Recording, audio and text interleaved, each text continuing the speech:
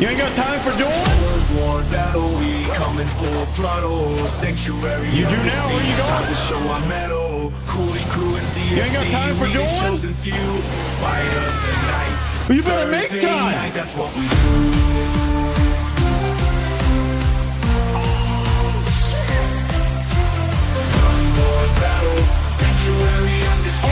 Caution thrown to the wind from this guy.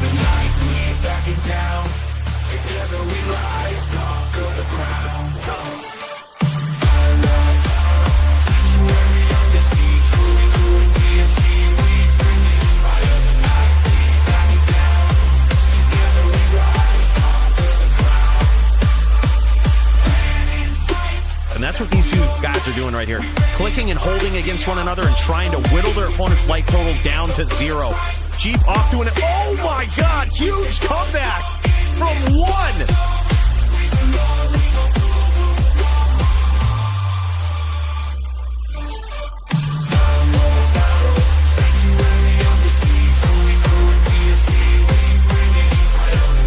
Beautiful chain from Toshank. Just keeping the pressure up and constant damage. Look at this.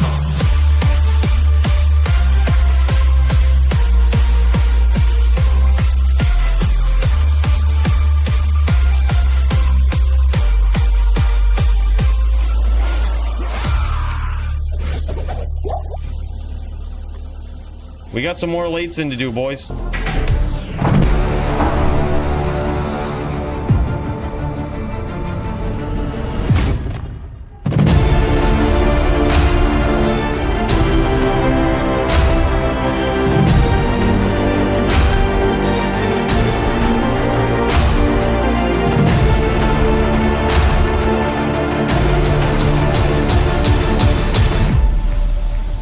Holy shit. It's Thursday night, and you know what time it is, boys. It's time for some violence of the Diablo 2 brand. By the way, big cheers to Bruno. Big cheers to Drofo Show 20. What's going on, guys? What is this? Illiched! My guy.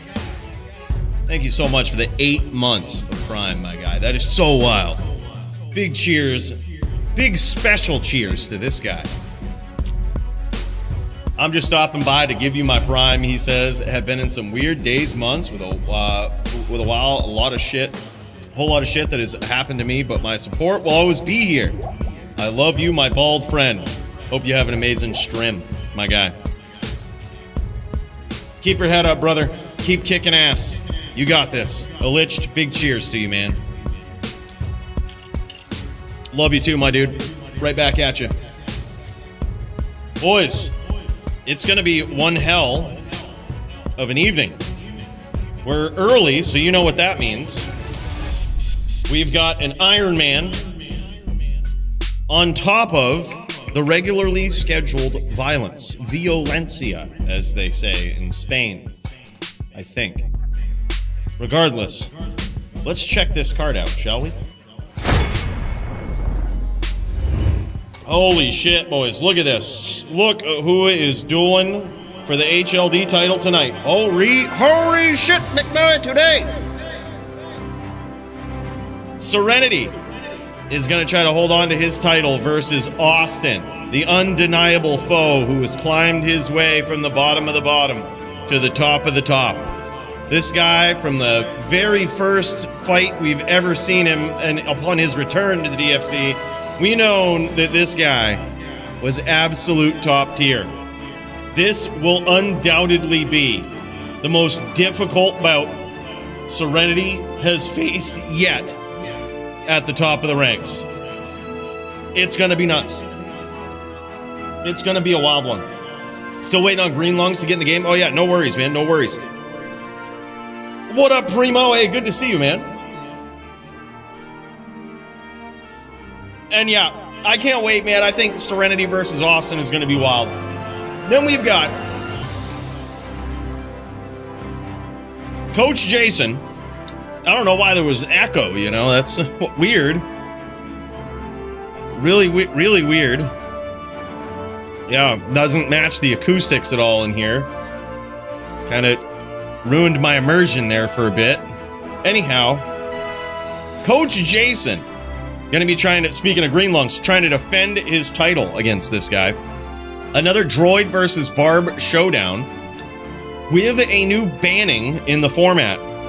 Man, Melee is in a tumultuous spin of change these days as data catches up to the ROT dubs weapons and changes.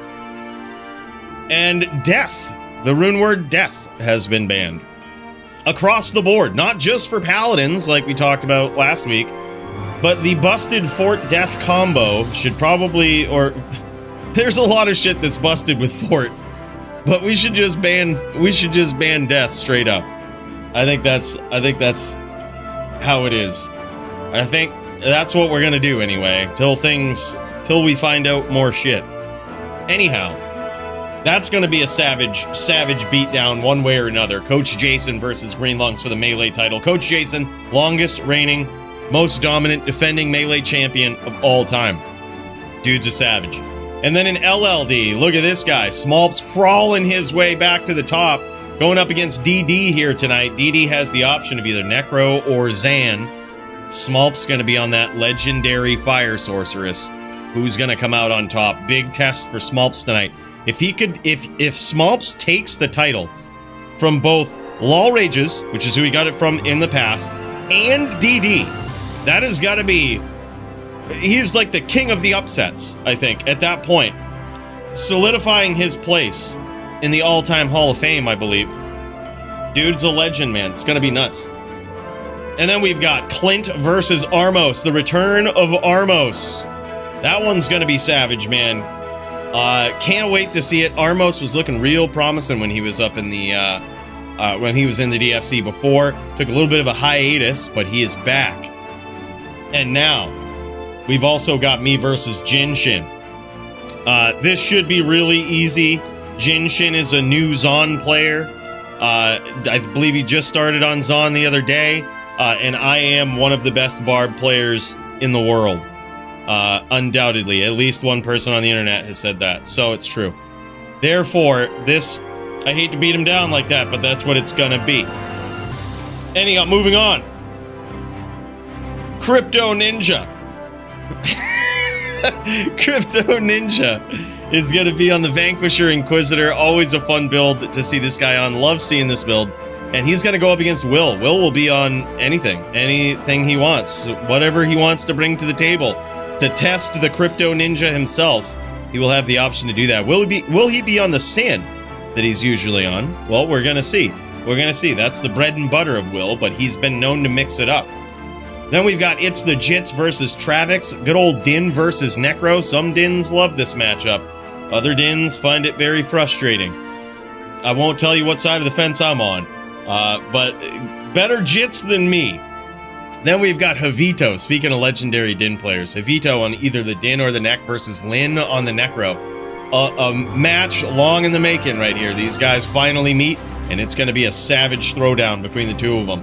I honestly don't know who's going to win. Lin is way better than people crack him up to be, and that is the story of Javito PvP's rise. Everybody always underestimate him, but will he underestimate his opponent tonight?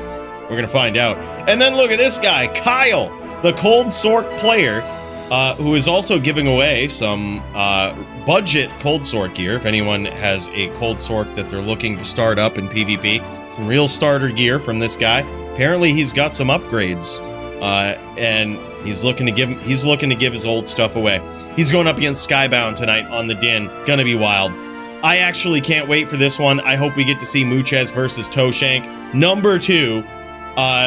These guys have dueled in the past, and it was probably one of the most memorable, one of the most epic duels in DFC history.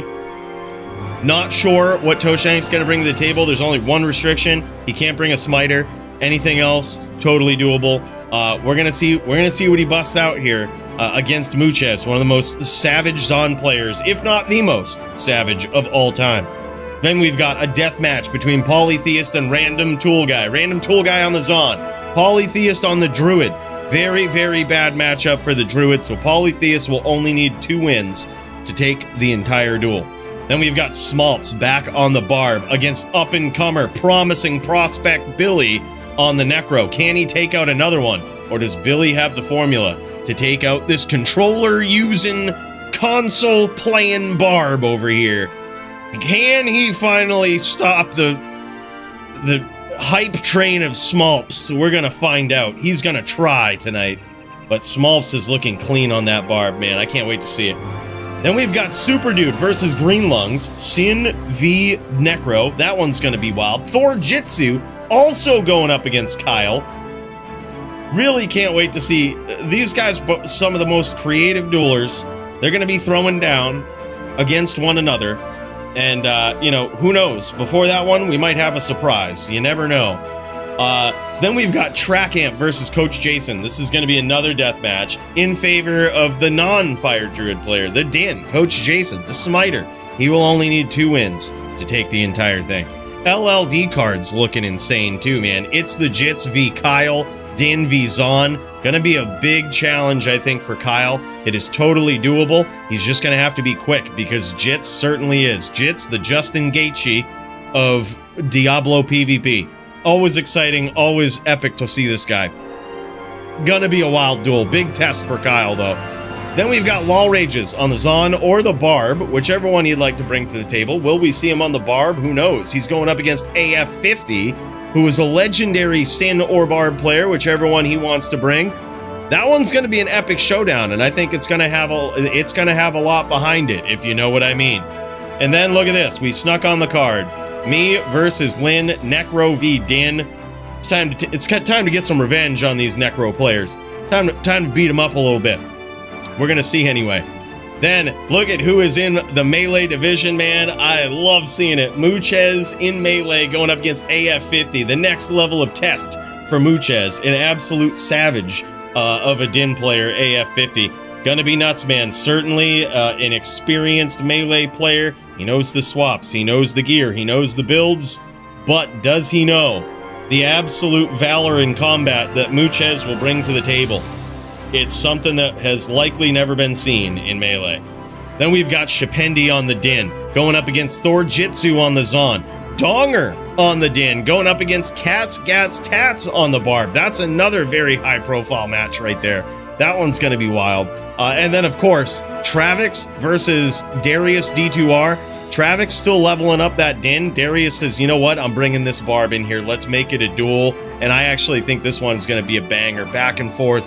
Going to be wild to see. Props to Darius, who is a very experienced Melee dueler, for making this a duel. Recognizing, hey, look, my opponent is underleveled, so you know what I'm going to do?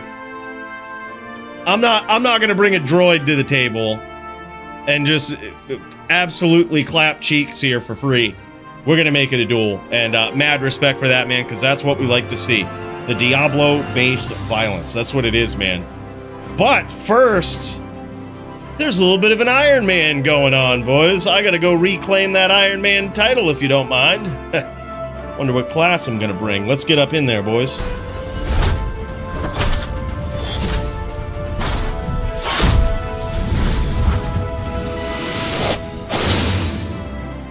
What up, what up? By the way, welcome in, guys. So good to see you, sir. What's his name? By the way, King Rickor, Nuke Skywalker, I see you out there. Super Dude, what up, man? So good to see you. We're still waiting for the old Green Lungs. No worries, no worries. We'll give him another couple of minutes in here while we chill by the fire. And now you can see what class I'm on. Yeah, also stay together. Yeah, we're going to stay together. All right, we're going to stay together this time because leveling to 12 is actually pretty hard. Not going to lie. I mean, it's not hard. It just takes a long time. So, we're gonna try to stay together, speed up the process a little bit. Master Ronan! Bro, what an absolute legend. This friggin' guy. He says, yo, Coooley, hi, chat. Who loves you, baby? Right back at you. Master Ronan, thank you so much, man, for the 33 months. Tier 1 sub over here. What a savage. What an absolute savage. Holy shit. I don't have the patience for it. We'll get 96 though. Yeah, leveling is hard, man. Leveling is hard. It's unless you really commit to it, like on a ladder reset or something, and you really just have like an outstanding reason to get there, it can kind of get pretty monotonous and boring, especially as you start to approach 99 from like level 97, level 98. Even 96 is kind of a cunt, if I'm being real. Yep, PVM is easy. Yep, PVM is easy till you get some 65 warlocks that join your game and start fucking your day up. I don't know if any of you guys have had that happen, but that sucks. Just kill Rocket Issue over and over as a team to get to level 12? Probably true. That's probably the best way to go. I think we ought to rush through the jail and get the little quests so we can get upgrades. And then from there, we just kill Rocket Issue. That's probably the way to go.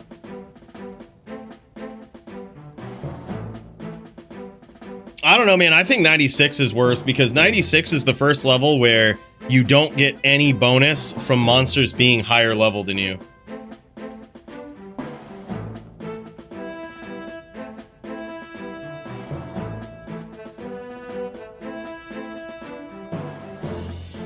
We might need a new game.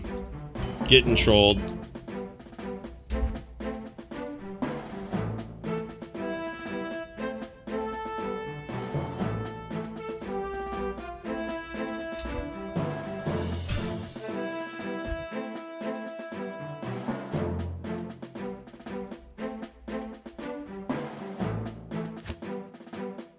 All right, I'm gonna message you guys. Actually, Travis, can I message you?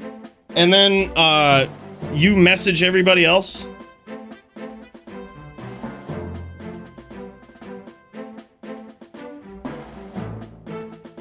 Help me out, brother. Yeah, I was gonna say, we're probably gonna need a new game. We posted it in the DFC chat. Usually it's supposed to be some upstanding folks in there. Supposed to be some upstanding folks in there, but Joby is also allowed in that channel, so if that says anything. If that says anything.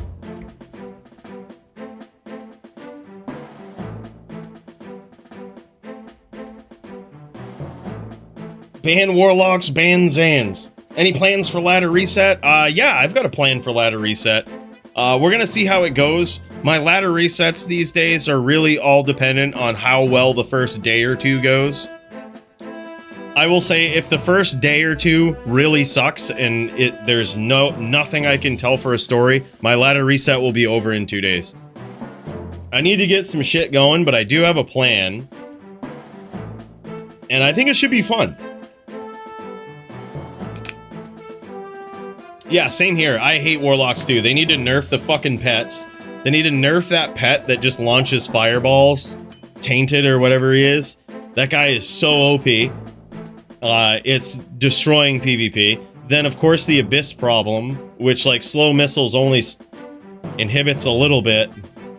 It's like, man, the Warlock is so busted in half, man. They need to nerf it like they did in D4. Everyone here? Hell yeah, man. Let's friggin' do this. Alright, boys. Let's start it up.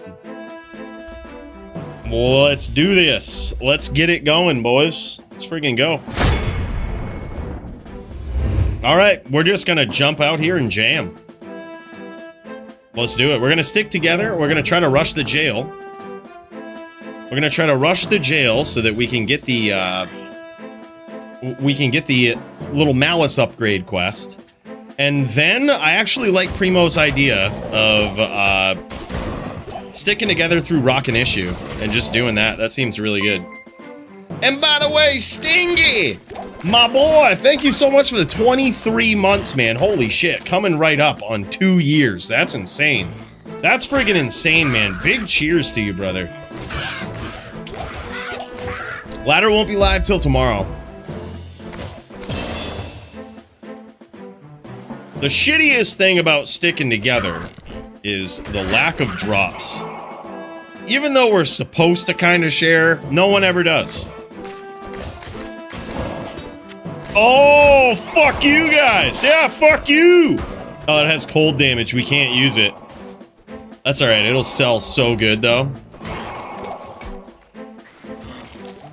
That'll sell so good. Yep, rocking issue over and over. No, this is legit right here. We're playing on hardcore, and once we all reach level 12, we're going to hit the Bloodmore, and then we're going to duke it out until there's only one person left. I'm going to grab the waypoint, then I'll be right there.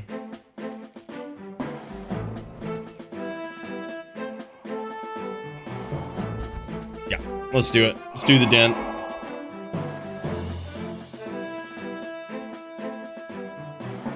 That's what it is, man. That's what it is. I used to be Coooley quick hands, and now I'm lagging. Look at this. 47 ping. Never getting drops here. Never getting drops. Holy shit. Might as well be playing on dial-up.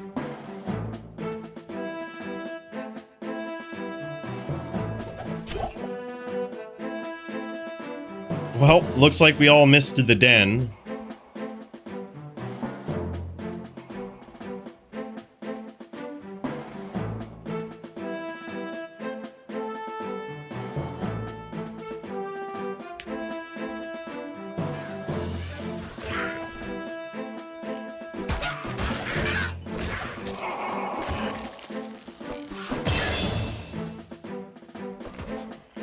I'm actually pretty pumped. I'm actually pretty pumped about finding those, finding these, because they'll actually sell for something. We'll at least have gold. Perfect. I think we just go fire traps, right?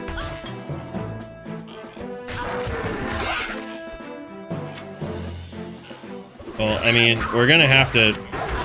Y'all are skipping over this area, but we're gonna have to get her done.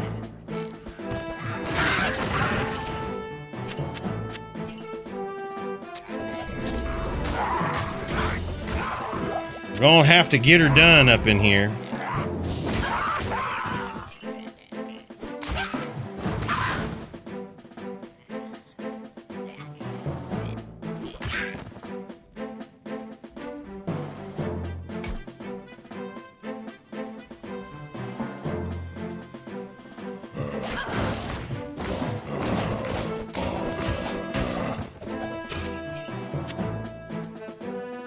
Alright, should be good.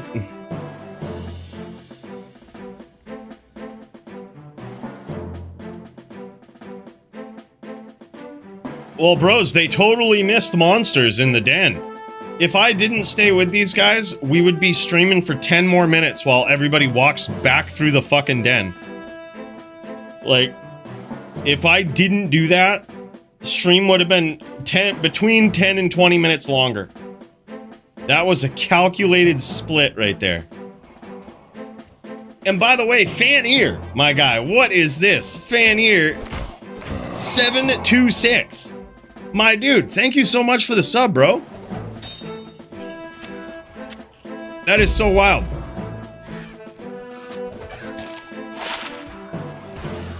The rogues test is done. All right, we got yoinked. We got our chip diamond yoinked, unfortunately. It's all right, though. All right, we're gonna put that there. I guess, yeah, we could put these materials here.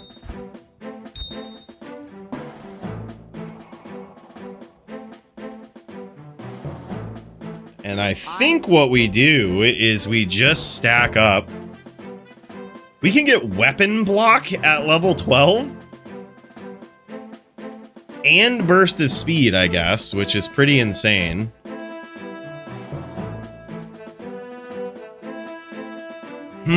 I didn't really do any theory crafting before this. I should have thought about that, because now we're actually going to be laying traps, and IAS could be huge.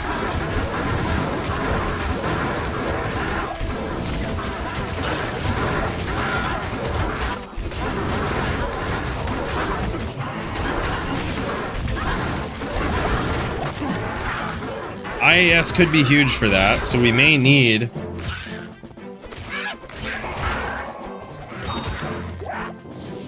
We got a piece of that. We got a small piece of that. We may need Burst of Speed. I think it might be at least a good 1-point wonder, but the problem with Burst of Speed is it will F jabs, that's sick. It will cost us mana. So yeah, mana cost is 10, which is quite a bit. And it's not going to last long unless we want to dump a number of points into it.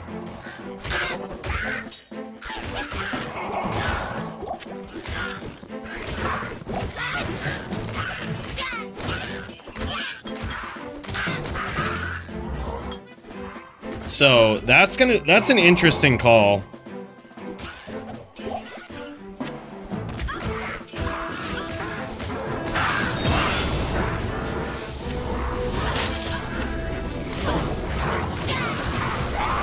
All right, well.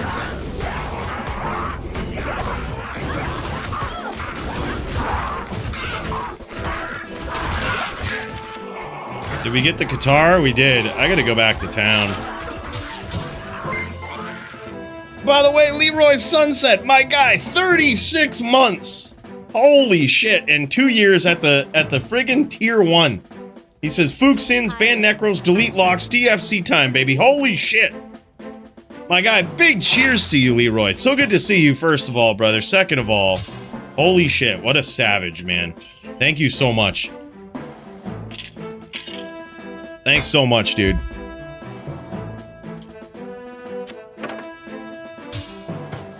All right, let's do this.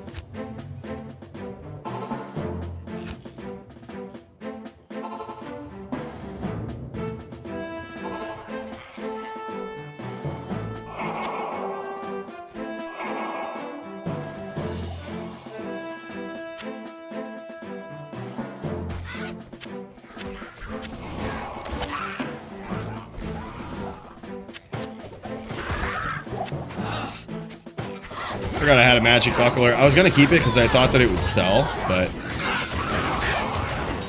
that will sell though. We're actually getting some pretty decent money here. Holy shit. We're getting some like money items.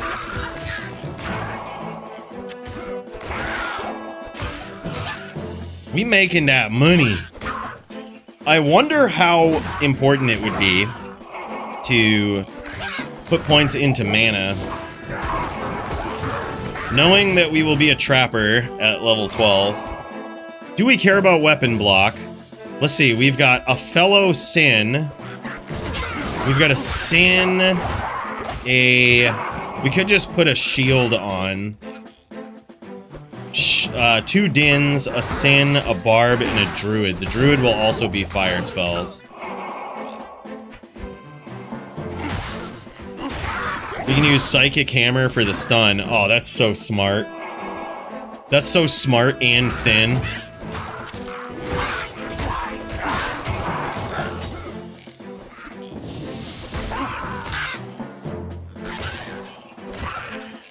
I'm surprised we even allowed female characters in this little battle royale. I know, it was a hotly debated topic, but after some heavy deliberation, we decided to let it go.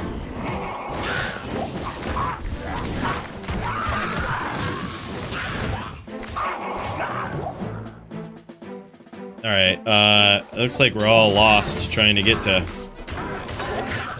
Looks like we're all lost trying to get to, Stony.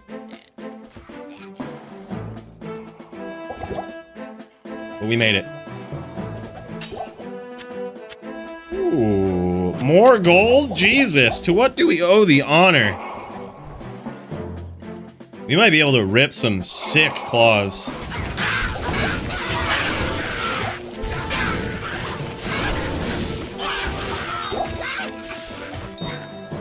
Did we get it? No, we didn't.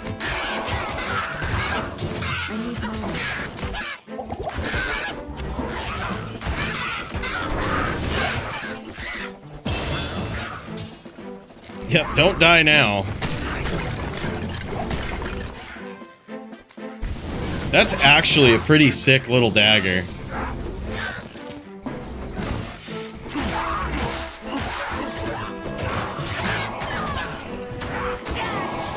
Oh man, I'm thinking about this claw block. I don't know though. I think we definitely want 1 point psychic hammer. That's gonna be a big one. The stun is just too good to ignore. Too good to ignore.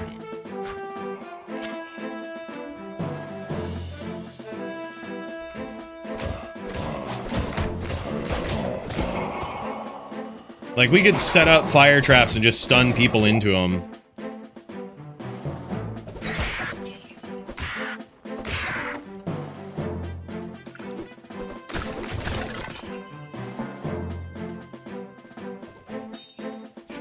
By the way, we should duel in blood more this time. Cloister is way too OP. Especially for my build. Not gonna lie, in case people disagree, that's why I chose the fire stand. Like, if they disagree, it's like, okay, whatever, I'll just win then. But I think it's way too OP. It just, like, if you don't run a sin in the cloister, you just die.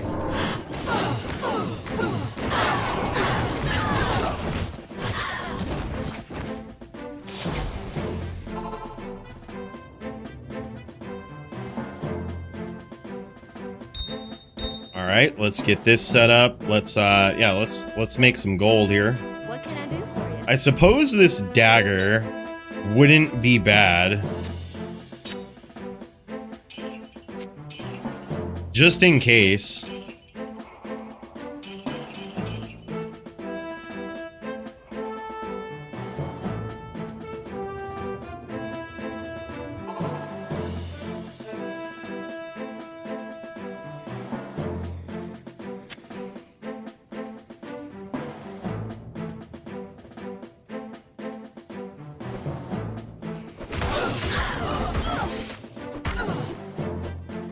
Might as well hit underground too. Fuck it. I need mine.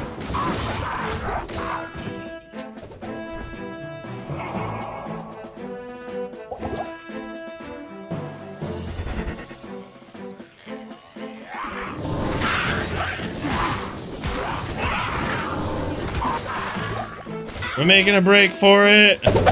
Oh my fucking word.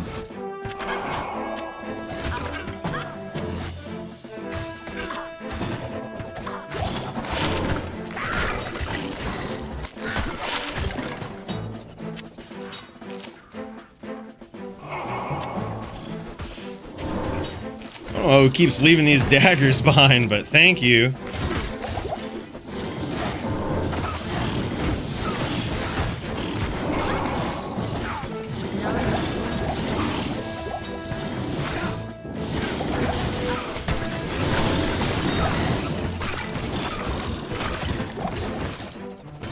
So we can't use the cold damage from gems, and if we find a P-Skull, you can't have any rep life on your gear.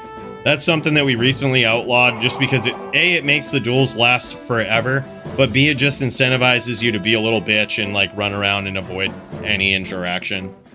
Like, because eventually you will rep all your life back. And there's very little anybody can do about it if they don't have life rep. So we can't use skulls in our gear for repping life, but we also can't use the cold damage. All cold damage is BM. From like the sapphires, but you can use them for mana, which would be huge for me.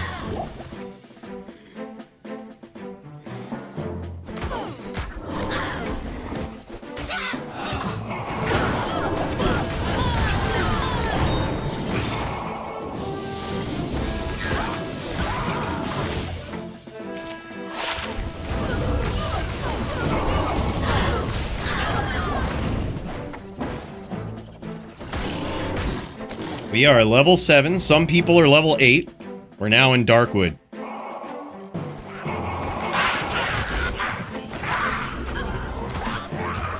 Y'all can imbue that if you want. That wolf head, give it to the druid so he can imbue it. Sahara's Iron Fist. Actually a pretty sick little item there.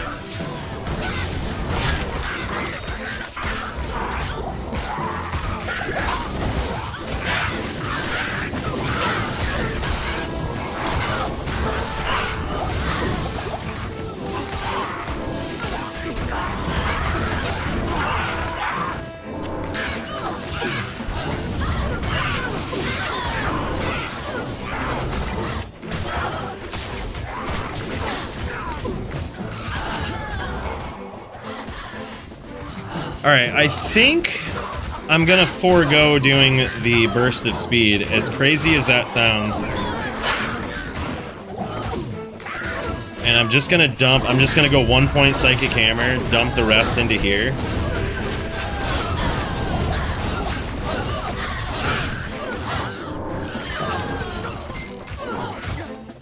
What the actual fuck? Windject AI, my guy. What? Holy shit, man. Bro, thank you so much for the 10 gifted memberships. Bro, that is so wild. That is so wild, man. Big cheers. Huge! Dude, welcome in, man. I hope your ladder reset goes well if you're jamming that. Try not to die here. There we go.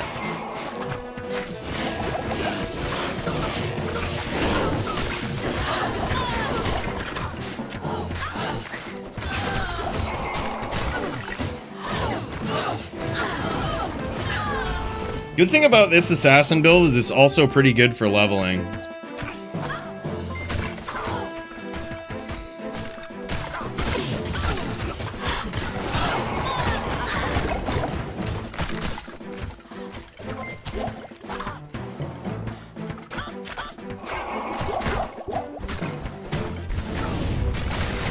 We gotta can some of this. We're kind of ahead of the group here. I'm gonna slow down a little bit.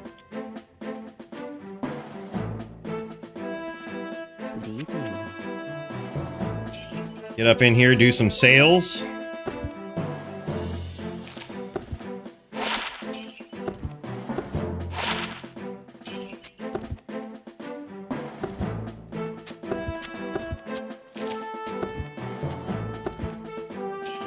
$5K, that's pretty good.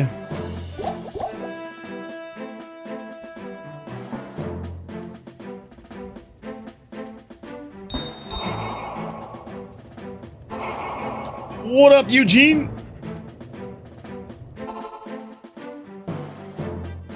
My first 99 was the assassin. It was super easy. Did you do it in the days of Mosaic? Because that explains it all. And I definitely agree. Gets super easy. Those were the days. I actually leveled a number of sins because I was like, well, it's never going to be easier. They're eventually going to patch this. Took them long enough, but they did.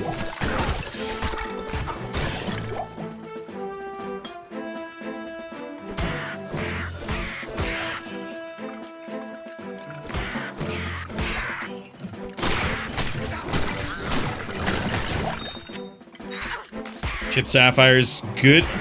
Good for that mana.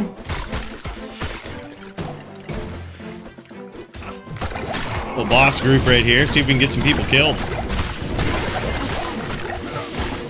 And what is this? What? Bro, holy shit. 10 more. I'm on Friends Barb. Hardcore. Holy shit, bro. Dude. Holy shit, man. Thank you so much. 20 gifted subs from this guy. That is so wild. Big cheers, brother. Holy shit, dude. 20 new people in the VIP room with VIP seats. All thanks to you, brother. Really appreciate that, dude. That is so generous. So nice.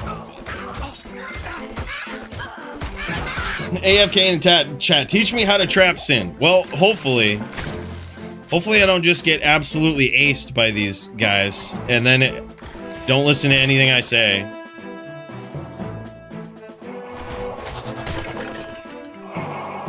we're going to try to trap Sin at level 12, which should be very, very different than HLD trap Sins. In which case, I would say watch Austin tonight. When he duels up against the champ, that will be the guy that you'll want to look at and be like, all right, this is what I need to do. This is the gear I need. This is how I need to progress. By the way, Master Otis, big cheers to you, man. Happy Thursday. Sorry, I'm just seeing that, brother. I think we'll skip over the tower for now and just push the jail. I think it's this way. Yeah, we're all jamming on hardcore.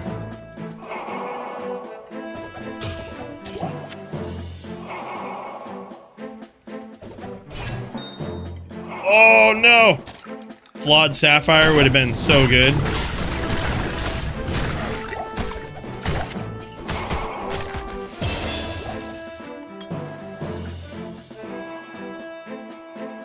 I'm trying to sandbag some of my points because I don't actually know what I'm gonna need for like gear and shit.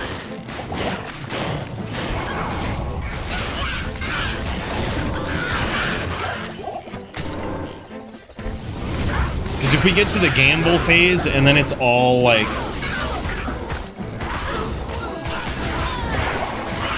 weapons that require like 21 dexterity, that's gonna be so bad. If we've dumped all of our points into something else, you know?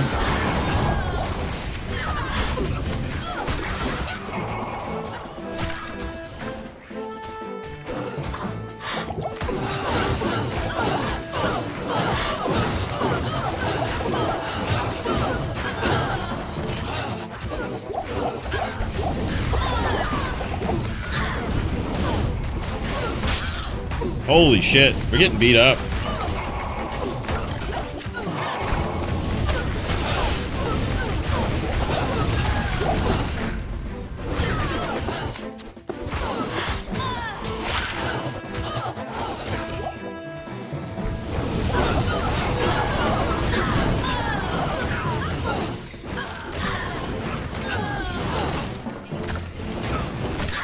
We almost got ganked there.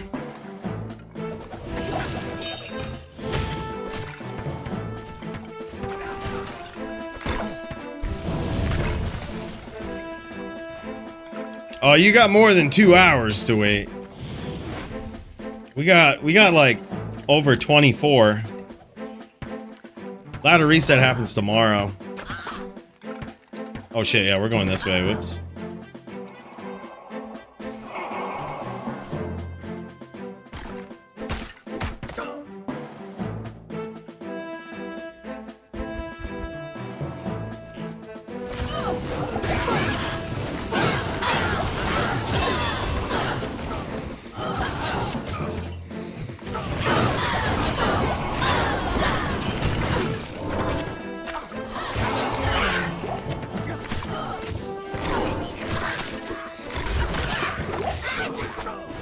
Wild.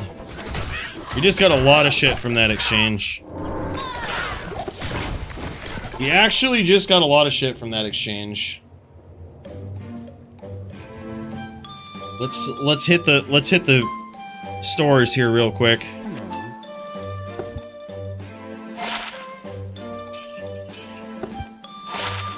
Energy. I'd actually take that. Better than nothing.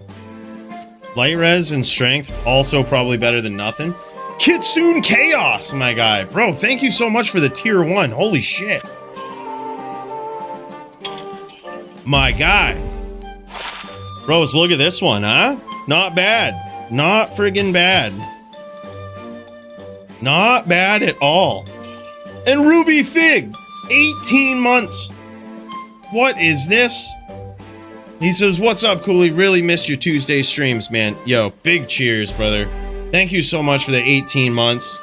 Maybe we'll have some more with Ladder Reset. It all depends. It all depends on how good it goes. Big cheers to you guys. Thank you so much, man. 27-ish hours till the new one starts, I think. Yeah, somewhere around there. And bro, thank you so much again, Kitsune Chaos. Kitsune! First time getting to catch a live stream despite living off your YouTube shorts for the past few months. Thanks for doing what you do. Dude, thank you so much, man. I'm glad you enjoy them. And really, really appreciate that support, brother. That's huge. We're about ready to throw down in a level 12 Iron Man, all of us. In this place. Some people are level 11 already, significantly far ahead. They'll have the benefit of getting a little bit of an up and up on people when it comes to the building aspect of dueling here. As soon as they are level 12, they've got to go back to town. Then they can start jamming. Oh, word. Thank you, Primo. Thank you.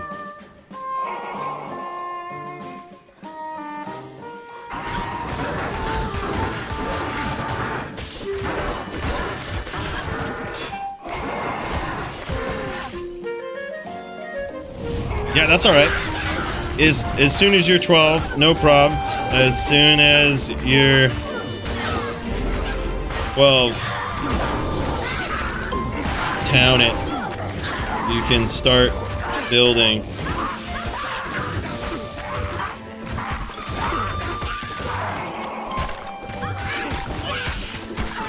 Alright, see, like that wrist blade right there could turn into something. You'll still get the quest from us doing this. Oh my god.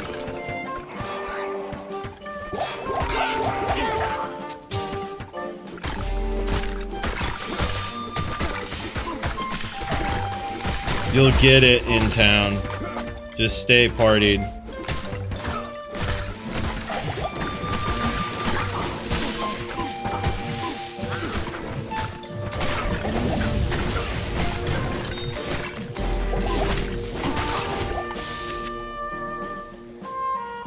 What a shit show that was.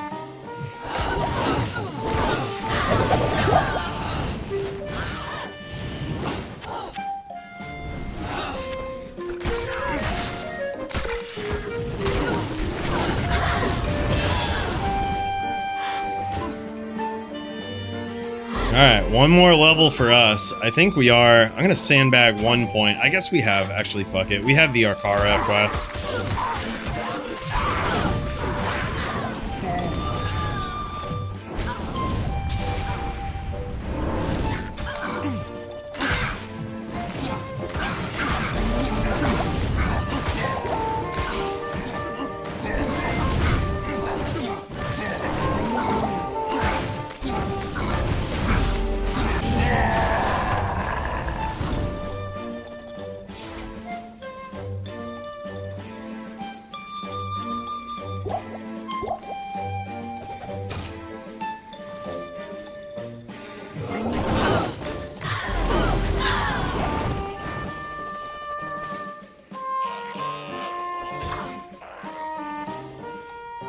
Turning in malt, GG.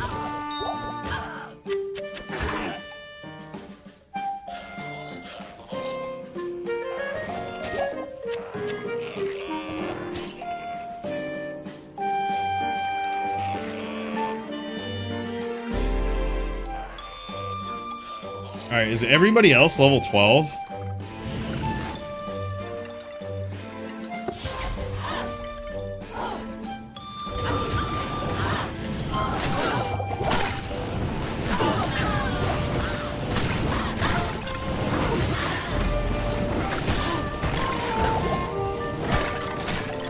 It was almost really dirty. Not purposely either.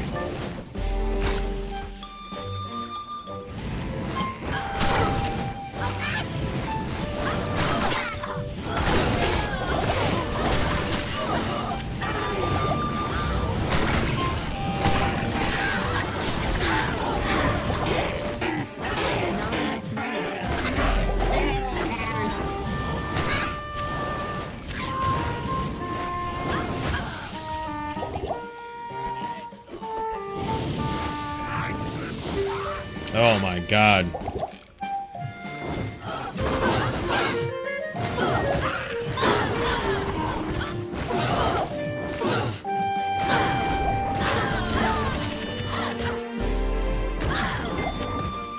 Holy shit. And by the way, Kyle Crazy Fox, my guy, what is this? Holy shit, brother. Thank you so much for the 5 gifted memberships, dude. That is wild. Sorry if I was locked in here trying not to die. Don't get hit. You know me, that's the story. That's the story of how it goes, brother. Alright, I'm gonna try to beat this guy, but it's probably gonna be, it's gonna be bad. It's gonna be bad.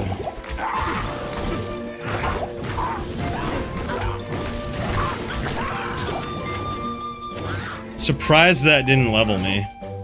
It's just me and Mr. Fister.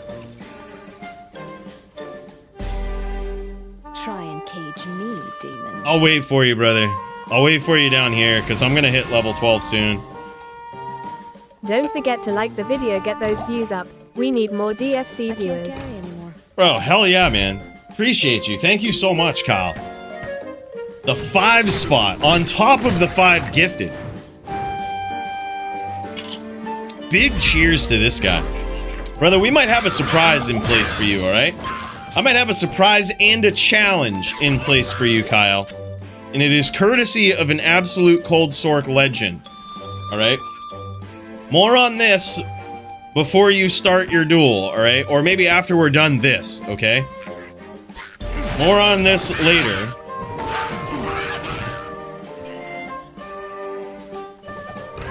But bro, thank you so much. I'm gonna see if we can hoard up some stuff here. I am level 12, but here, this should do it for him.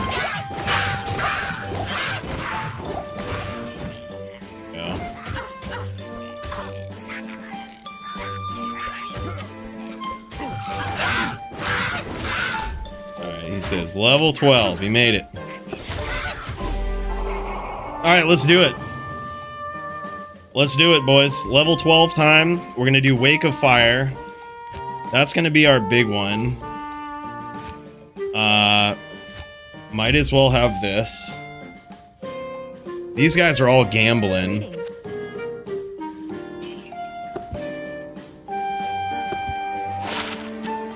I got super lucky with charms, huh?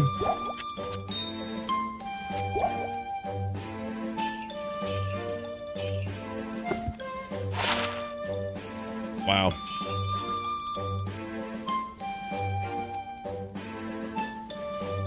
I wonder if... I wonder what we try to go for with the Imbue quest. I honestly am unsure about this.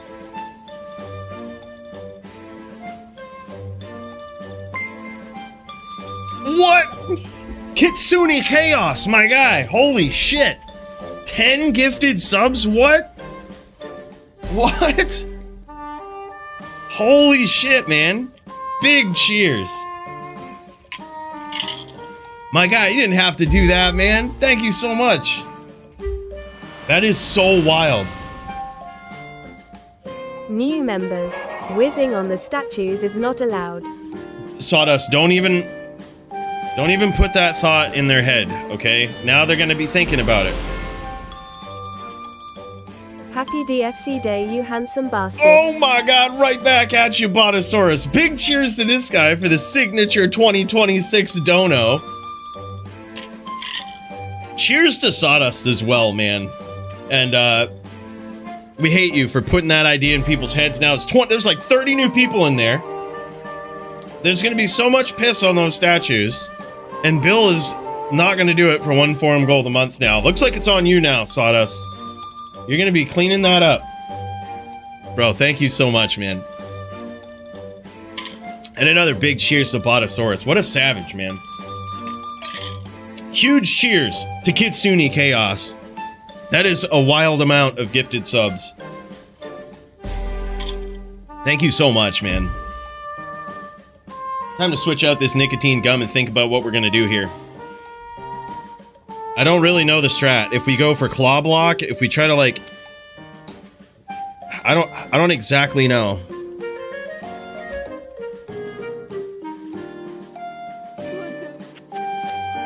Let's just see what happens. I'm gonna start this time with the basics. I'm gonna try to go and get like some nice boots. Oh, there was a good pair back there. I totally missed it. You want the cheapest kind.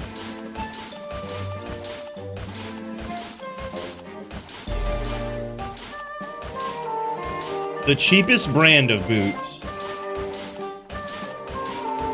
Looks like we're not gonna get it though. Not gonna find them. Okay. Man, you always catch me when I'm sipping. At least there's a schedule to my alcoholism. GL backquote S to all participants as usual. Archie! What the actual fuck? The 1337 Leet Dono, brother. Big cheers, man.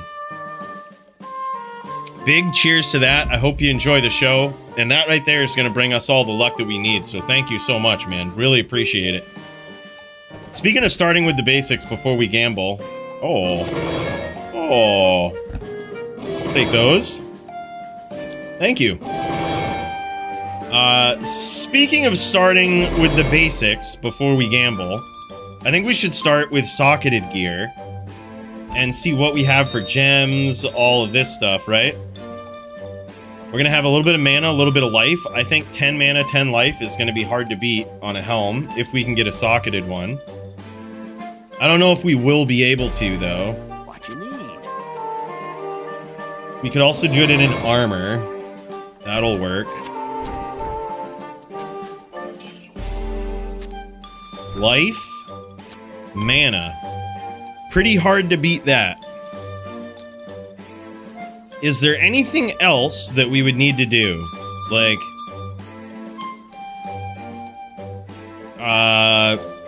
attack rating and weapons or something? I really doubt it. I think we just go for boots. Maybe we buy a shield for blocking. That is so expensive, though. And what is this? Windjack AI with 10 more? Holy shit, man. Bro. That is so wild. That is 30 gifted right there. What the actual F, man. Holy shit, thank you so much. Big cheers to this guy. Triple 30x cheers to this guy, man. Let's all tip him back to the Windjacked AI. So wild. And then what is this? Taxman, aka the Botosaurus, he says, I challenge Murder SC to a duel for chat champ. Oh, got him. Got him. My guy, holy shit. Another signature 2026. What a savage, man. What a savage. Oh, man. Dude, you guys are too kind, man. Thank you so much for that. Maybe we buy this shield for blocking. I hate to dump 6k on that, though. That's going to be such shit.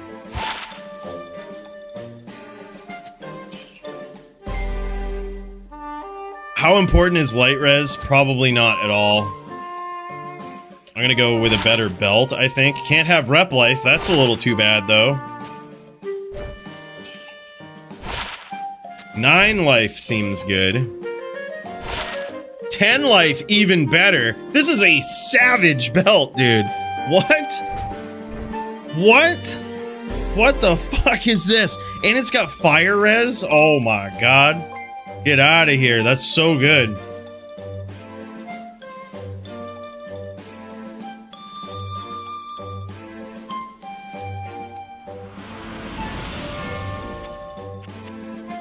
I challenge Murder SC to a duel for chat champ.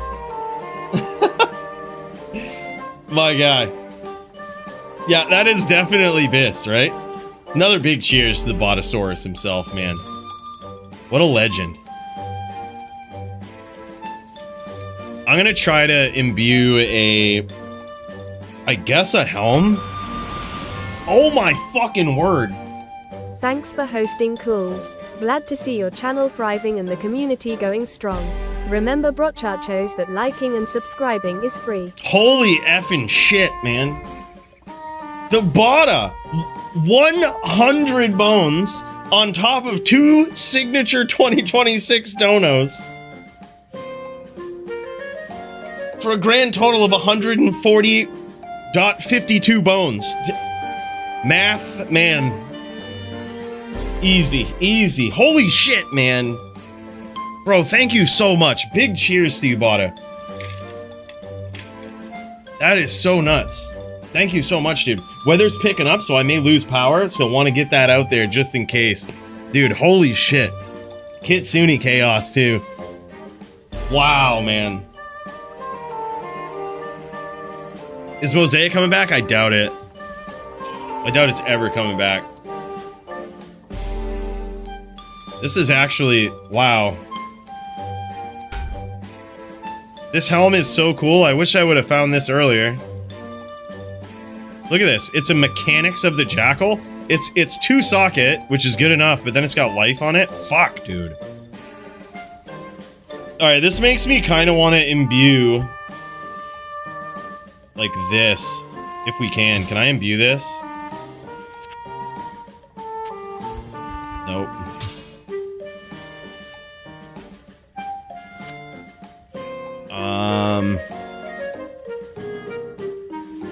I don't really want to waste that many stat points, but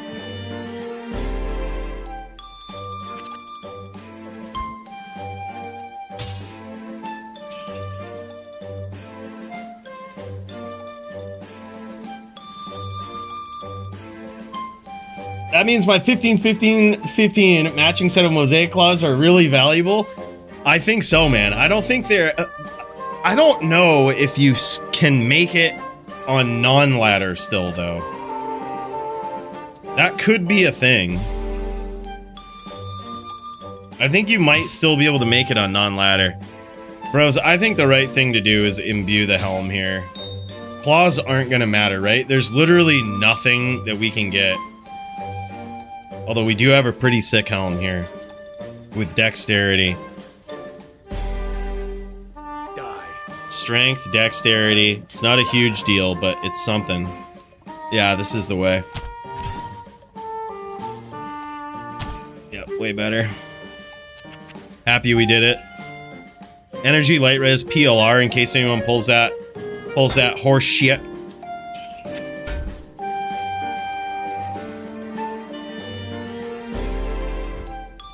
Alright. Well, I guess we sell this as well. And then we just use what we have left to...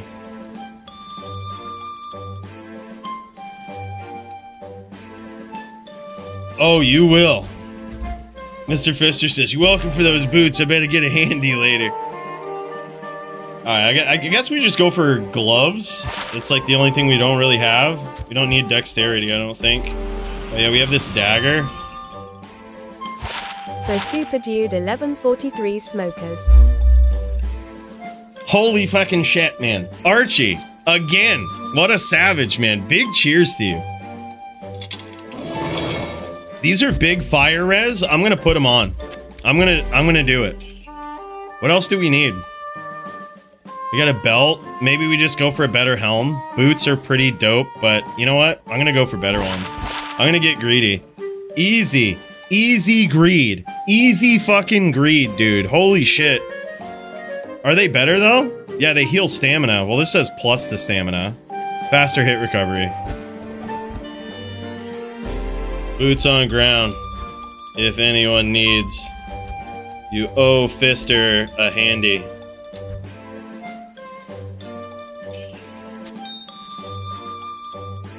I'm getting so lucky today, dude.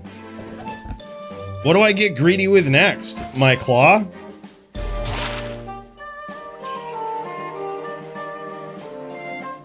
Can we actually gamble Katars or no? Yeah. Oh, we ain't got enough gold. Shit. Oh, let's do this. Let's do a little bit of this. Bam.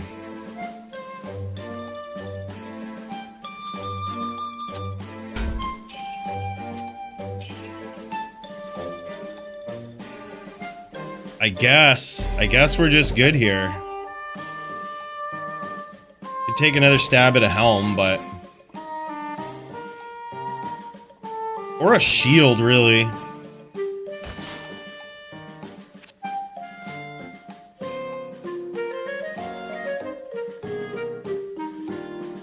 Could just go with a shield. It really doesn't matter. I already fucking sold my gems, though. What an idiot.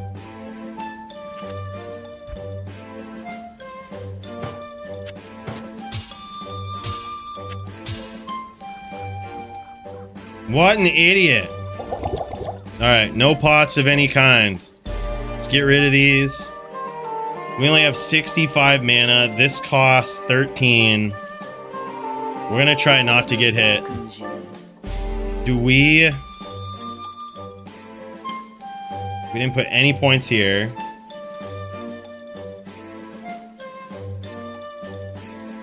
I think we just do this. I think we just go... We try to win the mana battle. I think we try to win the mana battle.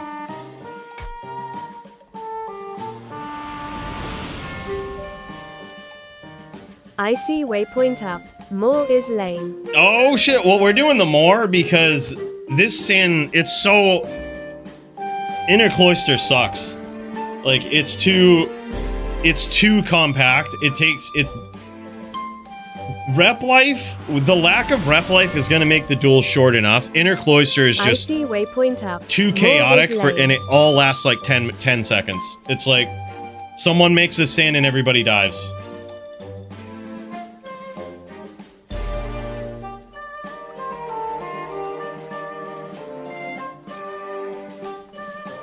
Ready, boys?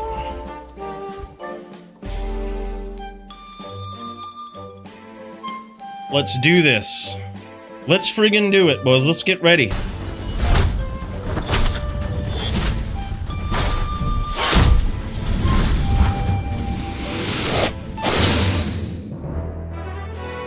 All right. Everyone ready? We're about to throw down at level 12 to see who is the last one standing. All right, here we go.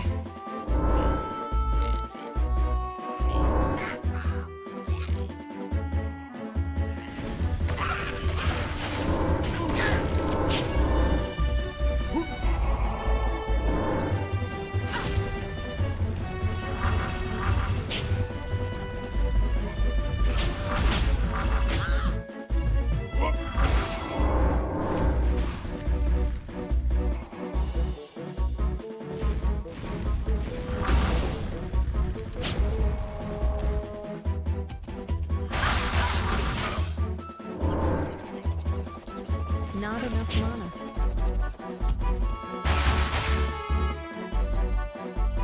This ain't good.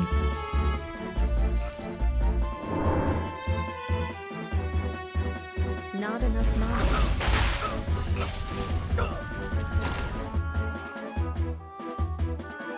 I'm getting targeted by the son of Jits. I have to go by other people so that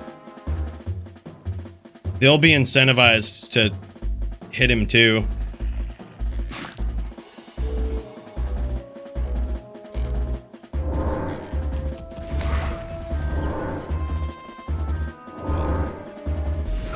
I need mana.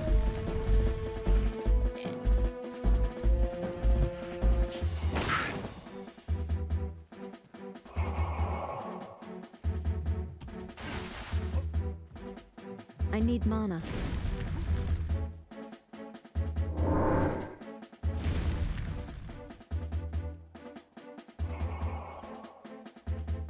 Well, this sucks.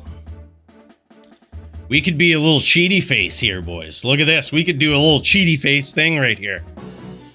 Not gonna lie. That would be cool.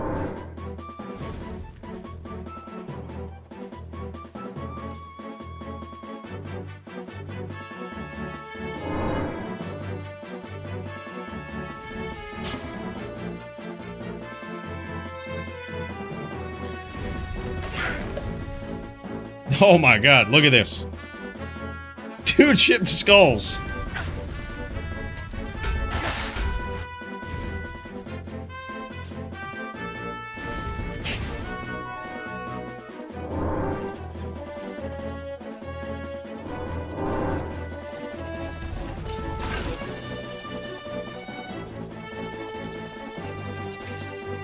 I need mana.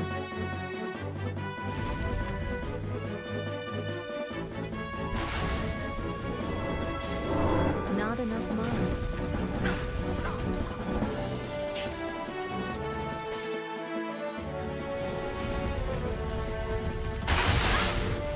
Not enough mana.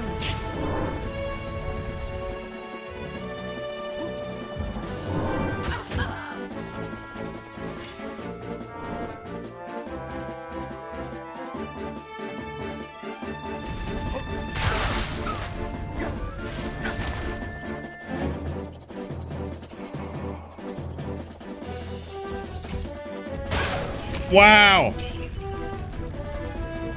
Wow.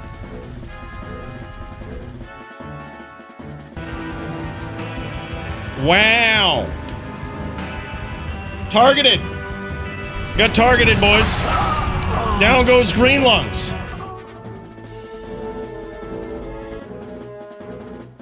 Wow.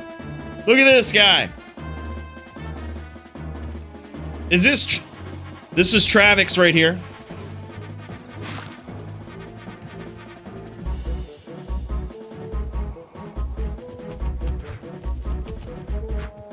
Jits is coming in. The son of Jits is coming in hard here. Someone was really inspired by this guy. And I've got to say, that is pretty dope. And I think that does it. That just about does it for our perspectives. I'm gonna say probably the son of Jits will probably win that, not gonna lie. But that being the case, boys, holy shit. Let's get up in there.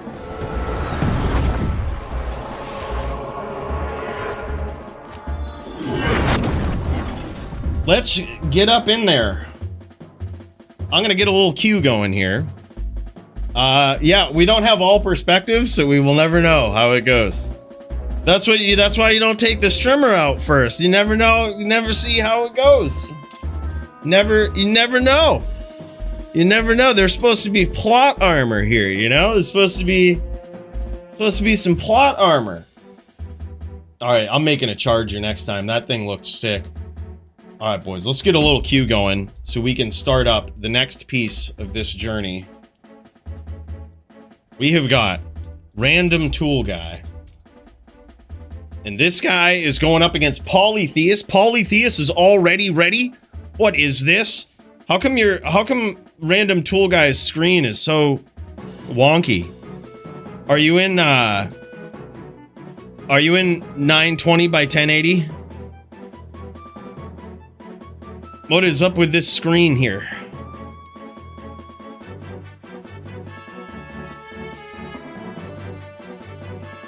I have no idea, but let's figure it out, boys.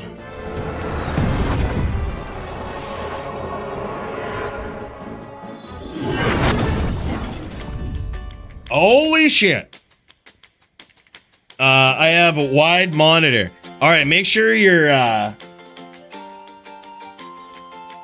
make sure you're go into your settings and go 920 by 1080.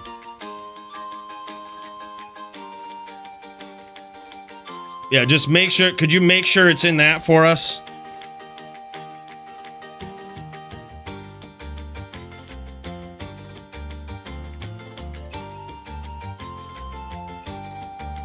Just make sure it's in the good old 1920 by 1080. Yeah, 16:9 ratio.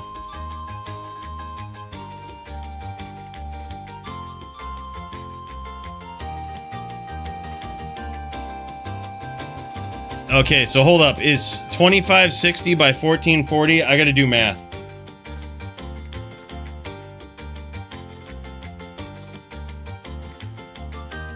What is 2560 by 1440 aspect ratio? 16:9. Okay, yeah, he's good. He's good. He's good. It works. It works. And then we've got Mr. Theist. This guy says, BRB taking a piss. This guy is on the receiving end of the death match right here. He's going to need 2 wins to take the entire thing. By the way, big cheers to Travix for getting that set up in the Iron Man. And That was a hell of a time, man. That was a hell of a time. Even though we had some Jits wannabe in there targeting the Strimmer. Even though it was a good time. It was a good time. Big cheers, man. We did indeed get fisted. Mr. Fister is #1 this week. Did you actually do it?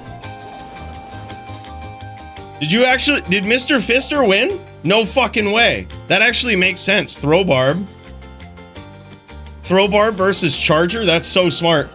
I ran out of mana pots. Dude, hell yeah, man. The Fister wins. 4 HP left. I almost cheesed it out and went rep life there just to be like, all right, I'm gonna get banned. But no one's gonna kill me. I'm gonna leave. But then I got cracked with a vicious charge.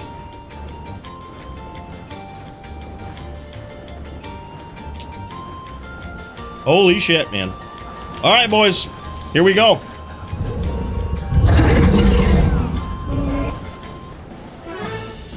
This is Polytheist versus Random Tool Guy. Random Tool Guy is from EU, and this guy is a Zan player like you've never seen. An absolute top-notch one. And he's going up against legendary Druid player, Fire Droid player, Polytheist. Oh, big hits from Random Tool Guy from the outside. This is a very miserable matchup for Polytheist. It is extremely difficult to win this. So he's going to be charged with the task of getting in there, delivering this chip damage, and trying to work down Random Tool Guy, as he's doing right now.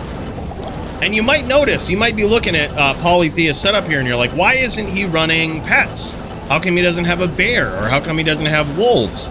And that is to try to punish his opponent for trying to leech life off of him. If he doesn't have those pets, his opponents, he can't leech life with those arrows, making it so that the chip damage that Polytheist is doing is going to add up, and he's not really going to be able to quickly get it back. Poly is getting some nice CT casts and actually doing a great job from the outside of dodging this vicious multi-shot. He's gotten clipped a few times, but it hasn't been big KO shit, you know?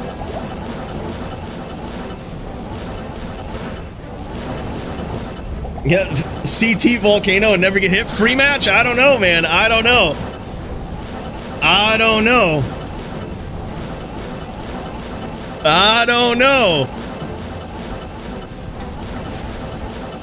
The thing is, Random Tool Guy could also go Teleboa, and then that gets really difficult.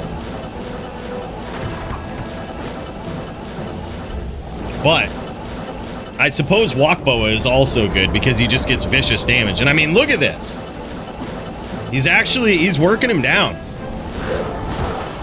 Even though it looks like there might be some serious poison going on here, it's not really that bad. You can see that Polytheist's rep life is actually outpacing the poison. NVD champ, hell yeah. By the way, what's up, Toshank? Good to see you, man. It was good running a show with you the other day for the TDL. That was super fun, man. A lot of good duels in that card as well. Nice shots here from Poly. He's staying on the outside, trying not to get hit, but Random Tool Guy has worked him down quite a bit. And if you take a special look at Polytheist's life total here, you might notice that is a little low for a droid. You might be thinking, wow, that's with Oak Sage. This guy needs to learn how to make a droid. Well, let me tell you why he does that. Let me tell you why his life pool is so low, even though this guy's gear is absolutely kitted out, right? This guy's setup. He has chosen to make a druid that has max block with Spirit Shield on, which that shield doesn't have any added block rate, any added chance of blocking. It's just regular Spirit Monarch. And he's put so much dexterity in his druid. He has max block, 75% block with Spirit Shield. Now, why the hell would he ever do that, right? Well, why he would do that is so that he can maintain the 163 maximum cast breakpoint on the druid. He's going to need to be quick from the outside with this, and this is really the only way to do that while maintaining max block. And non-maxed oak. Yeah, true. true.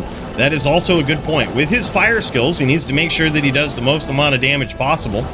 And while it is technically possible to put a lot of points into Oak, it is also possible, as you can see here, that Polytheus has put points into Cyclone Armor. And that is to eat up some shots from potential jabs that could come his way, I would think. Oh, there we go, there we go. Polytheus letting his opponent get some mana pots here. What a gentleman. What a good dueler this guy is. Yeah, Poly is locked the fuck in, indeed. However, Random Tool Guy has not suffered a lot of damage here. Polytheus is losing the damage war. So while he rolls the dice from the outside here, oh my god, look at that. Big hits from Random Tool Guy as he swaps to the jabs, anticipating the stomp. And Polytheus knew right then and there. He says, yep, all right. And you notice at this point, he recasted the Wolves. And that is just to give himself a little bit more defense while he reps to full from the outside. He doesn't care that his opponent is going to leech life back from these. He just doesn't want to die from the outside.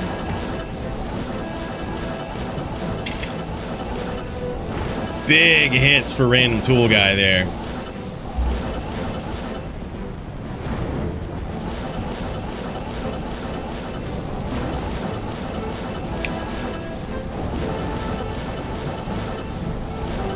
The thing is with this matchup is that Polytheus has to be so consistent. He has to be so consistent, maintaining this damage, getting these nice CT, like these perfect CT casts of his skills on his opponent for so long. And as you can see, all that Random Tool Guy needs is Polytheus to fuck up once, and then he's gonna nail him with some jabs. He just needs to get lucky with a guided or some sort of arrow to hit and crit. Right, with all of the arrows that he's spamming across the moor here. Just needs to get lucky once. One good exchange and that's it. Oh my god! What is this? 5. My guy, Murder SC, 120 bones. What the actual, man? That is so crazy. My guy, thank you so much. Thank you so much, man.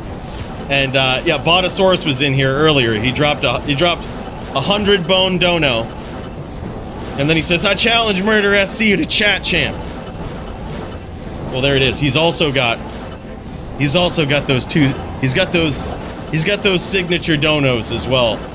But bro, there's no competition needed. Y'all are both champions in my eyes. That is so fucking rugged, man. Thank you so much, my guy. 120 bones. That's fucking wild. Murder SC is the new chat champ. That is so wild. Comes in like a savage. Bro, thank you so much, man. In all seriousness, that was so wild. That was so wild, man. The generosity here tonight has been insane. Oh my god, what the fuck, man? What? Beagle Gang in the house. Oh my god, the Beagle Gang is here. That's what it is, man. Holy shit, another 120 bones. All right, I think, all right. Murder SC, the undisputed chat champ. He says, in your face, Botosaurus. Easy. Get easy. My guy, thank you so much, man. Holy shit. That is so crazy. Big cheers, brother. Big cheers, man. Make sure whatever you're sipping on tonight as we're checking out this epic PvP to be tipping one back to Murder SC. That is so generous, man. I can't even believe that. 240 fucking bones. Wild. Him Papa and I in the queue before Will and Crypto. Alright, so we'll go Will Crypto. Will v Crypto. Sorry, I'm a little behind on the queue here too. But him Papa and Super Dude. Let's freaking go, man. Alright, yeah, let me know too. I'm a little behind on this. If I've missed anybody, I've got Will and Crypto up next, and then him Papa and Super Dude. Also gonna check Discord here, see. We've got, yeah, Crypto, Murder SC as well. You know what? I hope you guys don't mind. We're gonna kick Murder SC right to the top of the queue. Has nothing to do with the 240 bones at all. No. He has a fucking statue, okay? So, he's got a statue in the Hall of Fame, so. Vito and Lynn as well? Alright, brother, we'll throw you in there. Vito versus Lynn. Who am I fighting? Let's see, man. Let's see. We have got... I don't know. Yeah, you know what? I didn't even see... Murder SC is now officially on the card. Alright? He wasn't on the card earlier. But now he's officially on the card. Some people are going to be like, well, that's pay to win. No. It's... I see Murder SC streaming. I'd check it out. That's what it is. That's what it is, man. Yeah, we'll check in with our boy Murder SC. See what's going on. See if we can catch a round or two if he's dueling. Dude, hell yeah, man. That's hilarious. Thank you so much, brother. Yo, what up, Squigs? Yeah, exactly. He does have the pretty privilege because there is nobody...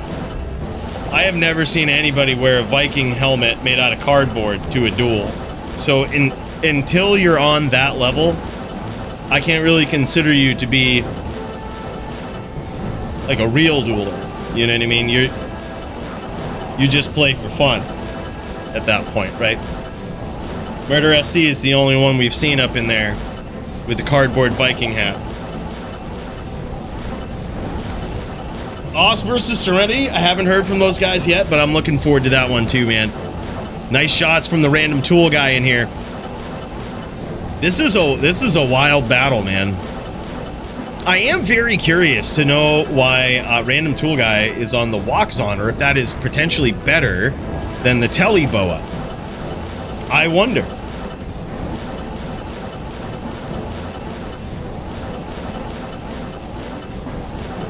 Austin is west, so will probably be later. All right, GG.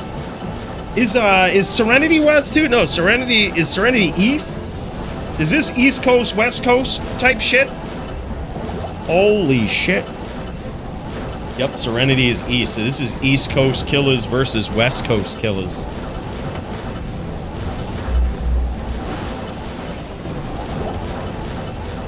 Walk-Zan stronger, but probably not better. That's what I was thinking. I was like, because if he's on Walk-Zon, it really does pigeonhole him into one area that Polytheist can kind of chip away at him. And Polytheist can then dictate the pace of the duel, which is interesting.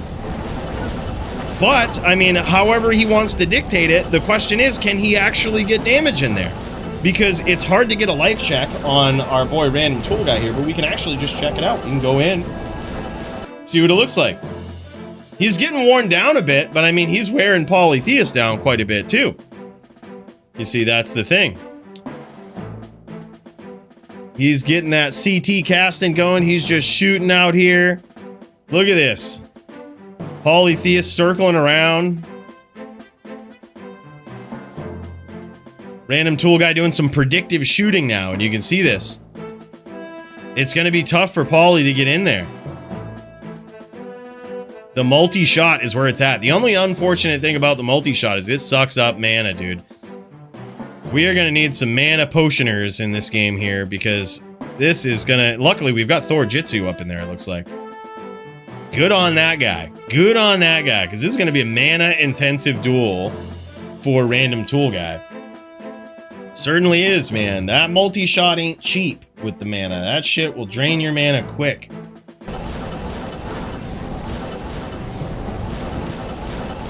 As you can see, man, those predictive shots really getting in there versus Polytheist.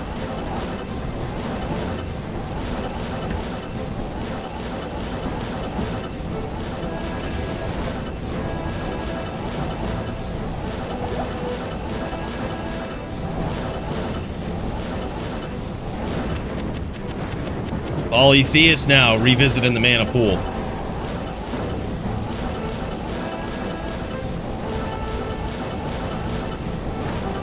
Polytheist sensing a little bit, smelling a little bit of blood here. Trying to close the distance, but damn, man.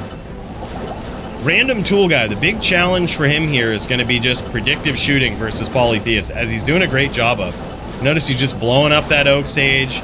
It just always seems like the Oak Sage is going down. These chip shots from the outside. Paulie is blocking some of them, but all it takes is one here and there, and it's going to work down a lot more damage than he's going to rep back. But he's got to be consistent with it. Paulie's got to get in there. He's got to close the distance with these CT shots. And Random Tool Guy has got to do some predicting. Tough match for Paulie, that's for sure. He's forced to stay on the outside like this. Try to maximize the range at which he can hit Random Tool Guy with his CT casting. This is a CT heavy duel here.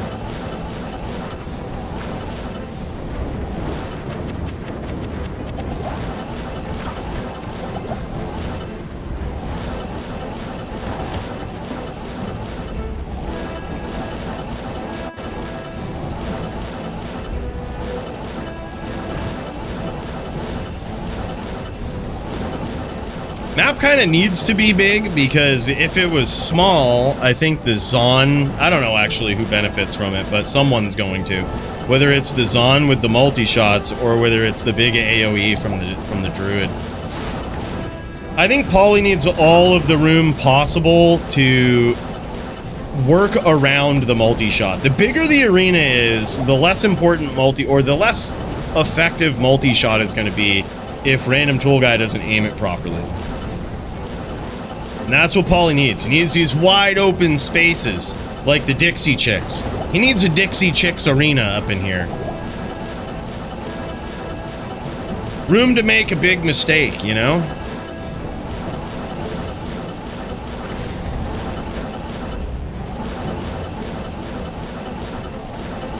These guys have true commitment. Based off this duel, they will never cheat on their wives. Some next level shit here, man, for real. Yes, both of these fellas showing insane commitment. Not scared of commitment. Neither one of these guys. A great observation from the Shank himself.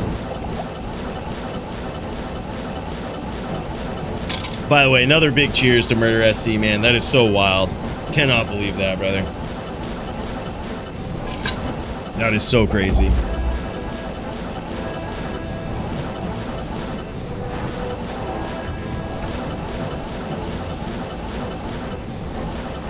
Nice shots from Random Tool Guy. From the outside, he's making it very tough for Paulie to get the proper CT angles. And you notice now, Random Tool Guy is getting really smart, because he knows he's staying in this position where he knows that Paulie is going to be looking for the CT cast. So he's staying in positions and shooting towards the CT cast angle. You see this every time Paulie goes there. He's shooting towards that CT cast angle.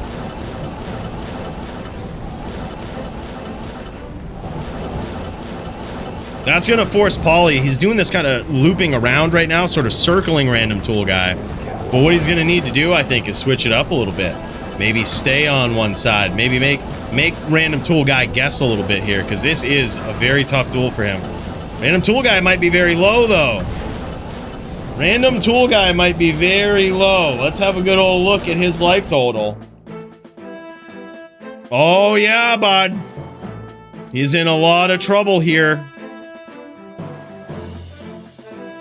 Paulie is pulling ahead in this. What an epic round between these guys. Yeah, that's what I think so, chum. I think they do. I think they're up in the boss loot. Oh, nice shots. Nice shots from Random Tool Guy as Polytheist goes to Practical 1. Yeah, Warlock or Sork I think is fine. Either one.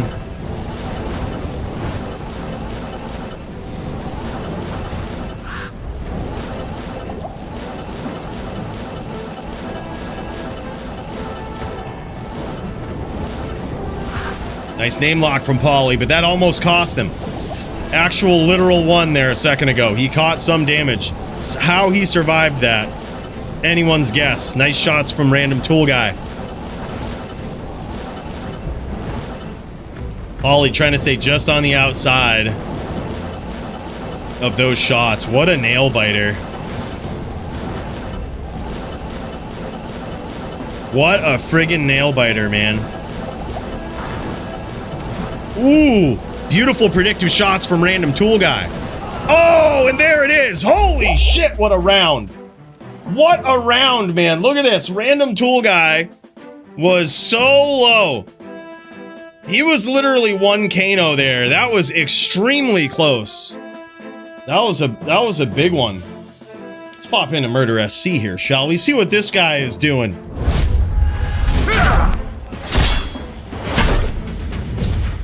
This friggin' guy. Look at him magic finding over here. I guess his duel tonight is against Andariel. This guy going in with what appears to be a smiter. This guy's rocking a smiter versus the Andy. Holy shit. He ain't fucking around, man. Now we know. Now we know. We had to peek in. We had to peek and see what's going on there. After this next round here... Well, actually, what we can do is start working down the queue a little bit, just in case. We've also got Will versus Crypto up next. So let's take a peek at that while these guys get started. This might be a long duel between Polly and Random Tool Guy. So we could start up two at once, man. Get these to poppin', if you will. Let's take a look at Crypto Ninja's stream here. This guy is on the Vanquisher Inquisitor, which is a unique build that I'm pretty sure he's the creator of this build. I've never seen anybody else run it. It is a mix of like an Oridin, a Smiter. This thing is surprisingly powerful. This guy made me rage quit the other day when I was playing on my Smiter because he was out smiting me. And then, when you start to fuck around, you can find out with those auras. And I was a fucking smiter. Everybody knows that I'm practically like Serenity 2 out there in the Bloodmoor. Like if Serenity and Toshank had a prodigal son, it would be me on the Din.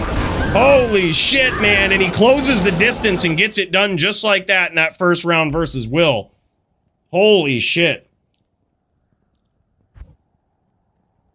Yeah, I think so too, Squigs. And he started to do that in the later rounds. Like if we take a peek here, see what might be going on over in their second round. Looks like they're still getting set up for it. We're going to pop back over to Cryptos. But yeah, he started doing that. He started setting up the friggin' rivers of just multi-shot, and he noticed the success with those. He noticed when he started clipping Polly with him. That was a very close round. I thought for sure that could have gone to Polly. Polly, that was impressive.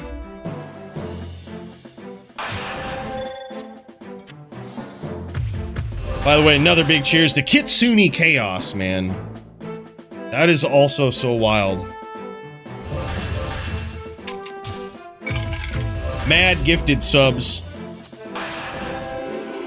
Pretty insane, man. The generosity here tonight has just been nuts.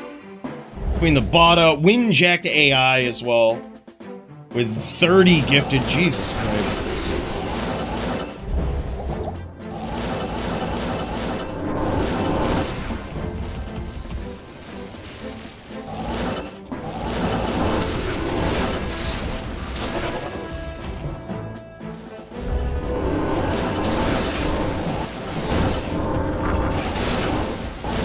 That is so crazy, man.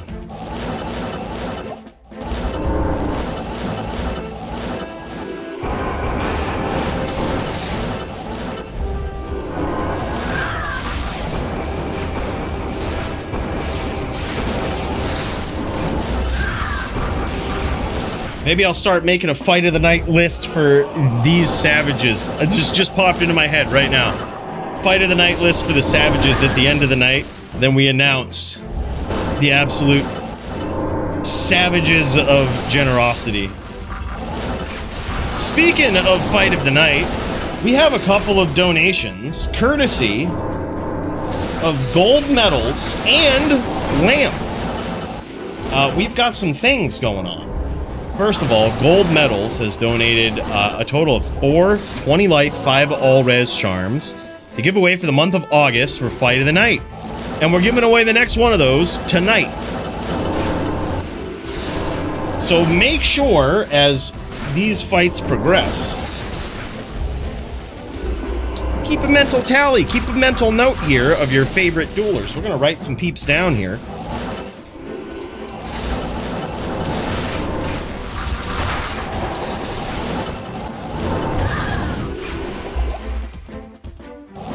This is wild. He's getting beat up here though. He's getting beat up. There's one thing about Will, especially on this Sin, as he duels himself some dins. He picks it up very quickly, and he can adapt to players very quickly. And it appears as though he's figured out a strategy that might be working here. Might be a little more successful in this round than trying to set those 5 stacks up and just get there. Uh-oh. A little bit of lag. A little bit of lag here. Uh-oh. And there it is. Mind Blast PK from Will. I think Crypto Ninja actually had a lag spike there. I think that was why. Because he actually... That or his stream did. Because, holy shit. He had that. He had that FOH PK in the bag.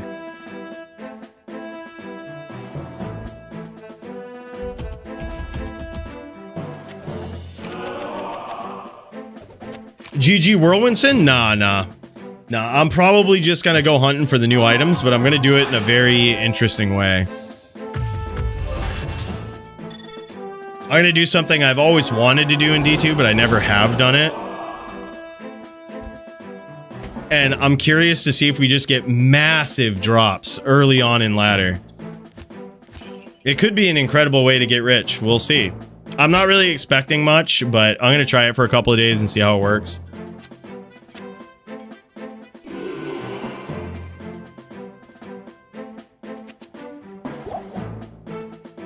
No solace anywhere from my opponent.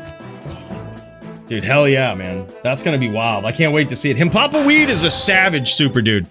He's a savage. Pretend he's like a mini Toshank out there. Alright? Pretend Himpapa Weed is like Toshank too. That's how you gotta treat him. Because if you don't, he'll surprise you, dude. Dude is insane. But he don't know who he's fucking with Super Dude. He don't know.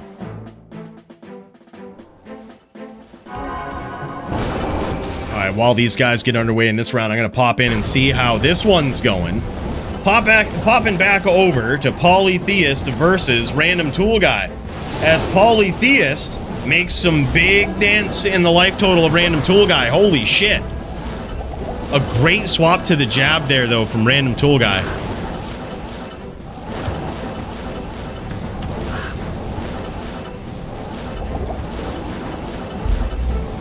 Is he really? He's gearing up an H-Din and some RBC setups? Holy shit. Big hits from the Random Tool Guy there. Now Polytheist life total working down a bit. For such a miserable duel, you've got to hand it to Poly for being able to actually turn this into a real duel. He's fighting from the outside here. And again, this is a very, very tough match for him. But you'd never know. When watching Polytheist do this, it's like you'd almost assume that it's fair. But this is a death match because it is so in favor of the Zan. Poly's got to play in a certain way, and Random Tool Guy is one hell of a dude. He's one hell of a dueler.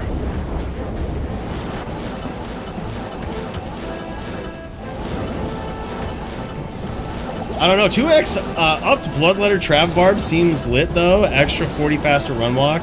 Honestly, I think those are going to be better in LLD. I think those faster run walk swords are going to be better in LLD. That's where that 40 faster run walk is actually going to make a fucking crazy difference.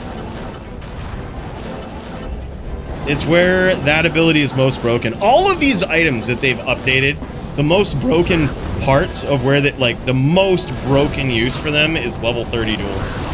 The Manald with faster cast is a level 30 bomb. These new Bloodletters, level 30 bombs. Oh yeah, the ones that pop off day one. Probably something with Trav, but I mean, you're probably relying on the Merc for it anyway if you're making a trap barb for like either gold finding or whatever you're doing. That or a Singer. You're probably going Singer. I guess you could do Nightmare. You could farm Nightmare Trav for gold. But then if you're giving up the weapon slot, you're giving up a ton of gold find. Blizz Hydra edging out everything. Dude, I think I'm going to have 2 characters for this ladder reset. My first one to play through, I think, is going to be a Warlock. I think that's still the most busted for a playthrough. Am I wrong? Is there a better busted character for a playthrough? Or is Warlock just the shit still? And then my other character for farming is going to be a Sorceress. Nice stomp there from Polytheist. I haven't played a Sorceress in ladder reset in a while, but my Sorceress is going to have something very special with it. Like, it's not going to be my playthrough character, as it can't be. That's the only hint I'm giving. My Sorceress can't be a playthrough character. It will fuck everything up. Holy shit, Pauly getting hyper aggressive here. And it's working. Down goes the random tool guy. Now making it 1-1 between these guys. Let's plot back over to Crypto as he gets a nice chain versus Will. Last we knew on this duel, it was 1-1, but Crypto has landed some savage shots versus Will here as Will is trying to stay in these 5 stacks. Crypto Ninja trying to land that FOH. Oh my god, Aura PK, just like that, baby. Good duels. It looks like that is it. Holy shit, man. Crypto Ninja with the Vanquisher Inquisitor. Let's see if we can get a look at this gear for the Vanquisher Inquisitor. I think this would be so cool to see, man. This build is really insane, really unique, and this is the only guy I've ever seen that really plays it like this. Ah, it's a Vindicator Inquisitor now. All right, all right. He's made a little bit of swaps to it. Din it to win it. Nimrod says the legendary Din. That's right, man. Din it to win it. The Vanquisher or the Vindicator Inquisitor now piloted and really created by Crypto Ninja gets there. This thing is fucking savage, man. I was dueling him in a pub game the other day and it is so demoralizingly good. This build is crazy awesome. Will going with that bear rune in the helm there. Try to fight back against some of that DR. That was a good call. That was a good call because a lot of that damage that he would be taking is coming from the smites. He really is a Vindicator. He is kind of a VT. He wants to get in there and smite you, but he also has these auras which help him out on the swap. It's really cool to see, man. And look at that. It's a Caduceus with Fist of Heavens and Conviction on it. God, that's an insane weapon. That's a really cool weapon, dude. Holy shit. Bro, Crypto Ninja getting it done. And look at these boots. Look at those 6-point boots right there. Tri-res, 30, 10s, 8 dex. God damn. Those are some savage boots. And then there's this thing. What the actual, man? What the actual? That's crazy. GG's. Great duel from these guys. Let's get back over here. Polytheist versus Random Tool Guy. This shit is going down, boys. We have got an epic showdown between Polytheist and Random Tool Guy. Random Tool Guy has suffered 1 loss. Polytheist only needs 1 more.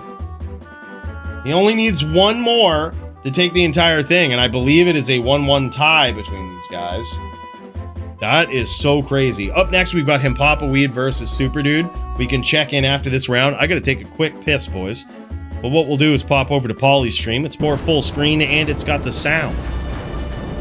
That being said, BRB.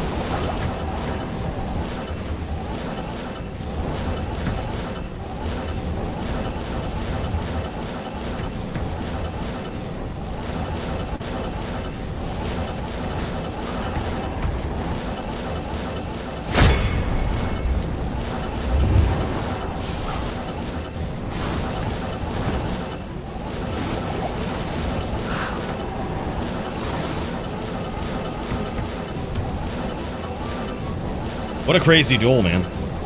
What a crazy one. Polytheist getting tagged.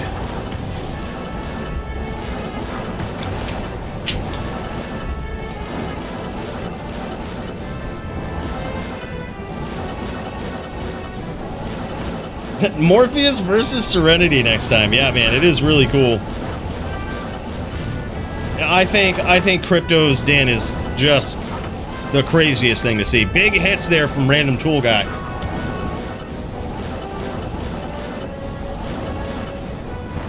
Very good observation, Abrasive Party.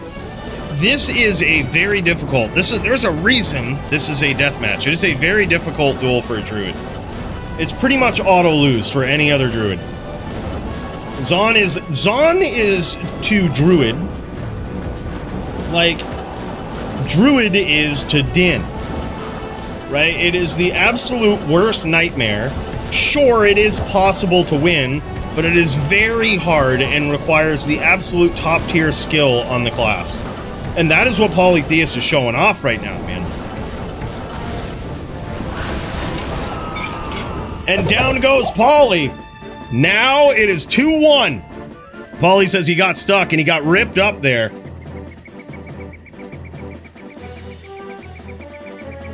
By the way, just seeing this, Arctic Blast Druid is the new meta. I know if you go Warlock right now, if you use Bind Demon, you just 1-point it and get multi-shot Cursed Venom Lord from Furnace of Pain. Yeah, I don't know if they... I think they might have patched that.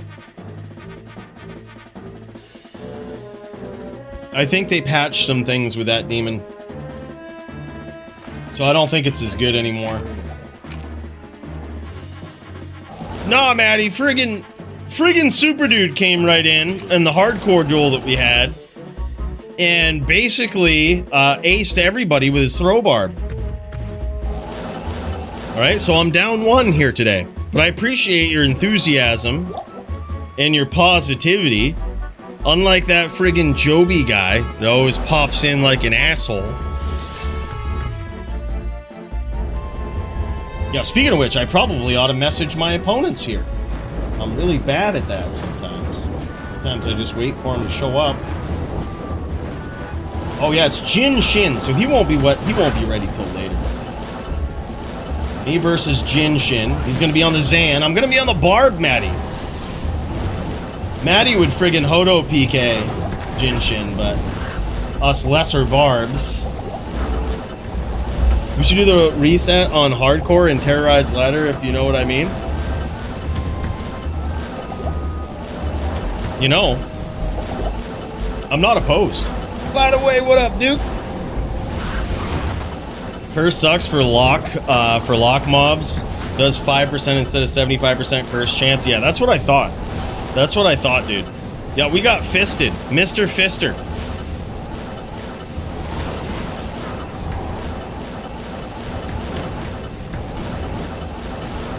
Hopefully, Buzz. I got the hardcore lemon juice going on right now, man. It's the best stuff.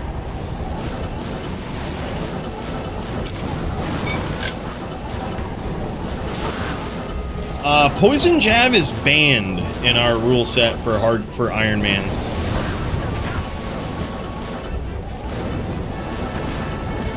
I don't know why, honestly. I don't really think it's too OP.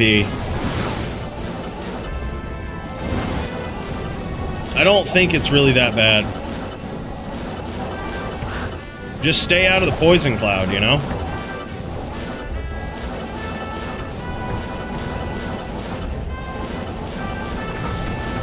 I think the poison jab Zon is like a staple of level 9 or really even level 12 dueling. It's just like it'd be like banning a Hammerdin, you know? It's like, sure, it's powerful, but I mean, there's ways around it. There's ways to fight it. Charger looks real OP, dude. But Super Dude had the setup tonight, man. That was so smart. He went with a throw barb. And it's like you got a double-handed charger coming in versus throw barb. That's beautiful, dude. That was a beautiful choice. Poison jab is run and let poison do the work. It's like running with a bow. True, I guess. Doesn't, yeah, that might be right, Kyle. By the way, Kyle, when is your matchup, man? Have you got a hold of your opponent yet? I'm throwing you in the queue just in case. I've got a surprise for you, brother. I've got a surprise for you before you start your match. All right, and then we've got a challenge, which I think you'll like. This is all courtesy and brought to you by the legend of cold sorceresses himself, Lamp the Champ. All made possible by Lamp the Champ.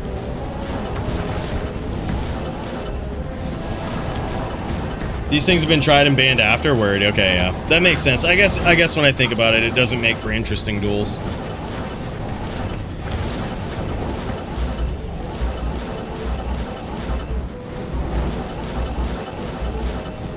There is a Blizzsork more legendary than Wig? Indeed.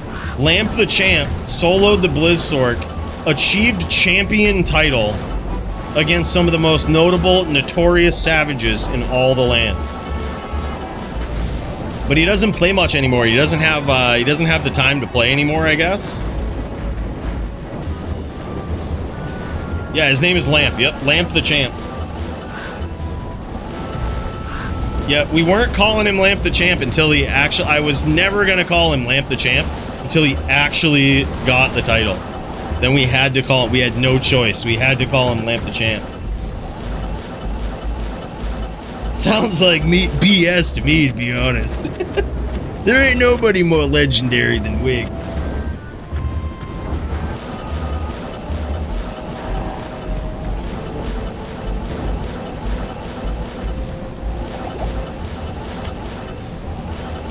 Nice lock there from Polytheus. This is a very tough duel. Again, Polytheus has built his druid in a way that he has max block with Spirit Shield, which is why you might look at his life total and be like, wow, that is not a lot for a droid right there, especially one with Oak Sage.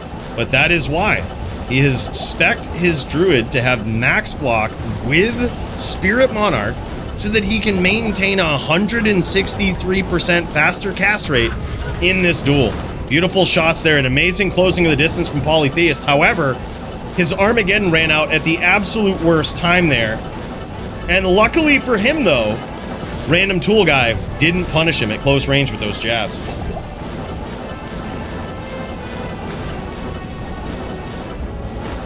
True, I'm really wondering about his Oak Sage and why he chose to only put 1 point in it. I wonder if it's to rep back more life, or comparatively more life, which essentially is a very slow way to fight back against Crushing Blow. Very slow way to do it. Very risky way to do it. I believe it's 2-1 in favor of Random Tool Guy, technically.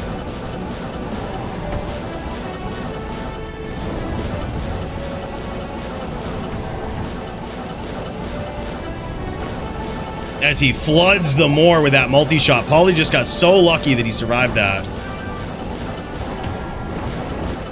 Doing Werebear ladder start tomorrow. Shockwave Maul, still fun. Gonna try to do 99 on it. Wow. That is quite the challenge, Dreamology. Now that sounds like... That is certainly not an S tier build right there, but it sounds like a fun build. And if you enjoy playing something, if you're having fun on it, that's the best way to play, man. Now, 99ing it, that's gonna be tough. I don't know how fun that build will be to 99, that's for sure.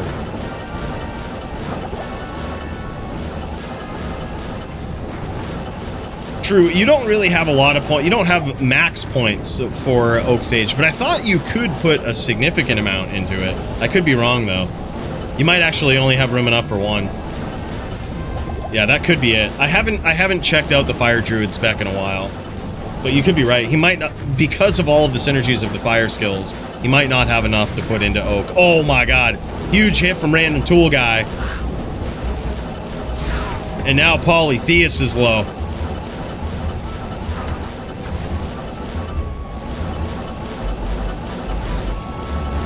Polly is so lucky with these blocks. RNG blocks on point tonight.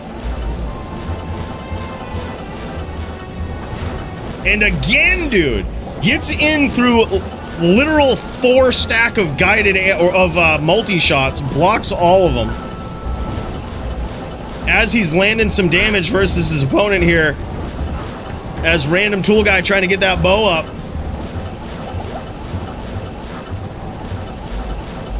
Polytheus is making this dirty too. That's the crazy part about this, is that Poly is just getting in and making it dirty. Like, he isn't Leighton from the outside. He's making it fucking dirty, man. Good duel. Absolutely epic duel in that round. As random tool guy pulls ahead now, I believe 3-1 in his favor. Both of these guys are 1 round away from taking the entire match. Yeah, gear is not too expensive either. Dude, that is dope. Shockwave Maul. And it's especially one of those builds that I don't think a lot of people run a Druid early on. So even like decent Druid gear is probably going to be pretty cheap. That's a good choice, man.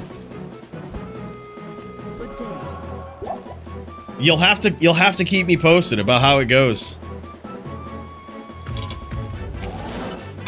I really think the 99 grind on a build like that is going to be real tough, but you never know.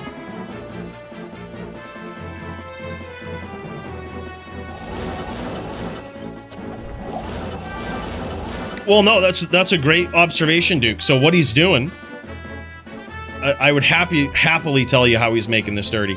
His CTing, if you notice, if you could slow it down, if I could play Pauly's gameplay in slow motion, you could see these CT stomps and name locks that he gets. They're insane.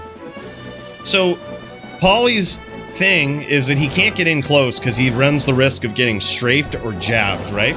So it forces him to play optimally at CT range. And you notice every time that he goes in, he's picking these nasty angles. Even when he's low, he goes right into the CT range, and you can see him perfectly open up the screen. A lot of times grabbing a name lock with dropping a Kano right on them and then getting out, which is what he has to do. It's like a Necro dueling a Zon, right? Especially Walk-Zon. You go in, you shoot a few things, and you go out and reset, right? That's basically what he has to do, but the added challenge is he has to do it at CT range. He can't really get up close. He has to do it at CT range. And he just continues to do that from the outside. Like, that's how he does it. It's actually insane to see.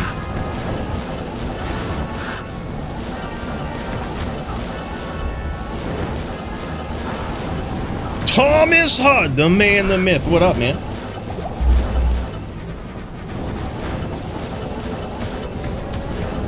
This is the round, the final round between these guys. Whoever wins this takes the entire match. Polytheus is off to a great start. He has landed some nice long-range hits there, staying just out of the way of these arrows. Random tool guy chucking them jabs.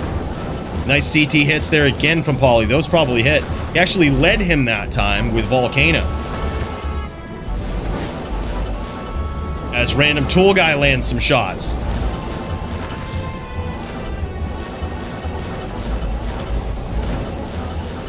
Oh, yeah. I mean, Poly's aim has been on point so far in this round.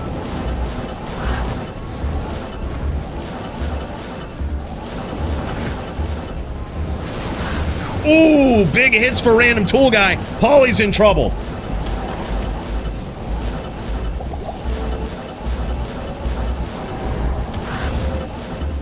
Dude, mad props to Poly for making this a duel. This is actually wild to see. I think this might be one of Poly's like nastiest performances, even though he's behind right now. I think this is one of the most memorable performances so far by him. This is incredibly hard, and mind you, this duel is practically unwinnable for a Druid. Practically. It is not fun, it is not fair, that is why it's a death match. Poly only needs 2 wins, random tool guy needs 4. Oh man, big hits there from Poly. No mercy from this guy. Zero mercy.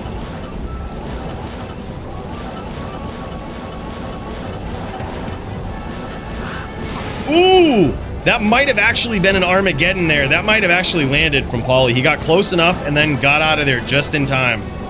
He's going to re-up for Bo here.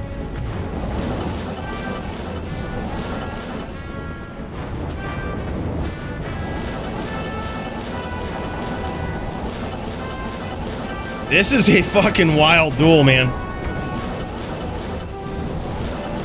Great shots from Random Tool Guy.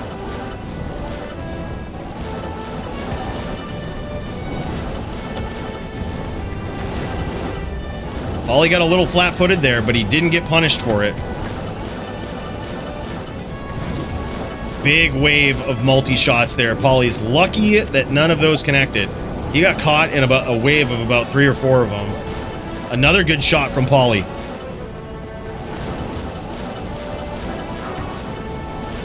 Nice shots from Random Tool Guy.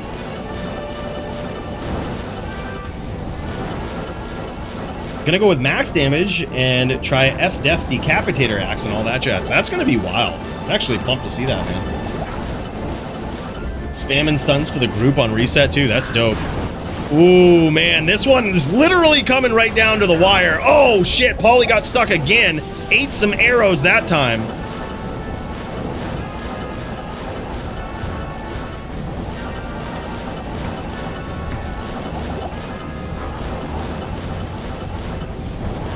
Beautiful shots from both of these guys. Random Tool Guy getting so he's predicting Paulie. Oh, and there it is, man. Holy shit, what a duel. What a duel between these guys. That was a fucking bout, man.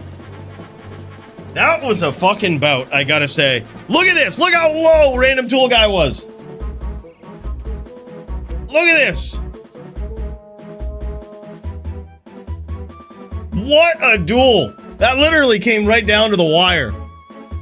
Great job. Virtual round of applause for these guys. That was an epic bout. Polytheist, I gotta say, looked real good in that. Even though this is a really stacked matchup against him, that was insane, dude. Random Tool Guy was looking clean. Polytheist looking clean. What a bout. What an absolute showdown, man. That being said, boys, we've got another match in the queue.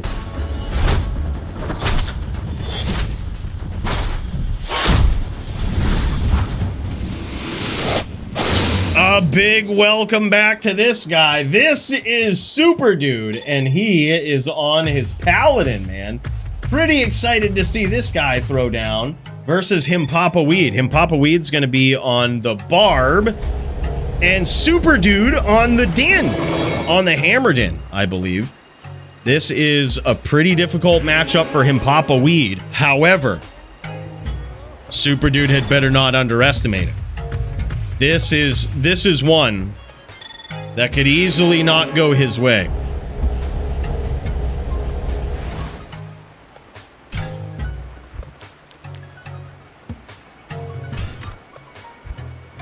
All right, and here we go, boys. Super Dude back in the game. He's got to be very careful. He's got to keep these hammer fields up. Both of those guys make a little trade there. This is interesting. Super Dude charging around a lot, not using Holy Shield. That's an interesting choice. That will affect his block rate there, or his block chance. But okay, there it is. He just forgot to cast it. I was gonna say it will also affect his defense. And keeping that defense up versus Barbs is pretty important. Himpapa Weed getting in there, picking his shots. Himpapa has to be very patient against a Hammerdin, because a Hammerdin can spin these hammer fields, and it's extremely difficult to get in between them. He has to be very patient.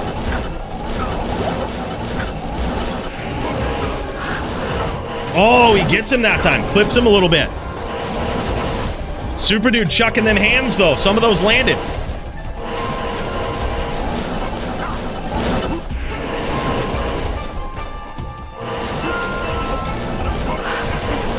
Both these guys low, and there it is. Himpapa Weed gets there in that round, but some nice hams from the Super Dude. Paulie's so good at Shaman Druid. He really is, man. He really is. He is next level good on that build. Duke versus Paulie chat champ match about to be fight of the night. LOL. I am overburdened. I am overburdened.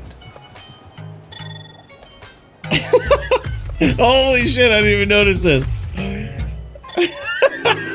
Paulie, nice job tonight, man. That shit was fucking wild. I was just saying, I was like, this might actually be Paulie's best performance ever. Like, that is a tough match. That came right down to the wire. Nah, Duke knows, man. He's just trolling you, too. Uh-oh. No holy shield up, and he's paying for it now. He got hit big time. At this point, Super Dude just needs to, yeah, he needs to run around, or not run, but telly, and just start these hammer fields up and try to survive. And hopefully he doesn't get Abyss PK'd. Abyss or Hydra PK. Oh, and there it is. Holy shit, they took each other out, man. And there it is, 2-1 now. That actually counts. That actually counts. 2-1 in favor of him Papa Weed.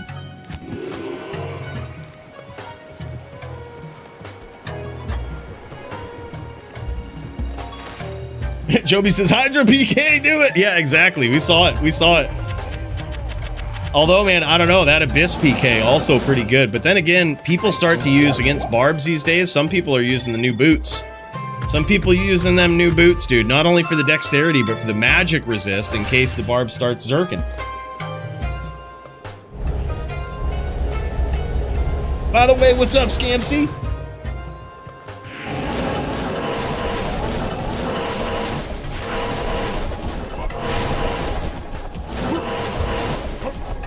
Yeah, Paulie's a legend on that thing, man. But here's the thing. I mean, there are a lot of people who don't like the Fire Druid. It's actually, some rule sets completely ban it. I think it's kind of standard practice for a lot of rule sets in PvP with new builds. You've seen it consistently. This isn't even my opinion, it's just the fact.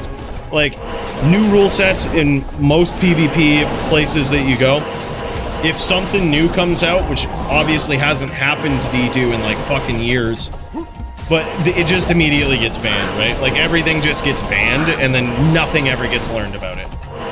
And as we've seen, the Fire Druid is indeed very powerful, but certainly has some counters. I mean, it's the same thing right now. Warlocks are like banned everywhere, which that one honestly makes sense, but there are still some fun builds that can be run in the DFC, even though practically all of their best skills are banned. It's the only class, Warlock is the only class ever in the history of Diablo 2 to have offensive skills banned. Like, to have actual attacks banned. Nothing else has ever had, like, a regular attack of a build banned. Nothing ever in the history. Unless we're talking like level 9 duels like Iron Man's or some shit, right? But like, nothing ever.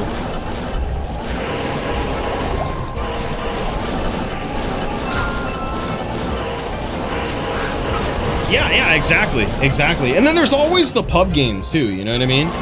There's always the pub games that you've got to be careful of. Uh-oh. Because you're gonna have to deal with that shit regardless.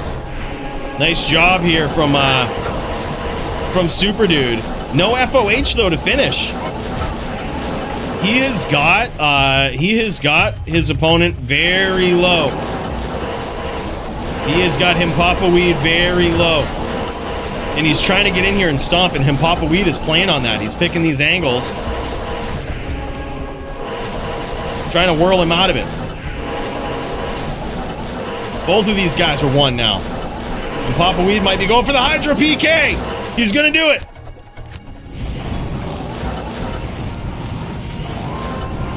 Both of these guys going Hydra PK. Holy shit. What a duel. What a duel.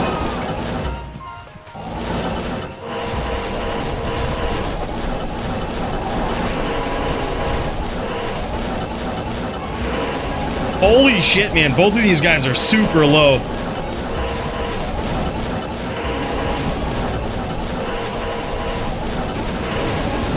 Oh my god! Both of them, man!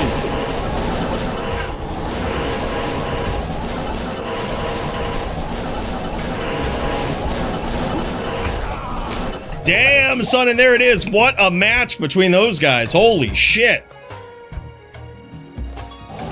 3-1 now, or 3-2? 3-1 in favor of Super Dude. That's wild, man. Actually watched a video on your builds last night, Polytheist. Hell yeah, man. Yeah, it's the best one. He's got the best guides out there, especially for Fire Druid. Dude knows it all. By the way, AF50 with a 45 stream streak. Holy shit.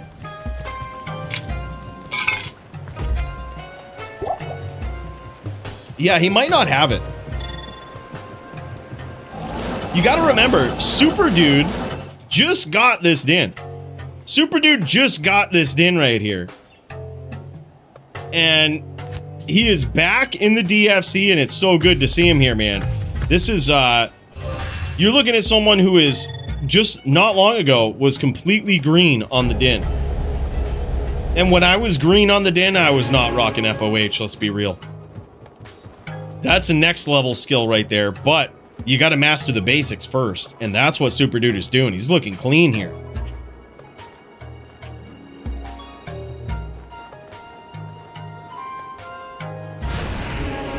Oh, word, no shit, okay. I didn't even notice he did one of those, Paulie. I'll have to check that out. Yeah, me neither, Max. Yeah, I gotta have it main side, I think. Just 1 point FOH. You have a ton of points as a hammered in anyway. Now, I also noticed something very interesting in the inventory of Super Dude. He has a Sunder Charm, a magic Sunder Charm in his inventory. That's interesting. Theoretically, if Himpapa Weed can time him and can teleport to his blind spot, that makes him extremely vulnerable to Berserk. And by the way, what is this? Abel! Zaraga 7002 became a member. Stabilizer Zaraga 7002 celebrates. What a savage. DFC baby. What a savage. I gotta write this down, man. I gotta write this down.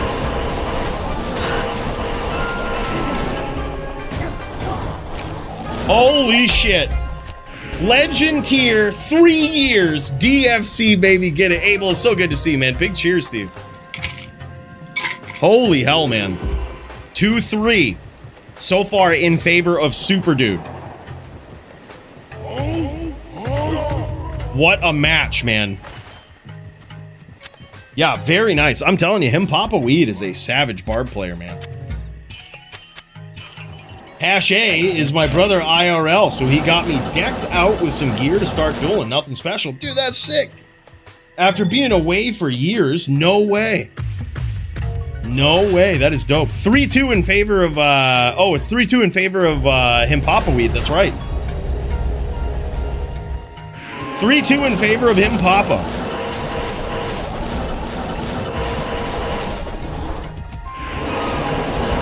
Hell yeah, brother. Really appreciate you, Abel. It's so good to see you always, man. Can you believe? 3 years ago, man. 3 years ago.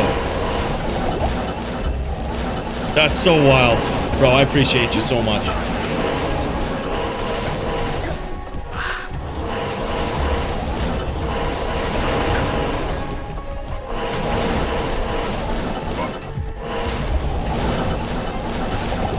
Death matches they're not always a sure thing. So for example, if you have someone who, like in this case, why this isn't a death match, this usually would be very bad for the barb, but my bet would be that it would be a pretty even and pretty fair matchup, just regular. And that's because Himpapa is a savage. He is a really high tier dueler. And Super Dude is good, but he's green on a paladin, right? Literal green right now. Look at this. Literal green on the din.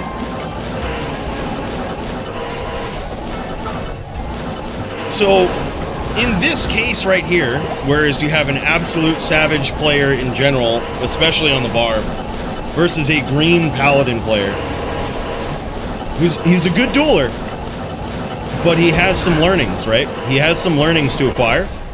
It actually just kind of makes for a fair duel. Oh, big hits there. This one's very close. Oh, and there it is! Himpapa Weed! Almost, man. Very good duels. Very close. All of those rounds. Literal. Both of those guys were like Hydra PK at one point. That was nuts, man. I know that's pre this channel, pre merch, and pre D2 partner, dude. Hell yeah, man. It really is. So much has happened in that time.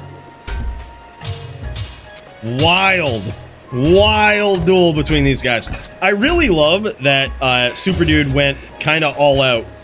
He stacked up. He used the SS to sort of make up for just about all of the DR that he would need, right? In one item. It does cost him a little bit of cast, but that's okay. He can reach it in other ways. But also, he's really gone all out on the magic damage. Like, look at this. He's got the new Geeds belt. He's got the new helm. He's got the Sunder Charm. Like, he literally goes all out on the magic damage in every other way, minus res. I wouldn't be surprised if he's got sling rings there, too. Like, I really like that approach. I think that's the way to go in the current meta, is don't necessarily get too defensive. Just go do what you do best, right? Yeah, there it is. Nice 20 cast Geeds wager. I still gotta find me one of those, man. When does the new ladder start? It's tomorrow, dude. Literally about 24 hours from now.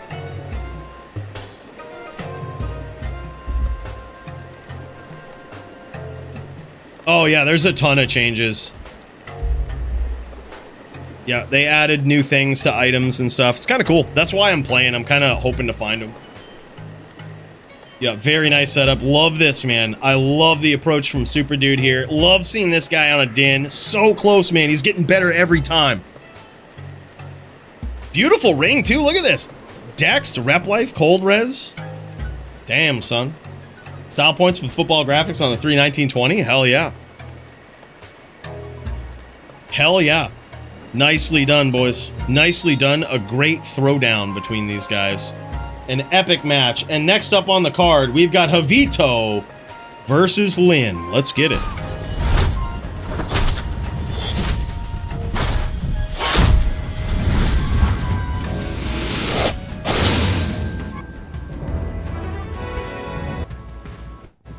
And here we go. This is Javito, legendary Din player here tonight, going up against Lynn. Lynn is going to be on the Necro, I believe. And this guy is making some big moves on this Necro. He's really lining them up. He's stacking them deep and selling them cheap.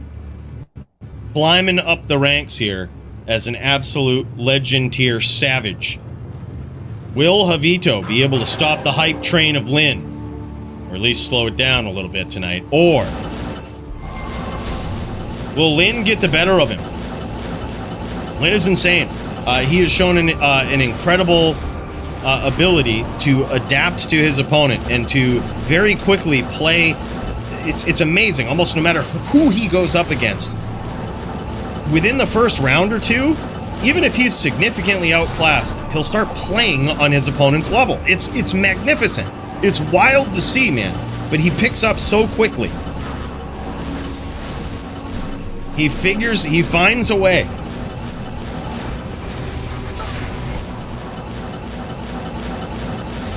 It is kind of cool with ladders without mosaic sins, but then again, people don't realize how fucking broken the Nova Sork is now. Like, Nova Sork is definitely the next busted thing. There it is, man. Holy shit. Javito gets there in round one. Very tough matchup for the Din here. Yes.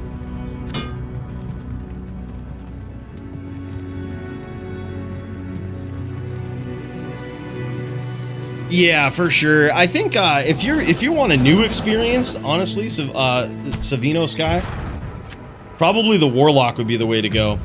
There's a lot of builds that can be successful with little to no gear, and it's certainly new. If you've played a lot of ladder resets before, prior to ROT dubs, you should definitely try out the Warlock. I think that's what I'm going to play through as, and then I'm also going to, depending on if me and the boys play on hardcore, I guess they're thinking about playing hardcore and just terrorizing Battle.net.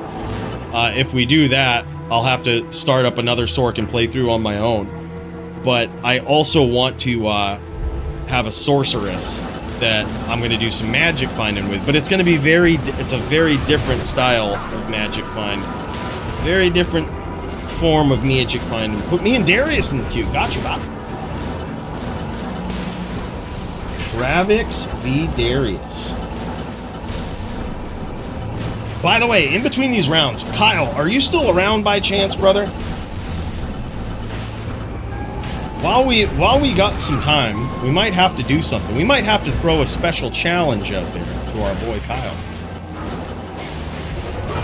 Beautiful change there from Javito, showing what he does on this VT. This guy, top tier, man. Good day.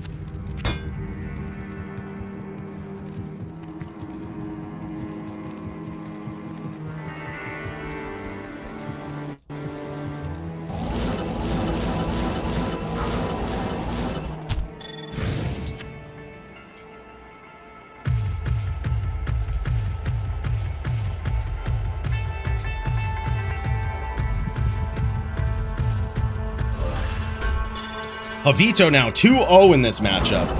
Very tough.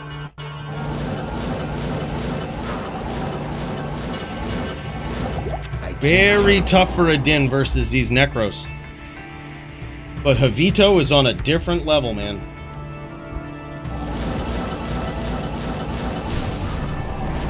Looking clean on this Din. Oh my god, what is this? Holy shit, what a shootout. That's what I mean. That time, Lin, he wasn't scared. You saw that. He was like, all right, I might actually win this. And he almost did. He almost did, dude. Nah, he just didn't give a shit about running away. He was going to roll with it.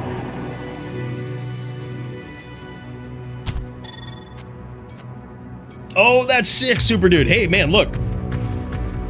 Nobody just starts out on a class and is absolute god tier at it, man. And I think you're actually doing pretty good for just starting on that thing. Way better than I used to do, man. At least you're aura swapping. Your builds are very well thought out for who you're going up against. More than you could say for me when I started on Din, man. So you're already making strides way faster than I did for what it's worth.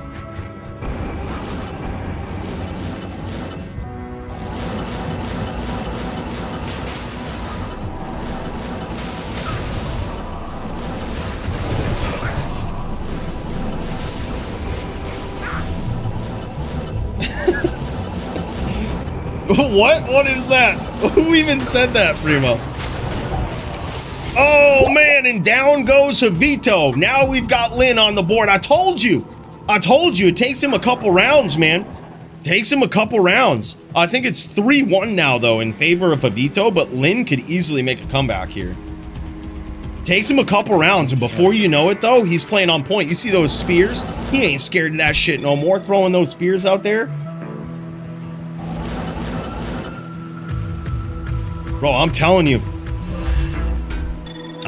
man, it takes Lin a couple rounds, but he starts playing on the level. It's a magnificent thing.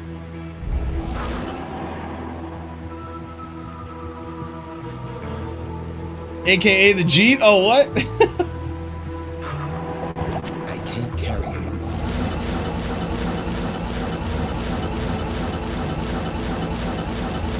It's me and you in the more about mano a mano, and you're gonna get circus the fuck down. Javito going in for these big stomps. Almost ate some big spirits, though, for his troubles. He did land a nice shot versus Lin there, though. Lin is in trouble. Got those swirls over his head. Now he's keeping that distance. Trying to let those swirls run off so he doesn't get stunned by that FOH.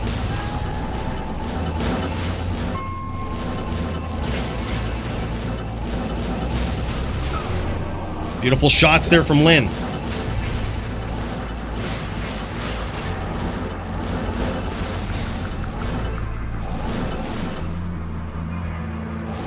Javito stalking his prey.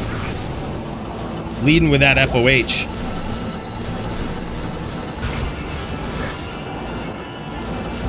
FOH is just for combo only, unless you're a noob or Joby.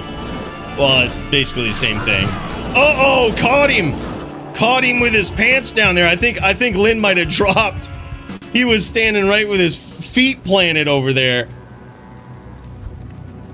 Oh, no, he caught him. He just caught him, dude. Holy shit. Damn, son. But there it is. Javito getting there on the din. That is absolutely wild. Lynn has been getting better playing mouse and keyboard in some reps over the last couple weeks. Dude, guy's a savage, man. He really is. Javito says, want to read that last one? Oh, he ran out of mana. That's what it was. Holy shit. He ran out of mana. Yo, Kyle, by the way, check your DMs on the Discord.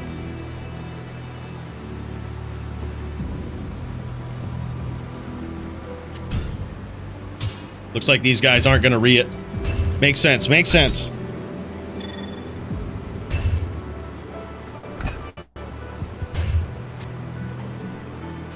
Damn, son, look at this. Javito using the new Sunder and everything. I love it. That's some big damage boost right there. And Lynn on the new Void rune word. That is really cool. He's got Void, the new Jewel, probably a Sunder as well, I would imagine. No sense in not having it here. Beautiful amulet. Gotta have that Oak Sage up, man. That saves you from so many smites. It's crazy.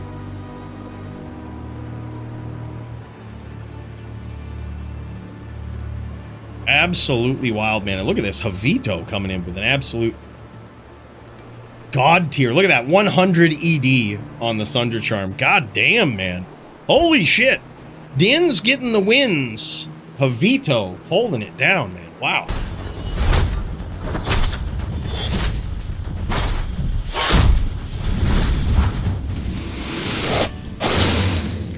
All right, boys. We have got something special in the works, all right? While we got a little bit of time here, what I'm going to do is we've got a challenge to make here. We've got a bit of a challenge to do. And I'll tell you exactly what that is once we log in to our alt account here. It'll show you off a little something here. As you might remember, there was a champion back in the day by the name of Lamp. And this guy was an absolutely savage Cold Sword player. But he's been MIA for a while. IRL kind of got him all jammed up with shit, right? Well, this is what we've got now, okay? This is what we've got now. Lamp the Champ reached out the other day. And that boy done did something for us, all right? That boy done did something for us.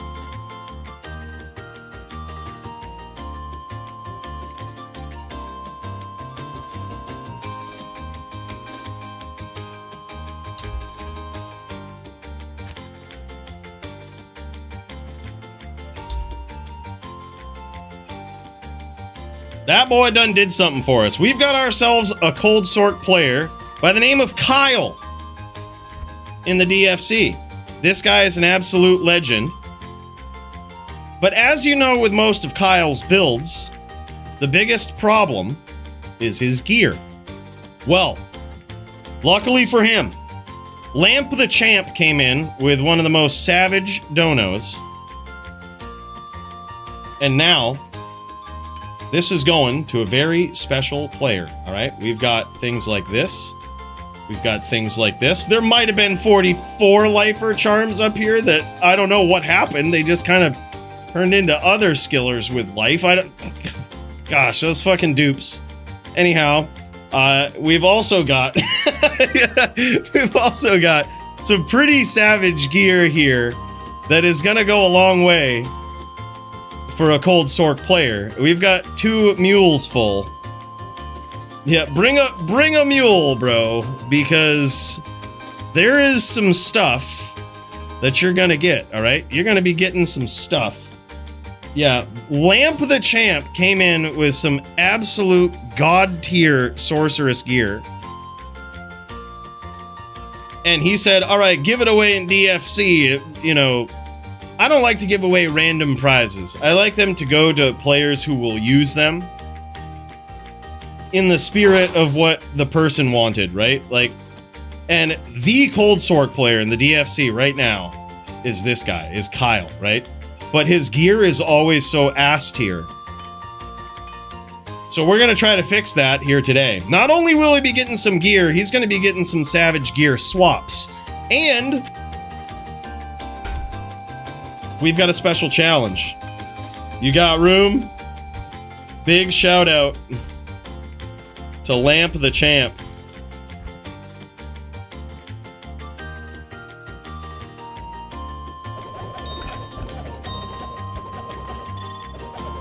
We got some stuff for this guy.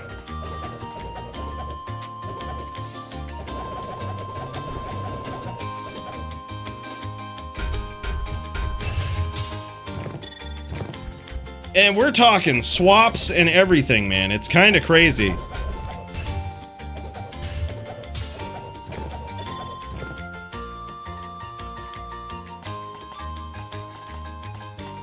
So whatever you're sipping on here tonight, make sure to tip one back to Lamp the Champ, because this guy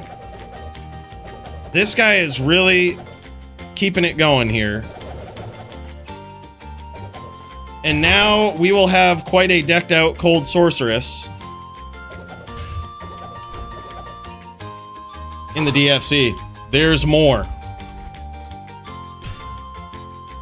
So, while Kyle learns on Lamp's old build, or Lamp's signature build, gear won't necessarily be as much of a problem, right? This will be something that isn't necessarily as bad versus his opponents, right? And that way, if he loses, he can learn.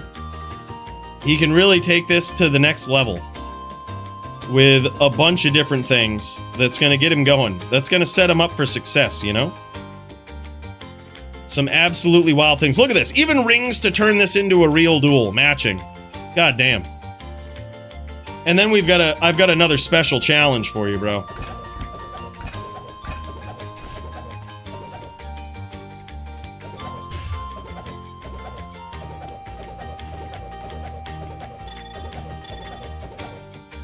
Should we need to turn this into a real duel, it is now possible. Look at this, rep life on these boots as well. DR for those Amazons. PLR. This looks like a pre-buff amulet for something like this, in case he needs ES. Look at this. 6 ES pre-buff wand. Get out of here, man. Get out of here. Look at these rep life boots with mana as well. FHR mana. Damn, son. Cold Jewel in the Storm Shield Monarch. PLR helm.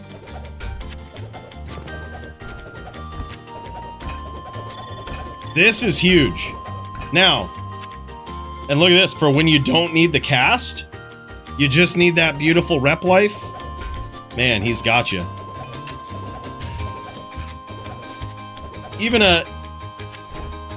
Yeah, look at this. That's beautiful, too. Perfect. Perfect rolls on that. Even a shield with 4 friggin' P-topazes in it for those lightning builds. Now, you guys ready for the special challenge, alright? You guys ready for the special heater? Alright? I've got a challenge for you on... Alright, watch stream. All of that gear is all well and good, right? That should get him started. Alright, but then there's something else, okay? There's something else. It's still on the classic version. But if Kyle can take that Cold Sorceress into the top 10 of the DFC rankings, right? And let's check it out. Let's see what this top 10 currently looks like, right? Let's see what this currently looks like. Kyle is close. He's number 18 right now. And I think like 2, maybe 3 more wins might get him into the top 10. But you never know. It could be less than that, depending on who shifts around, what happens, right? If he can get into the top 10, there's something else waiting for this guy. I challenge Murder SC to a duel for Chat Champ. And that is this wand right here. This is Lamp's legendary wand, all right? But you gotta earn this one, all right? He's gotta earn this one. Get into the top 10, and Lamp's legendary savage fucking Cold Sork wand is all Kyle's. But this is gonna require Kyle to become a student of the game on that Cold Sorceress, right? So when he gets this, it is earned. It is earned, right? And then he is ready with all of the tools he might need to go from number 10 to number 1. This thing is savage. This is probably the most insane piece of gear on Lamp's entire account. I was thinking that. It's too bad he didn't personalize it. I could go back in and do it with his dude. I could actually do that. Kyle about to start grinding matches. Hell yeah, man. Hell yeah. But that's what it is. So the moment that Kyle gets into the top 10, he is going to win himself this wand. Lamp said he wanted this to be some sort of challenge. So I think this is the way to do it, right? In the spirit of those Cold Sorks. This is the way. This is the way. If he can do it on that Cold Sork, which I actually think is totally possible in this meta. All the rules still existing for those Cold Sorks too. No changes yet. He can totally do this. And when he does, this is the prize waiting for him. All courtesy of our boy, Lamp the Champ. Also, Lamp gave away, there's a number of items on his account, some of which we'll find creative ways to give them away as well. But he gave away a lot of stuff. And even some Fight of the Night prizes that we've got. Some more 25 small charms. 20 life, 5 all res. So, bros, it's gonna be wild. Got any trap skillers? Oh, would you look at that? Would you look at that? You never know. You never know what could be up next, super dude. But there it is. I can't wait. I think Kyle can do it. We're all rooting for him. Let's fucking go, Kyle. You can do this, brother. And when you do, a beautiful prize waiting just for you, my friend.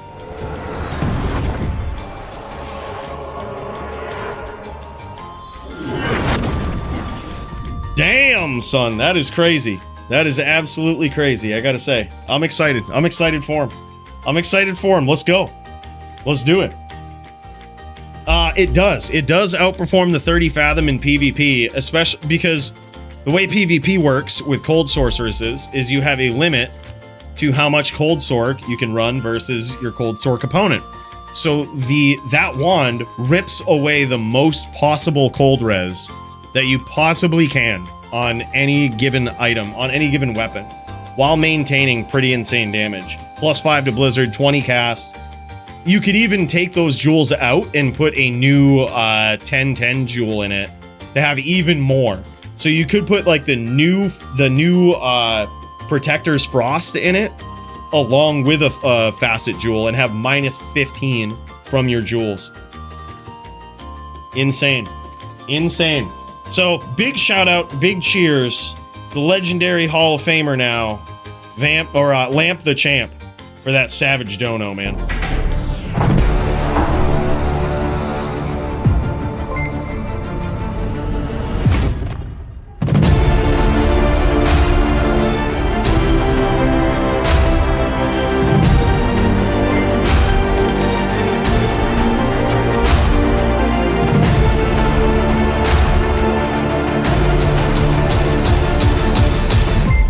There he is. He's up in there, boys.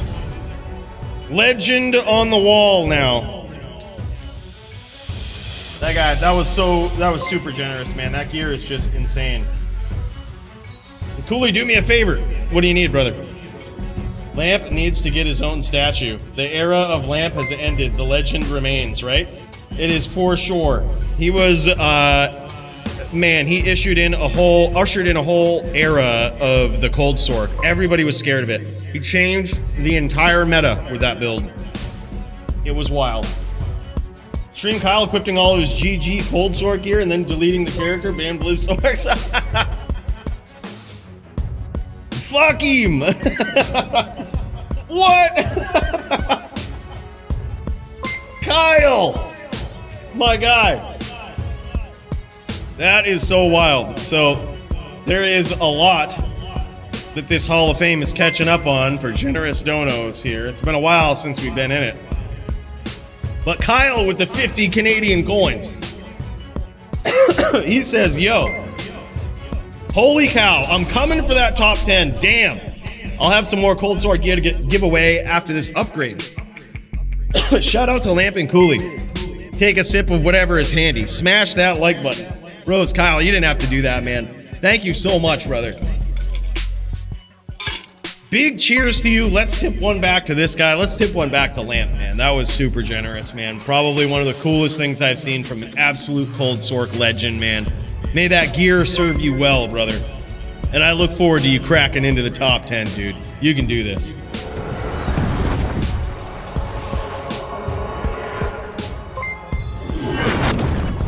And by the way, Lynn, yeah, let's friggin' go, man. Let's do this. Let me actually swap accounts here. And let's get into some LLD. Lynn, he wants to beat me up on that Necro now. He wants, wow. Wants to beat on me on that Necro, I guess. Can't get away from these Necro matchups. I don't know who keeps sending Necros my way, but really don't appreciate it in LLD, all right? All right, yeah, we're in the right account. Bro, holy shit, Kyle. You didn't have to do that, man. That is so savage. 50 Canadian coin tip. Jesus Christ. Jesus. Well, you see, y'all know me. I don't really like random giveaways because honestly, 99% of people that would have got that gear would just like flip it. Would just be like, oh yeah, we'll sell this. But it always feels better when it goes to someone who needs and would appreciate it, right? Especially someone in the PvP community, right? I think Kyle is just perfect, man. That is perfect. I can't wait to see him crack into that top 10, man. That's one hell of a prize right there. What, am I on the right account here? Maybe I'm not. Hold up. I'm a dumbass. Don't mind me. Don't mind me, just dumb. Dumb strimmer.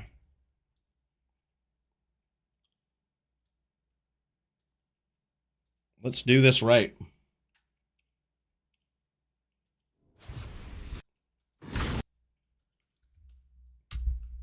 I gotta re-up on this lemon juice now, man. Also, you know what I really need? We're gonna need some of that. We're gonna need some of that Punch-Out theme, because it's friggin' time, boys. It's time.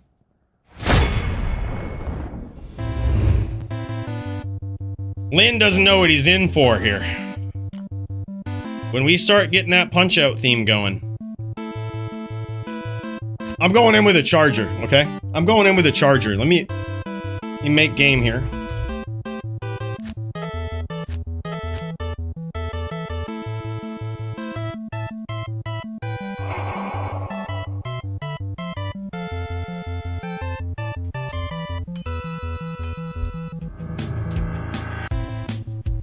Alright, let's do it. I just sent you a message, bro.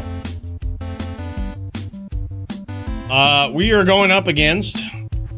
I wonder if this will do any justice for us. Probably not. We need to get into... We need to get in the zone. We're gonna have to make some swaps.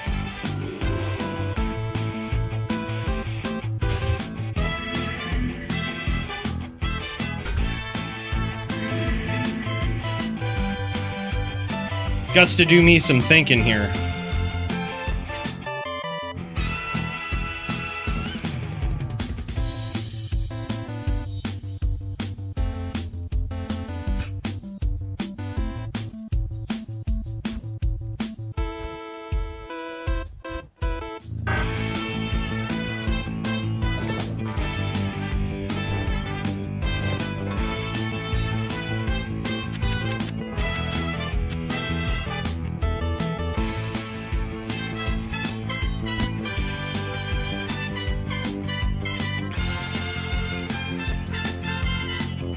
Or do we go with this, actually?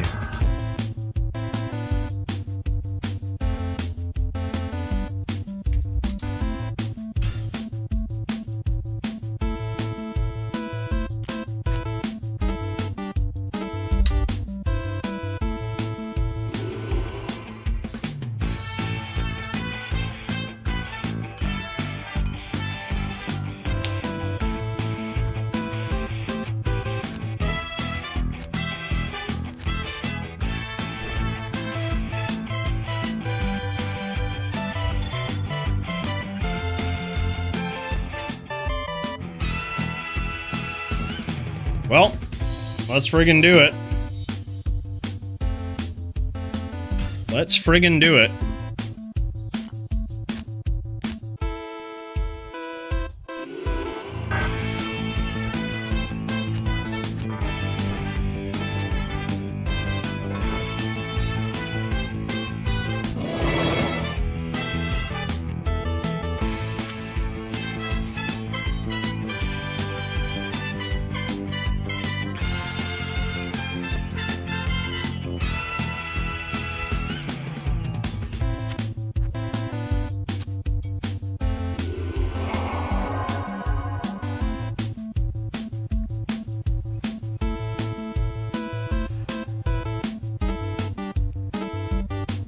Ready, brother? Let's do this.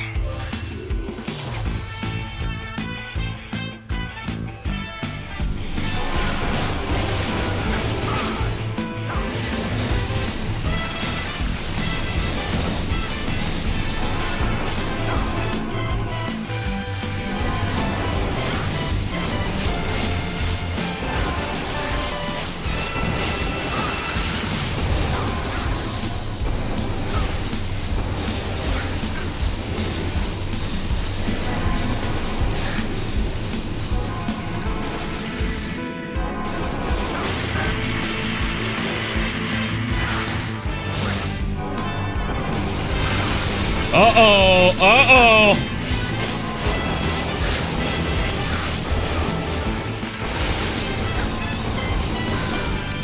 Uh-oh.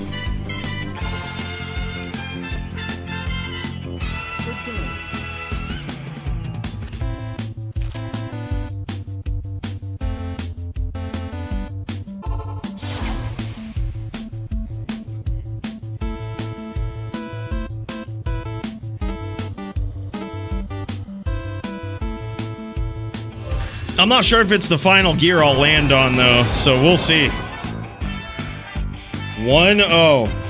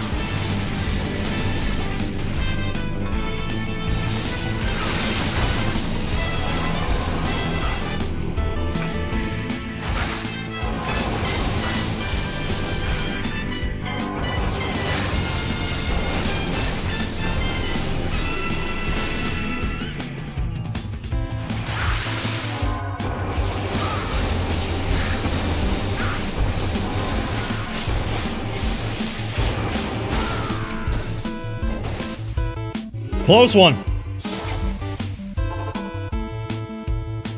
Holy shit. I think this is the setup, though. Okay, let me make this a real duel. Controller time. Let's fucking go. Let's fucking go.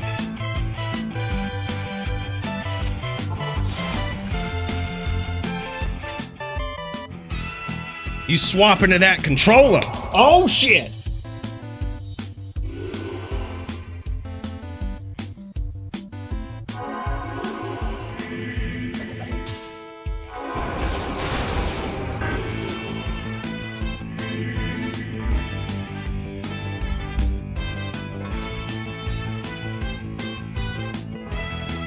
Level 30 duels, boys.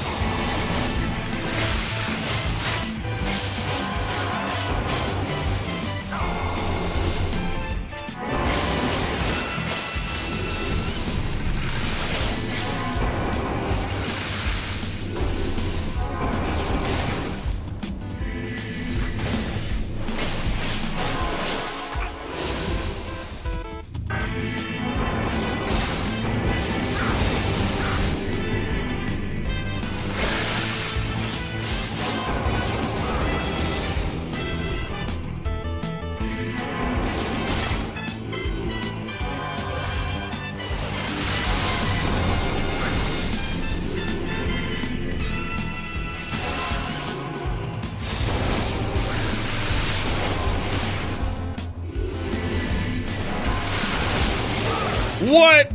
Oh, it's those controller spears. That's right. I gotta be quicker than that. Those controller spears. So like a regular spear's hitbox is like the size of this bone wall. A controller spear's hitbox is this side of the screen. So we have to be fast.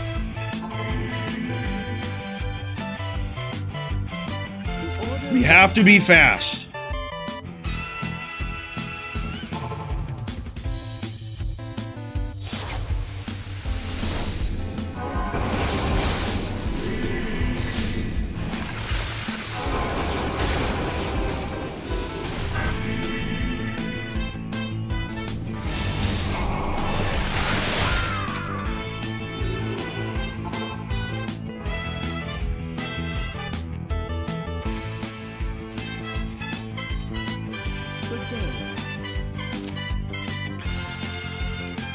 Holy shit, boys. We gotta be fast and we gotta be violent.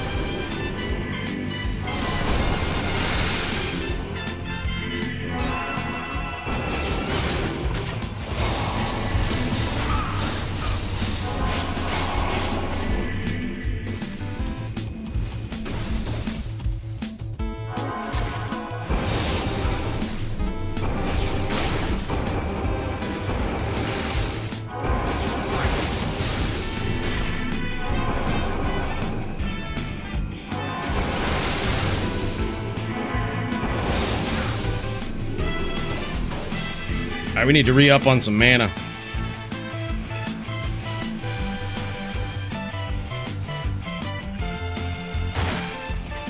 Nice shots. Holy shit.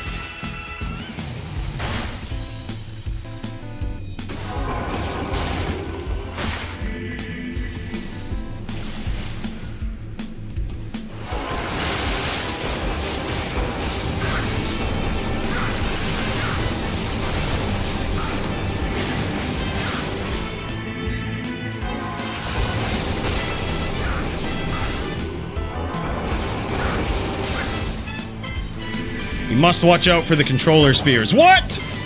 IBS. IBS.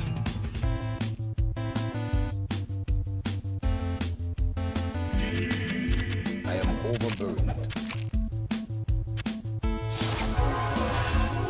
3-2.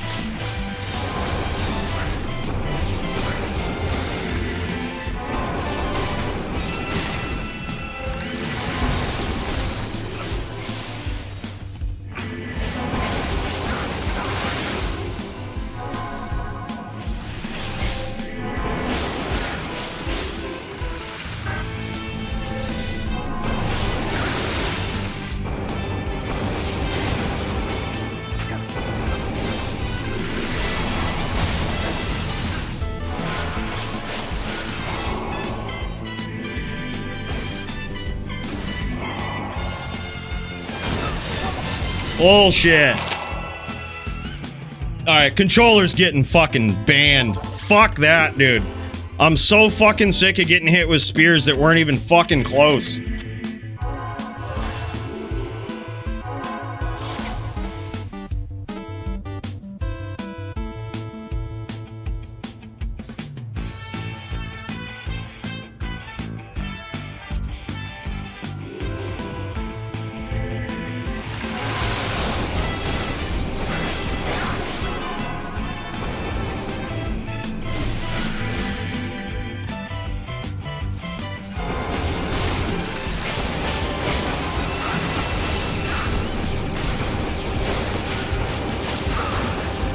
Look at that. Those spears were on the other side of the fucking screen. They were literally, like, 180 degrees away.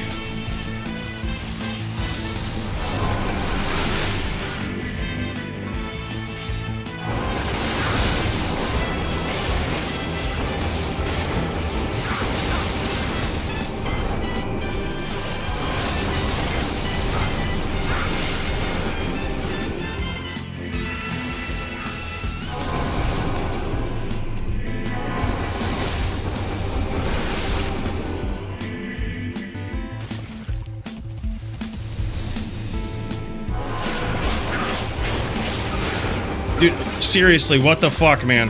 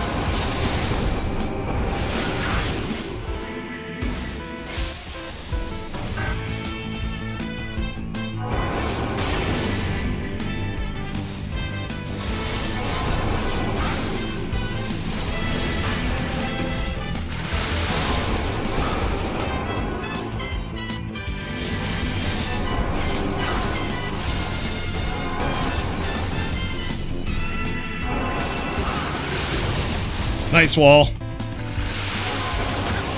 Fucking controller spears, dude.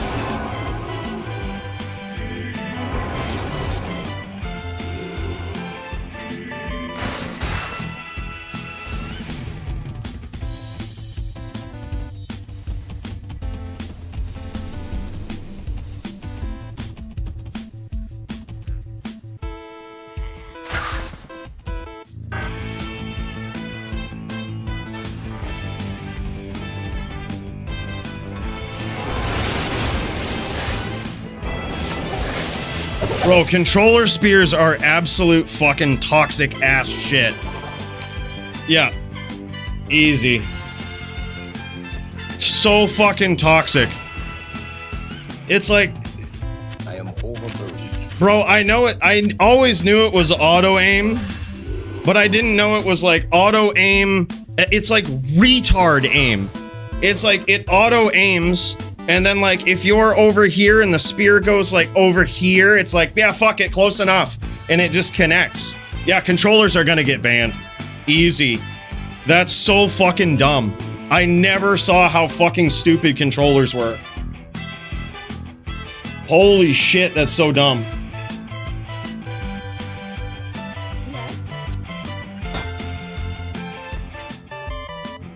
Yeah, controller console was easy mode. Dude, I'm telling you, man. Holy fuck. GG's though, man. Well played. Sorry, Smolps. Yeah. Easy ban.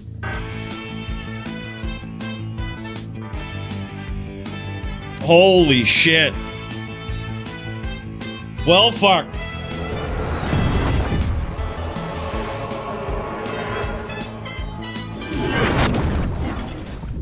We got fucking shit canned by Lynn. I told you boys! All he needs is a couple of rounds, and then this guy just plays on your level. That's what it is, man. He's a savage. This guy is a savage. Holy shit. Look at this. Decent gear, too, man. Holy shit. Can you imagine if this had fucking 20 casts or 2 sockets? God damn. That fire golem was some interesting spice there. I liked that, dude. Those are pretty hefty to recast on the mana. But yeah. Holy shit. Nah, but the spears that were... Yeah, I didn't just get killed by a spear. I got killed by invisible random spirits. But the 99% of the other damage that I took was auto-aimed spears that weren't even close. We saw the same thing versus Baloney Pony with jabs that weren't close at all. They weren't going to hit me. They were like literal 20 or 30 yards away from me and still hit me. Yeah, controller's getting fucking axed. Fuck that shit, dude. That is so toxic.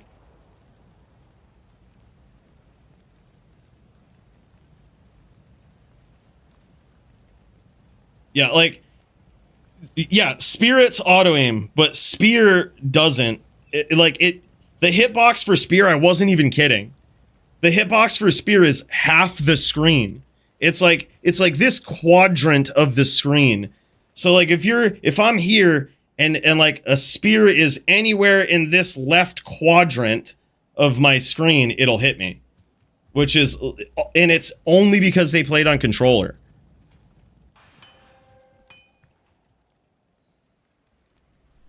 You're good, brother. You played well. I think console has increased loot drops. I don't care what anyone says, right? Maybe. Yeah. No, serious though. I noticed it. I'm not gonna lie. I almost banned it when I saw it versus Baloney. I was like, this is so stupid.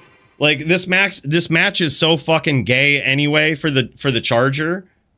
And then I was like, the fact that we get auto-aimed with spears, like literally the auto-aim I can deal with. Like if it was just lock on and it goes in your direction, that's fine, right?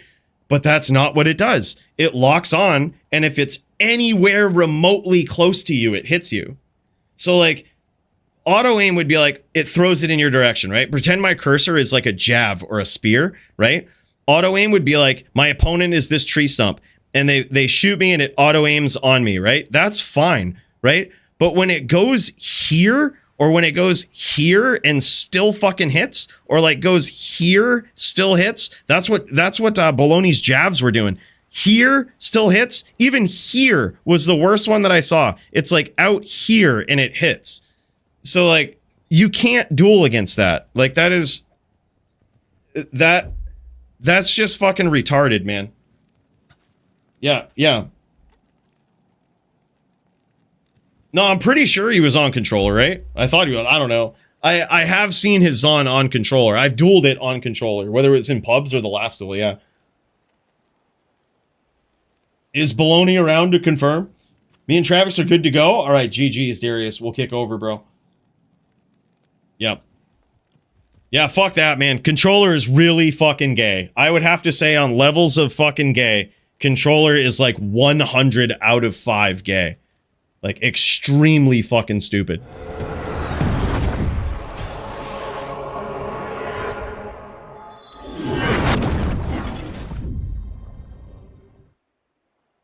It is now Darius. Let's take a deep breath. It does change the hitbox. It does change it, Bryce. The hitbox gets changed by controller.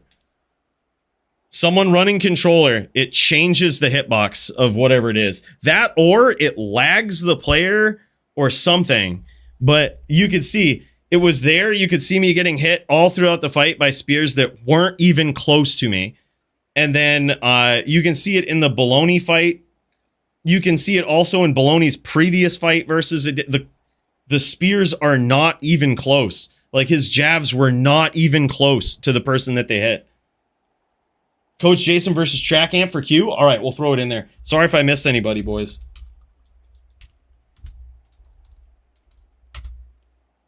Yeah, let me know. Well, it changes it, dude. It changes it. I've seen it now. It isn't like I'm just noticing it. This is like the 3rd time I've been fucking tilted by it, but the 100th time I've realized it. Yeah, aim assist doesn't, but controller does. Controller fucks the entire thing. We got you in there, coach. After this one, it's Coach v Track Amp.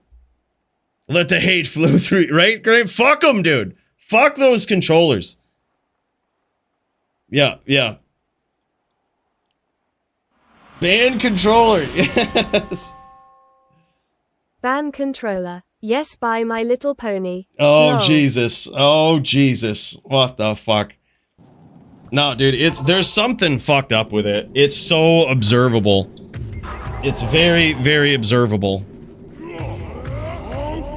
It does, though. I don't know how. Put it this way. My explanation may not be correct, but the fact remains, I don't know if it's the hitbox. I don't know what the fuck changes, but things that are not remotely fucking close to your character still hit them when they're aimed on controller. I don't fucking know. I don't fucking know what causes that.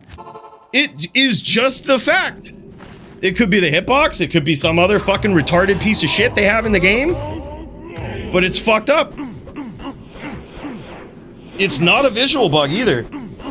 Here's the other thing, is when he started playing a controller, you can go back and look. Watch me rubber band to where he shot. It like rubber bands you and fucking auto hits you, so it like desyncs you in some way.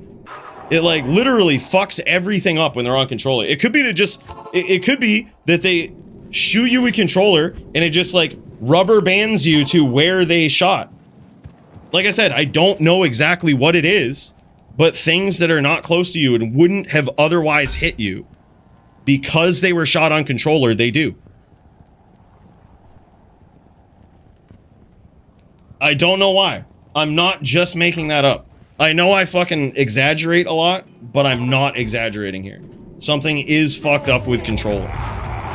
Like, where you get hit with shit, it's not because of the auto aim. The auto aim is fine, right? If it was just locking on, it's fine. But it's not. There's something else going on that makes it automatically hit you. It's crazy. Yeah, some kind of desync with the controller shots. Haven't seen it personally. Yeah, so I noticed it in the round he said he plugged in controller. You could probably rewind in the YouTube VOD. Watch me rubber band after a charge. He shoots a spear, I charge away, and rubber band back to the spear.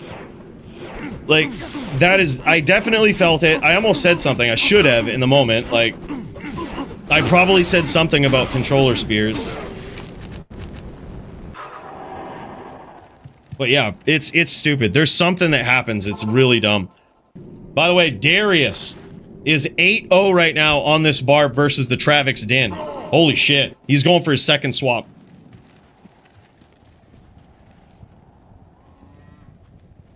Yeah, it's something. I don't know what it is. I can't explain it. But that's just... It's how it is. Controller does something to the game that, like, makes projectiles hit that wouldn't have otherwise hit. And it's not just auto-aim. Like, projectiles that aren't even close to you, that you accurately dodged. The time I noticed it most is on a build that I've played for 20 years, that I know I would have been way safer from any of those shots, and I still get hit from. That's the only time I notice it, is like, on a build that I've played and I'm very familiar with. No, it's not ping.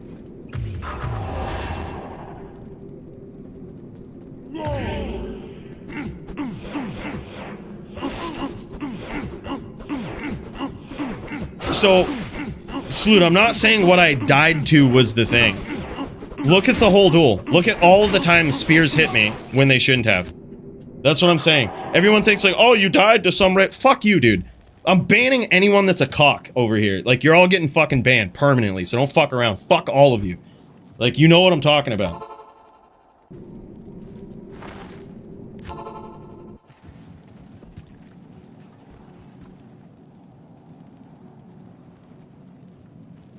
Yeah, I got killed by something else, but like all throughout the duel, I'm getting hit with spears that shouldn't have hit.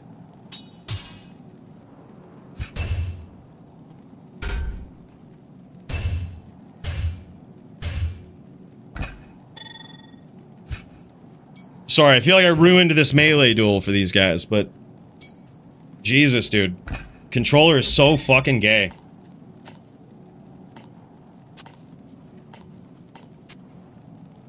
No, it's... Lynn, you did what you did what you had to do.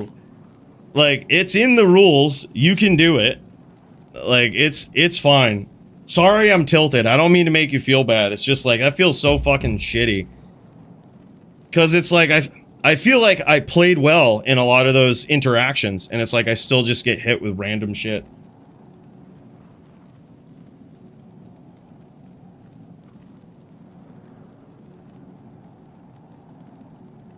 Perma ban. There it is. I warned you. Perma fucking ban. Don't come back. Perma fucking ban. Ain't fucking around.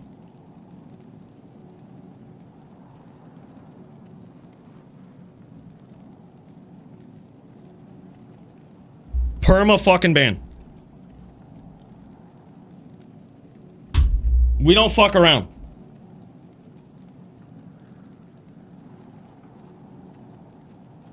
Oh, it's lag. You're just lagging. Ban. Don't fuck around. I'm tilted. This is where people will get banned permanently. No questions fucking asked. And I'm not ever taking it back. Fuck you. Fuck you. Perma ban. Don't fuck with a tilted streamer. You get perma banned. Fuck you.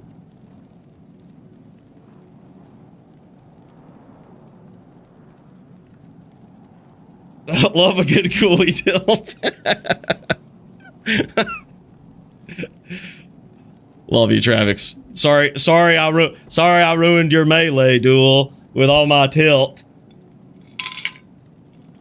Sorry I ruined. I could have gave some good commentary to your paladin, but I was tilted. Oh shit. Sorry about that, boys. Let's fucking take a breath here and fucking refresh, shall we?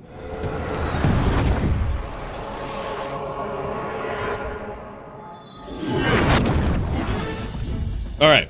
We back in this. We back in this. Let's jam. That's right. Don't F with tilted streamer. Is a good... We need to put that in the chat rules for every place. If streamer is tilted, don't be a fucking cockhead. Streamer is mentally unstable enough to ban permanently for things he wouldn't usually ban permanently for. But just don't be a cockhead. Need to add to the rules. By the way, boys, Coach Jason is going up against Track Amp In the second death match tonight. By the way, I also don't mean to take away from Lin. Lin, on top of playing with a controller, also played very well. So, big cheers to my opponent, Lin. He also played very well, dude. So, it's not to take anything away from him. This dude is a savage. I even told you in his HLD matchup, this guy takes, like, the first couple rounds are free versus Lin. And then it's fucking God tier mode. That's what he does. That's what he does, man.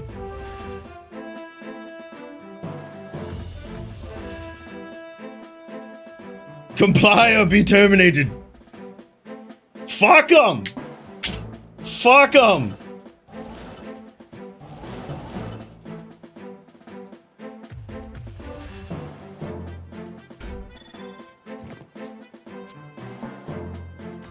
Is this Melee Championship Fight Challenger? This is not the championship for Melee. This is HLD. Yeah, Coach Jason is the reigning defending Melee champ. However, tonight, he's going up against Track Amp in some HLD. And this is a death match. This is a death match on the other side for the Druid. Now, we saw Polytheist on a Fire Druid earlier, engaged in a death match versus an Amazon, where he only needed to get 2 wins for the entire match. But now this Fire Droid, Mr. Track Amp, is gonna need to do it 4 times. He's gonna need 4 wins against Coach Jason's 2, because this is a pretty miserable matchup right here. Very, very tough for the Din. And Track Amp probably has a bone to pick with these Smiter Dins up in here, because in his recent title bout against Serenity, which was also a death match, he lost. He lost, and he knows it was right there. DFC Gold was right there for him. He knew it, and now he's taking it all out. He's taking it all out on poor Coach Jason. Creekers and I in the queue. Gotcha, brother. McCreekers versus the Hash A.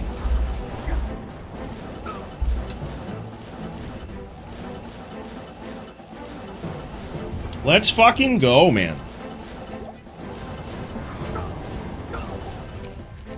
Holy shit. Down goes Mr. Coach Jason. Now 1-0 in favor of Track Amp. Track Amp's going to need to do that 3 more times. Does higher frame rate affect dual outcomes in DFC? I don't know. Data has never been studied on that.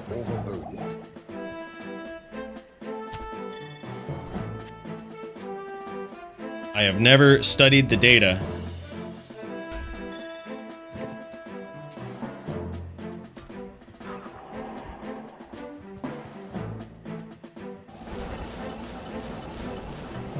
Confirm Super Dude number 2 in DFC soon. Let's fucking go, man. Let's fucking go. Yeah, I think so too. I actually think Super Dude has some big potential, man. Even on the classes he's green on, you can see him pick it up so quick. Bro's got potential, man.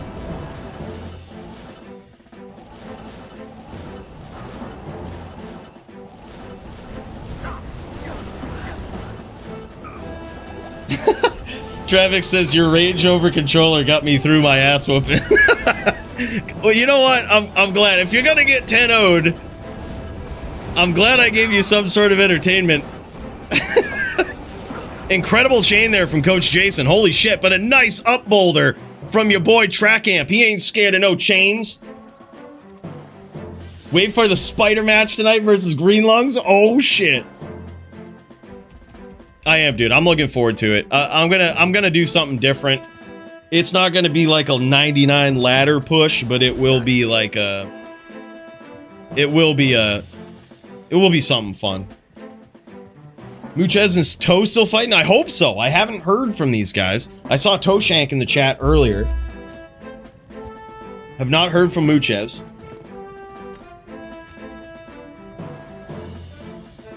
I wonder if we'll get to see it.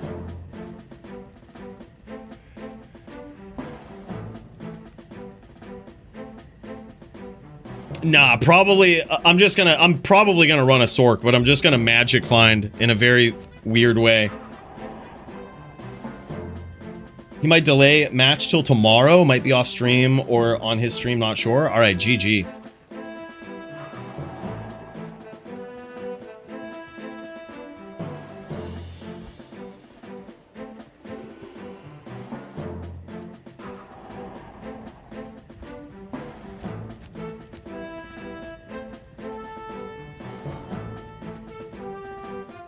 Yeah, yeah. Nim knows what's up, dude. Nim knows what's up.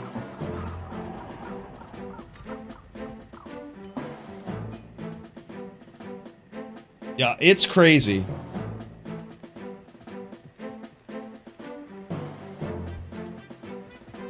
I charged versus a bow lock a while ago and he was hitting me 4 feet away. Yeah, dude. It also happens there too. It's kind of wild, man. I don't know. Yeah. We're gonna have to look into it. Put it that we probably won't ban controller, but like I would be lying if I said controller play is not on my radar. But the thing is, people have been complaining about it for like years now. But the problem with it is like the accessibility of it, I think, is inviting to new players. While it can be abused, it is certainly inviting to new players. So there is also that. Oh my god, what a chain. What a chain there. I think Coach Jason was going for that telly lock and he should have just smited there. He had him right up against that wall. He missed some damage there.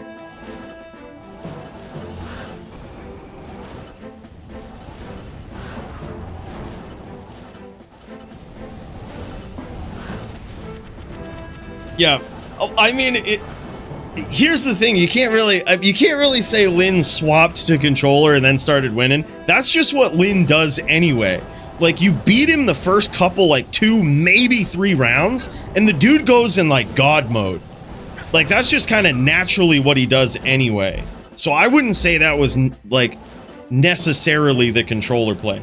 Did the free spears every once in a while help? Probably. But he also just played really well. He played exceptionally well there. The bone walls were always up. The spice with the fire golem, having that going was amazing. Like, his timing and gameplay in those later rounds was very good. Top tier necro shit. So, like, it wasn't that he just plugged in a controller and started winning. He was playing very well, too.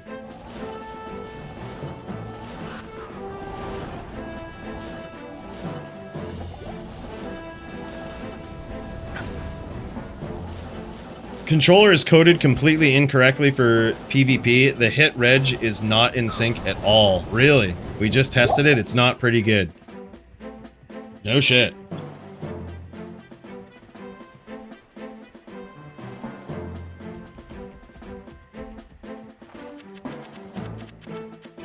I am overburdened. I mean, true. That's been the biggest argument, Smoke, is that, like, it's auto aim. And I don't think that's a great argument, because it's just like, all right, well, whatever. Like, okay, is what it is, right? Like, theoretically, both players could play on controller. But the really tilting thing about it is whatever is happening.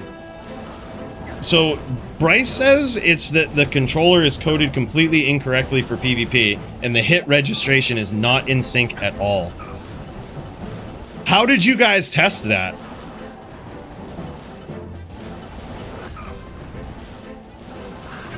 Maybe just ban it on Zon and Necro and let it slide for the rest? Yeah, then you got a bow lock, which is also pretty insane. Bow lock with auto aim is pretty stupid. And then, what else can auto aim? Sork with auto aim is pretty insane. But I mean, auto aim itself isn't really that big of a deal. It's whatever is happening where you take hits you shouldn't have taken. I just use controller and stream Marvel walking in circles around me.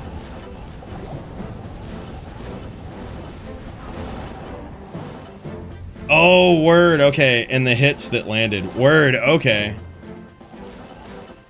So you were on controller shooting at Marvel, who was running around in a circle, and he was getting hit when the spears didn't seem to be hitting him. Is that what you're saying? So like, you were just auto-aiming with controller, Marvel was running around in a circle, and spears were connecting that shouldn't have otherwise connected.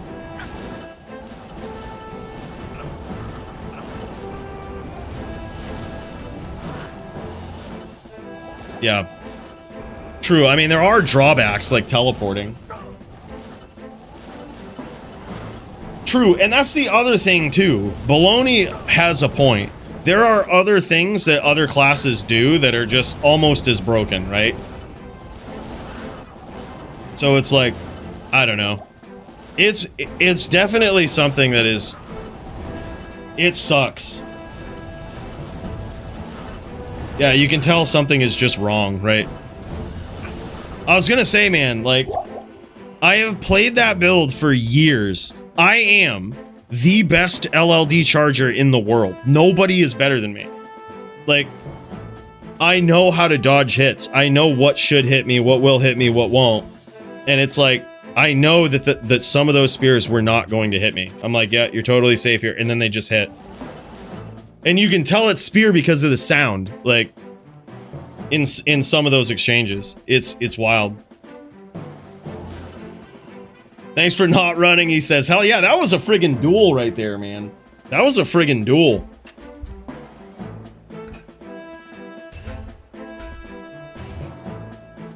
He won, Trackamp won 4-0.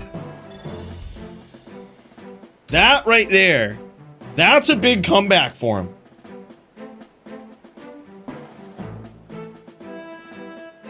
That's a statement, dude. Right. I guess that was what my point was, is it's like, on most classes that I'll just jam and try out, I don't know enough, I'm not familiar enough with them to be like, wow, controller really made something different there. But with that duel in particular, me on the charger, a LLD charger, I am so familiar with that build that, like, I know I've played it for fucking decades at the highest level. And, like, nothing, those should not have hit me.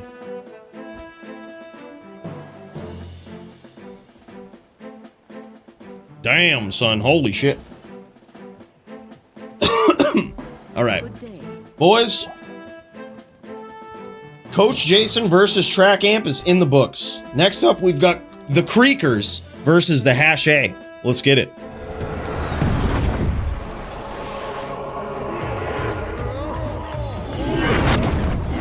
In this corner, we have got El Hash A. This guy, an absolute legend on the Bairb. Tonight, he's going to be going up against the Creakers, who I believe is on a Sin. Yeah, Creakers is on a Sin. Hasha on the Barb. This is actually going to be a wild duel, man. I think it's technically in favor of the Sin. This is band controller Coooley. I don't know, dude. Like, I don't know what to do. It's just, you notice it, you know? You can see it. Something's up. Does it need a banning? I don't know. More data needed, but it is so... that I gotta say, that is gonna be some of the most demoralizing hits I've ever taken in PvP. One of the most demoralizing duels I've ever been in.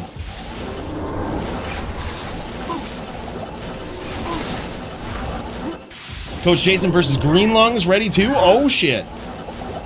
For the Melee title. Let's fucking go, man.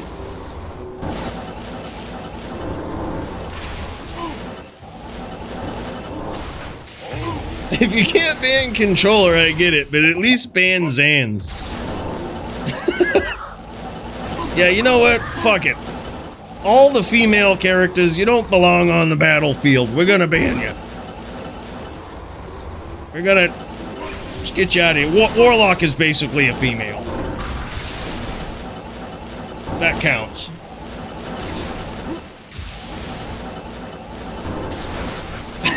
I need mom. Yeah, I don't know, man. It was just demoralizing, you know? Demoralizing.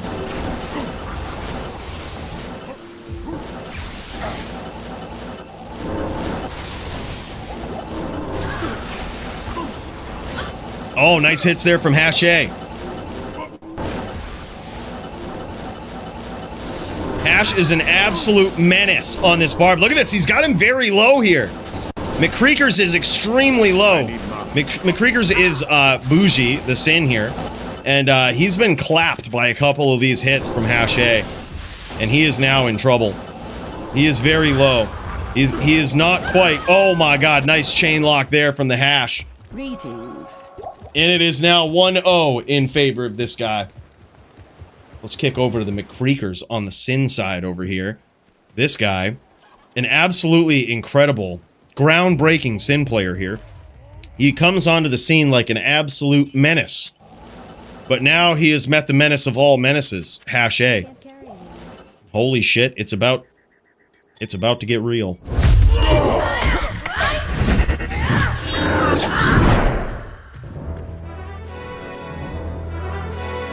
DD Smolps also ready? Oh shit. DD v Smolps. Holy shit, let's go.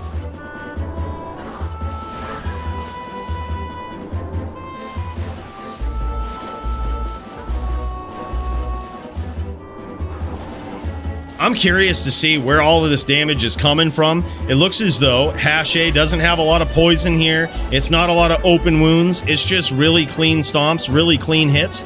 And a couple of times here, we've seen McCreekers. He returns to the scene of the crime. All right, now what I mean by that is he tellies in and out of a certain area, and Hash has been able to predict that quite well. The reason he does that, though, is because he doesn't want to just telly off the screen with his traps up, right? He's wasting a cast of those traps, right? They'll just disappear if he tellies like a screen and a half away. So he's trying to keep those traps live and just dodge the whirlwind.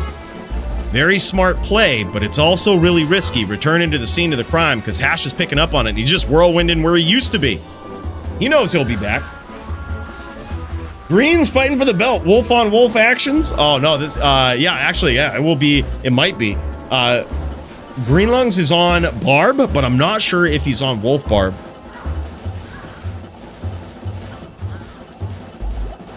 Grudge match, my VT versus Track Amp next week. FT5, no death match. Oh shit.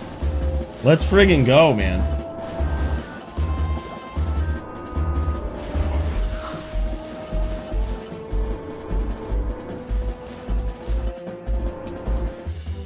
Let's fucking go. I'll make a note right now.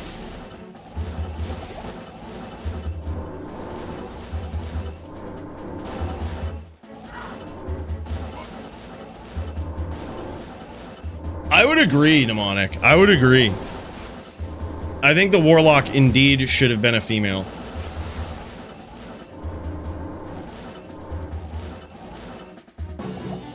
Then I guess she would have been called a witch, though, so nah, I guess Warlock makes sense. Holy shit, what a whirl. Hash was almost gone. He was almost out of it there. Flamboyant Warlock, right? Yeah, then they would have called it a witch. Which that would have changed the whole thing, I think. It wouldn't have been as cool.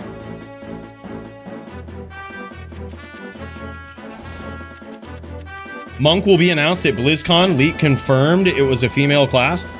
Was it really? Okay, so I didn't want to say anything because someone close to me told me that there was going to be a new class. And he's close to me, and I didn't even want to talk about it or say anything, but I am not surprised. I'm not surprised. Whoever that was, and I still won't out him, he called it fucking a year ago.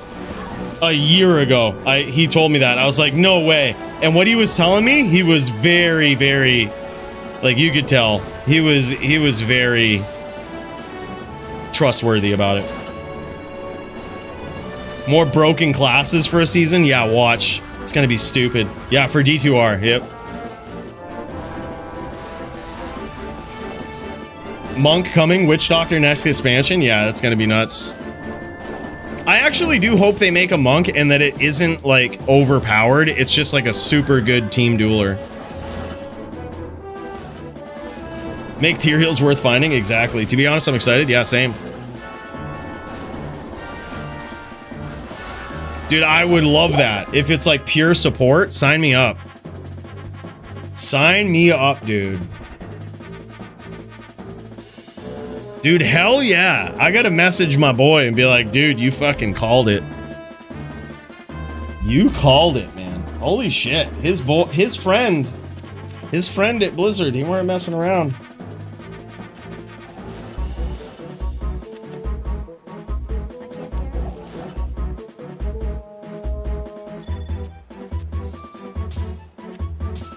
They're gonna fuck up PvP so bad we're all gonna go back to Classic. I'm calling it now.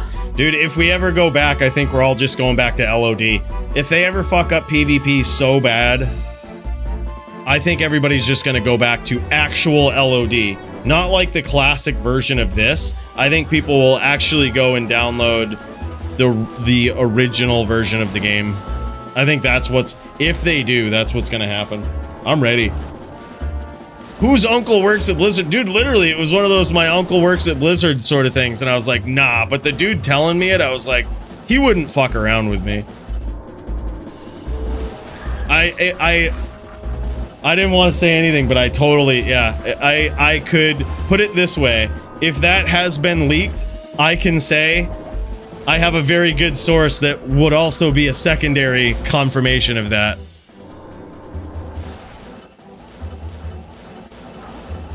I'm not sure if it will be at BlizzCon, but...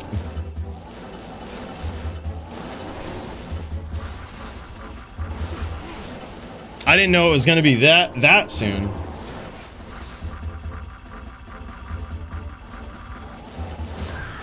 Hopefully they don't cater to the speedrunners this time. Yeah. Well, I mean, those guys are the most visible. They were also had a lot of speedrunners helping them, like, with the expansion, so it kind of makes sense. It was really speedrunners catering to speedrunners, if anything.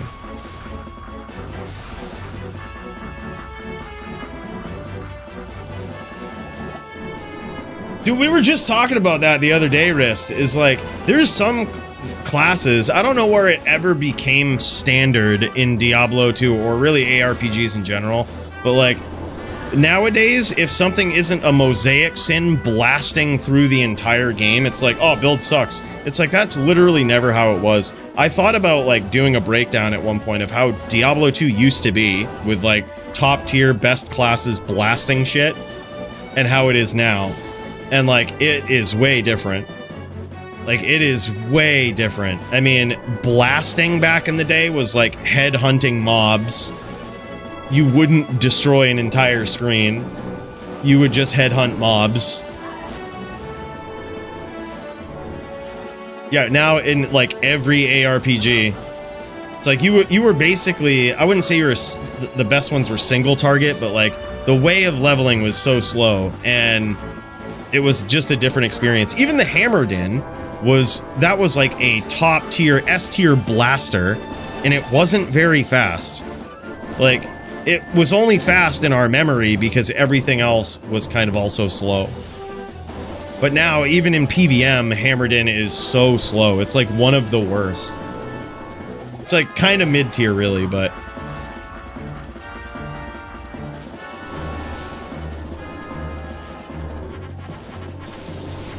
Class-focused runewords?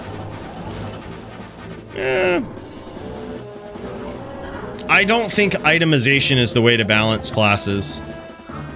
I think class balance starts before itemization. Although I do like runewords like Mosaic. I actually did really like that runeword. I think it was a great addition to the game. It just pointed out how busted the finishing moves were, right? Speaking about balance before itemization. Those finishing moves were so powerful, Mosaic just brought them to the forefront. Be like, by the way, these finishing moves do asinine damage, and they're insanely good. Mosaic just enables you to keep using them.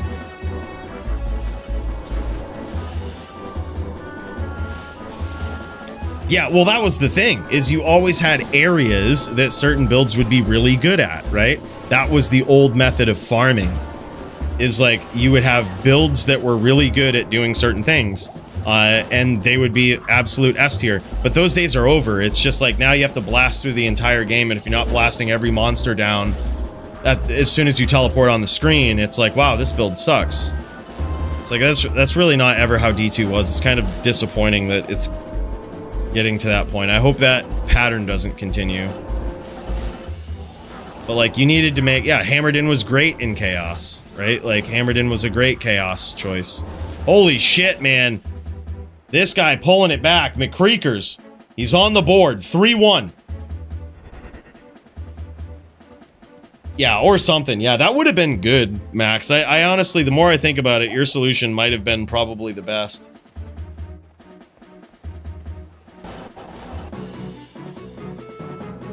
Yeah, well, that's why I say if they fuck up PvP enough, I think that's what people are going to do, is they're going to go back to, if they do, they're just going to go back to LOD, because that's where you had all of the FHR and all of that working perfectly. Yeah, if it happens, that's where people are going. Right. Yeah, that's true. So it's more of a reason these days to like not make it so that builds blast through an entire game. Like, you can still target farm with shards, right? Like, so it's even more of a reason to make it so that builds, like, you can make an insane fire damage build. It's why the community, like the casual PVMers thought that the Fire Warlock was broken, but the PvP players and the OGs were like, no, it's not. This build is completely fine. And it was because Coooley, while you're banning controller, ban T-Gods. It was because that class had one specific element that it did very well at.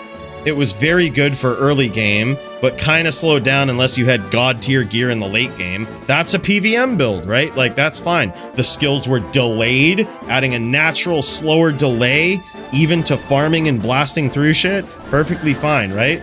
But then in PvP, it's one element that you can resist, right? So it's not broken. Delayed skills with high damage on an element that you can resist. Perfect. Like, there's nothing, absolutely nothing wrong with that build. But then now we have pets that do physical and fire damage for some reason. Like, that's where shit gets really weird. That's not even in itemization, it's just broken class balance from the start. Like, things really shouldn't do hybrid damage, if you ask me.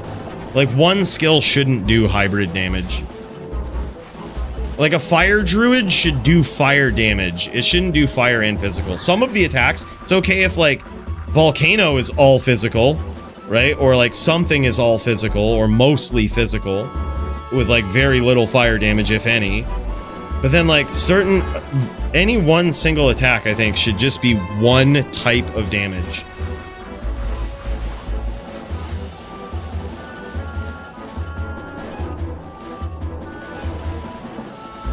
Yeah, that was also probably why Mosaic was fucked up, right? You could keep charging up all of the things and just do multiple types of damage. Just makes it pretty fucked up. I think that's where things really start getting unbalanced. We can see it now with the pet builds. With the Warlock, those are pretty busted. Multiple forms of damage is where the scales start tipping. Nice locks here from Creakers, dude. This guy is actually pretty good to watch, man. There are very few sins that actually get up in there and look for these name locks with Mind Blast.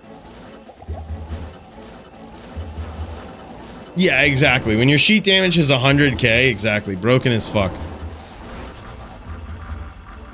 But then again, I mean, Poison Jab and Plague Jab used to be like 100k. Those, no one would say those were really broken.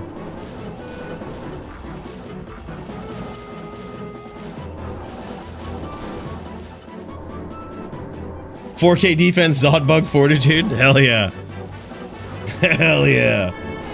Ban Poison Dagger, right? Too much damage, yeah. Yeah, there's like poison skills that do shit tons of damage that I would not argue are broken. Like, some of it is okay, but then again, I mean, to be fair, poison isn't right. Like, that kind of just needs to be revisited in general, I think, with its calculations, but then again, You can't touch the Mona Lisa too much.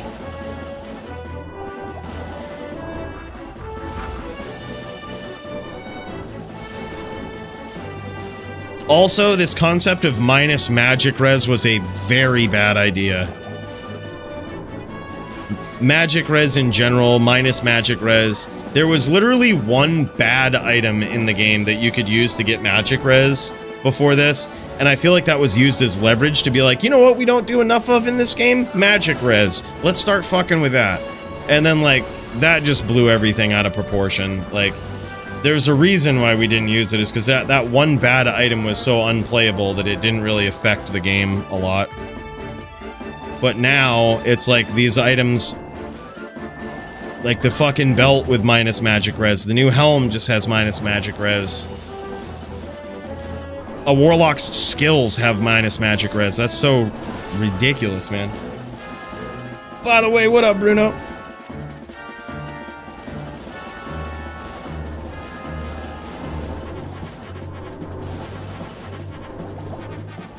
Yeah. Oh, yeah, for sure.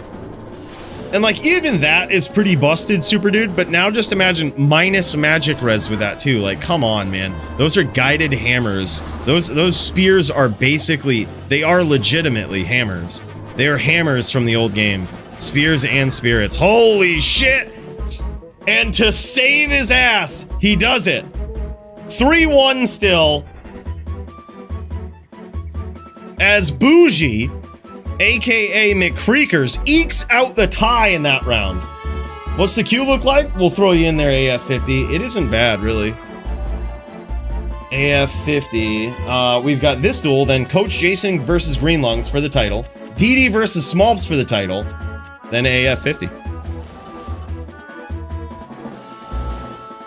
Yep, that is null. D2 had it right, where every element in Magic had a theme. Exactly. That's exactly what it was. The theme of magic damage was not many monsters were immune to it in the game, but there wasn't a lot of mastery behind it. Meaning, whatever the skills said they did, they basically did. There was no real way to buff it up.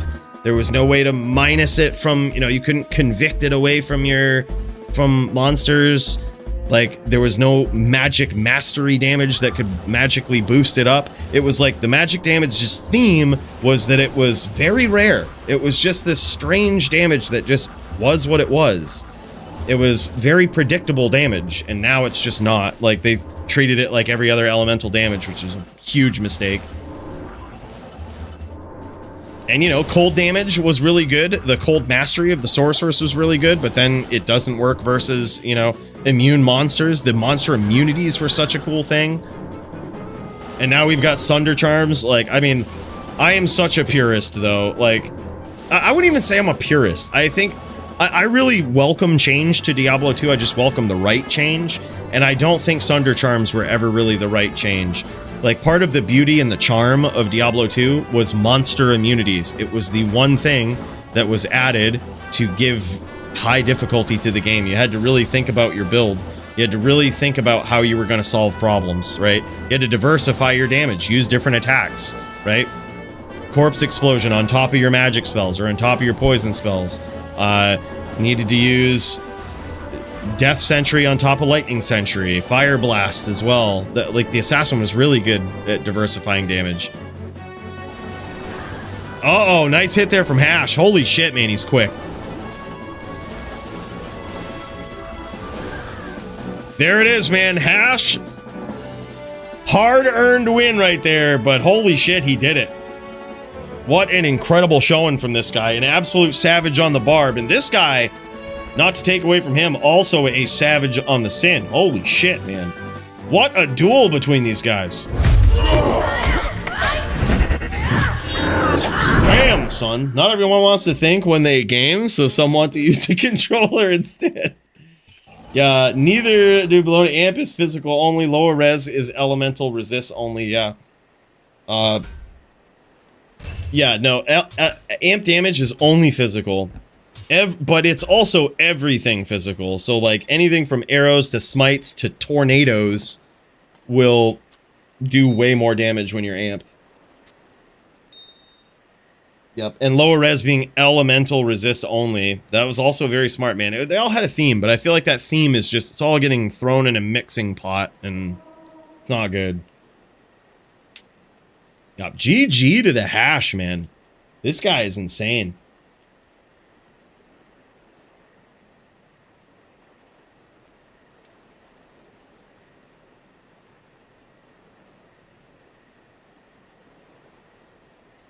Oh, hell yeah. Also, just seeing that, Lord Ages, with like the remastering of the sets, I would agree. I like that they've revisited some of the itemization of sets in the game, because it's true. I feel like if you get a whole set, it should do something special. Max had actually mentioned way back that when you get one of these elite sets, you should just get +1 to teleport like you do in Enigma. Completely agree. I think that would be really cool. It would make them actually usable. They still wouldn't be the best, but damn, look at this. He says, get rid of that goddamn T-Gods. Get that shit up out of here. He says, get that shit up out of here. Well, on the contrary, you can also have everything from Sunder Charms in this. You can have Sunder Charms. You could have the new Jewel and all of this shit. Things get real wild real quick. I love this claw. Look at this thing, man. Holy shit. What a ghost sin, or what a hybrid sin claw here. This thing is savage. I absolutely love Creeker's sin setup. Holy shit, man. That is wild. G fucking G's. Up next, boys, we've got the title bout in Melee of the evening. And this is about to get wild, boys. Let's friggin' do it.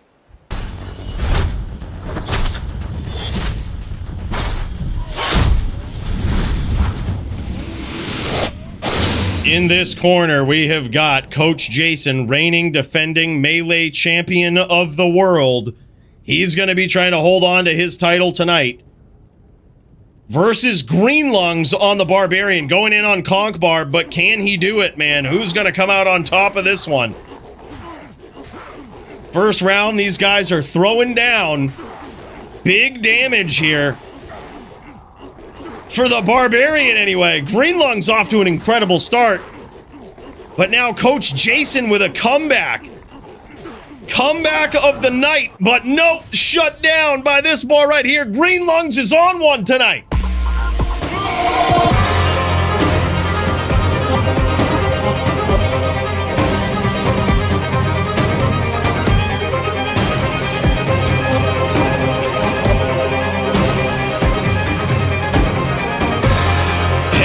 Yeah, man, and here we are, the Melee title bout of the evening. Coach Jason, the longest reigning title defending champion in Melee history of the DFC, as he gets back on the board here now, even in the score, 1-1.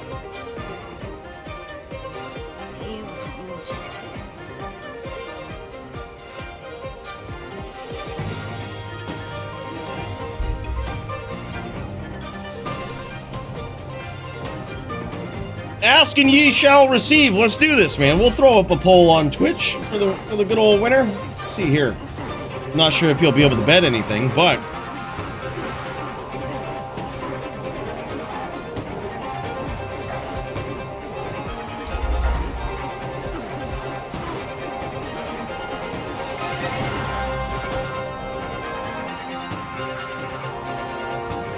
let's see what's up here. Poll is active on the Twitch. I should have made it so you could wager channel points at least. I guess European watchers say that that's gambling, and that I guess that's not even allowed in their country. That's weird. Gio, what's up, man? Yeah, that's what I'm thinking of. It stated it lowers magic res, but doesn't work for PvP. Weird.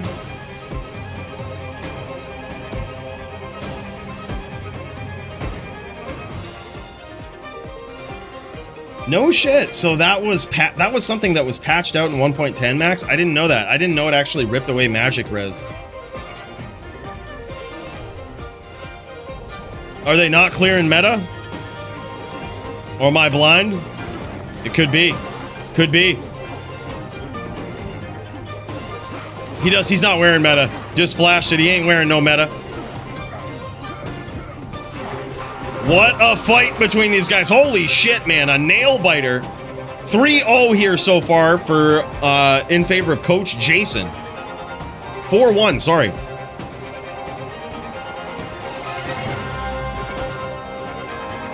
Yeah, I gotta say, man. These melee bouts, man, that's what it's all about. It's all about these items. It's the look, you know?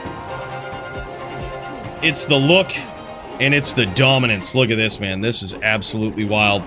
Coach Jason on this Fury Druid. I believe now, at this point, he is 12-time defending. Is that right? Somewhere around there. 12 or 13-time defending. Now 5-1 in his favor. We are watching the perspective of Coach Jason right now. So this Coach Jason is on the Druid. And he's going up against Green Lungs on the Barb.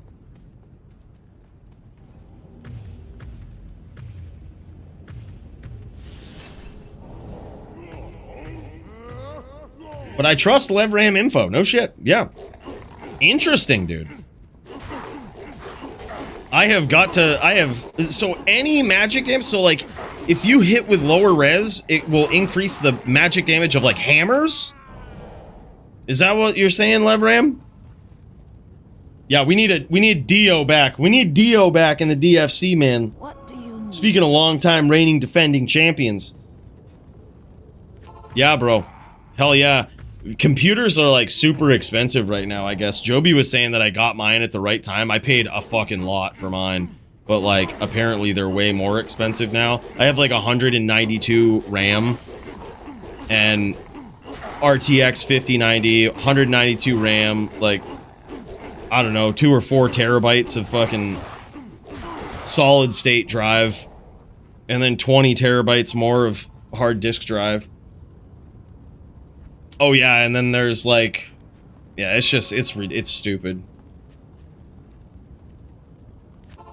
That's true. That's what it is. It's all this AI horse shit that's making computer parts go through the roof. It's very true. Very true. There's like a big push for it with every company now. It's like this AI race. No, it actually wasn't really that bad back when I bought it. I bought it like last year or something. And yeah, that's what I hear. That now it's like, that would be unaffordably high. Alrighty, bets on Jason. Holy shit, man. This one's going. This one's going the distance. 7-2 right now. We got a minute left in the poll. Can you imagine? Oh, yeah. Yep. Yeah, 128 megabytes of RAM was good. Yeah, oh, I remember. Then you got the 512 sticks, and you were a god. Holy shit, man. 8-2 in favor of the Coach Jason. Yeah, I agree. There needs to be some serious regulations surrounding AI. Not limiting ones, but like, I don't know. I couldn't even begin to fathom what the answer would be, but letting that go unchecked is gonna be fucking stupid.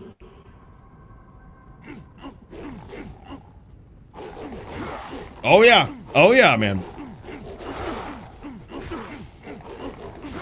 Coach Jason off to a dominant start in this melee contention here. A dominant lead, I should say, as Green Lungs tries to come back. He's getting that momentum going. Getting back on the board. It's a tie game. Unpredictable. Who's gonna win this over on Twitch? 50-50 breakdown is what it was. That's how the poll ended.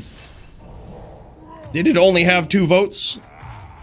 Sure did, but that's not the point.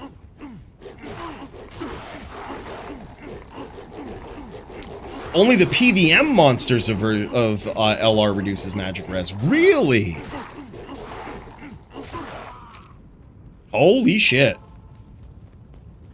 There it is. 9-3 now in favor of the reigning defending champion. This is getting wild. This is indeed getting wild. If he does it, if Green Lungs can come back here, he will pull off one of the biggest comebacks in Melee history, but big hits from the coach right out the gate, and it ain't looking good. It ain't looking good And just like that, and still, DFC Melee champion. Holy shit. Nothing will stand in my way. This guy right here. The Wolf Droid player of the century. And stay frosty. What is this? My guy. GG, man. Big cheers to you. Thank you so much for the gifted membership, brother. It's good to see you. Good to see you, my dude. Smub says, yep, ban meta. Wait. No meta at all. This is just straight violence on behalf of the champion here. Look at this thing. +4 to skills. Look at the jewel in that thing. 7 FHR, 29 ED, massive AR. Holy shit. Coach Jason's builds don't fuck around. The 730 67 jewel in that storm shield. Holy shit. Holy shit, man. The Coach's builds don't fuck around, man. Look at this. DFC Melee champ, string of ears. He's been holding on to that forever. Forever. And he's even using it in this duel right here. I want to say it's 13, Track Amp. I think it's 13.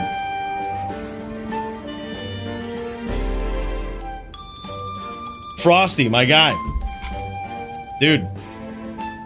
You always come in like an absolute champion. Like, boom, Frosty's here. My guy, that is so cool, dude. Big cheers to you. I really appreciate you. You missed my tilt earlier, bro. I got fucking controllered and I got so tilted. I got controllered. Get fucking controllered, bud.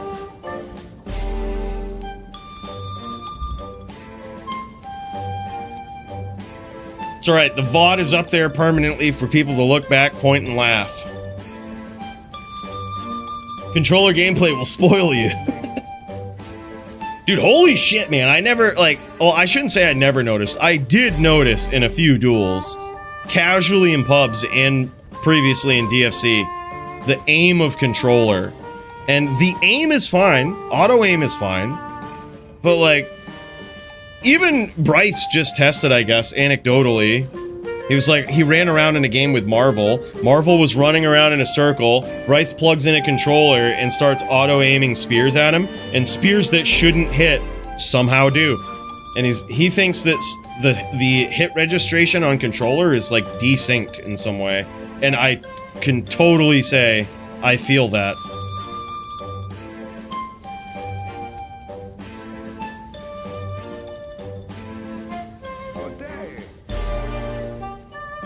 Big Slim Dizzy is up in here. What's up, man? Holy shit. We can't just be throwing that out there willy-nilly, Track Amp. You never know when people try to snipe you with fucking... You know? Can't just be having it out there.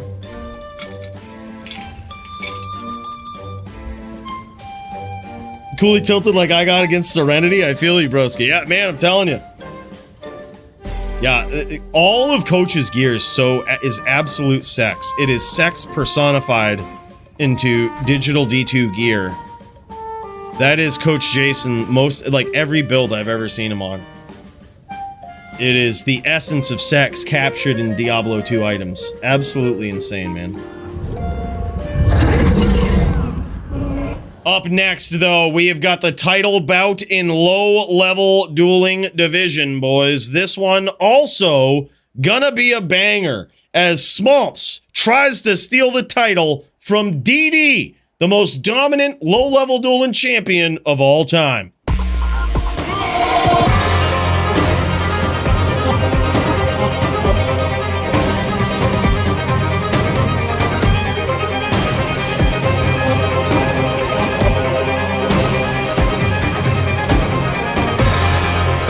Here we go. Nimrod says, get him, DD. Fuck those controller users. Fuck them. Honestly, Smolps is a savage, and this guy is looking clean. I love this, dude. DD coming in on a Zon here. This is incredible. If he can win this, if he actually can win this, this is big. because this was a duel right here that Lol Rages couldn't even get on the Zan versus Smolps. Smolps is a savage.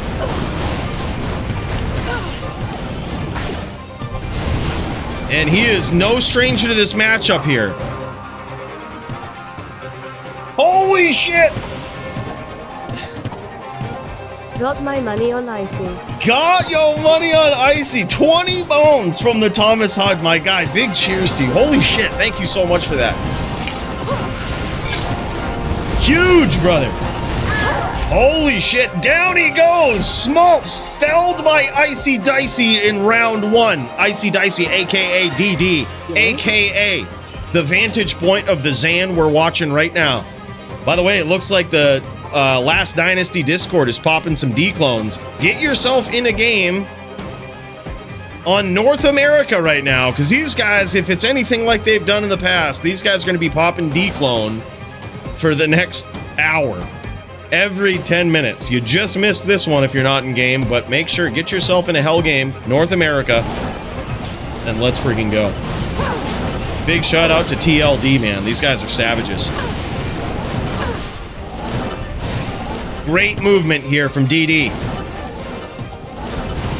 Icy Dicey is just on a whole different level, man. He is by far the best LLD player, I think, of all time. And it's hard to even pigeonhole him into a class that he's good on. He's just good on all of them. If there ever was a connoisseur, a savage, a all-knowing of LLD, it is this guy. A much-deserving champion and an absolute savage in PvP.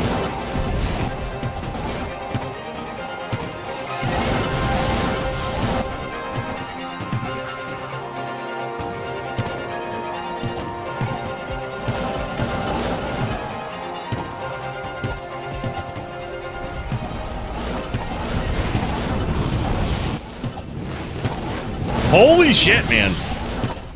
You notice already a different cadence here. And you'll also notice, holy shit, look at this. DD is moving extremely fast. He has certainly stacked up a lot of faster run walk for this duel, which is super important, especially as we know, getting out of the range of fireballs is tough in general. But when they're launched at you on controller, you got to be fast, right? You got to be way out of the way. At least that's the theory right now. That's the theory right now. You just have to, maybe they just always hit no matter what, but the Zans also have dodge, avoid, evade, some absolute savage, some savage defenses against any attack. And you can tell here, I mean, DD has got 2 to passive skills on his gloves. He ain't messing around, man. His gear, he's going ham with this.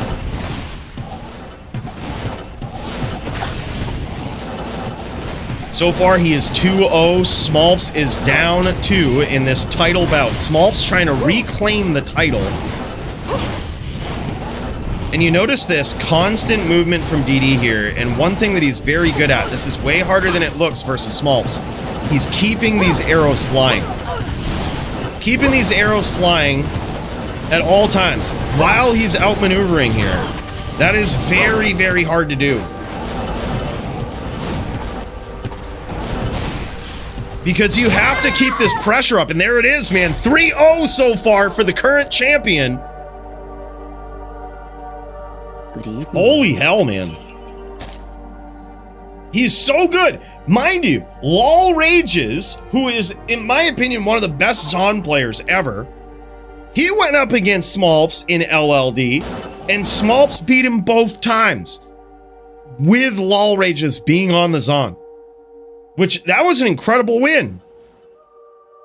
But just to show you how different level of a player DD is. DD is up 3-0 so far. This duel isn't over, but he's on a Zon, same matchup, and he's up 3-0.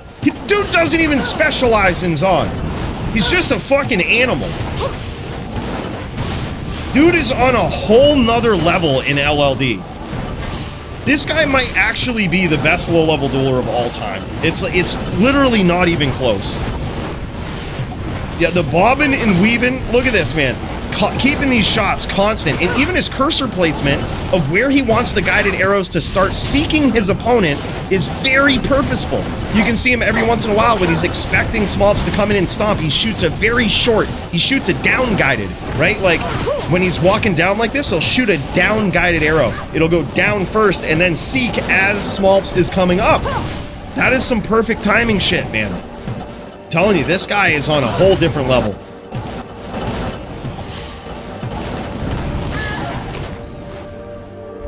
Oh no, look at this. He's on 120. He's on 120. And there it is, man. GG's, a 4-0 victory here for the Icy Dice, man.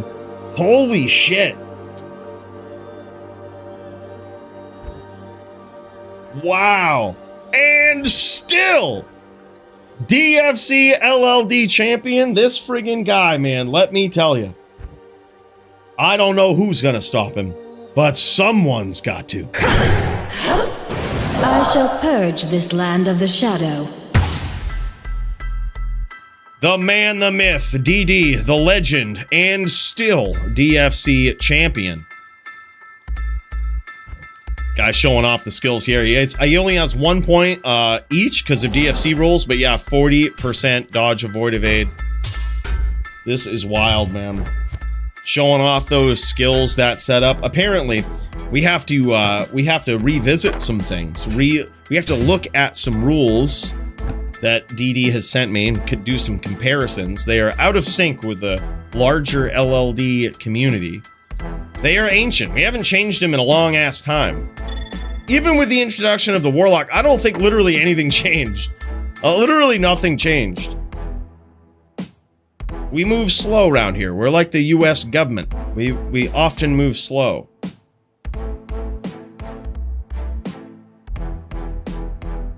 Dude, yeah. I wish the PvP was as like prevalent and fun in D4. It's not focused on as much. It wouldn't take much for them to fix PvP in D4 at this point, really. All it would take is for them to incentivize it. That would be the first move. You don't even have to change anything, just incentivize it. Look at this, he's re-tokening and everything. He's probably got himself another matchup somewhere. This guy's gotta go. This guy's gotta go tear it up somewhere else, you know. Get this Zon ready. Damn, son. Hell yeah. Great duel between these guys. Up next, boys, we've got AF50. Let's pop up in there as he throws it down. AF50. This guy coming in. What is this? CMC Grizzle. 8 months with the Prime, man. Holy shit. Big cheers to you, brother. What a savage. My guy. Thank you for parking the Prime over here, man. You could park your Prime on any tilted streamer's stream, but you chose to park it over here, man. I appreciate you. Oh, dude, we just hit the bottom of this lemon juice. I might have to go fill up here because you deserve a proper cheers for that, man. And Brew 81, what?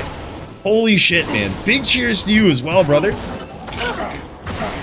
We got the drop, the last drop going right to Brew 81. My guy, thank you so much, dude. Wild. Yeah, I know. We need to re-up on this. 0-1 so far in favor of... Wait a minute. Who's AF50 going up against here? This is low-level dueling by the looks. He's going up against Lol Rages. Speak of the devil. One of the nastiest Zan players ever. This is a tough matchup. No matter how you slice it. For anything that is not a barbarian in LLD. It's very, very tough.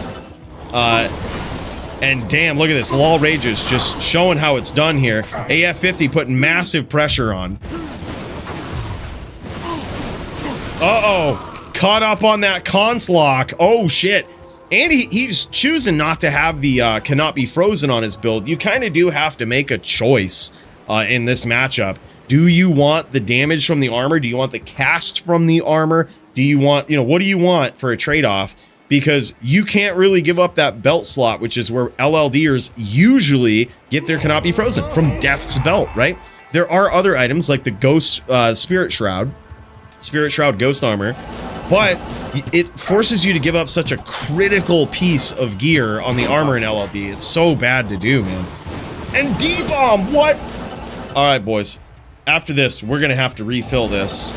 I went through a lot of gas here today with this lemon juice, but damn, son. We're gonna have to get some more because D-Bomb coming in with the follow and the prime sub. Holy shit, man. Thank you so much. I appreciate that, dude. D-Bomb, the man, the myth. Good Annies tonight. A 2019-6 and a 1919-6. Holy shit. Dude, Leroy, I thought about you the other day. Sir, what's his name? Popped D-Clone on ladder right before ladder reset. I hadn't found shit all ladder. I found a 2019-9 Annie. And I was like, this is the only good thing. From a random... I was already done with ladder season for months. Oh, he is wearing it. Yeah, he's swapped out to that armor. He's swapped out to it. He's going with the cannot be frozen. I think that's pretty smart here, honestly. Because the cold check damage from Lol Rage's Zon is gonna fuck up his whirlwind breakpoints. He's certainly got stuck from it a couple of times here. I think he's making a good choice. AF50, dude. A savage bard player. Lol Rages is just a different kind of Zon. It's AF50, dude. Dude's a legend.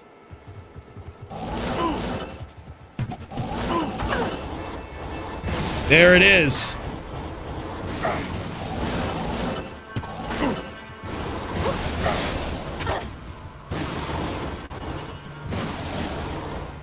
Great movement from AF50 here. Damn, somebody's not quick enough. That is crazy because that was such a close range, close quarters combat duel between these guys, which is something you don't really see anywhere else, especially in Barb v Zan, right? Except for Melee. I can't carry anymore. That is so crazy. These guys like literally stayed on each other's screen for like the entirety of the duel. I love how zoomed in AF50's screen is too. It's just so wild. Let's check out this low level dueling, level 30 gear here.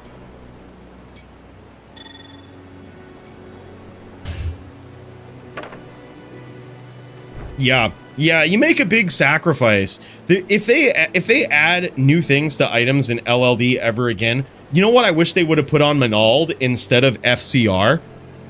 Cannot be frozen. They should have put that shit on Manald. If you're gonna change it for LLD or speedrunners, put cannot be frozen on Manald. Dude, that would have been LLD gold. It would have been game-changing, best change to ever happen to any item in a very long time. But FCR? Come on, dude. We got enough rings with FCR, right? Yeah, dude. The bow, the jabs, the shield, the helm, the amulet of Lol Rages, it's all top-tier level 30 Zon stuff, dude. It's so insane. Add me and Super Dude to the queue? Absolutely, Travix. Y'all might be up here real soon. Travix v Super Dude. Yeah, we've got Green Lungs v Super Dude next, and then Travix v Super Dude. Super Dude with 2 matches right in a row. Let's friggin' jam, man. Let's get up in there. Let's do it.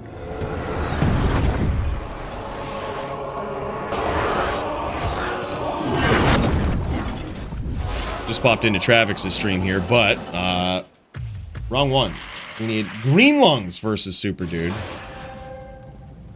But I don't have a stream for it. So you know what? Y'all are up next. Y'all are up next. Let's do it. Green Lungs went MIA, so Trav... Oh, I see. I see what's going on. So Trav... I see. Okay. Super Dude versus Travix. I see what's going on now. Travix stepping up to the plate.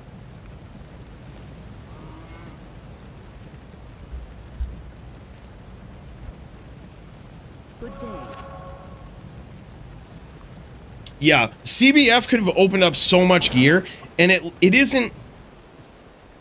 Like, Raven Frost is the cannot be frozen spot for HLD, right? But, like, LLD or, like, early game cannot be frozen.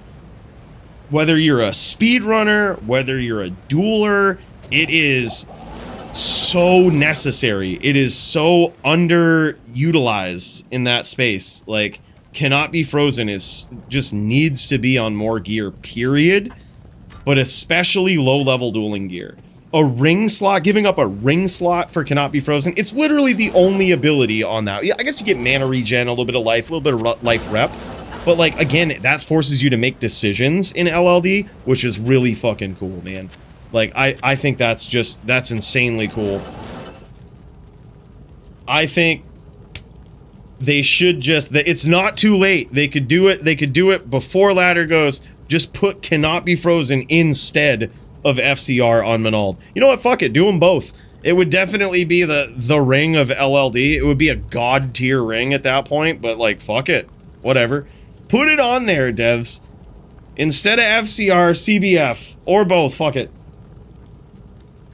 Yeah, gear choice is super important.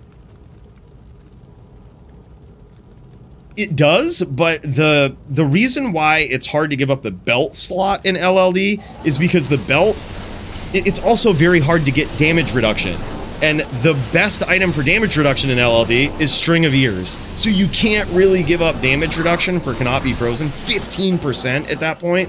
It's like, you can't really give that up. And it's not only damage reduction, but it's MDR, which 15 MDR in LLD is huge.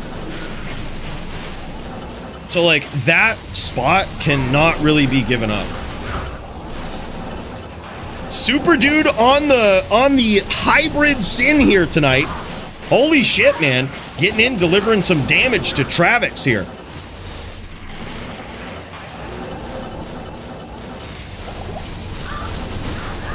Damn, son, big hits. Travix is in trouble on this Necro. He's gonna have to re-up on his bow here soon. He also has the Fire Golem out here, and that's to prevent any sort of residual life leech from his opponent. Holy shit, and there it is, those line traps getting there. Omega Deebs, what a savage. My guy, thank you so much for the 7 months. You know what, this reminds me. We gotta go refill this glass for a big cheers to D-Bombs and Omega Deebs. Because you guys are savages. And of course, we gotta get a good one in for Brew, CMC Grizzle. We're a little behind with real cheers. Let's friggin' do it, boys. BRB.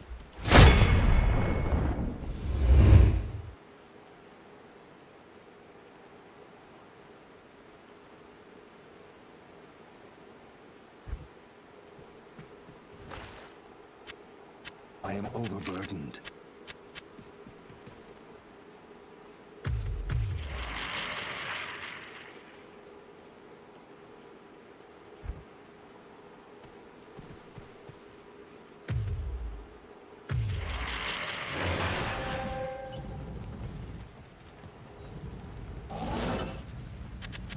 I can't carry anymore.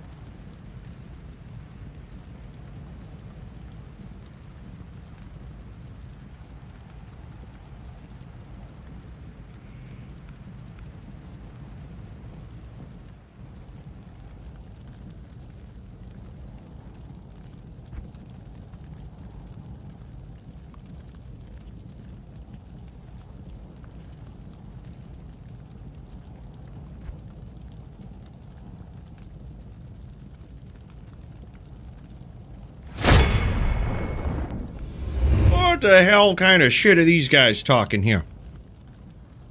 What the hell? Travix in here talking shit. Holy hell. Alright, boys. What did I miss? Who died? And whose fault was it? Let's get up in here and make this happen.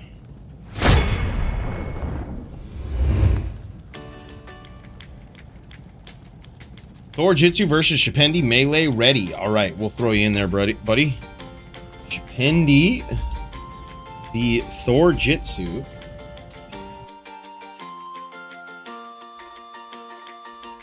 T-fuck is going on? What did we miss here? Chapendi Thorjitsu. Let's do this. Is this the right one? I also see Smolps up in here. He might be waiting on his opponent. I'm going to add him to the queue just in case. Doing it. Oh, I didn't read anything. Reading is hard.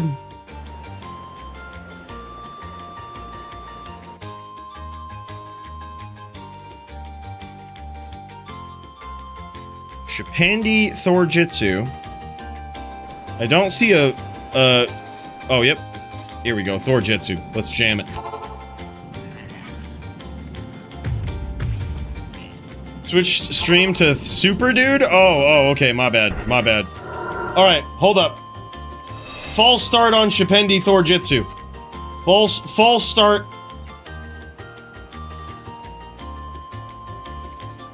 False start.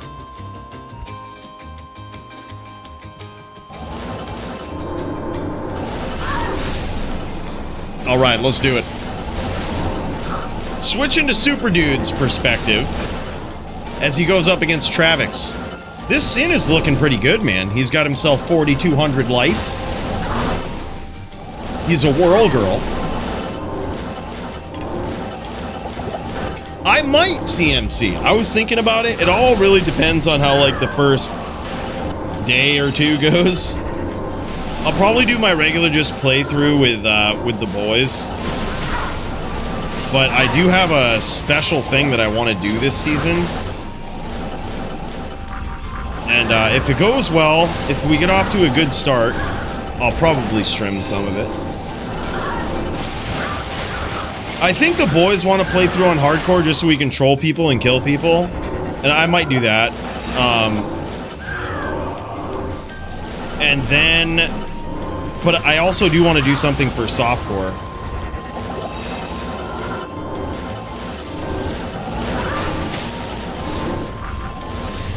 Put me and Kyle in the queue, getting set up. Oh, hell yeah. You have no idea what you're in for tonight, Jits. No idea. 10k farm gold bounty on Coooley. Let's go. I'll slay my own character for that.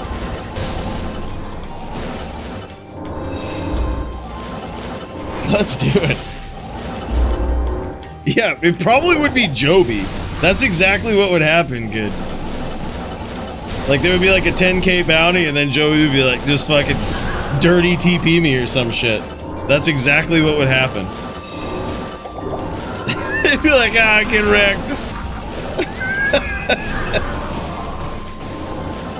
Clint and I as well in the queue. Got you, brother. Will V. Clint. That one's gonna be sick too. He'd record it and everything. Talk so much shit, probably in French too.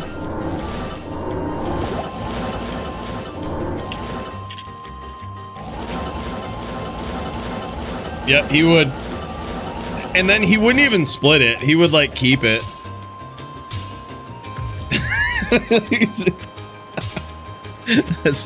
With friends like Joby, you don't really need enemies. It's kind of, it's like efficient, you know?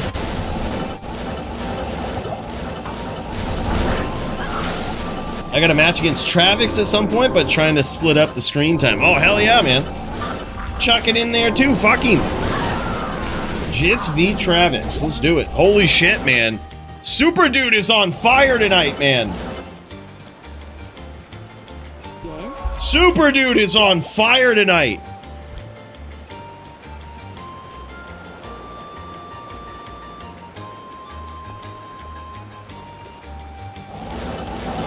This is wild, man. I don't think we saw him much on a Whirl Girl either. I don't think we saw him much on a Whirl Girl prior to this. Usually Super Dude was a big Necro player. But dude, Whirl Girl, he's looking clean on this. Skybound is getting ready for HLD with me. Can you add us into the queue? Got you, brother. Kyle versus Skybound. Hell yeah, man. Let's go. Yeah, he totally would. It wouldn't even be that. He would, here's how Joby would do it.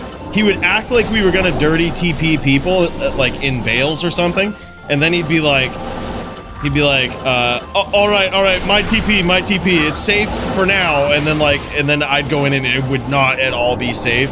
He would be acting like we were dirty TPing other people, and he would get me, but only for like a 10k bounty. I bet he would totally do it though.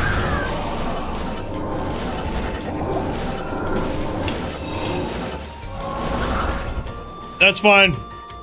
You're good. I don't think there was actually much damage there, yeah. I was gonna say. It was like an insignificant amount of damage.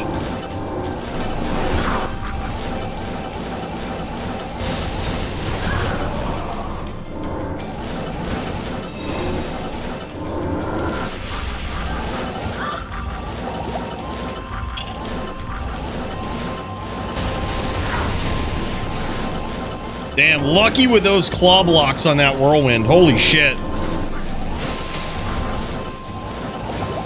Lucky claw blocks.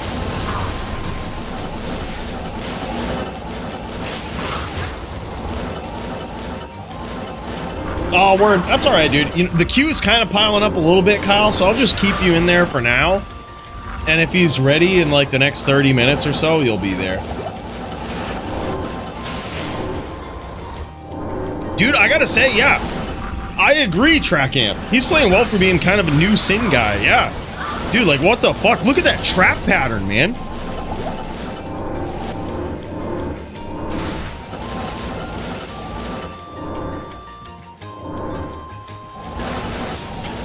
Bro was just waiting for it there.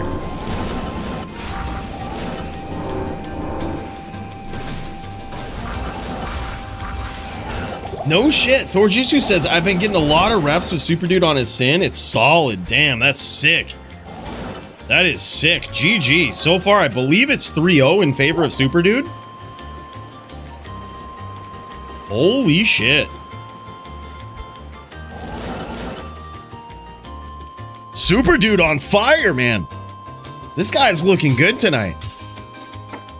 Doom, what up, dude? The wig himself.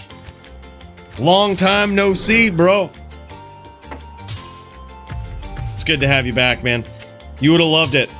We gave away a pretty top tier. You remember Lamp's Cold Sork? He basically donoed that, and we gave most of it to Kyle earlier. Promising Cold Sork in the DFC with not really a lot of good gear. And friggin' Lamp hooked him right up, dude. With like absolute top tier, like even swap gear and all of this shit for weird shit like PLR, and man, it was crazy. And we kept Lamp's wand. You remember the god tier wand that he had? We kept that. We said, Kyle, you get into the top 10. This is yours. So now he's going for it, dude. He's going for it. That orb is so god tier, man. Like absolute god tier Cold Sork orb. Can we not buff Kyle on the night I have to duel him?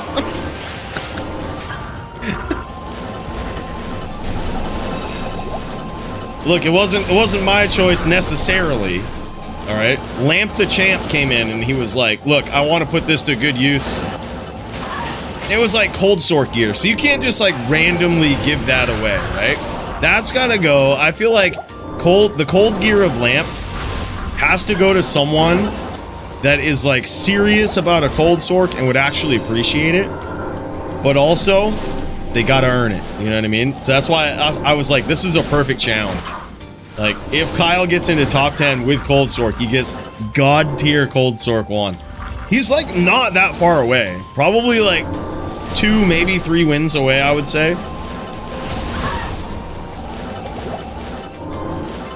Doombreaker says, "Kay, let me know what I gotta do to get it." Talk to Kyle. Talk to Kyle, man. You should. Here's what you should do. If you want it, you should work with Kyle. Train him. Oh, look at this. Super Dude backing off a little bit here. He notices that Travix is probably dropped. Yeah, probably disconnected. What a good guy. What a good guy over here.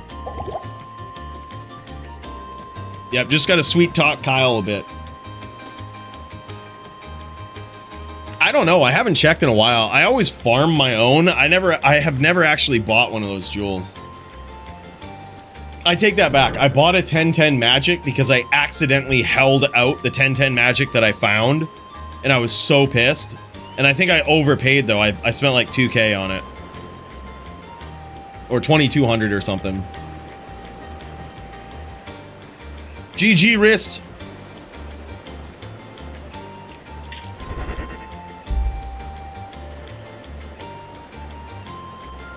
Yeah, it's crazy. Yeah, DC, give it a minute. Yeah, no worries, no worries. No worries. All right, we'll give him a little bit. He said his internet's out. Oh, shit.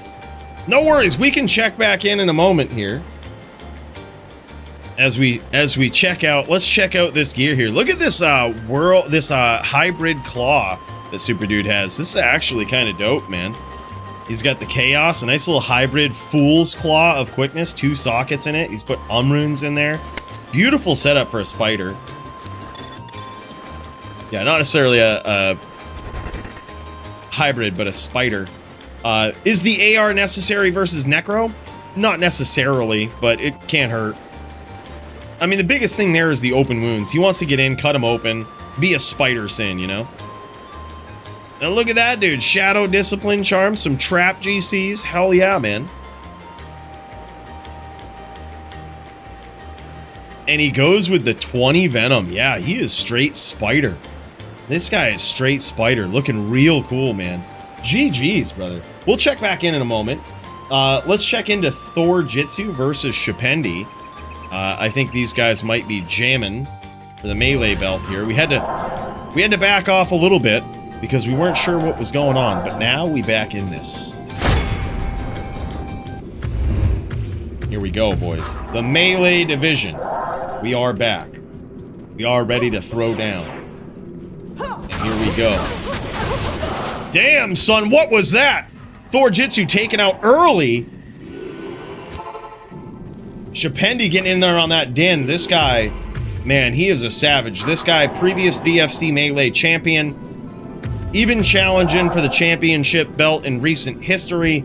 This guy is highly ranked, highly motivated to get up in here and cause some damage to not only this Zon, but anybody that stands in his way.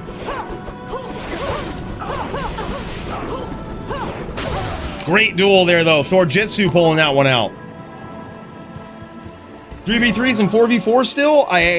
We haven't in a while. The team channels are always open, but there's 2 things with the teams. It was, I'm not sure how often they actually fired having them open, but it was also really hard to check on them because we often have queues of duels that are just like, there's always a duel going on, you know? So it's like hard to break from the action to watch a team duel. We tried it. Thor Jitsu now getting there. 2-1 in his favor.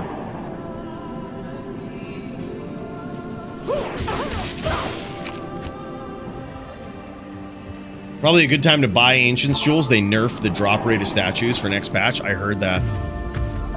Yep. I tried stocking up on some before they did. I think I got like close to 10 of each.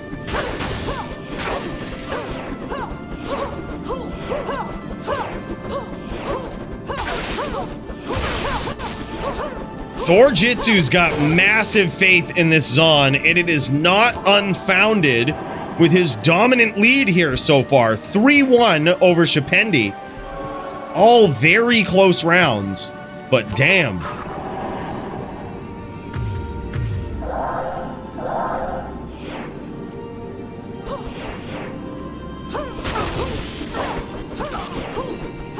Big hits for Thor Jitsu right out the gate.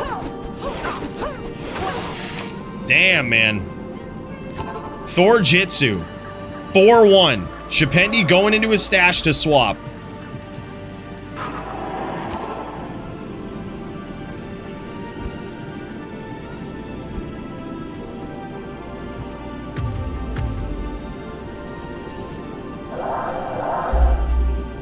Really, Super Dude? That's dope, man. Die. I just slept like 2 hours. Got to get in mode for tomorrow night. Oh, hell yeah, man. Yeah, I got to get in degen mode, chum. Got to be ready. Waking up at like around this time, you know, you got to do it. Die. That's pretty much standard protocol for me. It's a miracle when I'm up before noon, honestly. I feel like it's a really productive day. Or at least I see a lot of sunlight anyway. Big hits, though, for Noah, a.k.a. Shapendi, an absolute savage in the melee division. Makes a swap, and now, how much of a difference is it going to make? 4-2 now. Still in favor of Thor Jitsu on the Zan. Trav and I are ready. He's back. All right, we'll swap over right after this, brother.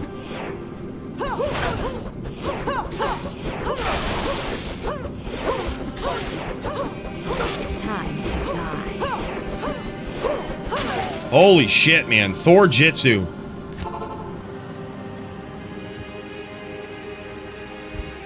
$5-2 now in his favor with this Amazon.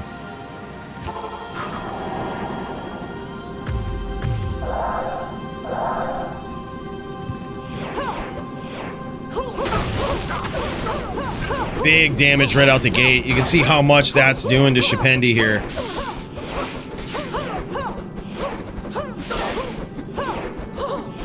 This is crazy. 6-2 now in favor of Thor Jitsu. Absolute killer, man. Holy shit.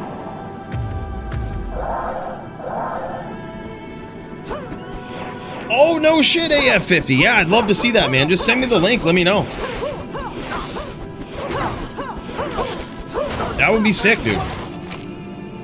Thor Jitsu. Absolute throwdown here. 7-2.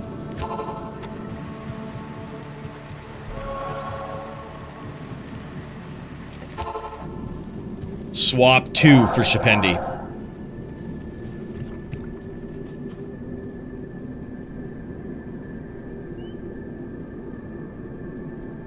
Hell yeah, brother. Yep, Zon passive's OP. Yeah, it is pretty wild.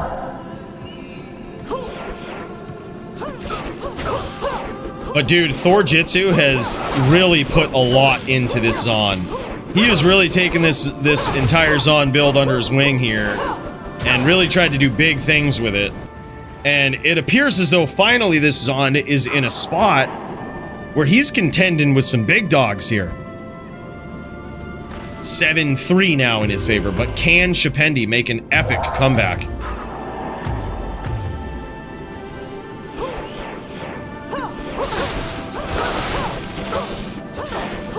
Damn, son.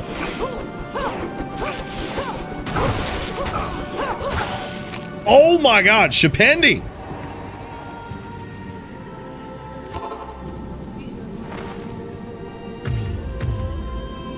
$7-4.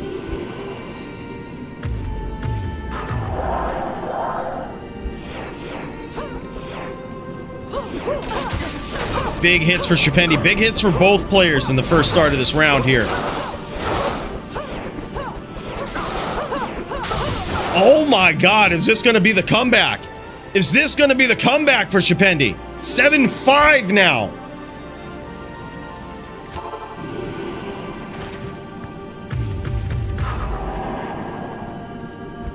Get those shoes ready just in case, super dude. Thor Jitsu going to the stash for a swap.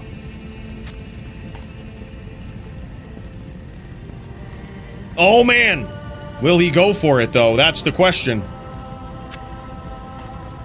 He's thinking he's taken off. Did he take off the Sunder or was he thinking about putting it on?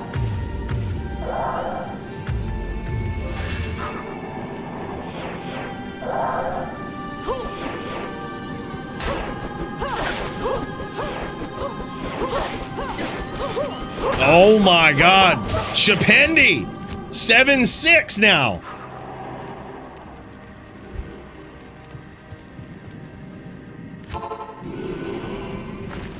I don't know, honestly. I wouldn't think that non-Sunder would be Biss, but I didn't quite see if he took it off or if he just never had it on. Damn, dude. Is Shapendi about to tie this? Nope. There it is. Back into the winner's column. Now 8-6 in favor of Thorjitsu. He didn't have it on. Plan was no Sunder. Oh, okay.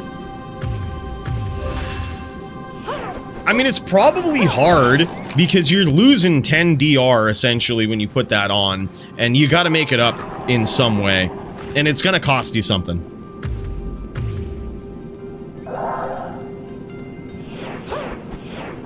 Here we go, 8-6. Oh my god, huge hits for Shapendi right out the gate.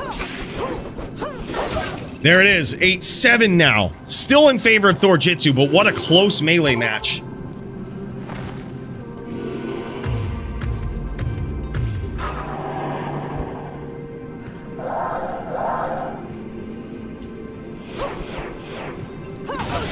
Big hits for Shapendi again. He's trying to tie it up.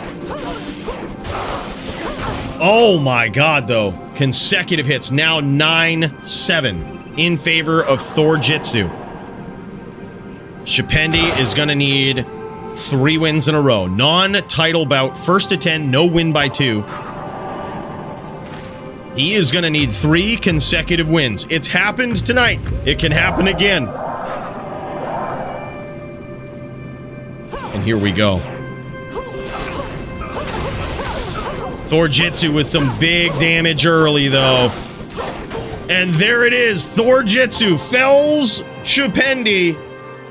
GG's, man. 10-7. And the work, the effort, the thought, the theory crafting put into this build from Thorjitsu pays off. Yeah, almost a hell of a comeback there from Shapendi. Holy shit, let's check this gear out, man.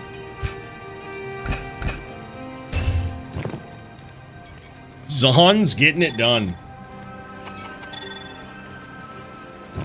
Dad's sword, no.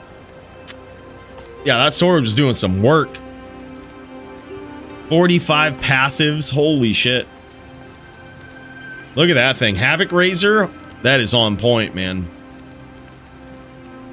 Loving that armor too with the 60 max damage. Very interesting.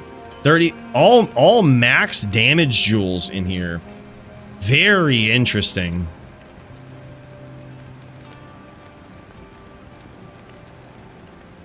Shapendi with those 3 2020s too. Great gear. Like Shapendi's din is on point, man. Look at this thing. 100 life, 3 socket, 3 40-15s in that thing. That is beautiful. And those jabs, damn son, some 3 2020s for Thorjitsu. Both of these guys looking insane. I told you, this guy put some love into this build, man. And look at that thing, a perfect 50 ED jewel in the shield. Jesus. That is just nuts, man. This inventory looks real good. Real good for Thorjitsu. That is wild. Sweet Balrogs, he says. G fucking G. All right, let's pop back over to Travix versus Super Dude real quick. While their internet is back, you know, while Travix's internet is back, let's friggin' do it.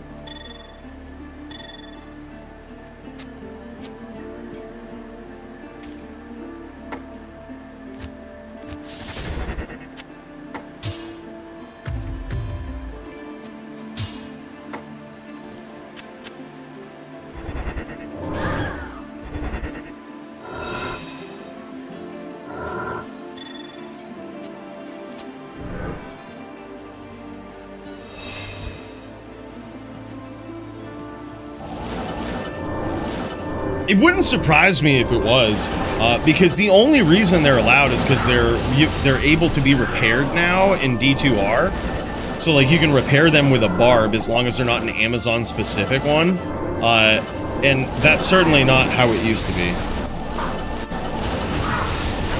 No bow here for Super Dude. Now he's just stunting. Now he's just stunting is what it is.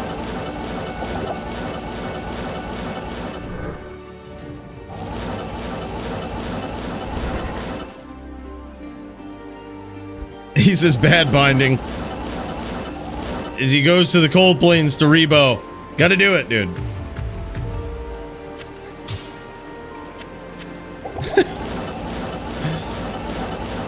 You know what they say, Nam wasn't won in a day.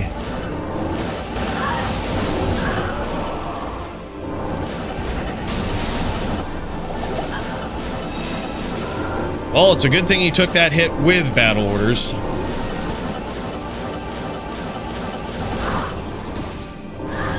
It is indeed not like that, though, because EDC could not be repaired. The jabs can be repaired, even if they don't have rep. I get why they're used. It is definitely different than how it used to be, though.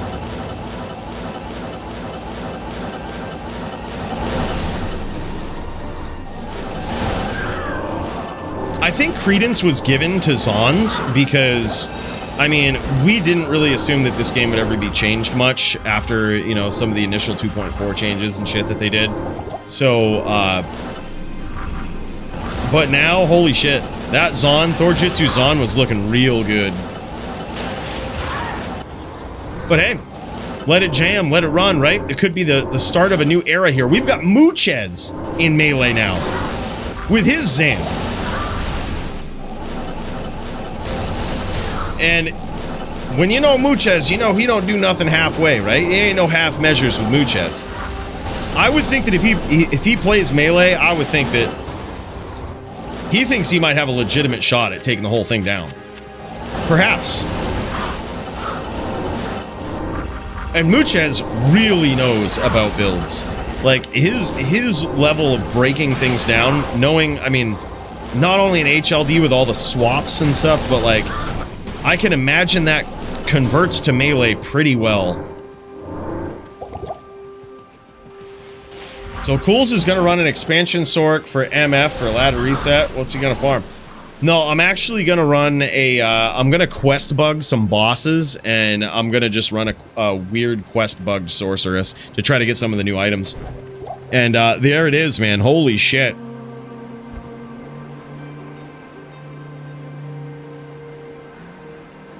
Was trying with quick cast, but yeah, there it is. Holy hell, man. Super Dude gets there. What a savage. Boys, let's kick over to Smolps. Let's see what this boy is up to.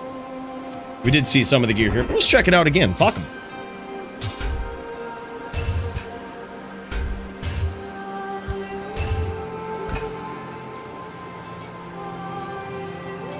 Yeah, I've always wanted to run a quest bug sorceress for a season and just see how well I do. And that's what I'm going to do. I'm just going to quest bug and stick to one boss the entire time. Should be able to get there pretty easily day one. Or night one.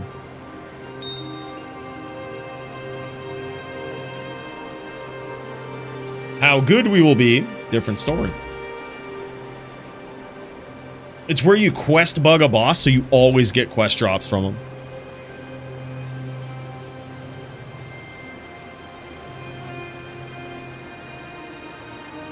Holy shit, what a setup here, man. Super Dude's Sin is like nasty. Dexterity, rep life on that 220 AME, or at least 217 AME. Look at this. He has really leaned into the new, these new jewels here too. The new Sunder, new jewels. There's a lot of good things about that. That AME is indeed sick. 218, 13 dex, 6 rep life. And look at this ring here too. He's got a couple of really nice rings. 51 life with rep life. And then he's got, look at this dual stat caster ring. Life, AR. The thing is beautiful. Absolutely insane, man. Wow. I love that Travis was going with the sling rings too. Actually love it. I think that's the way to go with Necro, man. You got to lean into that damage a bit, you know? The move is to do early C rushes. So much form gold to make there. Yeah, but it's not really that fun. It's like... it isn't, my goal isn't necessarily just to make a lot of forum gold. It's like to have fun while doing it. And like sea rushing, sure, it's a, at least used to be a decent way to make forum gold, but it's just not fun. It's not interesting. But GG, man. Let's pop over to Smallps here real quick. See what this guy, let's see what that boy is doing now. I see him up in here. I see him up in here. Jinshin!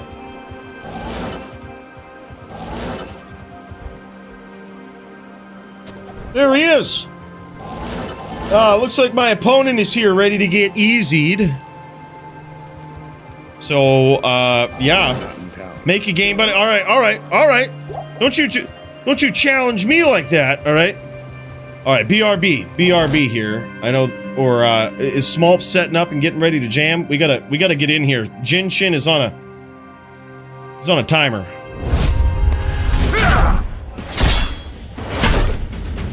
All right, let me get logged into my account here real quick. Yeah, well, it won't take long, boys. This is just Jinshin. He's a relatively new Zon player. And, people used to call me, the punch prodigy on the barb. Because I'm so good. So, it shouldn't take long. Is all I'm saying. I mean, shouldn't be too hard here. Make a game, buddy. I don't need ping advantage versus cool. That's right. All right, come on in. It's gonna be this game. I'll message you, dude. Jinshin.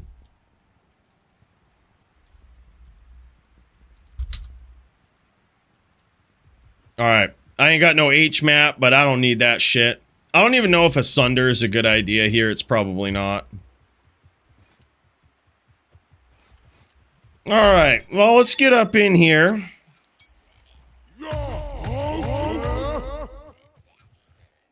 Decided to torture myself. Classic barbarian solo self-found. Holy shit, bud.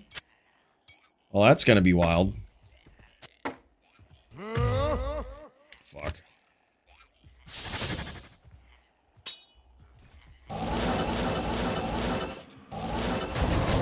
I need help killing monsters, Jinshin, if you can help. Full dex build for you, easy. Holy shit. Well, alright. Good day. Should be good. Probably want to clear these monsters so he doesn't do all that cheesy life leeching shit.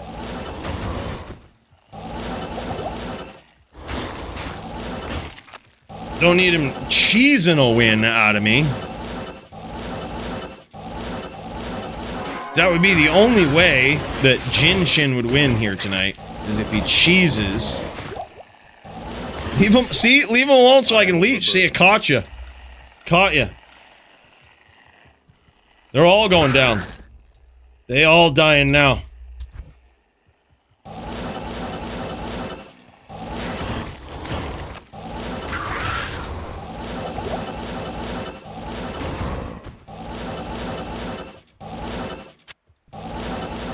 Yeah, close enough. Greetings. Alright, let's get some mana. Let's get some manas up in here.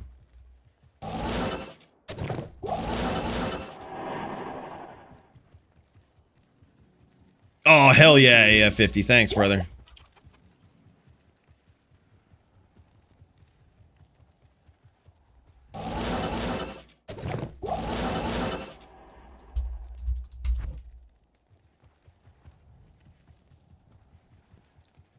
Serenity and Austin to the queue. Hell yeah, man. Oh, hell yeah. Alright, we've got a few people to check in on after this. I've just got to beat up Jinshin. He's always on a clock, you know. He's got to be in and out, so... we just got to beat up on him real quick. He is a relatively new Zon player, though, so I hate to talk shit about people, but it won't be hard. I mean, it won't take long. So, I don't want to talk shit, but if you're betting on this fight, right here, guys. Good day. Relatively new Zan, so.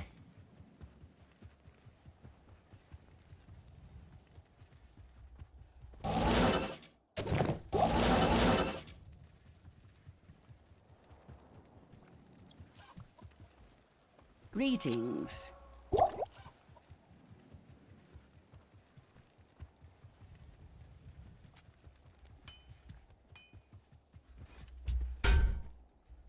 you know what I should do?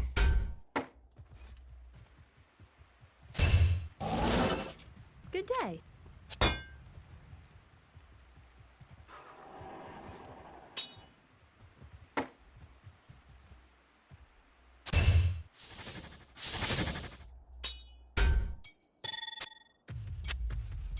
Alright, you know what time it is. Give it to me, Bill. That's the one. That's the one.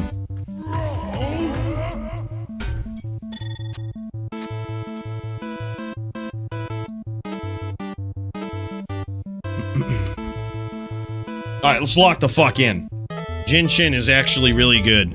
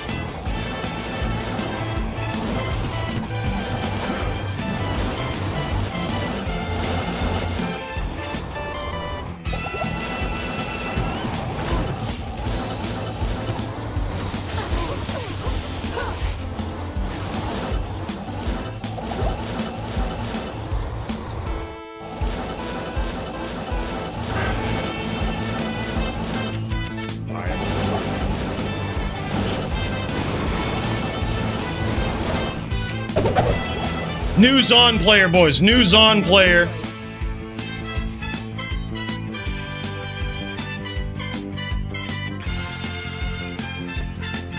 The order welcomes you. Yeah, news on player, high ping.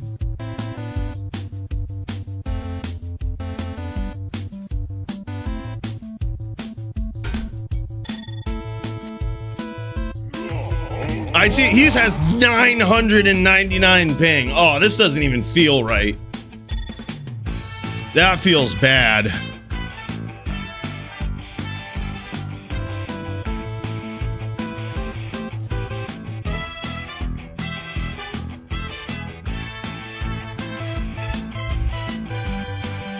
Hard West versus Hard East, I'm pretty sure. Oh, yeah.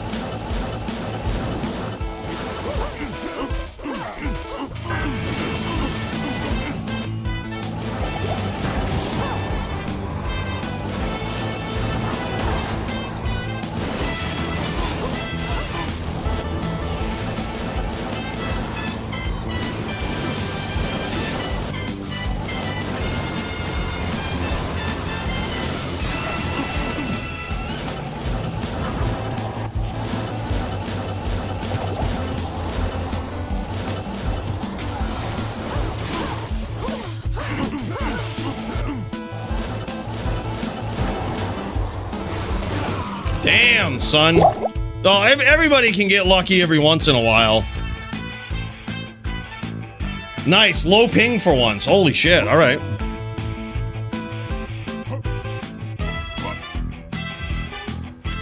I can't carry anymore.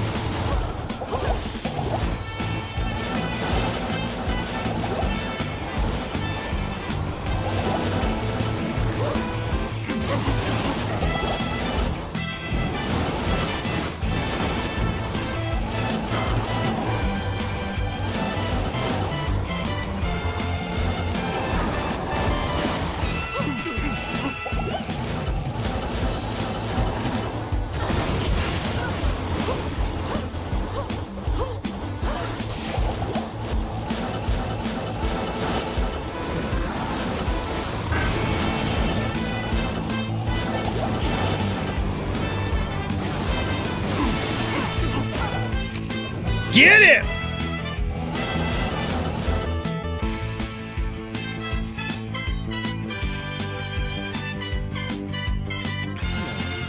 Big ping spike. Big one. I saw it.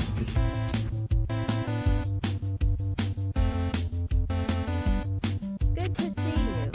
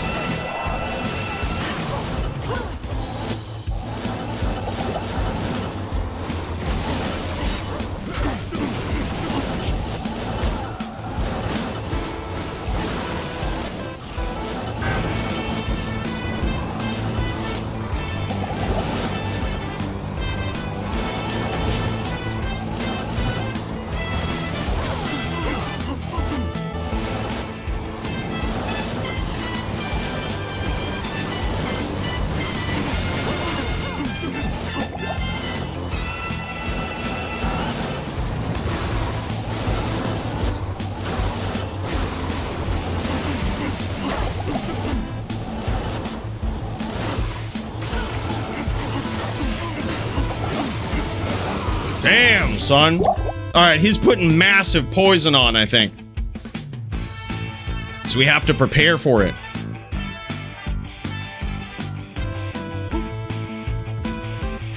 I can't carry anymore. Not here.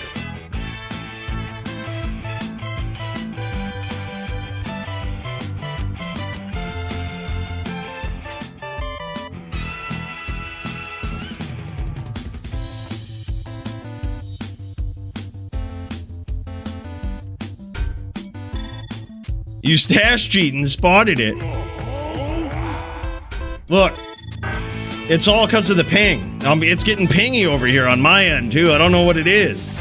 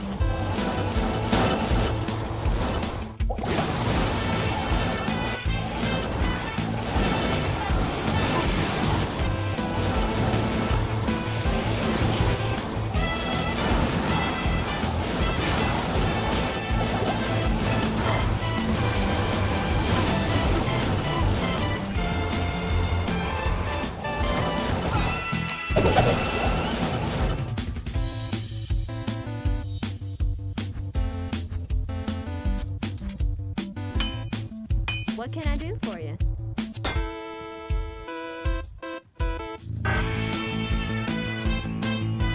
Good day.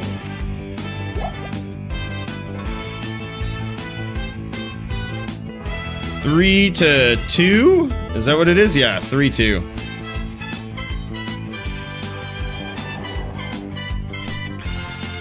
Damn, son. All right.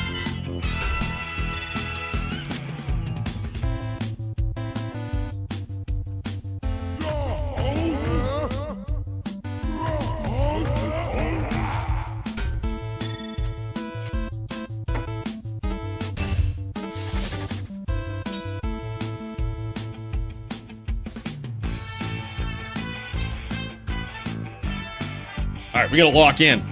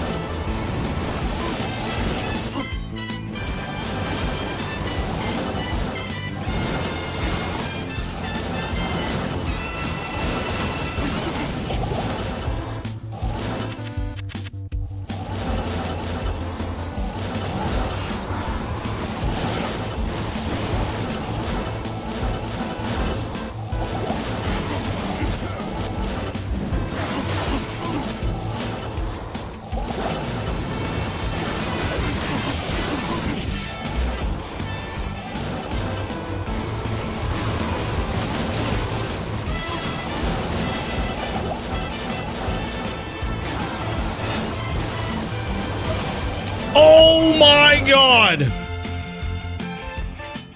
Holy shit! Barb main Coooley? Bro's basically a Barb main now. Basically Barb main. Holy shit. Where Maddie ass at?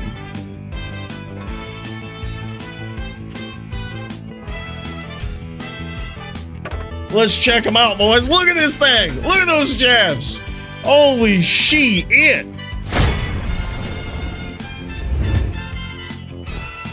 Damn, son. Look at this. Look at this. This guy on a whole nother level. He's got the cast 145, 120. The knockback. That's why I was using Const, because at close range, dude, he'll just keep knocking me back. So Const makes it so you don't get knocked back, which is pretty insane. And he was using the Gore Riders too. I was wondering if he would use those over the new boots. Sometimes people just use the new boots versus Barb, which it doesn't completely destroy your magic damage from Zerk, but like there's no way I'm using Zerk versus him anyway. Look at this perfect Enigma. These jabs though, god damn, son. Gee fucking jeez, man. Gee fucking jeez. This is what we were rocking, right? So we had the Grief. We had a similar helm, honestly. We had a pretty similar helm to him. We had the High Lords. We had these just for cannot be frozen. He says, yeah, ping sucks. Yeah, I get you. We had that. We had some dexterity on the rings for max block. I noticed that his whole goal was to run away from me. So I started out with a 40 setup for cast with just the helm and the rings. But when I noticed he was just going to run away, I dropped the Sunder and put on 65 cast, which I knew there was no way he could escape if I got a chain lock. What you need? So I was like, if I chain lock him, there's no way, no matter what his cast frames are, he's not getting away. So there was a couple of times I could catch him that way. But yeah. And then it's just on point CT stomping tonight, you know? That's what it is. Yeah, Barb main, dude. I actually made a joke about that the other day. I was talking to Maddie, I think, and I was like, dude, I probably am a Barb main these days because I think I've got the most wins in DFC against the most notable people on a Barb. Like, strangely enough, I consider myself a Din main, but perhaps my true calling was always the Barbarian. Not a lot of cheese, although if he's stuck in puddles a lot, I was gonna fucking abyss him. I did that versus Random Tool Guy. He tried to walk on me in some puddles. So what I would do is when he would stay by the puddles, I would fucking abyss him out of it and then fucking stay in the puddle and fucking just bam, like this, so he couldn't get back in it. And he'd get in it, I'd fucking abyss him out and fucking boom. Like, Not in town. I was prepared. Stay true to the Din, man. The fuck? I know, right? I know. You know I ain't giving up on my boy, the Din.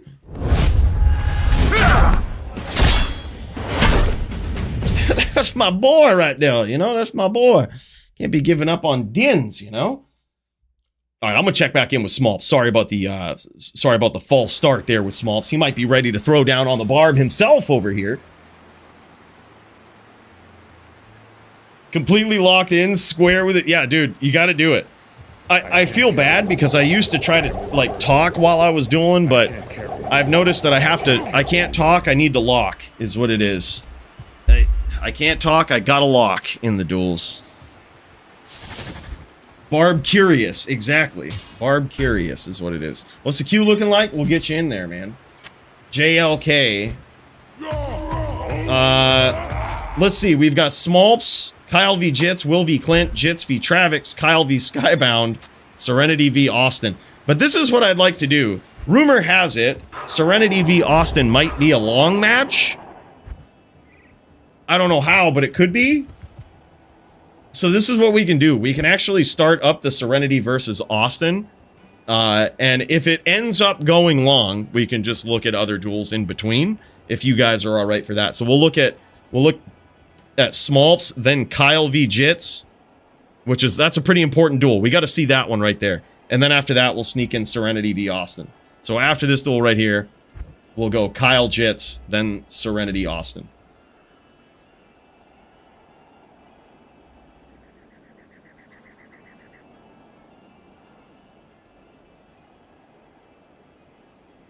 Run it down mid-Smolps. I'm tired, bro.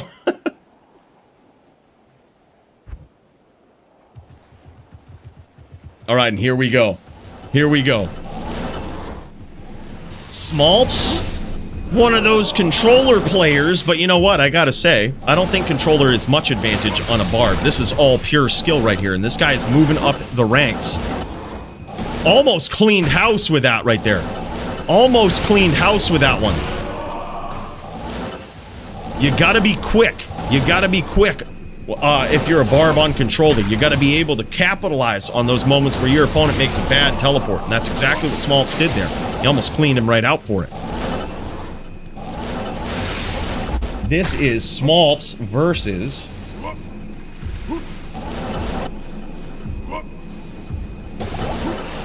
Billy! That's right, Billy is up in here. Smolps v. Billy, both up and coming. Savage. Certainly highly acclaimed duelers in HLD, and they finally meet here in the Bloodmore, the both of them. Ladder starts at 8 p.m. Eastern tomorrow, which is like 5 p.m. Pacific.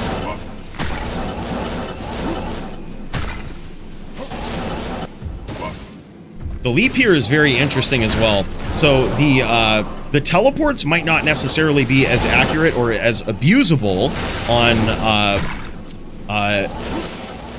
controller. However, you'll see Smolps leaping a lot more. That is not only for the stun, but leap will allow you in D2R, unlike in LOD, you can actually leap over bone spirits. You can leap over just about any attack in D2R. So all of these spirits that are following him, he's leaping over them and they are not connecting.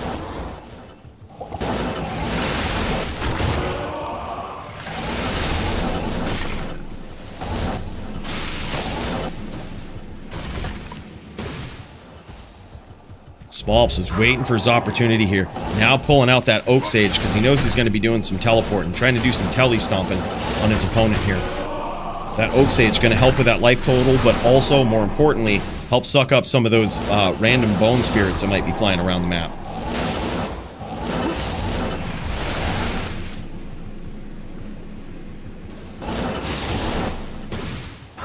Yeah, I think so too.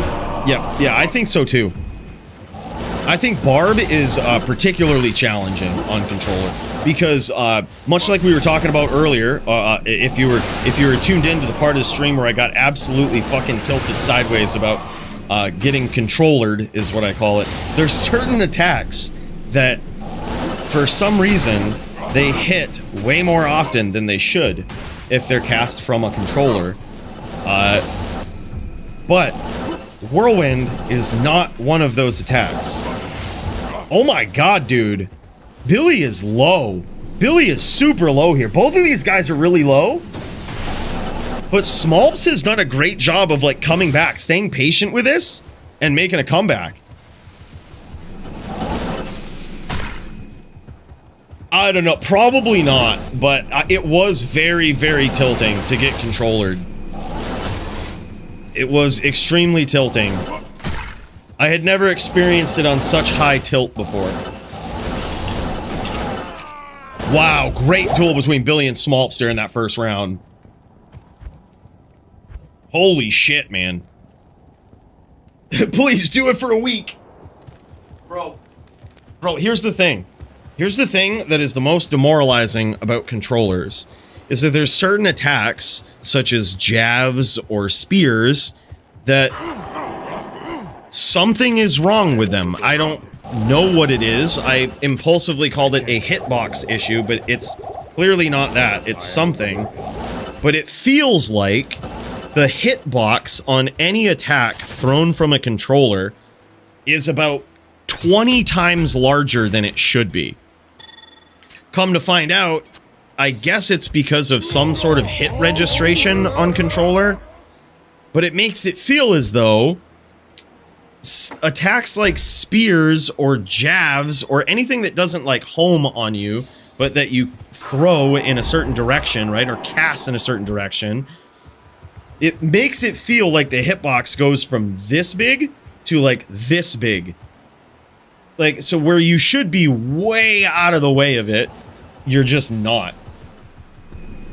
And it was pretty tilting. I feel bad because my opponent, Lynn, played very well. He actually, the guy is a fucking savage. And I got a little tilty and I feel bad about it. But like, it feels bad when you dodge a shot, when you dodge a spear, when you dodge a jab. But you don't, because they threw it on a controller. That feels really bad. Yeah, it's like good enough, and it's like half a screen away.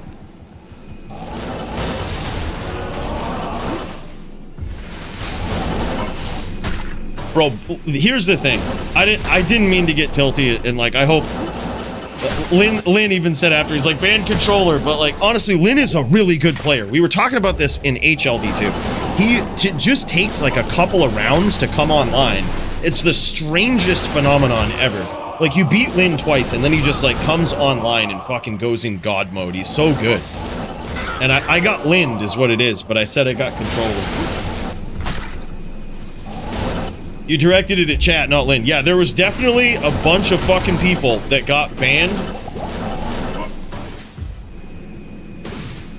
But that just happens. Like, you know, there's some streamers that, you know, they don't do that. And then there's Coooley. If he's tilted and you say the wrong thing in chat, it's not a timeout. It's like a perma ban. You know? It's how it is. Sometimes you just gotta, you know, was it the right thing to do? Maybe not. But there's no way to undo it. It's done now. Yeah, fuck him. Fuck him. You stream, you learn. Right, exactly. If this wasn't my first stream ever, and I wasn't a new streamer, maybe I would have a cooler temperament, and I would be less agitated. But that will come with time, I think.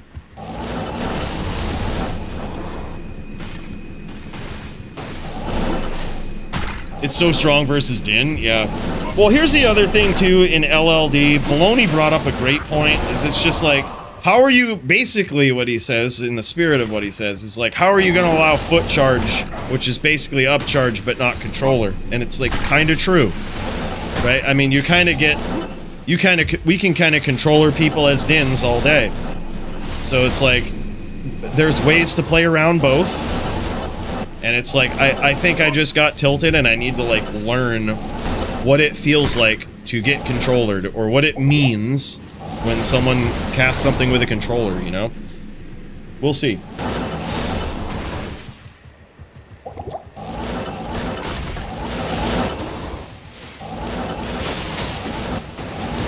Oh, we've been trying to ban Joby for years. Still ain't been able to do it for some reason. Two things can be bad, but not the same. No, they're not the same, but the mechanic of them kind of is it's just like, you're getting hit with attacks that you regularly wouldn't have got hit with.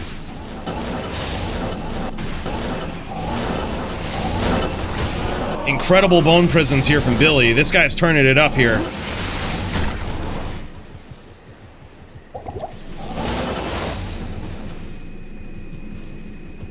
Yeah, these are ROT dubs, man. ROT dubs. Although, that being the case, the Warlock is like so, like every single skill of his is just broken. So like all of the, for the first time ever in PvP history, offensive skills for a certain class have been banned. Leave it to the Warlock. Never in the history of PvP have offensive skills been banned. But we just banned Abyss, we banned all of the pets, because they all just are asinine with damage.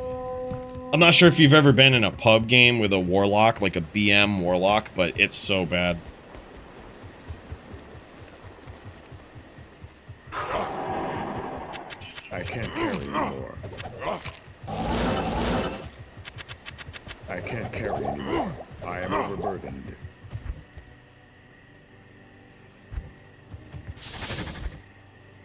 Desync or foot charge, which is it?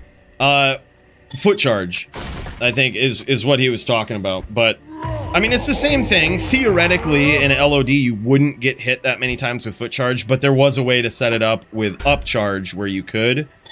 It just took a little bit more skill than foot charge, but it's still the same thing. And honestly, I would be on the same page about foot charge if up charge was still a thing, but it's not. They, for some reason, up charge is patched, if you could call it that. I don't think they ever purposely fixed it, but it doesn't work. But foot charge basically does the same thing.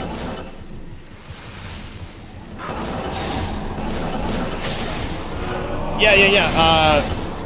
Thorjitsu v Kyle.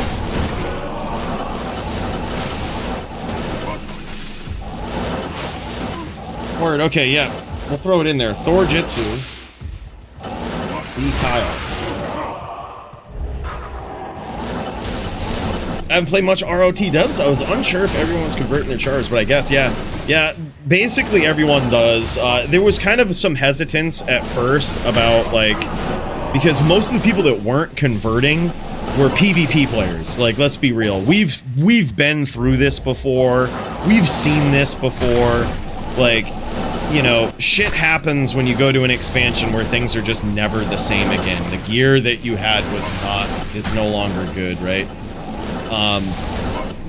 So we thought eventually that was going to happen, but this is, I think, collectively what we all think, is that the day that they give up and stop balancing classes and it gets to the point where PvP is so fucking ass, I'm pretty sure that most people, Super Dude had it right, most people are just going to go back to the real LOD. I think that if there ever is a mass exodus of D2R to another game, it will, like, from PvP players, it will be to LOD. Like, to real LOD.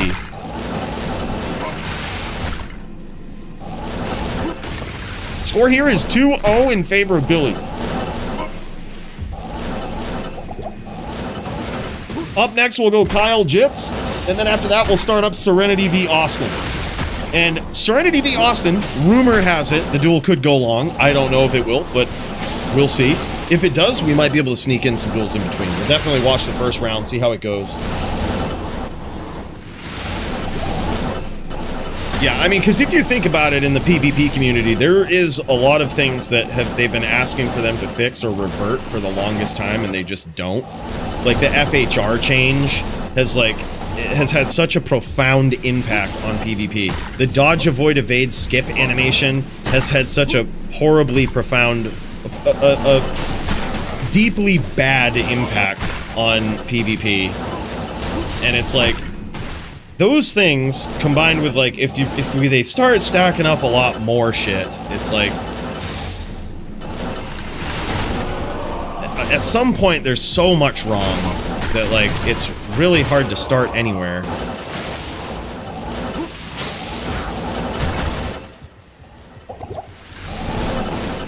Smolps is trying to catch Billy here, but Billy has really mastered the cadence here. He knows, you can see that Billy really knows his range here.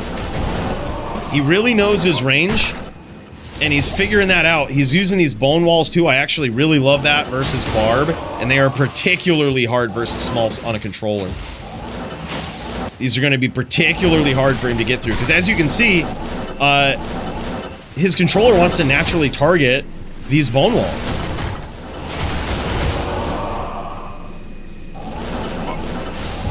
Yeah, I mean, it's not really even specifically the PvPers. It's like, I don't think they've balanced everything in PVM, even. Like, even the Warlock skills in PVM aren't balanced at their core, right? Like, which is the problem. They're balancing things in a weird way at the core. Take items out of it for a second. Like, the damage of skills, even with naked characters, basically, is, like, not correct. It's, like, not right. Things that they're doing. Even with the dodge, avoid, evade, skip animations, like, I mean, you don't even really need gear to test these things to figure out, like, what might be a little bit OP. And allowing a Zon to just skip her dodge, avoid, and evade animations, which is, like, the only way that some classes would actually lock them down and catch them, it's, like, so asinine bad. And then you combine that with no FHR lock anymore, and sure, it's really good that you can't Mind Blast lock, and Sins don't just get free wins anymore. But on the other end of that, on the other side of that coin, every other class that was legitimately using stun locks, like, and that took skill to use them, no longer has them as part of their repertoire in PvP. So like that change alone is like so devastating. They need to just apply those changes to specifically Mind Blast. Like, that's it. Just do it to Mind Blast. No need to do it to all stun. But then you have, here's the other thing, is you have PVM players who are like, oh man, dodge, avoid, evade. Every time I'm telly into bail, I get stuck in souls, and that's not fair. And it's like, okay, well, how about, here's the novel idea. If you're teleporting into souls, two things, right? Don't teleport into souls. That should kill you. Or B, don't stat dodge, avoid, evade. If it's locking you out, and it's only a bad thing, right? It's a PvP skill. It's probably better in PvP than it is in PvM. Like, that's... We don't need to really fuck with it, right?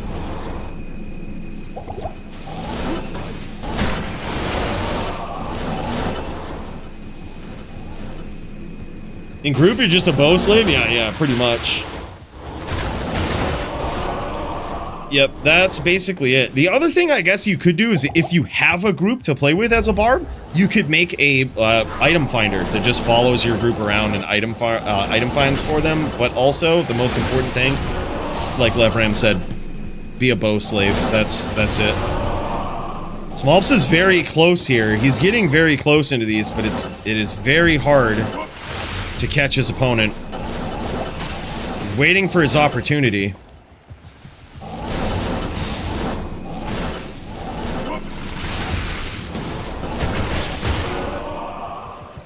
Very difficult on the controller. He has a very set range at which he can teleport, which is not ideal. Are Frenzy or Throw Barb efficient early? I think the best early build for anything is a Warcry Barb, and then when you get gear, it's a Throw Barb.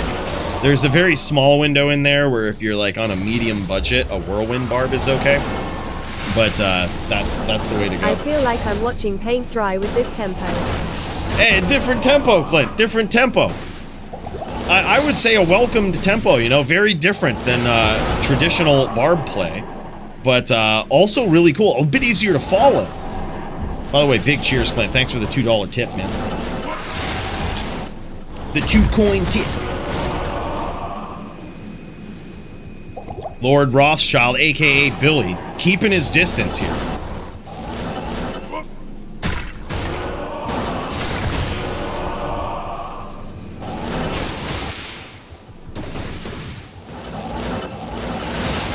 You know, there might be something to that, Baloney. Smalls should have gone Whirlwind Throw Barb, a brawler. I honestly think brawler on controller could actually be pretty insane. But the problem is that if he's on a brawler here, and I wonder what would happen with his throws. Would they auto-target the wall? You know what I mean? That'd be pretty bad. Also, brawlers are super expensive. Like, good luck. I spent $2K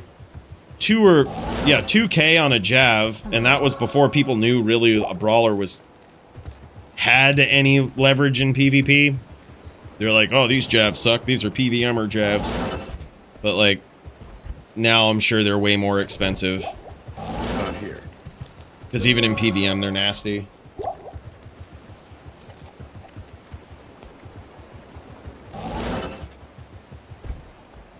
But yeah, the other thing about that is, if you play on controller with a brawler barb, knowing what we know about controller, the hitboxes of your throws, or the quote-unquote hitboxes, are gonna feel like they're way bigger, right? Like those auto-aim throws are gonna be nasty.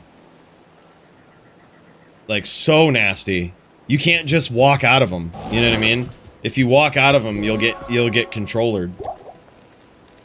Yeah, Smolp's now thinking about it. I honestly, I mean, it's... As soon as Baloney said it, I'm like, that's kind of a good point. Like, you get the auto-aim when they come in. The only thing though is that you would need to track down harpoons or what do they call the elite ones? Ghost harpoons or whatever. The elite harpoons, winged harpoons.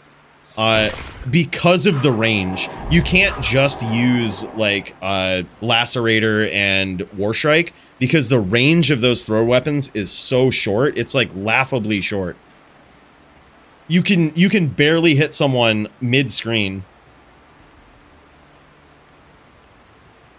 Billy's on controller 2 here. Oh no shit. Interesting. Interesting. I didn't even notice that. Let's see if we can pop into Billy here. He is in here. There's his stream. Oh yeah. Well, no, he's on mouse and keyboard by the looks.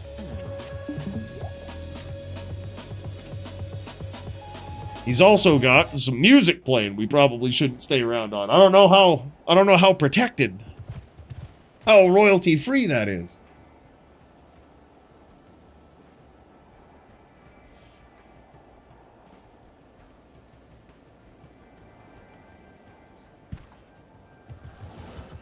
Vibing to some D&D. Hell yeah, man.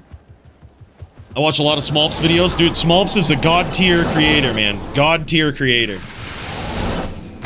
Smolps comes with a level of D2 content that most people could learn from. I saw that boy when he had like a couple of subs, and now he's got over 11,000. And I was like, I knew that was gonna happen. I said the same thing to Zarfen. I saw one of his videos. He had 2,000 subs, and I subbed to him. I was like, dude, you are one of the best creators. I started studying his style very early on. He was really good. I knew it. And then he passed me in subs, and I was like, bro, you deserve it. You deserve it. God tier right there. Shrimp is... I like Shrimp, too. I think I always said there's a spot for someone like Shrimp out there. Shrimp is actually taking a very unique angle on DT right now. He seems to be just going after people and calling out shitty fucking creators. Myself included. But, like, calling them out for dumb shit. And, like, I actually think there's a space for that. Because... there's a lot of them.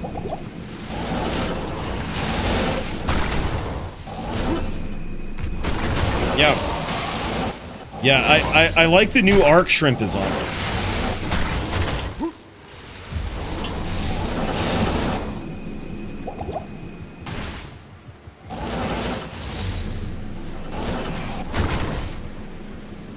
I've always said that. I think I was saying that to... remember Dark Tyrael back in the day? How, like, he looked at one of my speedruns or whatnot, my Uber Tristram speedruns, and was like, oh, this is fake. And it's like, he was totally wrong, but, like, I actually said, dude, this is kind of cool. Like, there's kind of a space for this in D2, because there's a lot of people. I had my eye on that. Remember how we made that video about the guy that did the D2R build guides or whatever? And they were all fucking fake. I saw that many moons ago. I was like, this guy makes impossible fucking items. And is like, look how good my build is. I was like, what a fucking trash creator. Like, who the fuck does this? Like, this is so trash. Like, literal trash content. And I was like, someone needs to call him out on this. I was like, it's not me, but I was like, there's a space for someone doing that shit. And I was glad when Shrimp did. I was like, finally somebody did it. Like, this guy's been making fake videos forever. Dude, that was incredible. 2-1 now. Smolps is on the board. He's being very patient. He says, who are these guys? It's a good question. Was your password easy to guess? Oh, 3-1. Okay, that's what it is. Yeah, and don't get me wrong, there's nothing wrong with using Hero Editor and testing impossible items, as long as, like, you're doing it with a purpose, right? Like, but to make, like, a build guide and be like, yeah, look at my awesome builds, and then you accidentally made a couple of frames of, like, a fucking grief ring that you made, and like, look at how cool my din is. It's like, this is such a waste of everybody's time. Yeah, and it's not the only one he's done that with. There was some other early builds that, like, I looked at. I forget what one was. It was like a bow, maybe a bow din or I don't know, something. And it's like, of all people I know, and I'm like, this damage is impossible. Like, whatever you're doing I can't carry is actually, you're faking this. I knew it, but I was like, whatever. More power to you, bud. Like, jam it. I use single player in Hero Editor all the time. I make fake busted items in Hero Editor all the time. It's a great way. It's a great way to test things. It's a great way to like, so for example, in the most recent video I did where I walk around different places and shit, I wanted to have a barb that looked like he was naked, like looked like he was level 1 walking around these places. So I made impossible items that as soon as I tallied on the map, nuked fucking everything. And then but it didn't look like I was wearing anything. And like, that was perfect, right? Like, you know, but there's a big difference. Big difference. Like, imagine I made that. I was like, look at this level 1 barb that I made. Look at how cool he is. Look how powerful he is. All I did was put a couple points into bash.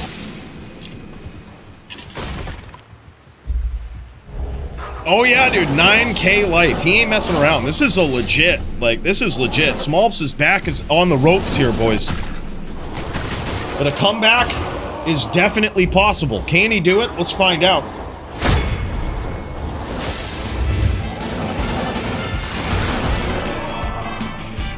Smolps with his back on the ropes.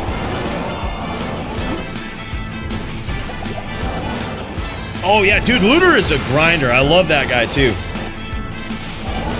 He speaks both Korean. He has a Korean channel and an English channel. How do I know? Because I made a Korean channel and he commented on it. And then I noticed that he also has a Korean channel. And I was like, no shit, dude, what a guy. I made a whole Korean channel, got like got it monetized, I got 1,000 subs and shit. I put out just converted to Korean my videos, and like some of them got nasty views. Like, we're talking like 500,000 views or some shit, and I was like, holy fuck, man. But then YouTube let me do dubbing on my own channel, and I was like, alright, I kind of gave up on it.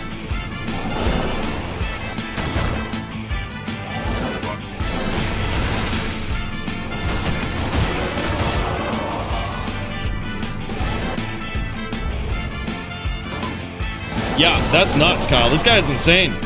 Smolps' build is insane. The only thing is, it's going to be hard to catch Billy here. Oh, man. Right as I say that, he catches him with a nasty whirl. But the thing is, Smolps is so low. It's very low here. Dangerously low.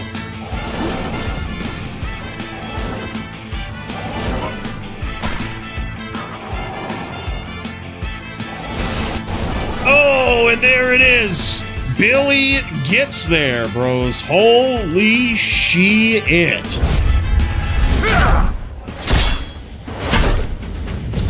Damn, son. Up next, we've got Kyle versus Jits. Kyle with his new gear up in here. Oh, no, wait. This is LLD. This is low-level dueling as Kyle sits by the fire.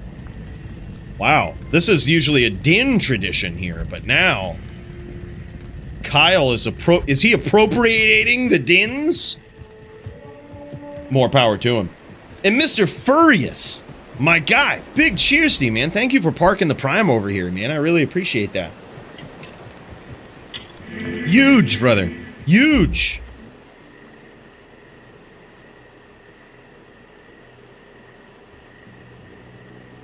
Bone armor can absorb like 1,000+ damage, right? Something like that. It's quite a bit.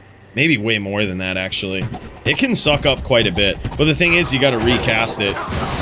Oh, man, nice hits from Jits here as he closes the distance with that signature charge. This is what's so hard. Oh, I love this. I love that Kyle is swapped to the bow here. It's very smart. He's keeping those arrows flying, forcing Jits to do some charge in there. I love that he didn't get scared and just stay on the jab side. That's a losing battle, I think. Especially when you're going up against a smiter. I think the best thing to do is just keep those arrows flying and just time those blocks, you know, and when they come in, hit him with those jabs, let that open wounds do its thing. And yeah, Kyle is absolutely insane. We've said this about Kyle for the longest time. His gear might not be the best, but this guy is on a different level with skill. Which is why I'm super excited about some of his duels tonight in HLD. Because this guy has a whole new cold sork he's messing with some absolute god tier gear. And while it might take a little bit of getting used to, it's going to be wild to see this on an absolute promise and prospect like this guy. Love for keeping D2 alive, my guy. Thank you so much, man. For someone that's never done PvP, how does PvP gear differ from PvM gear?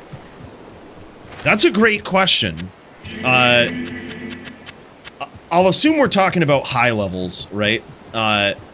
Usually, it's not necessarily the gear that differs so much as the builds, right? So you typically wouldn't take a whirlwind barb into PvM. There's better strategies for it, right? Like a brawler barb, even a warcry barb these days is probably better for farming, right? So you're probably not whirlwinding a lot.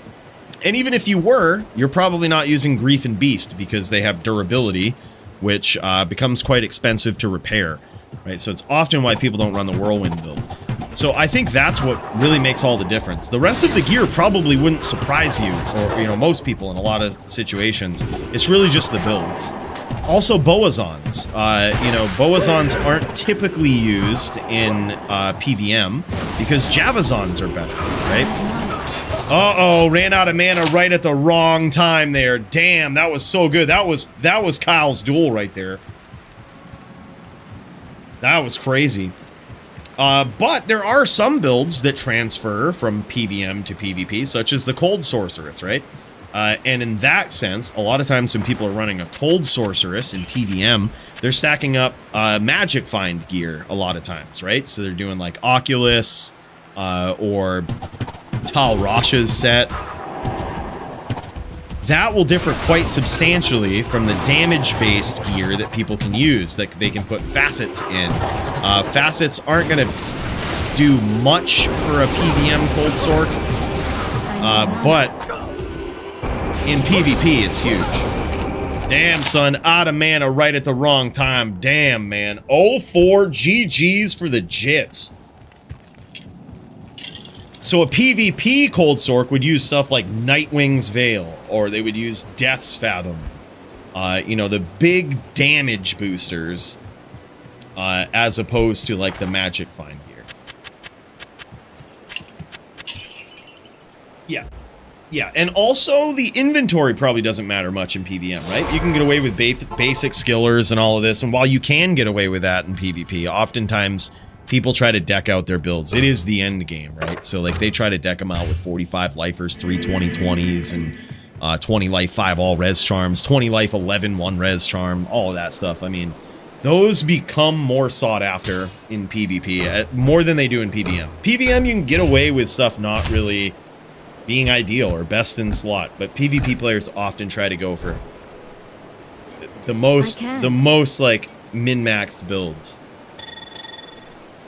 Yeah, exactly. Maximizing stats, life, rep, etc. All of that, yeah.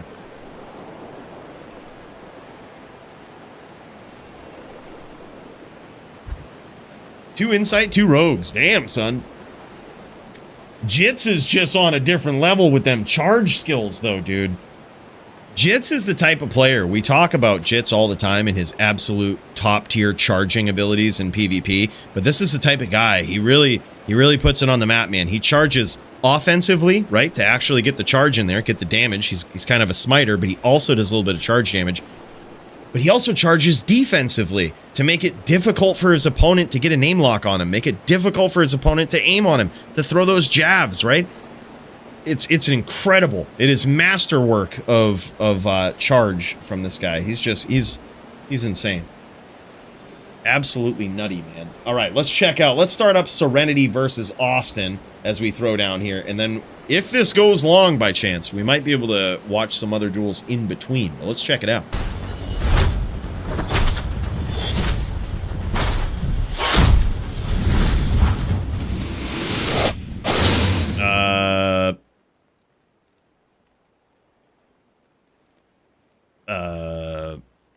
Do we have a stream? do we have a stream for Serenity versus Austin? No? Oh, all right. All right, well, on to Will versus Clint. All right, here we go, boys.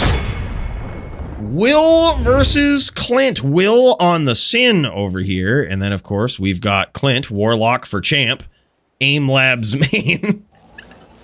This guy making a statement over here. He's going to be on the Bear Variant. Not here. And damn, man, Clint was looking real good. Do you guys remember Clint last week on the Din? Holy shit, man. I'm surprised you don't Din main for life now. That guy was looking real clean, real good, man. But he's back on the Barb. Clint doesn't like to commit to one class for too long, doesn't like to pick up bad habits, likes to stay well-rounded. He is very well-versed, very experienced on so many different classes, and his builds that he brings to the table are also pretty good. They're not skimping out on gear. He's got the best team behind him, training him. That kin crew, boys, I'm telling you. Sparring with those guys, that'll keep you fresh.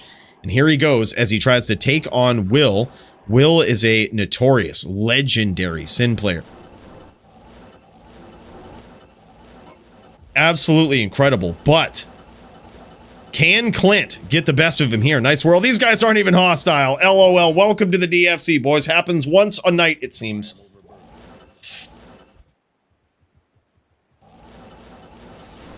Yeah, that's what it is, man. Jitz's charge dodges are dirty, man. They're so good. He's really good with that. I mean, that is a crucial component about charge that not enough people utilize.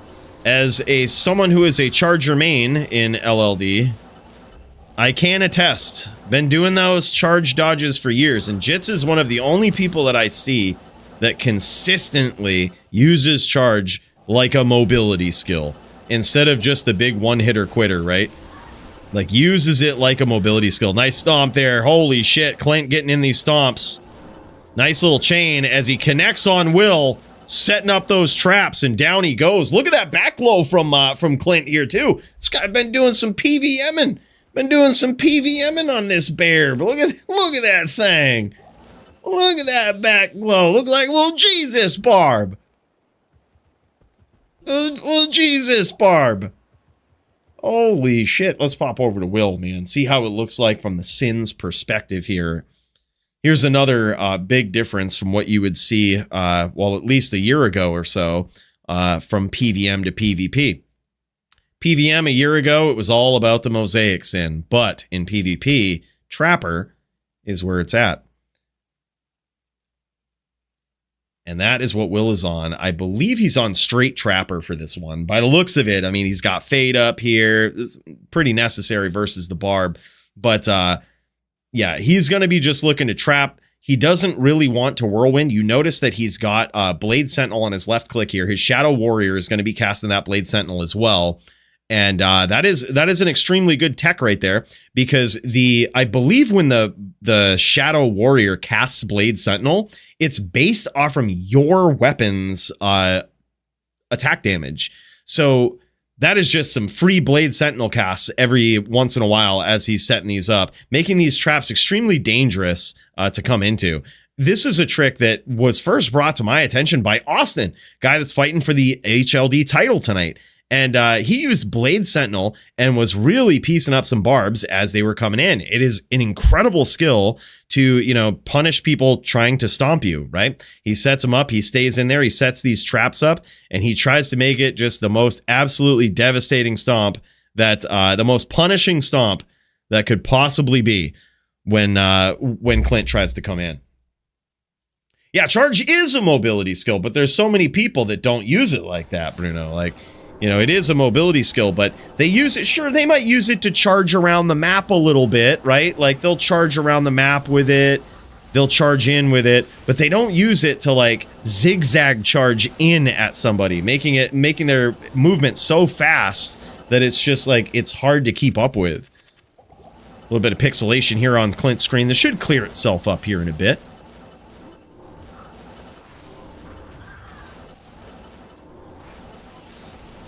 Hybrids, where it's at. Yeah, I love hybrid Sins, man. I think they're super fun to play. Funnest Sin to play, in my opinion, is a Ghost Sin. It's not the most devastating, the most effective Sin, but it is really fun, man. That's a Ghost Sin is a Sin that does most of her damage with physical damage as Whirlwind. Kind of an out-of-the-box style of Sin, but really cool. Really fun to play, very rewarding kills. Feels smooth, too. And if you get some real nice claws, you can make a hybrid Sin. One that does decent whirlwind damage, along with very good trap damage. Yeah, exactly. Well, the thing is, it's so hard to track down proper Sin claws for a good hybrid. Like, I think good hybrid claws are so rare. Like, they're the type of claw that probably most people, if you were a casual PVMer, you might find it and be like, oh, that was almost good, and then you'd Charcy it, right? Like, you get like a Cruel Fool IAS 2-socket non-F-rep claw, and you're just like, oh, well, I guess that sucks. And then you know, like, oh, so close. And then they Charcy it or something, right? Like, when truthfully, that would have actually been a really good hybrid Sin Claw. Squigs has one I'd kill for. 2 skills, 40 IAS, Fools, 2 LS, 2... God damn, what's the base? Is it a Runic or GT? If it's either of those, that's insane. That's like probably one of the best claws I've seen. Runic, wow, yeah, that's nuts. Wow, that's nuts. That's so good. Yeah, and they're super expensive. I mean, they're really, really rare.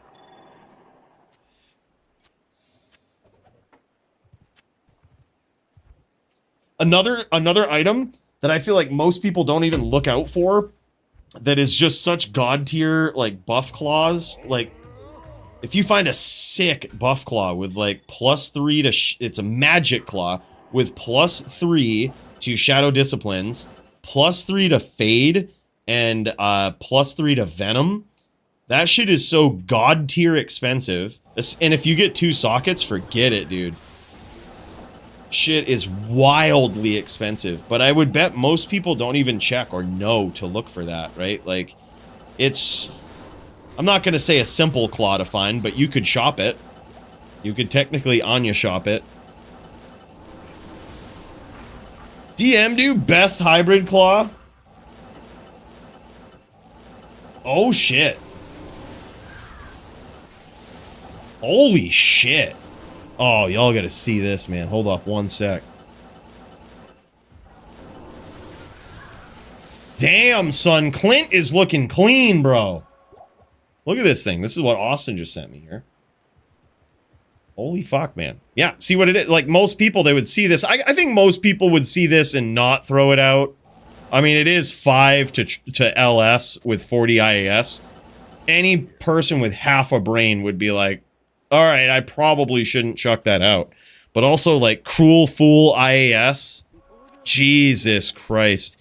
And I don't think this can be 2 sockets because it's +2 to skills. That's another thing that some people might look at it and be like, oh, it's not 2 sockets. It can't be because it's 5 LS, which the 2 to Assassin Skills takes up a prefix.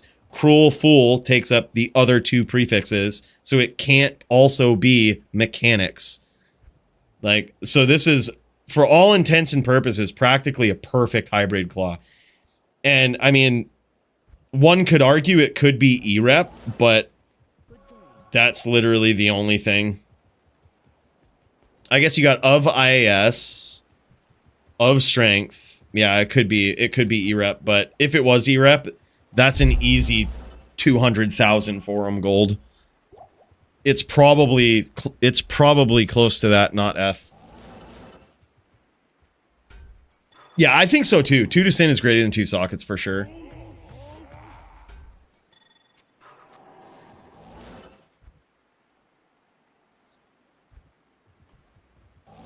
Yeah, wild, man. All right, here we go, boys. By the way, Austin, you ready to throw down, man? We were gonna start it up and get that one going, but we didn't see a stream. If y'all are ready to throw down, we can do it. Yo, Coooley, remember I gave you a similar claw to that one without the ED? Yeah, there was it? I think it was. If it was either a GT or a Runic, I'm probably using it on my spider. If it wasn't, I think I've swapped to Runics. Or GTs, one of them. Just because of the IAS frames. Like, that's the other thing with claws is it's so, like, if you run any sort of hybrid, it's basically runics or GTs or bust. Because you just miss out on that frame. And I thought it wouldn't be a huge deal, but man, you can feel it. Jits and Travix ready. Okay, yeah, I got you in there, bro. In fact, we're gonna try to start up Serenity versus Austin, but y'all are up next. Jits v Travix. It's 3-1 right now between Will and Clint.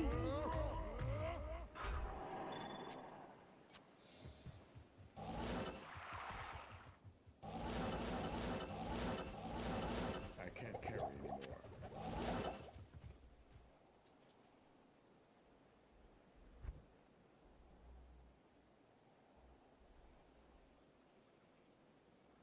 You can do it with the Sawaya's fist, but they need to be cruel fools to make up for the FPA. Yeah, exactly. Yep, like the only way you ever give up the trap laying breakpoint is if you have savage damage. Like savage whirlwind damage.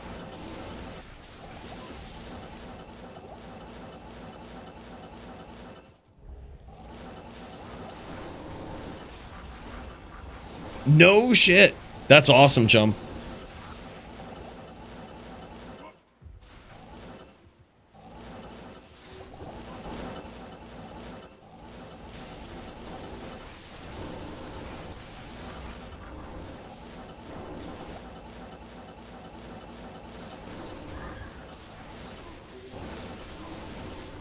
Oh my god, what a round here. This is very close. Will has got him on the ropes. But both of these guys are super low. Will is literally one hit away, but look at this. Clint is one bad whirlwind away. Almost finished him there. He was one bad whirlwind away. Once you get into that whirlwind animation, especially if your opponent is by like a puddle and you accidentally click on the other side of it, it can be devastating. Look at this, though. A little bit of mind blast action from Will there. I love that he's still looking for this. And there it is. Holy shit, what a comeback from Will. Now 3-2, still in favor of Clint. That is wild, man. Great duel between these guys. The Sin v Barb matchup is just insane.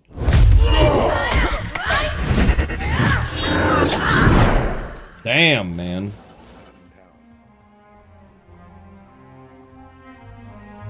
That tree just saved him. Yeah, pretty much.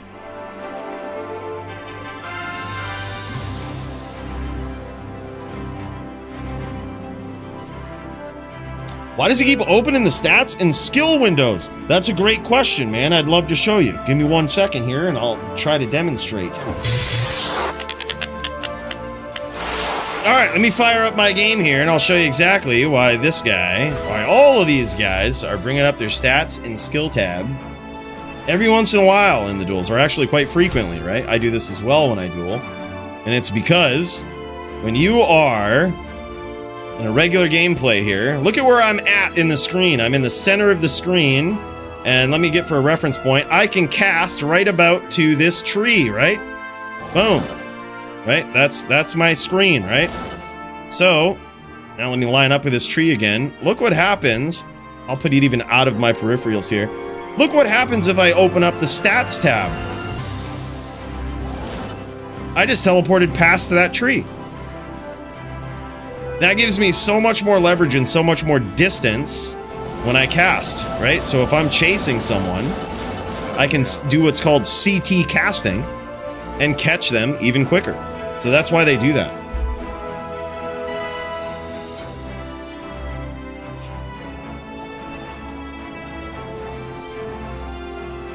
And there's also a lot of other tricks that you can do with that. So you can do some CT casting, some CT shooting. That's what they call it, CTing.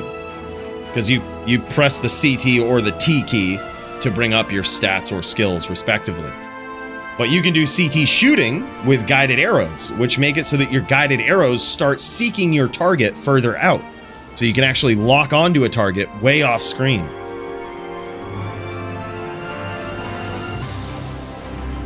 There's a lot of little tricks with CTE casting.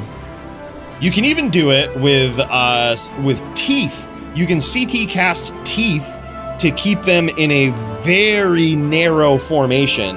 So if you start predicting where your opponent's gonna be, you can just have shit tons of teeth like aimed right in one specific area instead of like splaying them out.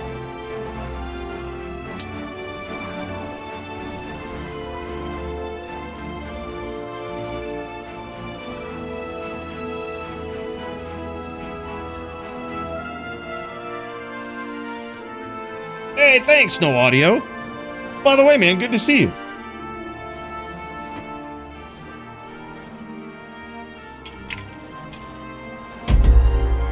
Title fight up next. Currently 3-2 between Will and Clint. Very, very close between these guys.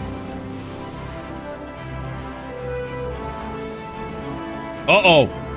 Will is very low here, but nice trap set up there. He had a nice 5-stack waiting in those puddles. And that time, he had a nice Blade Sentinel waiting for him, too.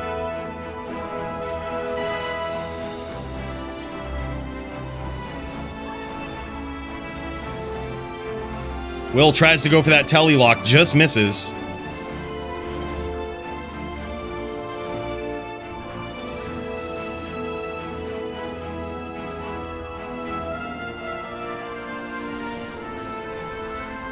Uh-oh, nice setup there from both guys, but holy shit, man.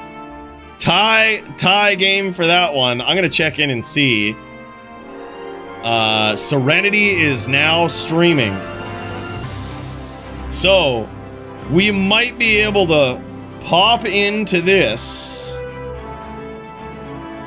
and start this up. I'm gonna just have a quick little peek here as the queue gets a little backed up here. Let's see if we can start this one up. This is the HLD title bout of the evening, boys. Austin versus the reigning champ, the VT, the Vindicator Paladin, Serenity.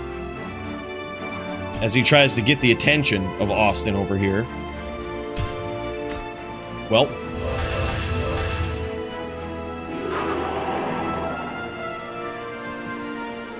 While he tries to wake him up, we'll pop back over to Will. He's trying to wake up Austin. He's trying to wake him up. Sent recorder the Muchez. I'm gonna throw that in the queue too, actually. Muchez VAF50. We don't forget it. That is pretty dope.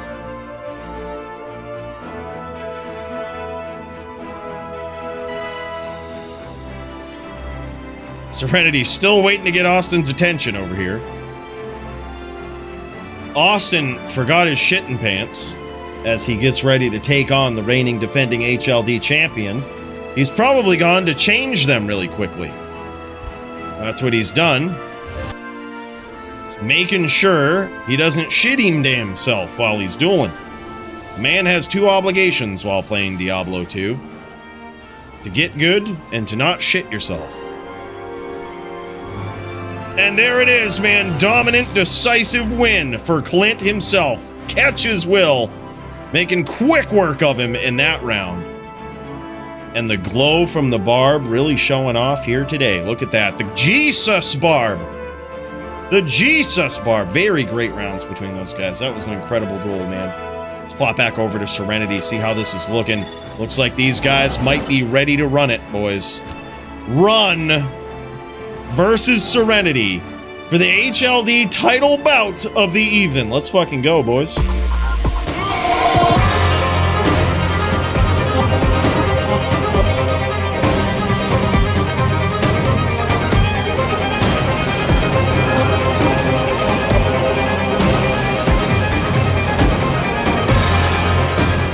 In this corner, we've got the reigning, defending, dominant HLD Paladin champion, Serenity.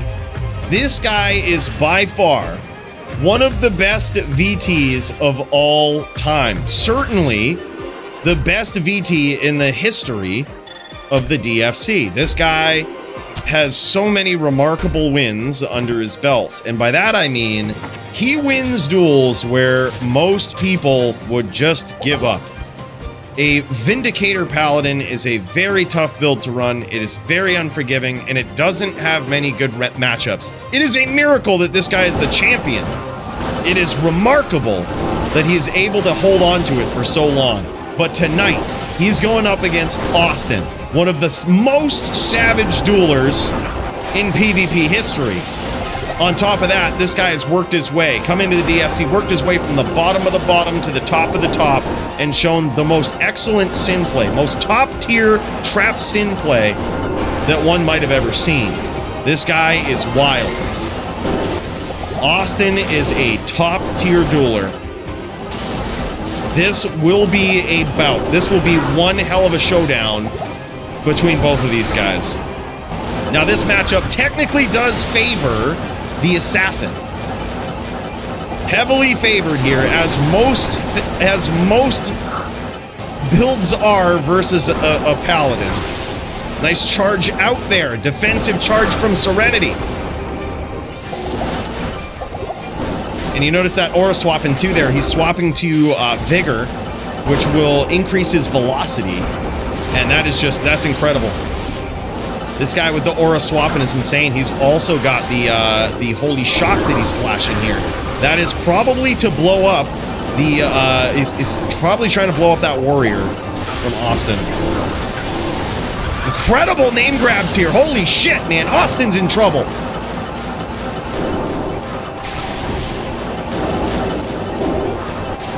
No, Hammer is really bad in PvP. It is a very trash build. Doesn't really do that well.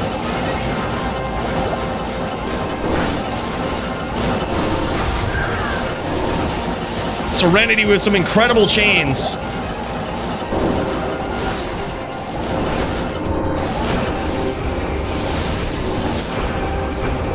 I shouldn't say it's trash. It's just very mid. It is not a top-tier PvP build. Although it is very good and very fun, and in the hands of the right pilot, it can seem very powerful. Serenity is out of mana here. Could be very dangerous for him.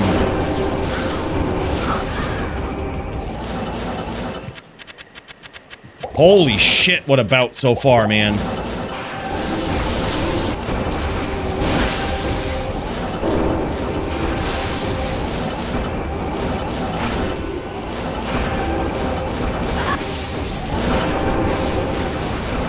Incredible defensive maneuvers here from Serenity as he tries to get in and finish with his FOH.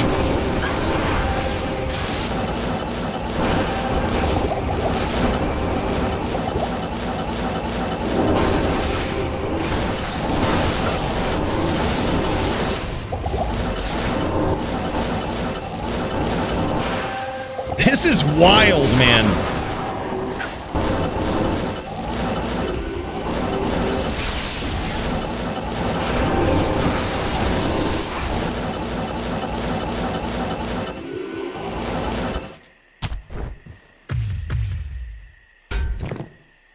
Wow.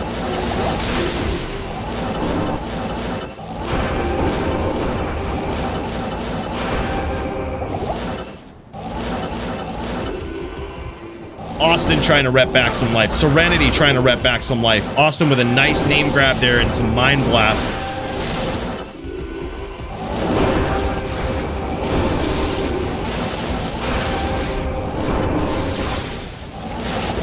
Austin is very low. Serenity is trying to finish with that FOH. Or at least he's trying to get Austin to think that he is. Austin trying to finish with that Mind Blast, though. Oh my god! Serenity gets there in round 1. What a close battle.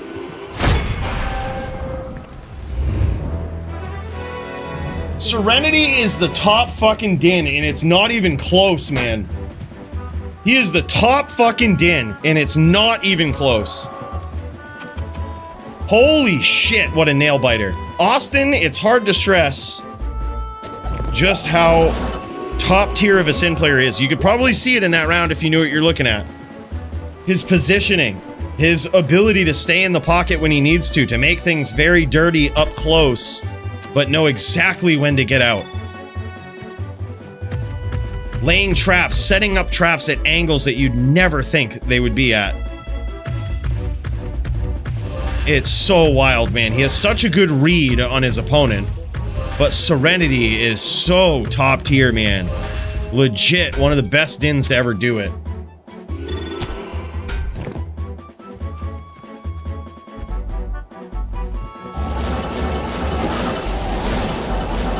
This is a duel, boys. Holy shit.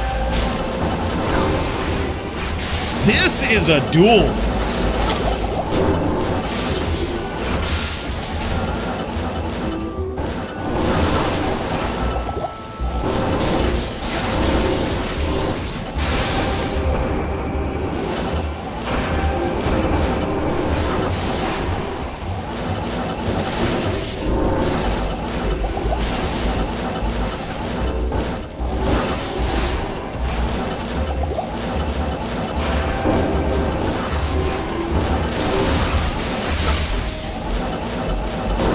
Yeah, you notice that right there. Austin just set up a nasty 5-stack and just tried to bait Serenity long enough to engage in the duel. And then as soon as he landed some shots, he's out of there, right? As soon as he gets the upper hand in that exchange, before Serenity can figure him out, he gets out. And there it is again.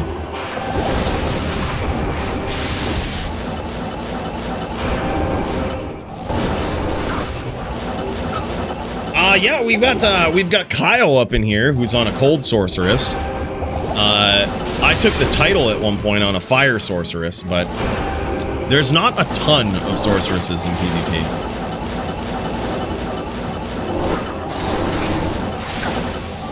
Incredible aggression here from the champion.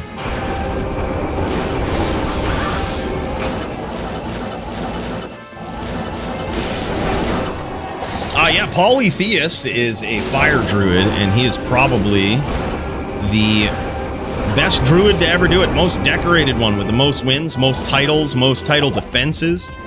And he plays on a shaman or a fire druid. We also, back in the day, Go Gators was absolutely insane, and he was a wind druid player. We also had Dio Wind back in the day, who was an insane druid player. I think,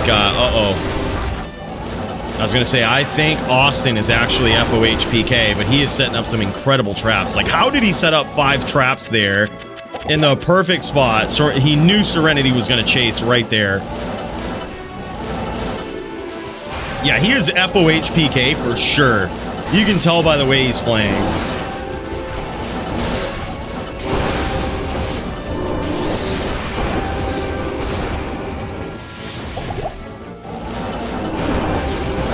Oh my god, lucky claw blocks.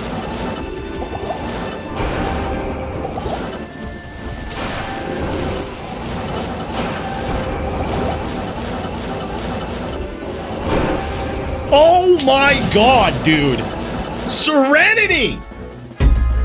Holy shit, man. This is insane. What? 2-0 so far for Serenity. This is insane, man.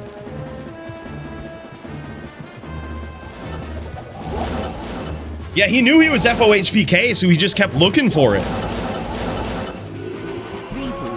And what FOH PK means is that your Fist of Heavens, while it doesn't usually do a lot of damage, even when you're a kind of a decked out VT like this, the FOH doesn't do a lot of damage. But when your opponent is at like between 50 and 100 life, or even 200 sometimes, it can finish them off. And he landed some smites. He puddled Austin and got him down real low. He certainly knew he cut him open, and he was like, all right, I'm just going to go looking for it. And then you could tell from how Austin was playing. He was utilizing the corners. He was trying to never be able to be hit by this auto-aim FOH. He was trying to stay way out of the way of it, which is a good indication when they start playing like that, they are FOH PK. And then Serenity went looking for it, man. Happy to engage on those corners.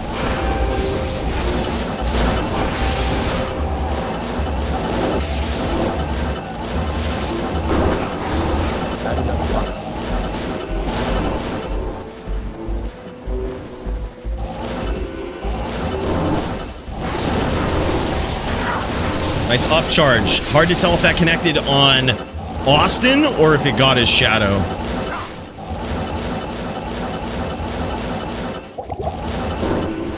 Top 3 bone necros, I'd have to look, but Squigs is probably still up there even though he hasn't played in a while. Oh, nice setup from Austin there.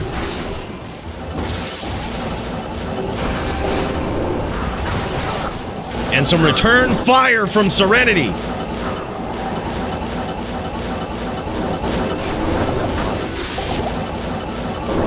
Very inopportune time to run out of mana there if you're Serenity.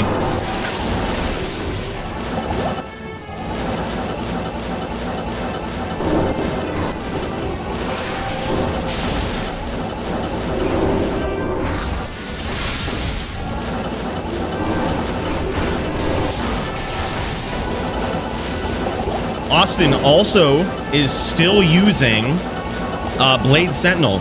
He's still using that as he sets these traps up. That is a trick that he used against Barbs, and he's also using it here against Serenity.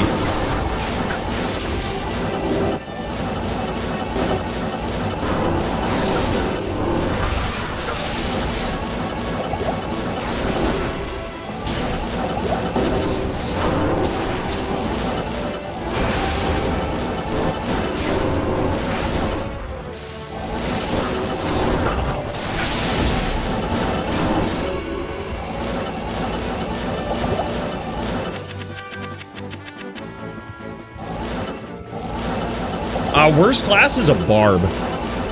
They have they require the most skill to be an effective pilot, and they have just about everything as a bad matchup for them, with the exception of maybe Necros, which is a pretty fair matchup.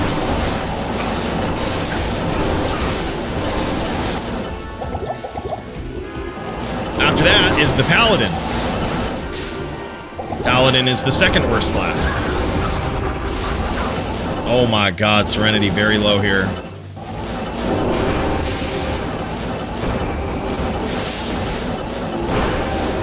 Oh, and he gets caught in the trap just like that. Holy shit. 2-1 now, still in favor of Serenity, but Austin is on the board.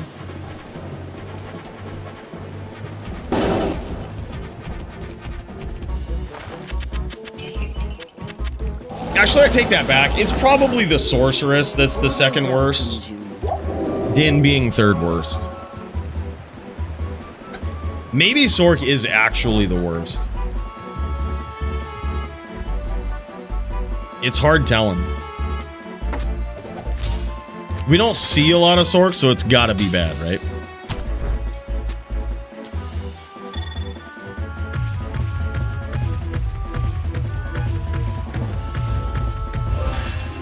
Oh, for sure, Jits.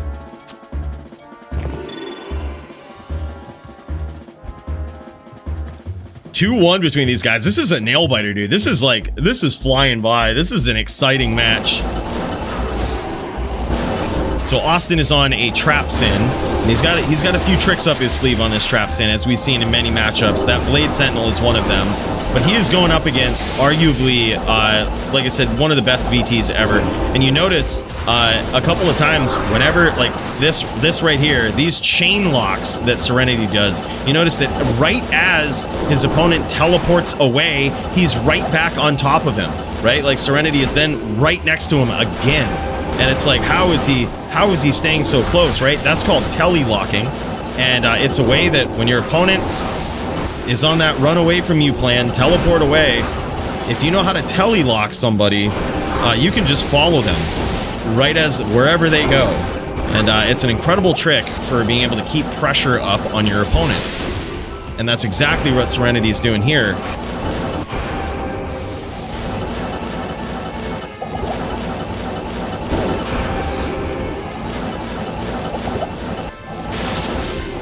Weird. Austin is playing as though he's FOH PK in some regards. You could be playing scared a little bit though, because Serenity's catching him in all of these exchanges.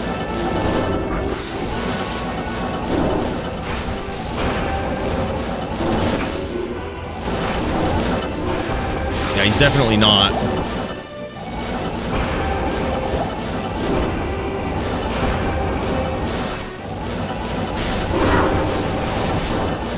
There it is. Beautiful chain lock there from Serenity. Sins can also do that in the right matchups when they are the aggressor, but this is one of those matchups where you probably don't want to be toe-to-toe as a trap Sin with a VT. That is a losing exchange for you.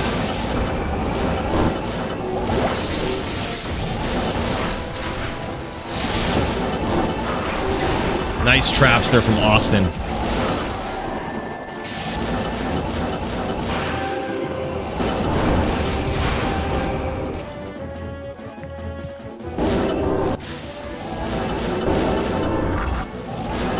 I love how Serenity is trying to mentally stay in front of Austin.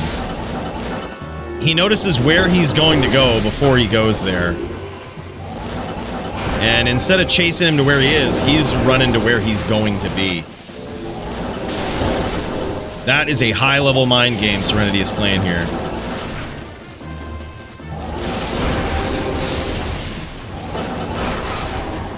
Nice traps from Austin again.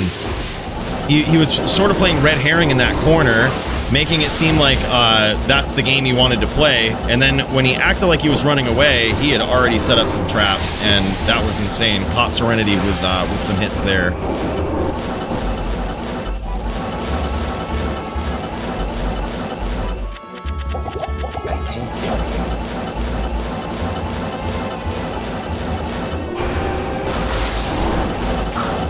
Beautiful chain lock there again.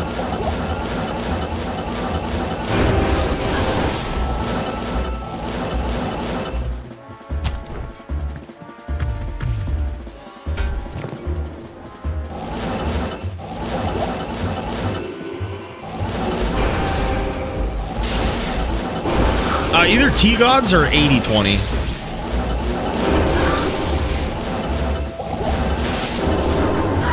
Oh my god! Serenity with a beautiful stomp, and down goes Austin. Now 3-1 in favor of the current reigning defending champion. This is huge, but you can't count Austin out. You can't count him out. This is wild, man. I can't carry anymore.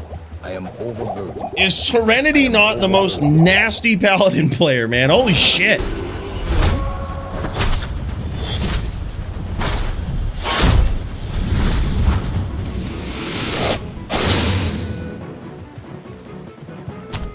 Borjitsu says, one of the best matches I've seen in a long time. Dude, there is so much on the line with this, right? Of course, it's the DFC title, but both of these guys are really at the top of the top of their classes, right? Like, they're at the top of the top with, you know, regard to Austin on a Sin. He's one of the best Sin players in the world. And, of course, Serenity is, in my opinion, the best Paladin player to ever do it. This guy is just insane. It's so crazy to even see him being 3-1 right now. This is wild. This is something that most Din players, myself included, could only dream about pulling off.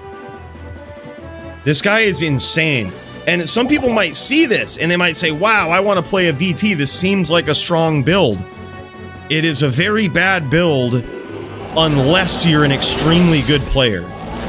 It's one of those builds that has a very high, high floor, if you will, right? To get started on this build and to start getting kills on it, you have to be really good, and you have to really understand the mechanics and how to duel on a Din, right? And the only way to do it is to play one, right? You got to be bad before you get good. Beautiful chain here again. Holy shit, man.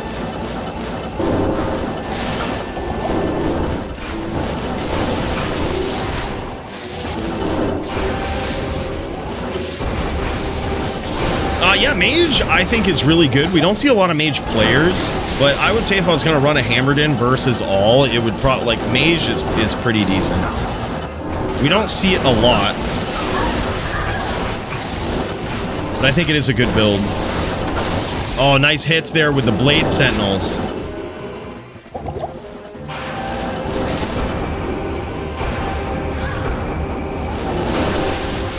Austin playing that wall. He might have taken some hits there.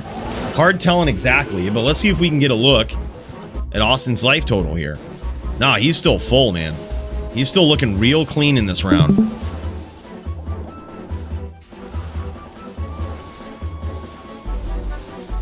Now you get to see this from his perspective a bit, and how he goes about setting these traps. Oh my god, Serenity catches him again. Beautiful chain from Serenity. Now you can see as Austin is CT tellying away, even through those CTs, Serenity is able to keep that pressure, close that distance on him.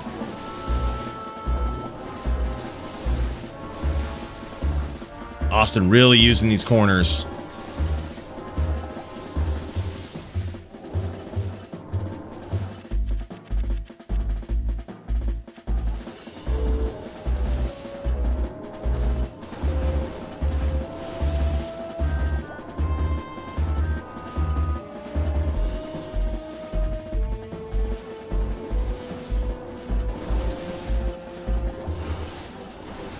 It really is. Great observation, Jits. Like, you see the way that he just, as he closes the distance, it's like he's always impulsively looking for his opponent so that he can grab a name lock with that. There it is. There it is again. Like, impulsively looking to grab a name lock with that Mind Blast. Like, he's so good. Very snappy, very quick. And that's what makes him an extremely good Sin player. Most Sins really shy away. They're not great at grabbing those name locks and going for Mind Blast. And Austin is the exception, man. He is exceptionally good.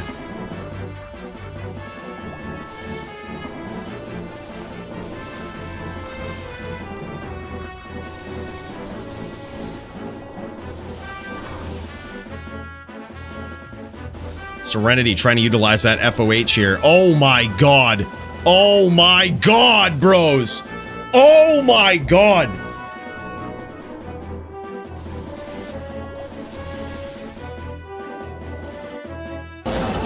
Serenity's very low. Austin is very low. Nice Mind Blast lock there from Austin.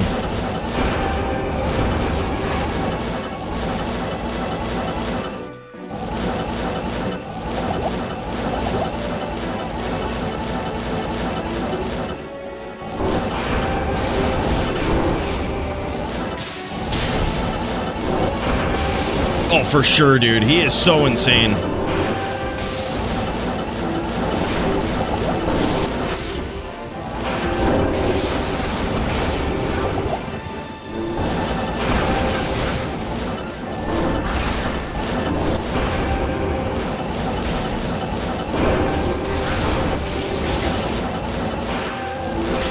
Ooh, nice traps there from Austin.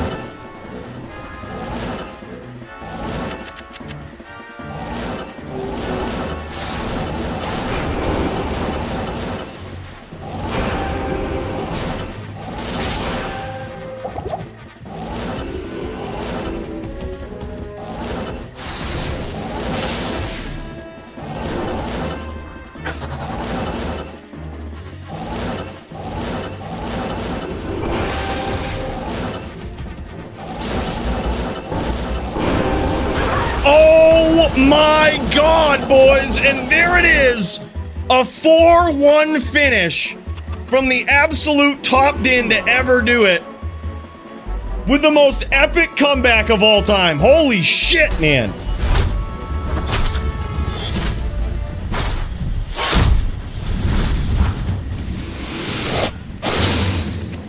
Wow.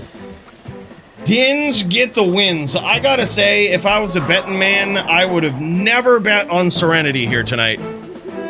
I would have thought, I thought for sure Austin was gonna be the guy to dethrone the champ tonight. This is what I mean. Do you remember at the top of this when I said Serenity has pulled off some of the most remarkable wins of any Paladin player to ever do this? This is what I mean. This is exactly what I was talking about. That is an incredibly difficult duel for a Din. And Serenity just made it look like it was unfair. Unfair for the Sin. And that is Austin on a Sin. Just absolute top tier Sin player. Holy shit, man.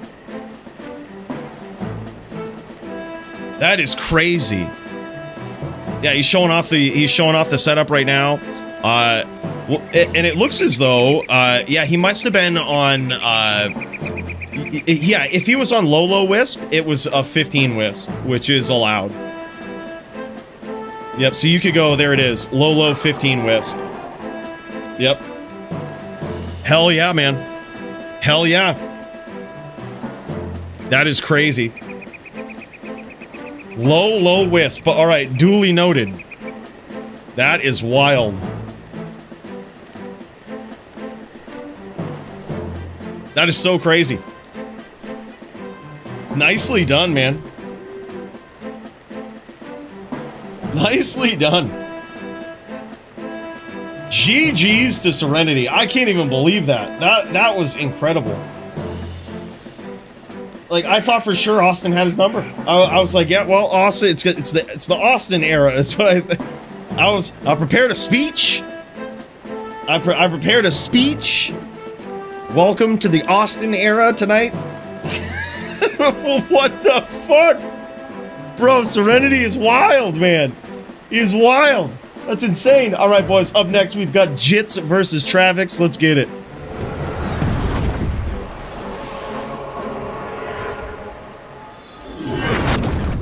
Speaking of legendary Din players, there he is, the Jits himself. Offensive and defensive charges. This guy is an animal. All hail Serenity. He's literally the Jesus Din. Serenity the Jesus Din. All Din players look to Serenity for guidance. They all believe in the Serenity. That was indeed the most savage Din performance I think I might have ever seen. That was crazy. That was a 10th cup of coffee lock-in type duel. Sacrilegious. That's what it is, man. Holy shit. Virtual round of applause for both Austin and Serenity in that, though. Like, Austin is also just top tier Sin, and you can see that in the way he plays, man. That was so impressive. That was so impressive.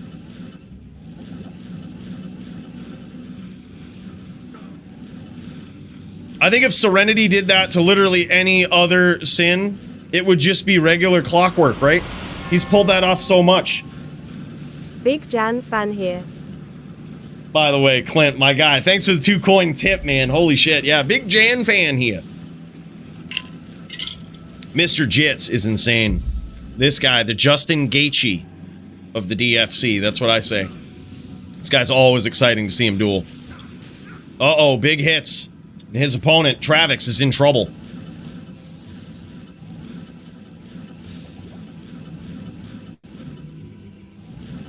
Generally tonight, mega GG duels. Thank you, Odin. I think so too, man. This has been a great card. These boys are incredible, man. It is an honor every week to be up in here commentating y'all's duels. It's crazy. I cannot believe that, dude. Like that. Talk about things that I did not expect.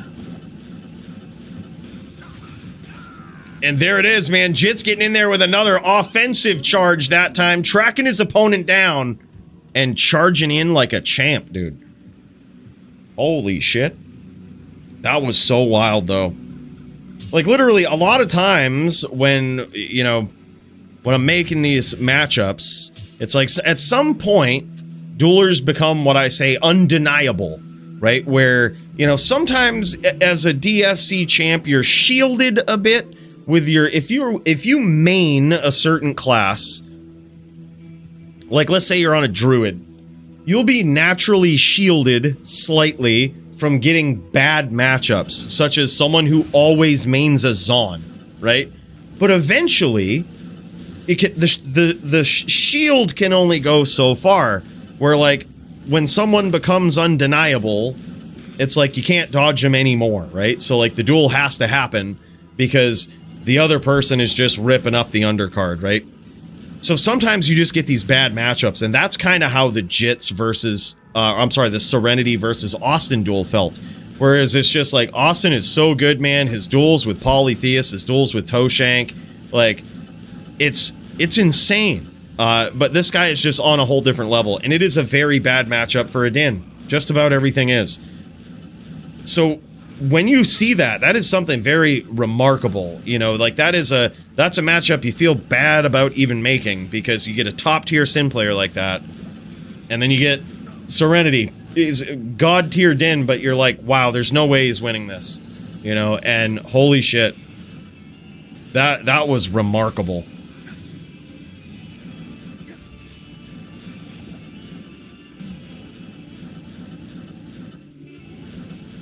I think so too, man. I think so too, Odin. We've got a good group of fellas up in here. If Coooley's Joe Rogan, David Brevik's Dana White. Can you imagine getting David Brevik in here? I would love to comment a DFC with David Brevik. That'd be so crazy.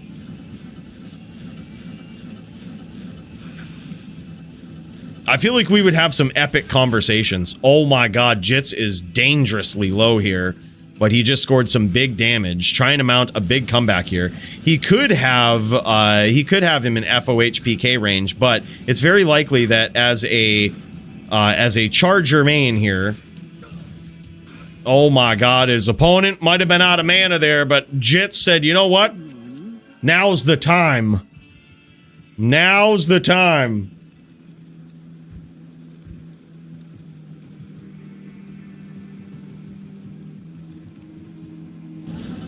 That'd be sick, man. I would love to do that. I would love to do that. Any of that OG D2 crew, I would love to, if they just popped on, even for like a little bit, commentated some DFC duels. Can you imagine the conversations we could have?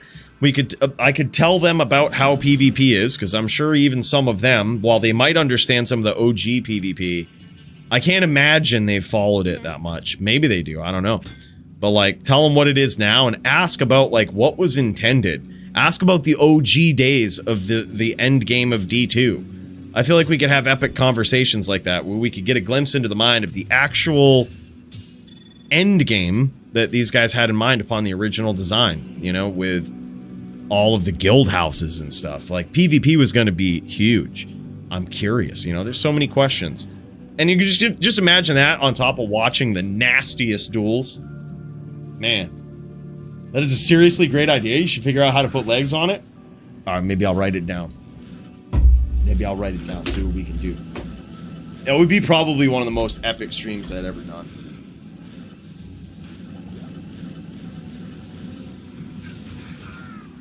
Oh my god, dude. Yes? To put this in perspective, this is also a very tough matchup for the Din versus Necro. And especially if you're on a Charger, which is what Jits is on. He's actually an HLD Charger. This is an incredibly difficult matchup. It is not the same. Hand me my 4th fucking whooping of the day, Travis says. I blew an 03 last week.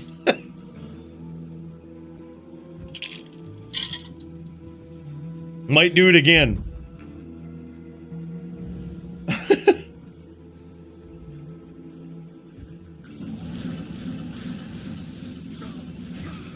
Yeah, for sure, dude. For sure. I like that, Sid. I'll look into it. I don't know if the OG devs... I reached out to him for the most recent video to ask him, like, I don't really know how to get a hold of him besides, like, just tagging him on Twitter. But, like, I asked him something about some of the stuff that I had in the most recent video, but I didn't hear anything back. Well, try as we may, we've never really found a better arena than the Bloodmoor. The H-map Bloodmoor just seems to be the best. It's very close to town. You know, it's very easily accessible from your respawn point. And all other arenas don't really make a lot of sense. They could be really good arenas, but they're so far out of the way, they're hard to get to. Yeah, nothing beats the H map. Nothing beats the H map of the Blood more, really. Valley of Snakes is a good one. Yeah, tell that to Gators. See what he says. We have tried, though. We actually have done different areas in the spirit of trying... Usually it's in the spirit of trying to keep duels shorter, right? So, like, we've done duels on the Ariat Summit before. We've done duels in the Valley of Snakes. We've done duels in the Chaos Sanctuary. Oh my god, Jits is literal teeth PK here. And he is landing some damage. Maggot Lair, yeah, right? Might be a good place for, might be a fun place for melee duels, that's for sure. I can't imagine any other duel would be good in Maggot Lair. Hephasto's spot, actually, that makes sense. Back in the, do you remember when we did the Hell at the Forge with Barricade? We did that in Hephasto's area. That was actually really fun, but it was a BM duel. Like, it was BM duels, Juves allowed, all of that. I didn't die once. We trashed the entire, like, we trashed everyone. I didn't even drop a round. I didn't die in any round. Juve's OP. That was hella fun, though. The video is still up on this YouTube channel. There it is, man. Finally! He's on the board. Travik's getting on the board. Jit says he blew an 0-3 last week. And he ain't talking about his blood alcohol content. Or maybe he is, but... what he means is... The Order welcomes you. He started out up 3 wins last week when it's in a 1st to 4 and managed to somehow scrub out. Coooley calling out I was teeth PK, then gets PK'd.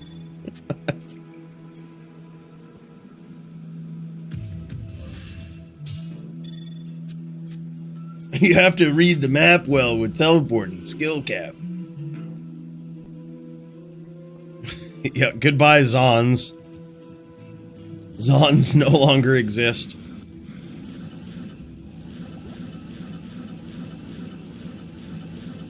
Well, you see, there's certain matchups that could be done in other maps for sure, right? Like Barb v Barb, which we rarely see, actually. Mainly because most Barb players don't enjoy doing Barb v Barb. It often turns into a whirlwind match where both players have max block and they're whirlwinding past each other. Sometimes they go fortitude and walk around, other times they try to teleport and get angles on the other. But also, the melee duels always take place, or they don't always take place, but mostly take place in the inner cloister. With championship bouts taking place in the iconic River of Flame. But you notice that all of these places that we're talking about are literally right off the waypoint. So you can go right off the waypoint, and they're so easily accessible, which I think is one of the most important things about any dueling area. Is that wherever it is, it has to be really accessible from the respawn point.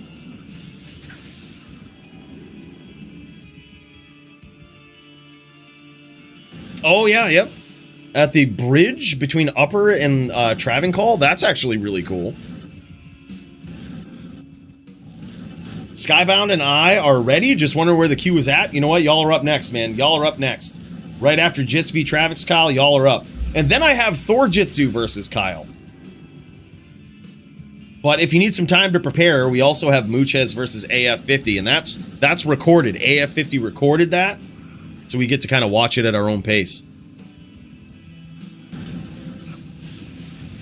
Worldstone Keep Bridge. That would be epic. I wish that place was easy to, like, easily accessible. That would be a cool place.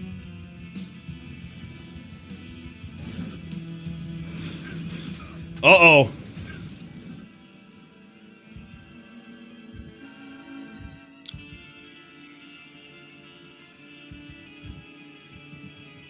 Yep, Jits accidentally hit a well. Okay, I see what it was. He accidentally hit a well, so he's asking to get damaged a little bit there. Try to correct it. Yeah, good enough. Could have also just let your opponent hit the well, too. Fuck it.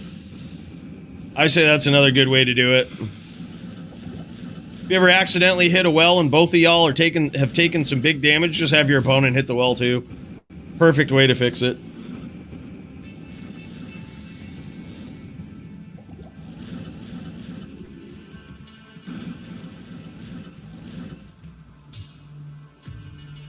I think a well restores 50% of your maximum life total, right? One hit of a well.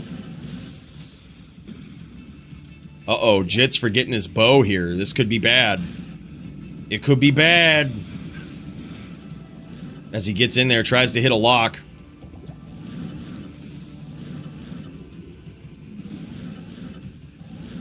Lamp, what's up, man? Speak of the devil. Bro. Kyle was so fired up. We gave him most of your sort gear, but I know you wanted a bit of a challenge with this, right? We didn't want to just give it to someone who wouldn't use it and it was unappreciated. So we given him most of it. With the absolute GG wand, he's got to earn it. He's got to get in top 10 of DFC with a cold sword. And now he's on a mission. Kyle is on a mission with that shit, dude. I'm so pumped about it, too. I'm so pumped, dude. I feel like he's carrying on the lamp tradition, you know? Yeah. I hate giving away random giveaways or like a fight of the night prize of like cold sword gear that someone wouldn't appreciate. And by the way, thank you so much for doing that, Lamp. That was just an incredible gift and it couldn't have come at a better time. We talk about Lamp we talk about Kyle all the time. He's he's got such good PvP mechanics, but many of his builds are just laughable with the gear. Like, you know, it's literally shit that you might have found, like, yourself. Like, SSF, you know what I mean? With some exceptions, he has some nice gear, but it's, like, usually pretty budget. I mean, dude was rocking, like, 20 life charms in his HLDs for the longest time. But he's actually racking up wins. He's actually doing well. And it's like, it's because he studied the game. He's studied the build. He knows the different matchups, and he's playing them very well. So it's like, this is just perfect timing on it, and it's like, couldn't have gone to a better person, I don't think. Yeah, big cheers to Lamp for that dono, man. I think that's really cool. Lamp said he wanted a bit of a challenge, or a bit of he wanted him to earn it in some way, right? So he said, you know what? He can get the absolute god tier wand when he gets in the top 10. And it is totally possible. He can do it. Might take a few attempts.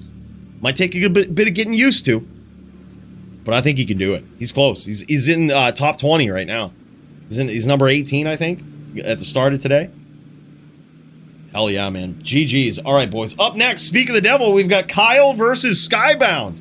And you might have the best coach right here in the audience for you. If you need any help, Kyle, let's friggin' jam it. Your power was no match for mine.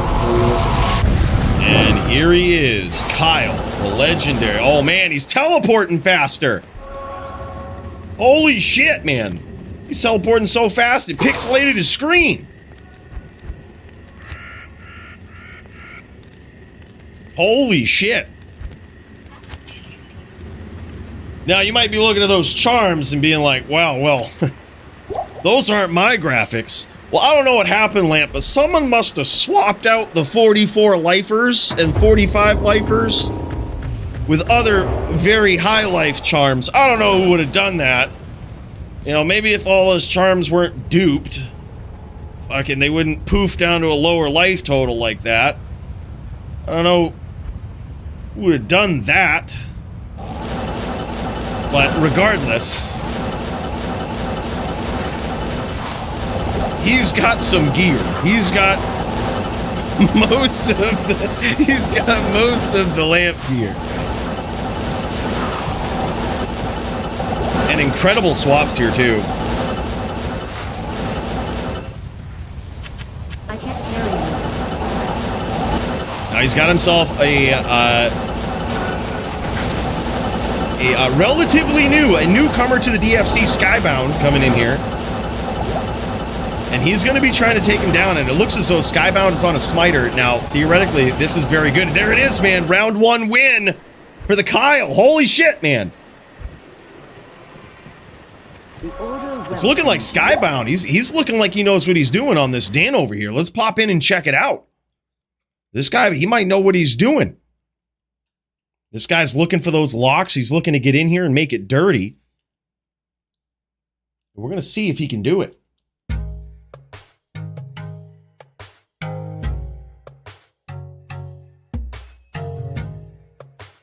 Oh yeah, he's looking to get, he's even charging in here. Now he is keeping that Oak Sage up, which is interesting here.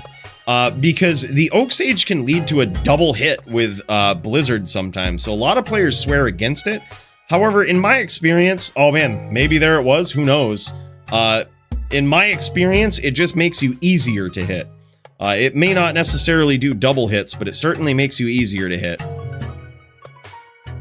Sometimes Blizzard will just miss, right? Like, even though it's really close. There it was, just that double hit right there. Yeah, it could have been.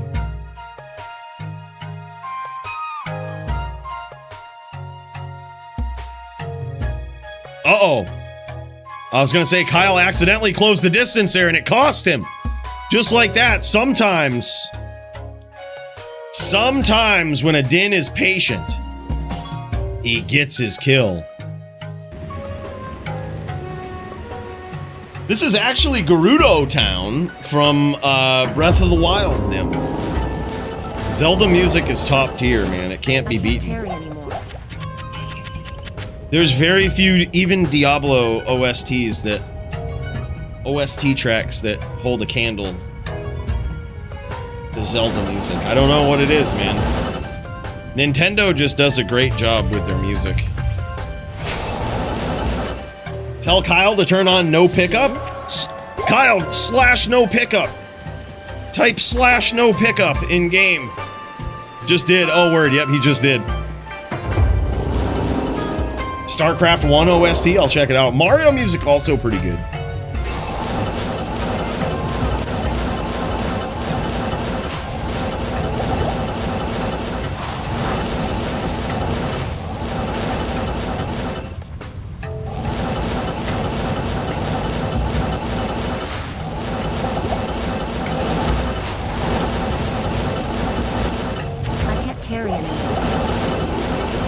Kyle's got to be very careful about stomping his opponent here. He wants to get in close so his opponent has the least amount of time to respond to what's going on. But he's got to be careful about getting dangerously close. He's leading him very well with these blizzes.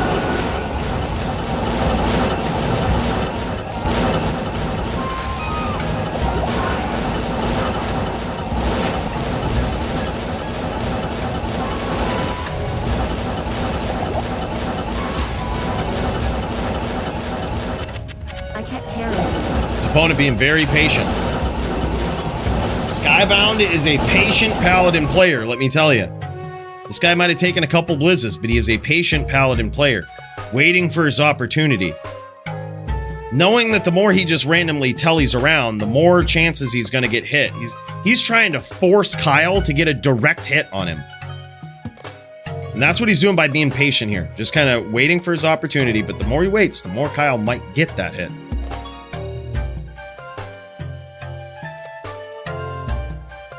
There it is. Kyle tags him again. And you can tell that Skybound very likely has a Ravenfrost set up here, because the lower his life gets, it's an anomaly that happens with Ravenfrost, but the lower your life gets, the less damage you end up taking. Yeah, it was so good, Sharprog. FF7 too, yep. I think Final Fantasy IV boss fight music was top tier as well. 2004 level stream quality, 144p. Hey, look, sometimes it happens. Uh-oh! And bam, the patience! The patience! He says, nice double tap. That indeed looked like it might have been a foot charge there. That was very nicely done from Skybound. Had to be patient there. But holy shit.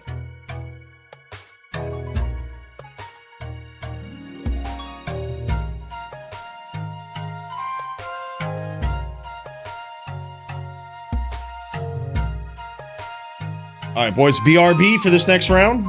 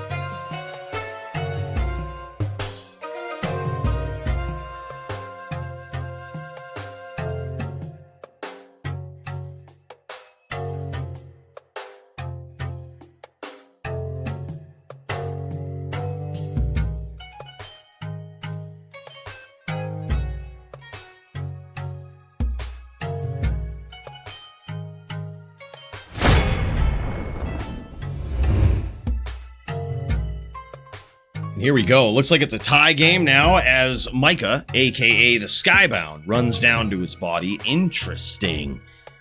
This is smart. Kyle is he's realizing he can take his time here, right? He can set these up. He can set his shots up, and he doesn't necessarily have to be going in and looking for the aggro, right? He can kind of he can stay on the outside. Even some CT casting. That is probably one of the most dangerous skills in the repertoire of a Cold Sword player, is when they really start mastering that CT Blizzard cast, right? Now, it's not usually as necessary versus a Din, because they're usually going to come in, right? But sometimes they'll start being real patient. Just like what Skybound is doing. He's playing on Din very, very well here. Uh-oh, Kyle is name locked. He's got to be very careful. He's going to get desynced on.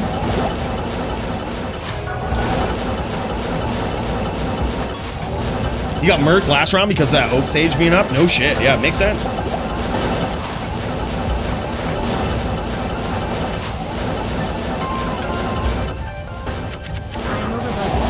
Prider Shop, by the way, what's up, man? He says, I'd lose the Oak, makes the name lock Blizz easier. Yeah, I've said by the very least, I'm not 100% sure on how accurate the double Blizz hits are, but they certainly make it. Oh my god, nice chain there. You could see it coming too. You could see it coming, that little Joby step that he did. He did the little Joby step there. At that point, you just got to CT up out of there. You got to get up, you got to get gone. Holy shit.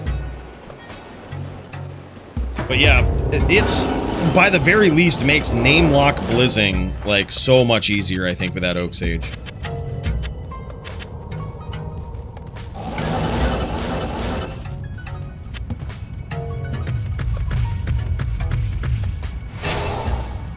So he needs Oak. Oak saves from range. No shit. Okay. Yeah, I was gonna say, I mean, I've heard mixed things about Oak Sage, really, and I don't have enough duels in with a Cold Sword to notice how good or bad it is. But I've heard mixed things, that, you know, it's kind of necessary, but also not. I think the big thing with Kyle is he is learning so well on, you know, mastering the techniques, the angles of this Cold Sword. But the thing is, sometimes realizing and jamming matchups helps you realize when you're chain locked, right? Like that last round where he got chained, we could see that chain lock coming from a mile away, right? But Kyle ain't been locked by a lot of smiters, I don't think, that are just on point with it. But I think if he would have seen that, if he would have known as soon as the Din players here knew what to look for on that Din. As soon as they saw that little, I call it the Joby step, because he's the guy that used to chain lock me all the time in LOD, and that's how I noticed what to look for. It's like you were just in close range with them, and then you see on their mini-map they start taking a little step down. Get the fuck out of the move! Like, they have you chained, they got you locked, right? But like, you wouldn't know that unless you played a Din or played against a Din quite a bit, right? Like, it's a what I call a telegraphed lock. Like, you can see it coming now. And people like Serenity, they've moved on to that next level locking, right? Where like you don't even see it coming.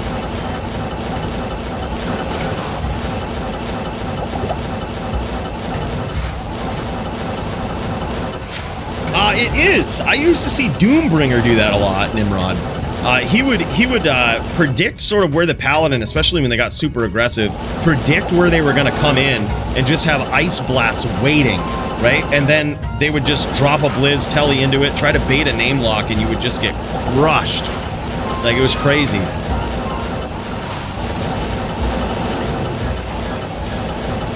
Yeah, see, like right now, there it is. He ran away very appropriately. He knew he was locked there.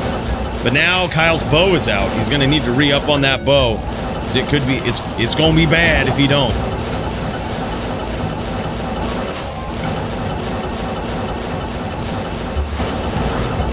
It's going to be bad. Also, Blizz is really heavy on mana. So if you run around without bow, you end up basically ripping mana away from yourself, like using so much mana that you run out so quickly. You piss through an entire belt so quick. Yeah, more self-blizz as well. That's another way to do it. Self-blizz is going to force the Pally to get creative.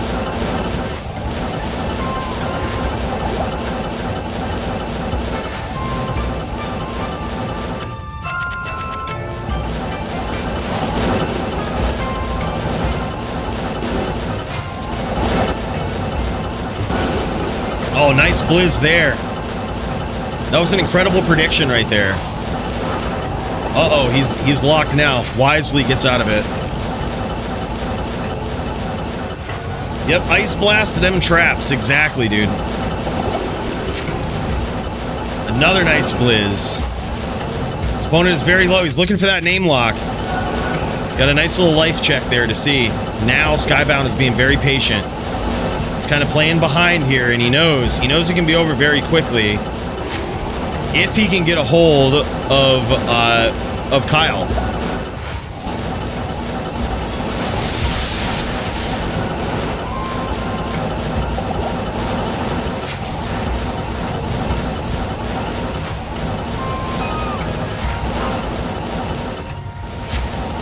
Nice self-blizz there, trying to bait that stomp.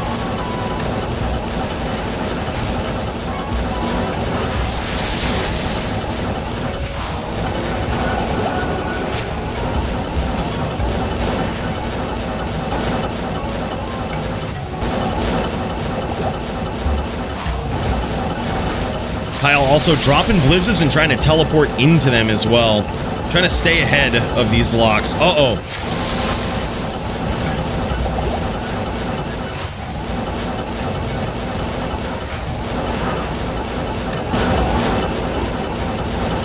Oh, for sure. 125 versus Sork. You gotta at least try to be on their level with the cast. And there it is, man. Flawless victory for Kyle in that round. Holy shit. 3-3, and it comes down to this.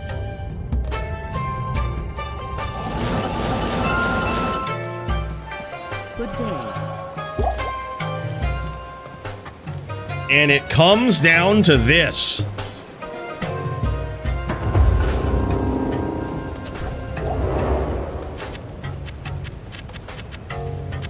I can't carry anymore. Greetings. This is insane, man. Kyle now 3-3 against a pretty savage Din player here. Skybound looking pretty clean, man. Looking pretty clean for a newcomer on this Din. And this is not an easy build to start with here. VT is not an easy build to play.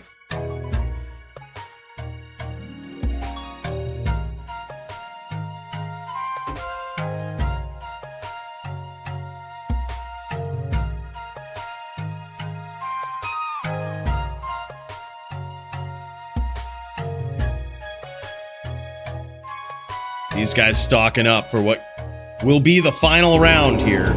Unless they annihilate each other.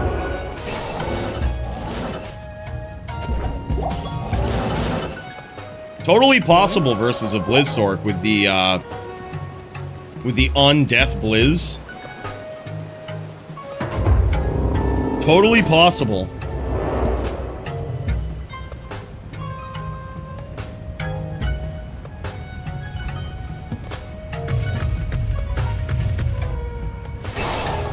Kyle says, good luck, Gobot. He's gonna have to keep his distance. He's gonna have to play this one smart.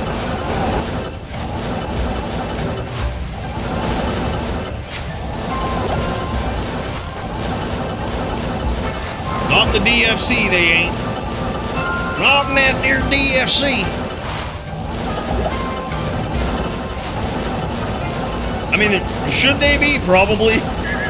But nothing feels worse than getting a kill on a Cold Sword, getting an on-death Blizz, but... I can't carry anymore. Nice setup from Kyle again. He's working that orb into his repertoire here, too.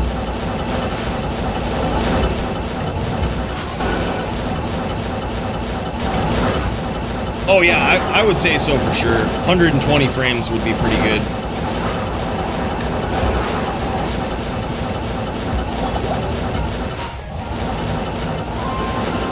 Well, now, you listen here, Leroy. Should it be? Probably. But we honestly don't see Cold Sorks enough, man. And in my experience, it rarely kills. It rarely kills.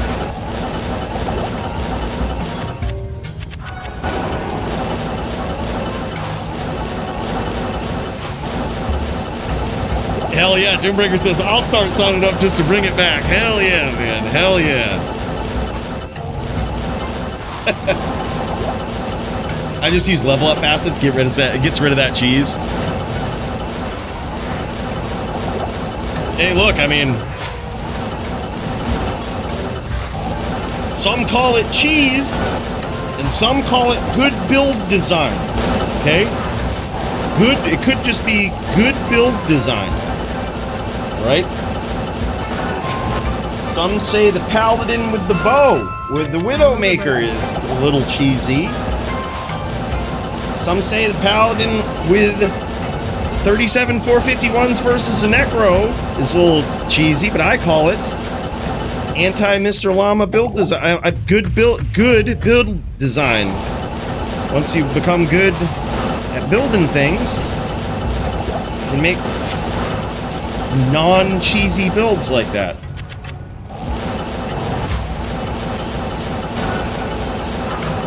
Funny thing, Leroy, I actually just put one back together with all my 320/20 charms and took it into some pub games, all to realize one thing. The Murdered Inn, while it is fun and had its time in history, oh my god, and there it is, Kyle stacks up a win. He gets there on the Blizzsork, a flawless victory in that round. Damn, son. He was getting his rhythm to him in that. That is wild, man. 4-3, and he gets there, moving up the ranks. GG to Kyle, one step closer to that top 10. Holy shit. G fucking G, man.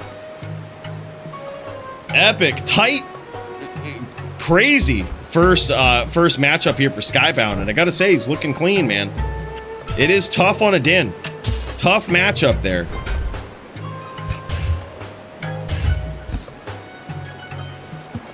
Damn, son.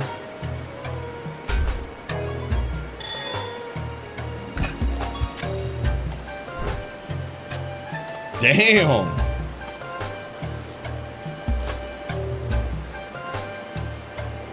Wow, that is an incredible grief. So close to perfect. And look at that. Beautiful helm as well. Exile for the tap. I love it. Beautiful boots. Skybound came in ready. Look at this amulet. Skybound's gear is pretty insane, man. 100% perfect Enigma as well. Holy shit. D-Fathom with the new jewel, and look at that, man. That lamp gear, baby. Helping out, fully faceted out. Getting kitted, getting pitted.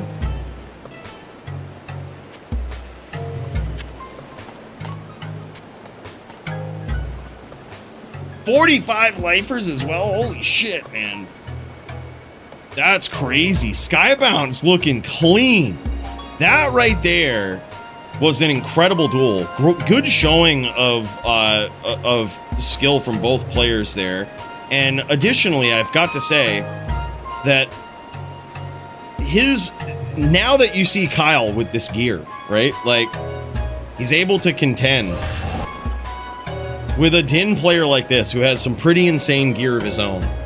And that is really cool, man. That is really cool to see. Hopeful. I am hopeful for Kyle's ability to bust in to the top 10. All right, boys, let's, while Kyle gets ready for his next matchup versus the Thor Jitsu, let's see if we can check out the Muchez versus AF50 match, shall we?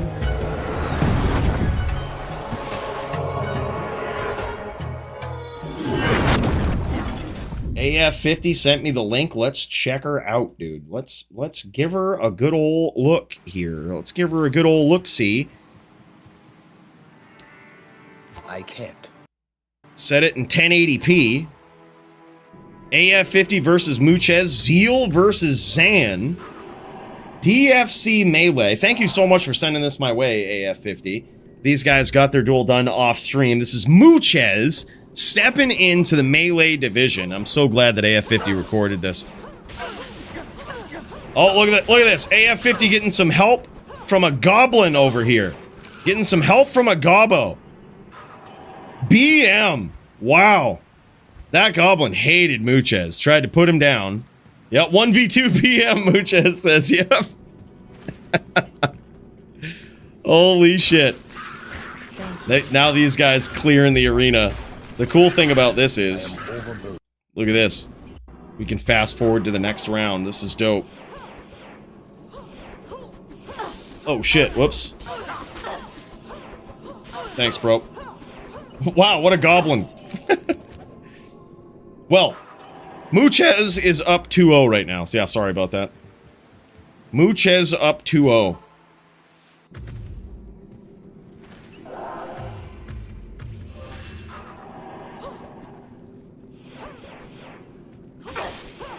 Big hits for AF50 here. Holy shit. Huge hits for AF50 to start it off. Damn, son. 3-0 for Muchez. That is wild. Then look at this. This is the cool part. We can just move to the next round. All right, here we go. Let's see how this one went. AF50 gets started off with those big hits, man. Damn, son. All right. All right. 3-1. Here we go. Holy shit, man. Big hits again.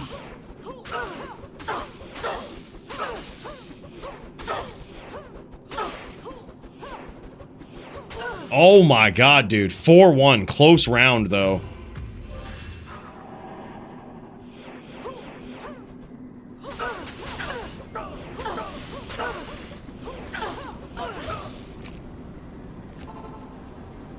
AF50 getting on the board, man. All right, 4-2. Next round. It's so crazy to see Muchez in Melee on this song, because Muchez's gear, if y'all remember from HLD, when he was the dominant, reigning, defending HLD champion, this guy's gear is absolute top tier. So it is so wild to see him bring that to a division where having gear like that really matters. Stand still and let me hit you. Now 3-4. Next round. Big hits for AF50 to start this off. Looking like it's going to be 4s now. Holy shit.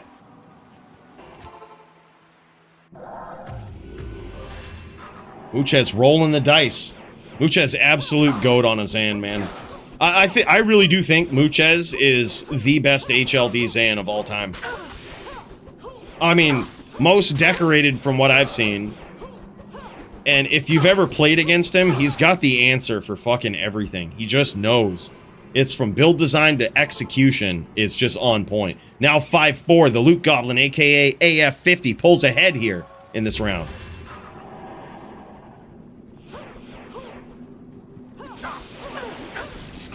Oh my god, what the fuck? 6-4 now.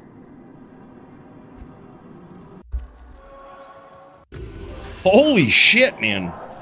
AF50. Muchez started off strong in this, but AF50 with a big comeback.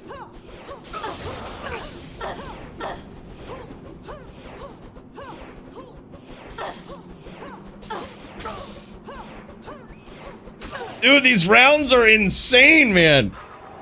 These rounds are insane. Only GM LLD Warlock has Echo and Strike. I assume that would run 15, 12 small charms because Echo and Strike is all magic damage in a spell. Now, I will say, the wider LLD community might have some rules surrounding Warlock currently. We don't. So, theoretically, in DFC, any Warlock is GM at this point. We haven't really seen a lot of them to develop any rules otherwise.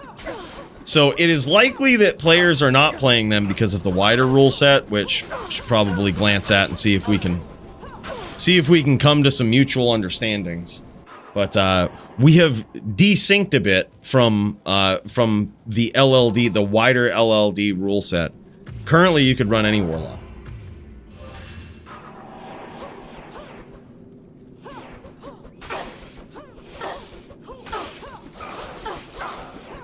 That I don't know. DD sent me some updates to try to like consider to get more in line with like what other tournaments do, essentially what the LLD Discord does. Yeah, so we're checking into them. We're checking. Now 6-7 in favor of Muchez.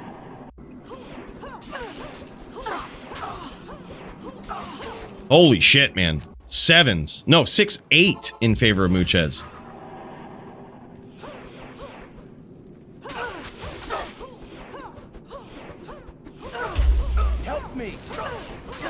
AF50 praying to those RNG gods. Almost worked for him. 6-9 in favor of Muchez. It's been an epic duel, though. Holy shit. AF50 making this dirty. 7-9. Still in favor of Muchez. Muchez needs one more.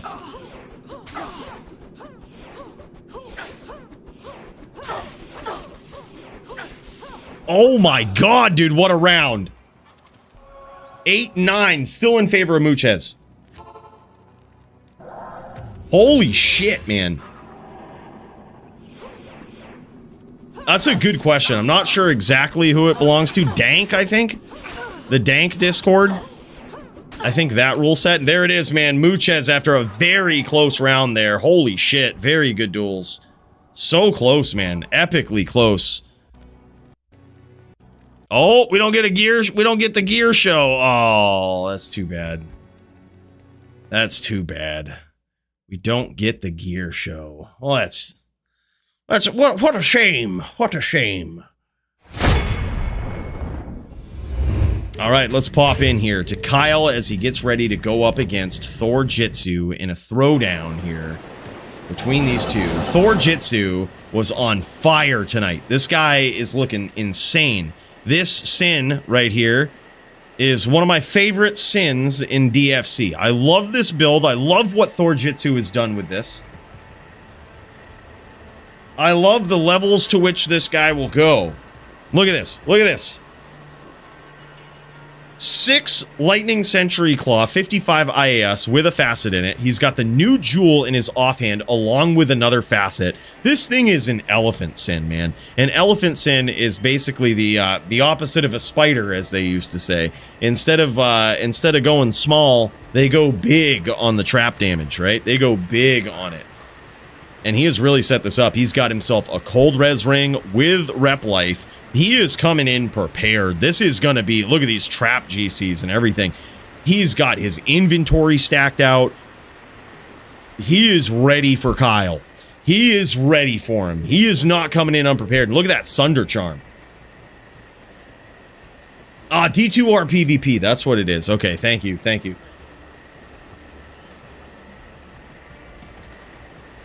Damn, son, yeah. I was hoping we got to see the Muchez gear after that, man. It's so good. We did see it last week. But still, it's pretty insane. Might change, might switch a little bit between, you know, droids or dins or whatever, you know.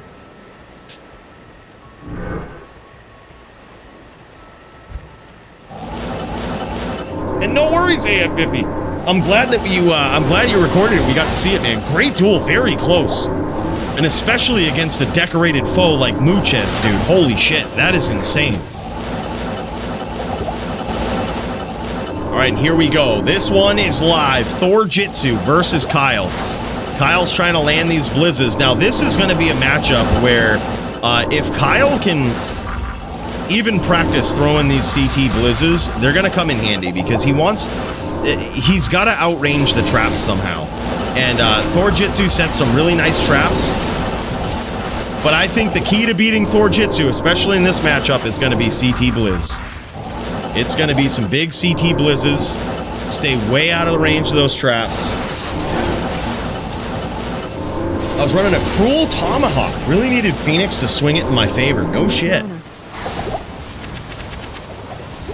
Yeah, I think that would have been big. I can't carry anymore.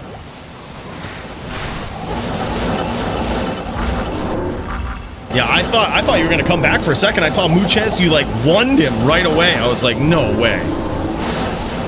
Is this gonna be the comeback of the century right here? It's close. It's very close.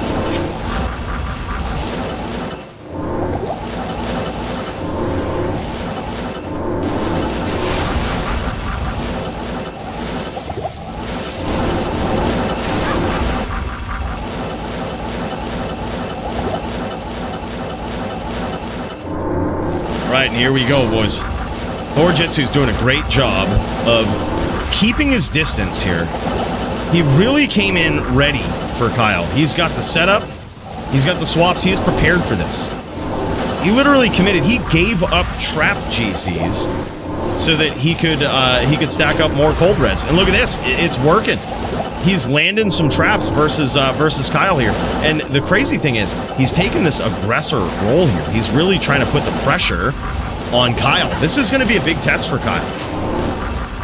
And now he got tagged with that Blizz, and now he knows he probably can put that pressure on, right?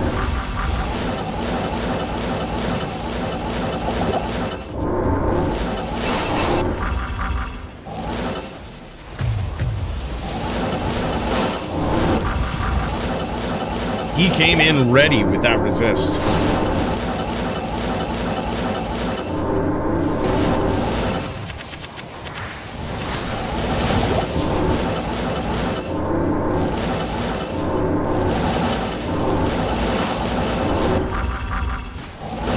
Yeah, true.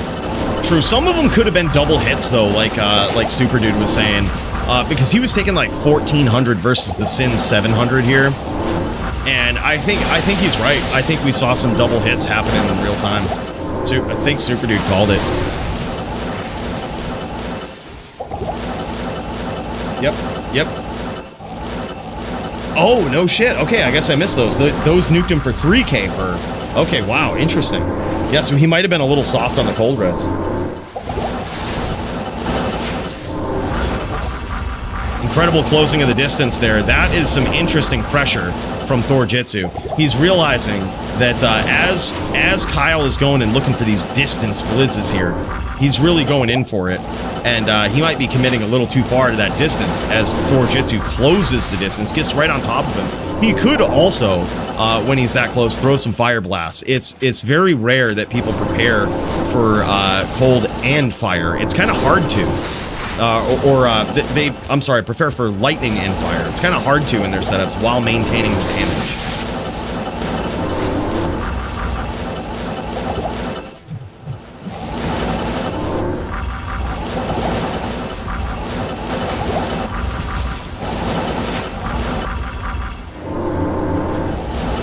Yeah, and that's the thing. I mean, people ask about certain things that they can wear versus cold swords. I remember somebody asked if they could wear a snow clash versus cold swords, and I was like, "Yep, go ahead."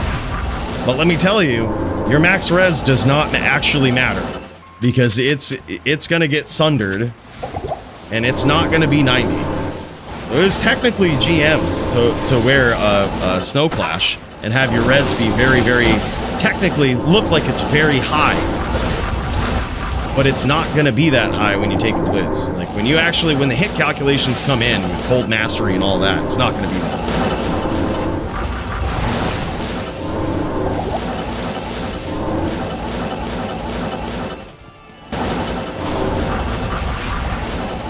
I know, right, Odin? It's crazy, man. This has been a wild night of fights, I gotta say. Big hits from Kyle as he tries to mount a comeback here.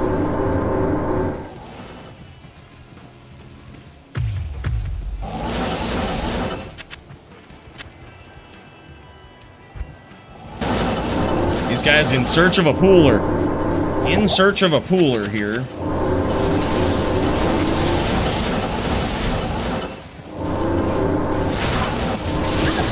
Oh my god, and there it is. Kyle miraculously makes an insane comeback. You know what I think? I think the fade wore off. I think fade wore off. And those hits hit real big there.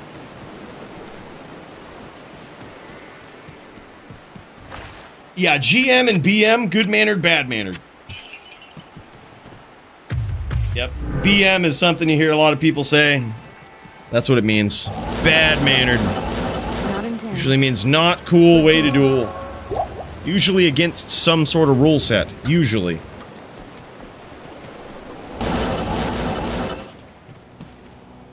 Not in town.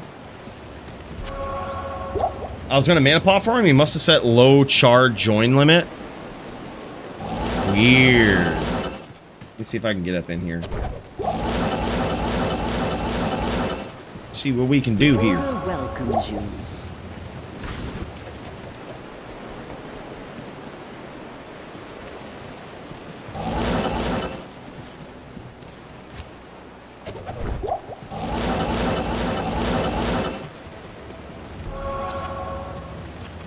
Ah, yep, game is full.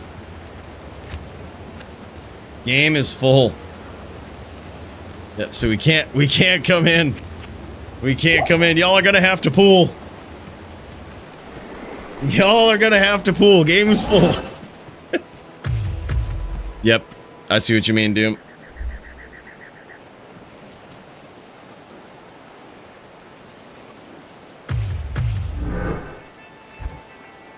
Yeah, this is a really good stream from Thor Jitsu.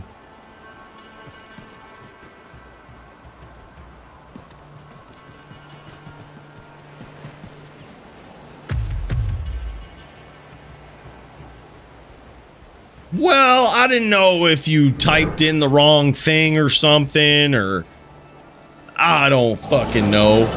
This is what I said. This is what my college economics professor taught me.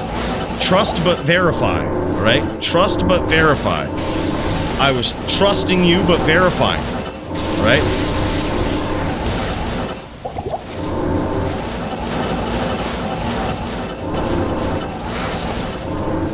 He says, always trust but verify.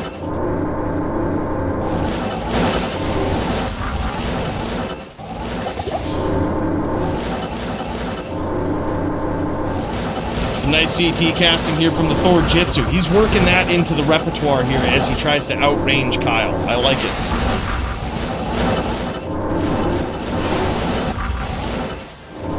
Holy shit, what a match.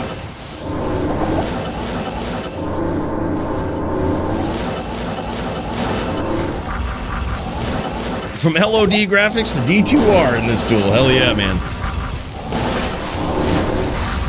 Yeah, Thor Jitsu was up real good in that last round, but Kyle came back.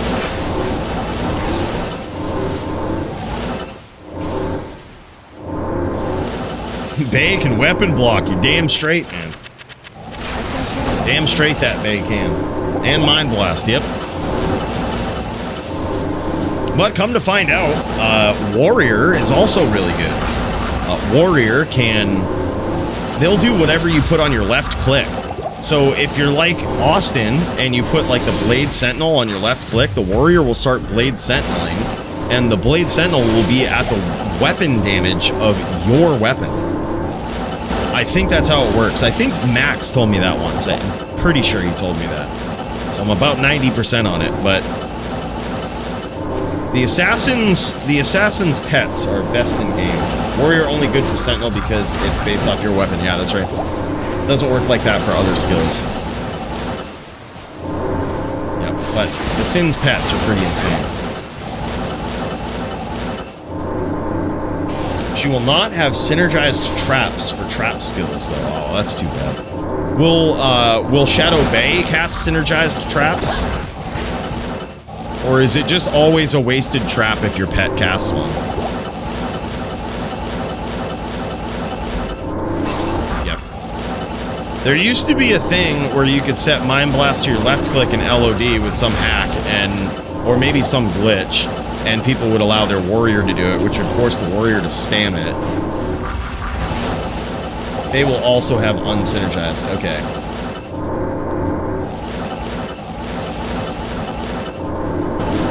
So they both build up synergies, but they have to use each trap at least once. No shit. I can't carry anymore. Wow. That is wild. Bro, I'm writing this down. Every time Max says something,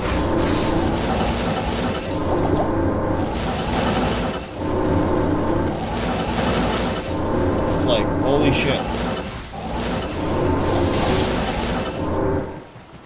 I can't carry anymore. Shadow Bay and Warrior.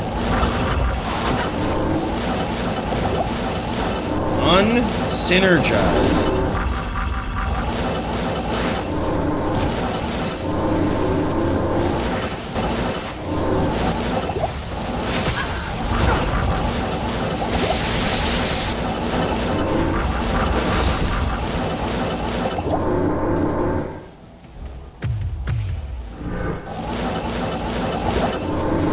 That's wild. I literally have a document where I write down shit that Max says to me that I never knew. Yeah, more or less, Trundle.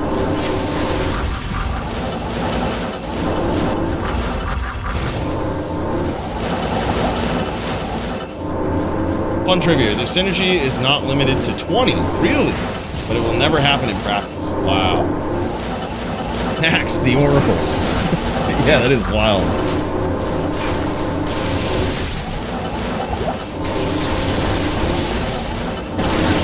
Oh, nice hits there from Thor Jitsu. Yeah, working the CT casting into his repertoire in this duel is really paying off for him. Oh, nice traps there. You could hear those ones hit. I am overburdened.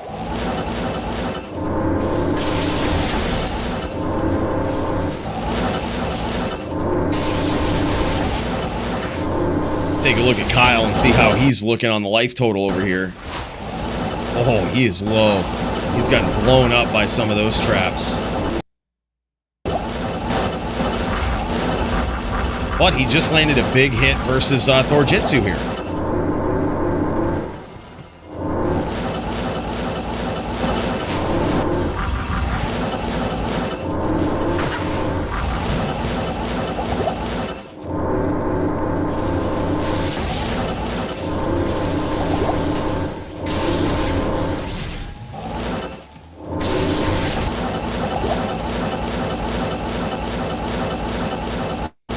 I think if you're trying to race and you're trying to solo, you're trying to race up a ladder solo without other people, you have the wrong idea of what a ladder race is going to be about and how you're going to beat it. You're never going to beat. You're never going to be number one with that. You're competing against people that, if they didn't multi-box, if they're not multi-boxing, they have teams and all of this. It is competitive. Like, I mean, as it should be.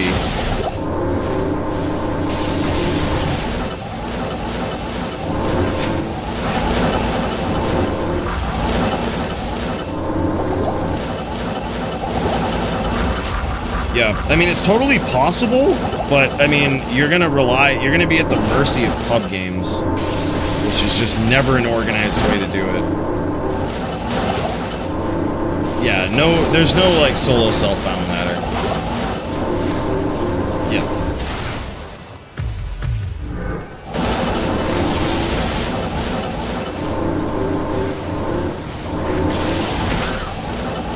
Nice blizz hit there from Kyle.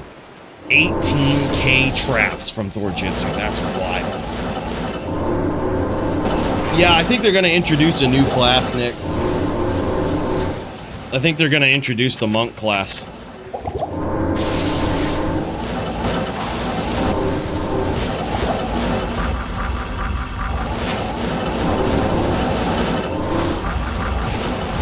Yeah, you can't Player's Aid online.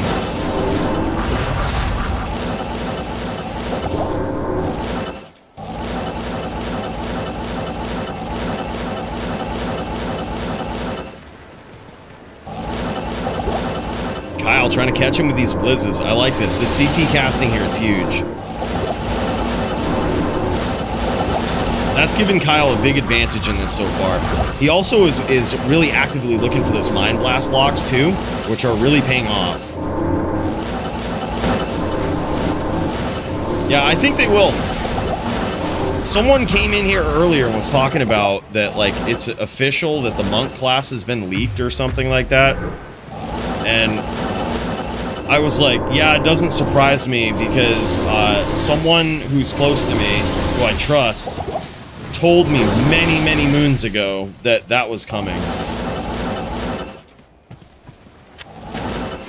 But he's like, don't say it because I'm close to someone at Blizz or something. I don't know. Knew someone that used to work there or something. His uncle worked at Blizz. That's what I say, Crypto. Maybe fix the fucking Warlock first. Before we're like, yeah, we nailed it. Let's add another class.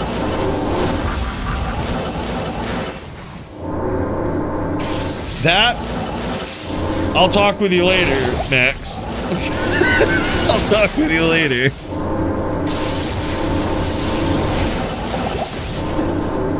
I don't want to throw my boy under the bus.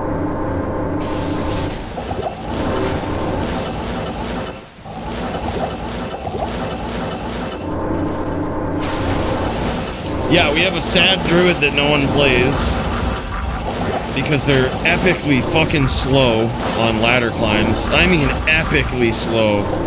Even with decked out gear. Although I haven't tried one with decked out gear recently. One of the most demoralizing things when I was trying to 99 a druid, the most recent time that I did, was I was literally multi-boxing 7 different accounts as I was climbing. And I noticed it was faster to just follow a mosaic sin around. And I was so pissed, I stopped playing it. I was like, literally, it was like, I was trashing as much as a druid could trash. I had the best gear. And it was actually just faster to follow a mosaic sin as she blasted through the entire map. Now, I'm not saying that the druid is weak. I think the druid is appropriately gauged for his ability to climb ladder. I just think, I'm glad they got rid of mosaic. I think they also need to dial some other classes back. Like, for example, unpopular opinion, the Nova Sork is too powerful for PVM. It's too fast. Like, it clears screens. It's, like, too efficient at smashing shit. Like, builds shouldn't be like that in D2. It used to be that we would run into immunities that were harder to kill, but now Sunder Charms, and it's like, well, that's stupid.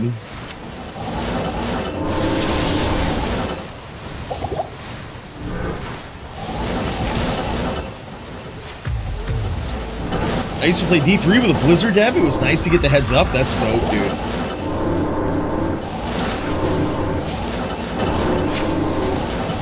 It was Din versus Sin, dude. VT versus Trapper. So insane. It's probably one of the most epic title bouts I've seen ever, but certainly in recent history. Yeah, exactly. I remember that too, Crypto. Like, I don't know why they ever thought buffing the Lightning Sorceress was a good idea. They probably just listened to this nostalgia bait. I remember my Nova Sword from like 1.06 and was like, oh yeah, we gotta bring that back. It's like there's a reason. It isn't like they nerfed Nova ever. It was just that other skills with synergies got better. And it was like, but then they just buffed it, and now it's like, okay, well, Nova is just clearly the best thing now. It's like way overtuned. But even back in the day, even back in LOD, the Lightning Sword was the fastest ladder climber. You had a Lightning Sword with self-wielding infinity, which seems like a new concept to most people, but it's not. Self-wielding infinity chain lightning sword, or lightning sword, whichever, depending on your single target or multi-target, was the fastest ladder climber.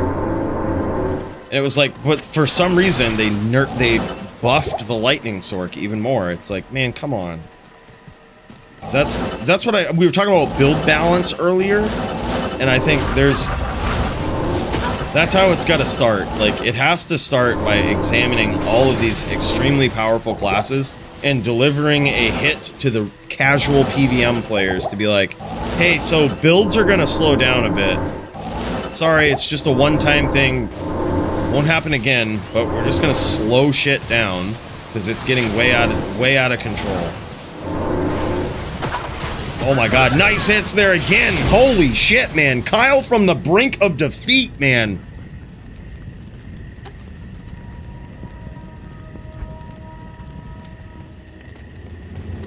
Holy shit. Good evening. Yeah, that 1.06 Nova Sork. And granted, it was good, but even back in those days, Nova was like used in conjunction with other skills like Orb, right? Because like there was no synergies back then, so it was like used in conjunction with other things. So it was like, yeah, it was good for most areas, and then you'd have to deal with enemies in another way when they were lightning immune, and it was like, so it wasn't even the same game really. When the Nova Sork was a thing, it wasn't even the same game. End of the whipped cream can hits hard, baby.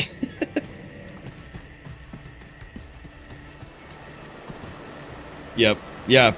But I mean, I think that's why they buffed the Nova Sork, is because like there's just all this nostalgia bait from players that like maybe dabbled in D2 way back in the day. Were like, I remember my Nova Sork, and they buffed it. And it's like, man. They need I think they have an okay team there now, but they need to just like listen to OGs who like know about why builds were changed and not pander to people that like have this wicked nostalgia bait. Like before you know it, they're gonna make Orb with like do ridiculous damage too. So they're gonna be like, yeah, man, remember my Orb Sork was awesome. It's like your Orb Sork was never awesome, because it was never the same game that it was playing. Like, it was never as awesome as you think it was. You know, it's like...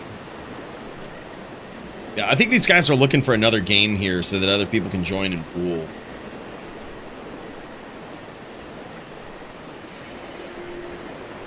How about infinite level charged bolt, right? See, like, there's another thing where, like, it was a single player... Like, you could level your skills over level 20. Like, with some hack. And it's like, then... See, and people will like, so my build was so good. And it's like, you were playing the game with a hack. You know? Yeah, negative dex, negative vitality. Remember that amulet?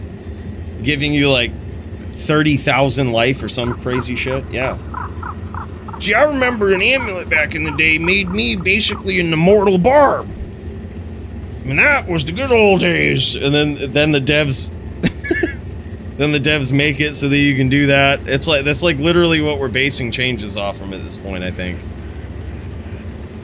Like the nostalgia bait changes. No, it was Bugged Ivet Lich.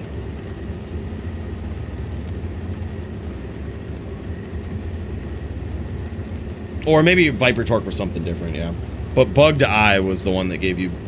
You had to be a certain level. After a certain level, it wouldn't work.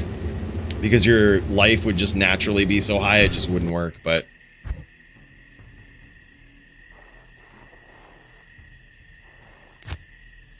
If Glacial, the faster level traveling skill and further down, did the higher damage with the explosion few, that'd be awesome.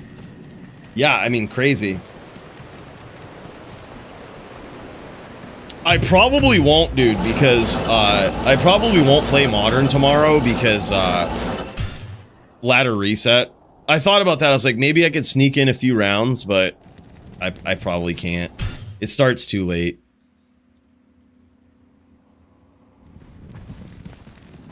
Yeah, but I was thinking about it because my deck is built now. It's like all ready to go. Which like I'm fired up about. I built Dice Factory and I've been playing like some weird versions of it, but I have fun with it, man. That's all I try to do. It's just like, yeah, modern Dice Factory. Yep, it's wild. It's fun. It's probably not the most competitive, but it's fun. That's all I really care about.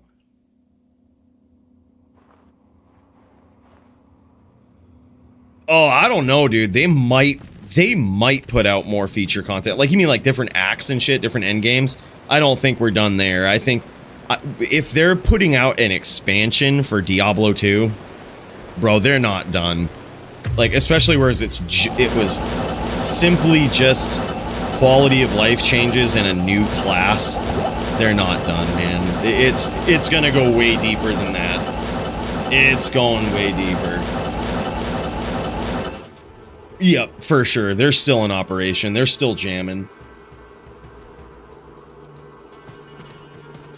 I won pre-release Hobbit? No way, dude. That's awesome. That's awesome. I'm literally just learning about all of the interactions and shit of new... I'm learning about the new cards and deck archetypes that are out there. It's like I'm starting from scratch, man. I joke around with the people that shop. I bust out the Star City Games, 2015 Star City Games Modern State Champion mat. And I feel like fucking Unk, dude. Like, Star City Games ain't even a fucking thing anymore.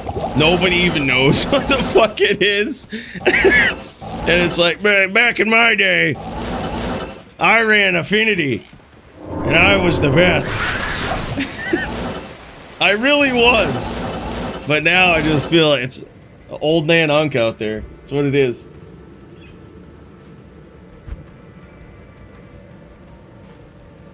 Found a Magic Sunder and renewed it. -10 Magic, FHR, Life. I find no recent trades on Trader. Maybe another price? Hard to tell, man. It's worth whatever someone's gonna pay for it, but that's a really good roll, and I wouldn't let it go for cheap. Yes?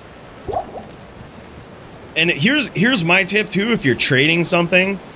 People always tell you, look at recent trades and, you know, always look at recent trades, what they went for. Don't listen to those people. They have no concept of what an economy is and how to, like, manipulate one. Do not listen to those people. If you saw someone sell a 32020 for an Ist rune, would you then think your 32020 is worth an Ist rune?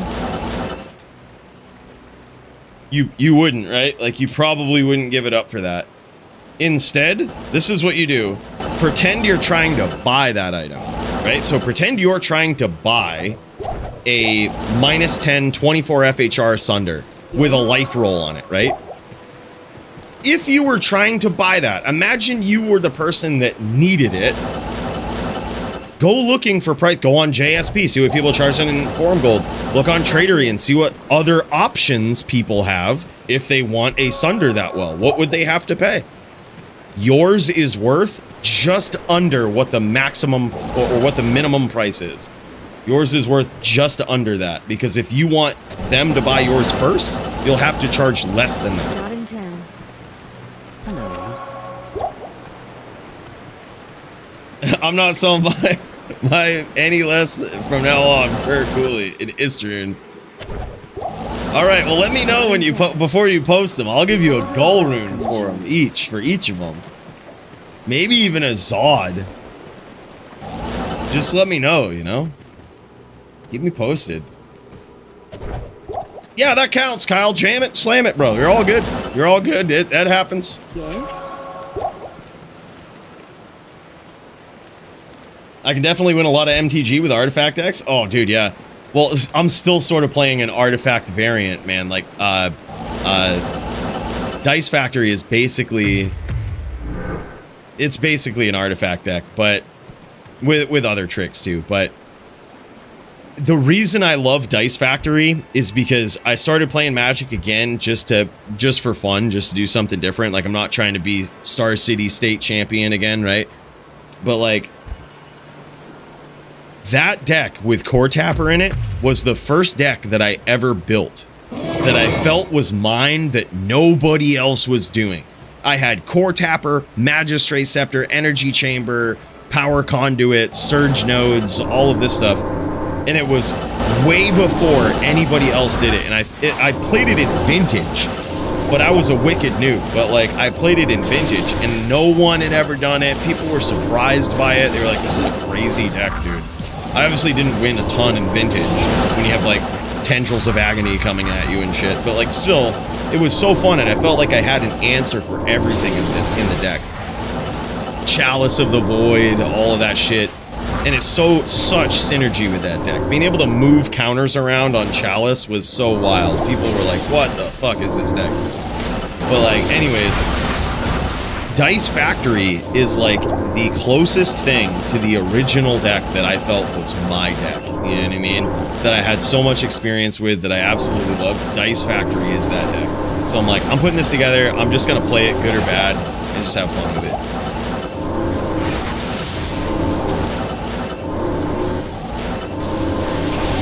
What's pass? Good question.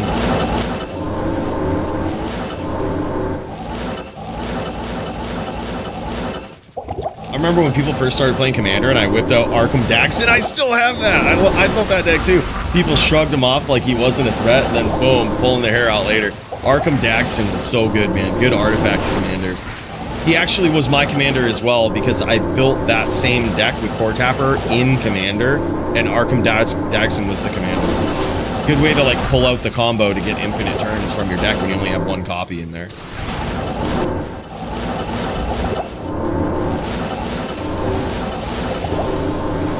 That was fun stuff, man. Was indeed crazy. Just converted one of my 99s to ROT dubs. Still feels weird. Dude, I did it with Santiana today. And it is, I have so few regular LOD characters left on my account, or expansion characters left on my account, it is starting to feel weird. I'm like, wait a minute, dude. Wait a minute. I don't know if I'll ever play it again. You know what I mean? Like, I don't know if I'll ever go back to expansion. So as I see them get converted, I feel you, Leroy. I converted Santiana today. And now I think I have three or four characters left. Should have brought over my Santiana ear. Oh, shit. Yeah, dude. Got Iron Man Commander, Arkham, Urza, and Toph. Metal crafting is so beast. Yeah. Do you see what the price of Mox Opals are? Glad I kept mine when they got banned. That's when I quit. When they banned Mox Opal, I was a huge Affinity player. I mean, that was like all I ever played. I know I talk a lot of shit, all right? But, dude, I'm not kidding when I say I was probably one of the best Affinity players in the country, all right? For these early days. Like, it was insane. I lived in Atlanta at the time, so I was always playing with top-tier, legendary names. Like, fucking people that had won Star City games on the regular, like, all those big tournaments in big cities like ATL. I was playing with those dudes on the regular, like, in my regular card shop. Like, that was who I would play with. and they always wanted to play me when they would practice. Like, they would literally have little practice sessions, and they would call me because they were like, we need an affinity player, like, we need a good one, and fucking, I would be who they practice with. Like, I was the man with affinity. I went from classic affinity to hardened scales affinity, was just playing it at like top tier level, man. Jeweled Lotus needs unbanned? I would agree. I think they should unban all of it. I think Black Lotus should be legal in Commander. I don't know why the fuck it ain't. Turn that shit right into vintage. Dorjitsu looking real clean here.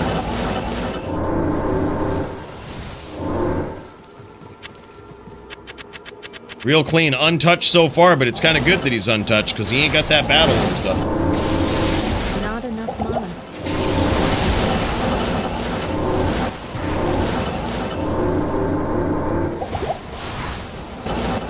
mana. No, I don't think it's an issue at all, World Fighter. I think teleport actually is...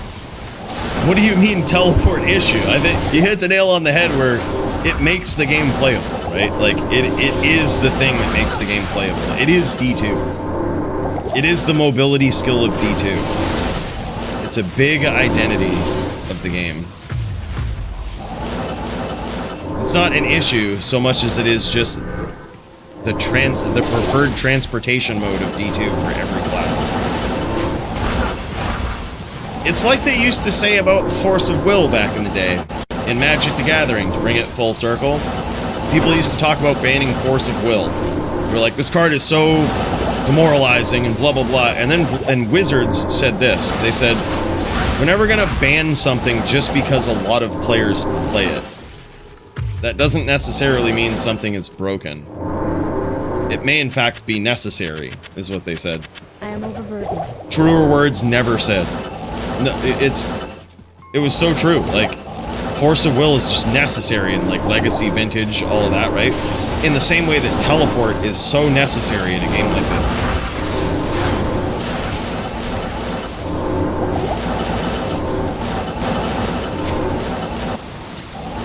Yeah, I think it probably ought to, I mean, they probably should have added some sort of fast mobility skill like that to everything, right? And I don't just mean like charge on the Paladin. I mean like something even better than Dragonflight on the Sin, right? Something even better than Blade Warp on the Warlock. That should just something like that should probably be on every character naturally. But it's hard to do that now, whereas the entire game and its balance has really hinged on Enigma for a very long time. The only problem with Enigma is that it was a necessary addition to solve some inherent design issues from the start. But, I mean, it did, and it did a very good job of it.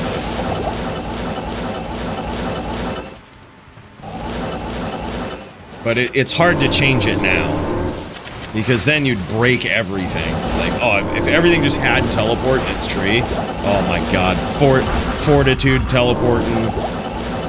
Get out of here. Then Fortitude would be the broken item, right? And Fortitude actually is broken. Like, that armor actually is busted. But the only thing is if teleport is so necessary, it makes it not so bad.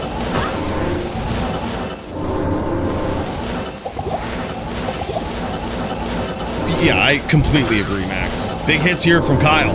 He's trying to catch up here. He's doing a great job of keeping his distance and frustrating Thorjitsu here.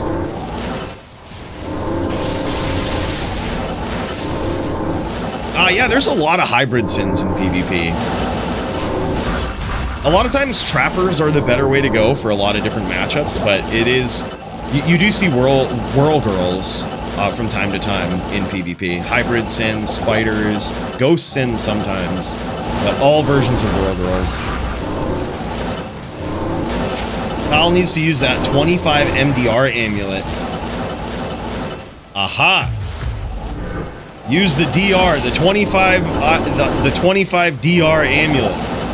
Something Kyle should swap to in his stash, huh? All right, good to know. This is indeed the matchup it was meant for.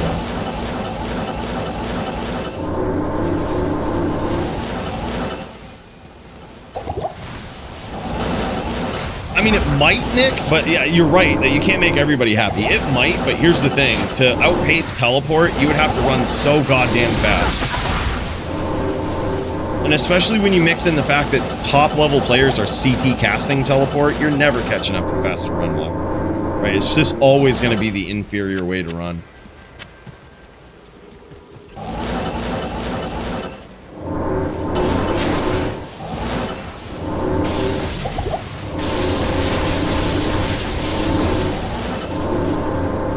Yeah, like hybrid Enigmas we used to have, yeah. I would honestly not mind if they just added teleport to Tyrael's Might. I actually think it would be a very good armor if they did. That's literally all the armor needs. It has resistances, cannot be frozen, damage to demons, slain monsters rest in I peace. am overburdened. Like, it's incredible for PvM, would add some options in PvP, give us a whole nother source of cannot be frozen. Has strength on it, no requirements. I literally think that that is, as tongue-in-cheek as that is, that's what that armor always needed. I think that's how they should have done it. They should have, like... I mean, it's okay to have it with Enigma, but I mean, just having some sort of other armor with teleport that has different things. Resistances cannot be frozen. Strength, all good things. Just +1 to teleport. There you go. Armor is fixed. It's literally that simple. True, true. And I think our boy, Carbot Animations, he actually commented that on one of my videos that, like, it should have had +1 to Town Portal. I actually think his comment on that video is why we have +1 to Town Portal on the Sling Ring. I don't even think the devs would have been on their radar had he not commented that on my video. It got like huge traction. I was like, what? And then we get an item with +1 to teleport. Or +1 to Town Portal, sorry.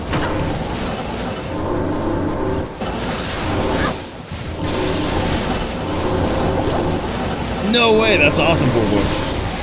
Many moons ago, I created a custom server where there was a low chance to drop a small charm with certain skills. One of them was teleport. No shit. Yeah, interesting. I mean, again, I think having something like that would be so OP. Just having like a one-of charm with teleport. Oh my god, that charm would be so valuable. But also, it's like, it would be basically like adding teleport to an entire skill tree of a character where like, then suddenly Fortitude is busted, COH is busted. Every other almost god tier armor is suddenly absolute god tier.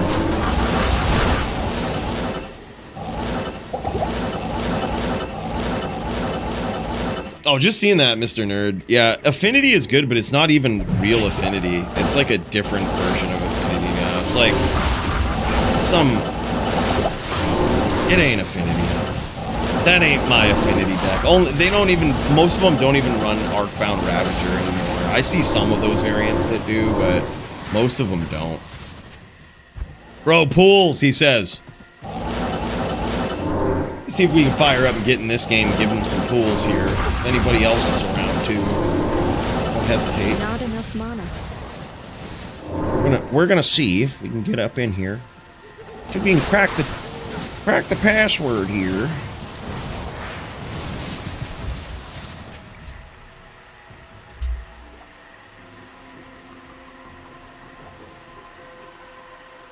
This is the most chalked duel ever.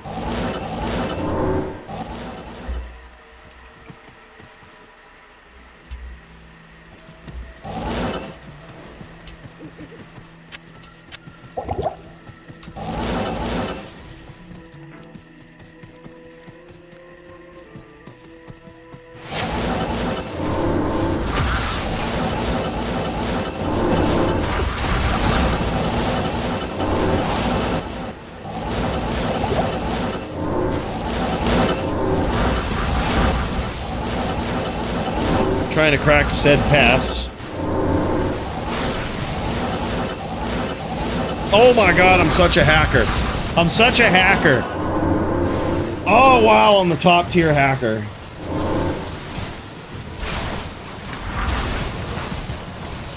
Wow, guys, if anybody can hack like me, Good evening.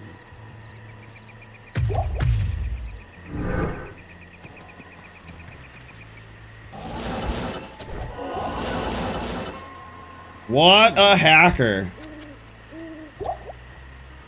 Just cracked my way right in here while these guys pause. Look at this. Look, just got Santiana up in here too. Just hacking our way. Hacking our way to supplying these guys.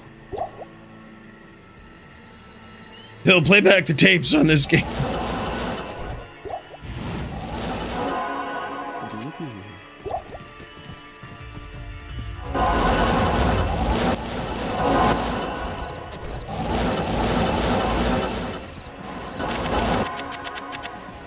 Hell yeah, we getting them stocked up now.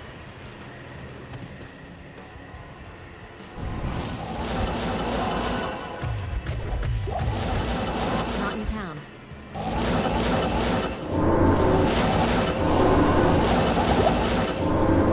Hell yeah.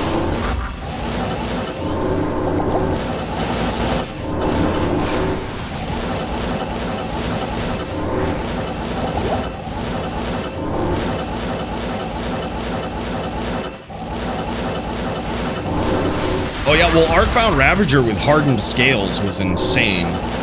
That was a fun deck to play, man. Theoretically could play it again now, but it's apparently just too slow for the meta. I can't. If you're not doing busted things on turn 2, you're not playing Modern anymore. Not in town. Holy shit, man. 2-1 for these guys. Epic showdown. Not in town.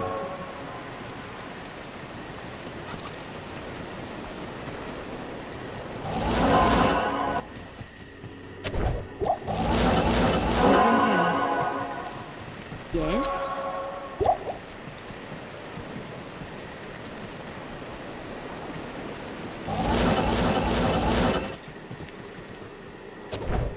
This is indeed an epic one. You need to be using Bay, Sork, and you did CT and Corner Blizz. Also, Kyle should use that DR amulet with damage reduced by 25. I think he's got that in there. Damage reduced by 25 plus 3 to cold skills. So that's going to fight back against that Mind Blast shit.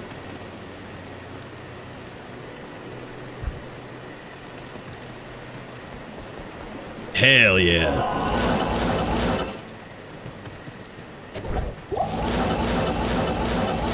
Not in town. Good evening. Yep, Gurk's even better. Also, yeah, that's really good. Gurk's makes it so you take 0. Gurk's with the amulet makes it so you take 0 Mind Blast.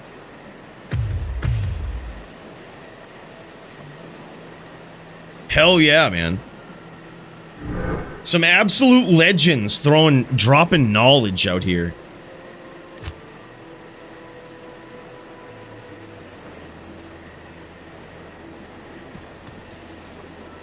What's with the chat filter on some words? I'm not sure. Is that happening on YouTube, or are you talking about like Lamp's message in particular, how it like gets converted? Yeah, weird. So it thinks that, to my understanding, Max, it thinks that the word Gurks is a different language, so it's trying to convert what someone's saying to English so I might understand it.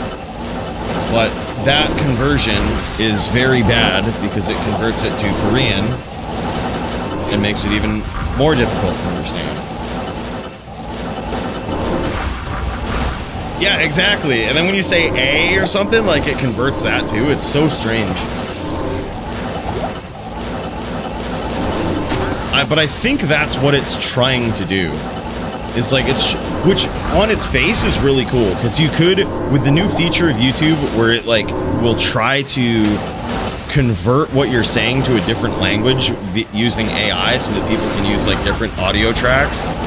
It probably could bring different language speaking people into a stream, and if they speak something, then you might not be able to understand it if they type it, right? But then here's the other part, is if they're watching it live, they're not going to be able to understand your response, right?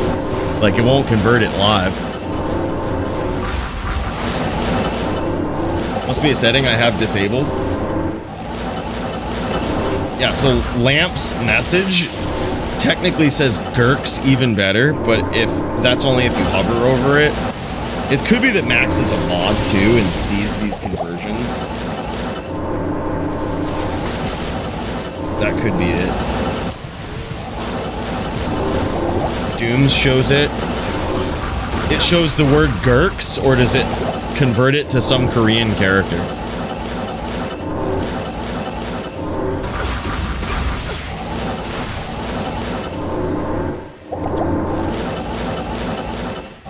It says Gurk's even better. Okay. Yeah, so y'all, I think it's because he's a mod. Can you run Kalim's flow in LLD? Yeah. No, you could. It's just not a very good weapon.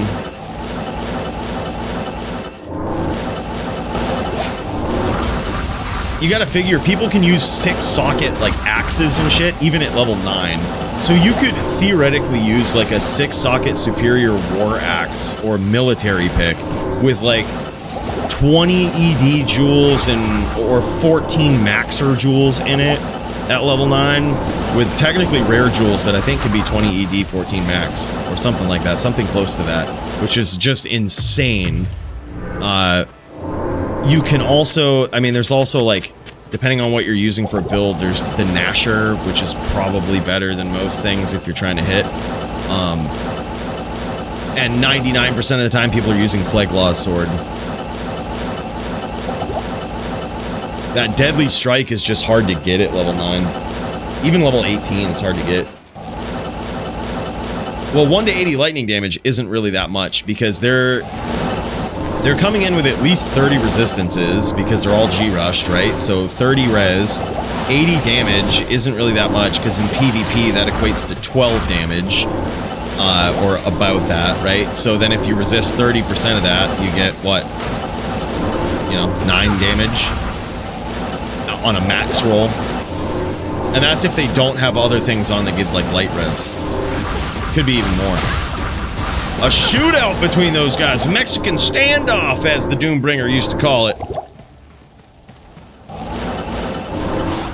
Yeah, so the added elemental damage, I have seen added elemental damage in level 18 duels, but it usually comes in the form of like a perfect sapphire in the Clegg's sword. Because by the very least, it's going to add cold damage to Force Cannot Be Frozen, but also the damage is kind of considerable. It will actually do some damage at that point. Might not be much, but it will Force Cannot Be Frozen either way. So if by nothing else, cold damage is probably preferred. Yeah, and at level 18, you can get 15 Lifer Charms. So like, yeah, you can actually have a pretty decent life pool at level 18.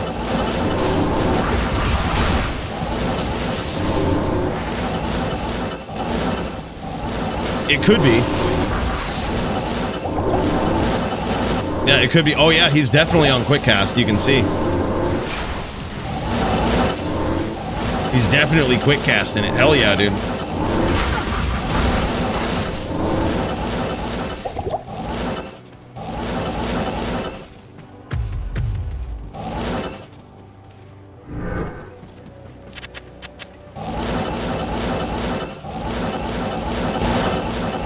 Yeah, Sir What's-His-Name tried to run a Ghost in on ladder a couple seasons back.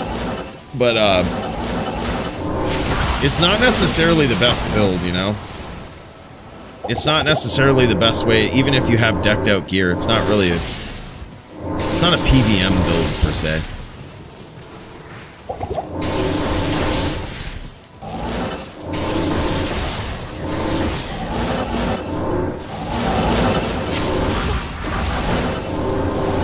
Kyle's doing a great job of keeping the distance here. This is certainly a frustrating duel for a Cold Sork, I think. Well, really for both players. Going with that Psychic Hammer there.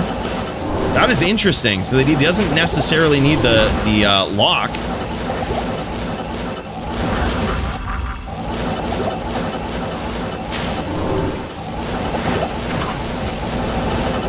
Nice hits there from Kyle.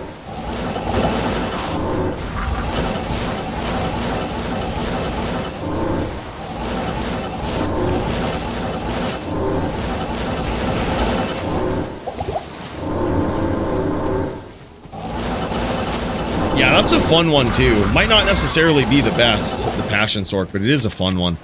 All right, it's 2-2. I say we do this first to 3. What do you guys say? You guys want to make the next round count? Order welcomes you. Let's go first to 3. A little bit longer of a duel if y'all are all right with that. Hardest I've dueled. Yeah, man, I'm telling you, he is decked out. Yes, next round is the last round. Let's do it. Let's do it. Tie game, sudden death.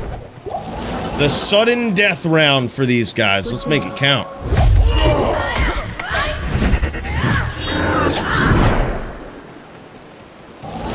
Let's do it, man. FT3. Give it your best. Give it your best real duel attempts, fellas.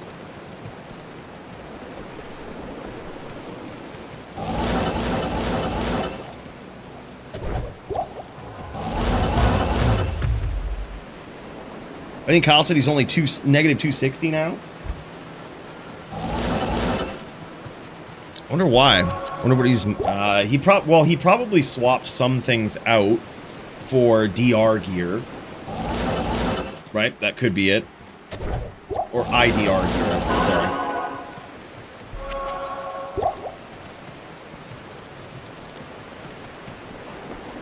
Yeah, negative 270. I feel like it's fine. That's fine. Not here.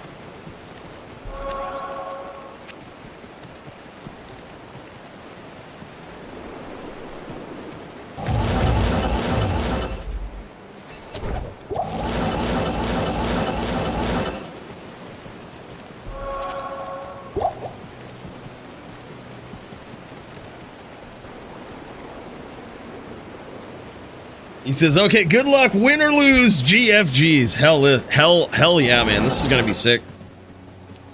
This duel is hard. Kyle should watch me versus Gatish for best setup and walk tactic. Yeah, those, I mean, Lamp has got some insane duels in the history of D2 DFC. Legendary ones. Lamp is another remarkable player.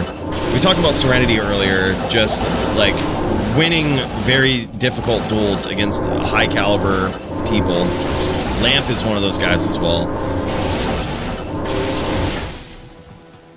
Lamp always caught so much hate, mainly because I think a lot of people just hate the Blizzork, but and anybody that plays it. But that being said, you got to give credit where credit's due, man. And Lamp was an absolutely incredible, very remarkable Blizzork player.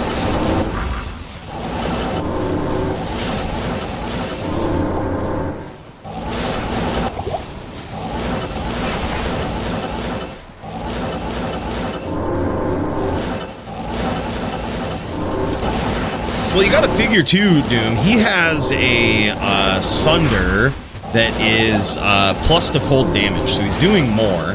So even though he doesn't necessarily have as much minus res as you used to, the Sunder is probably making some sort of difference as well. You could get one with minus res, but I think the better way to go is mastery damage, like the plus 15. I can't carry it.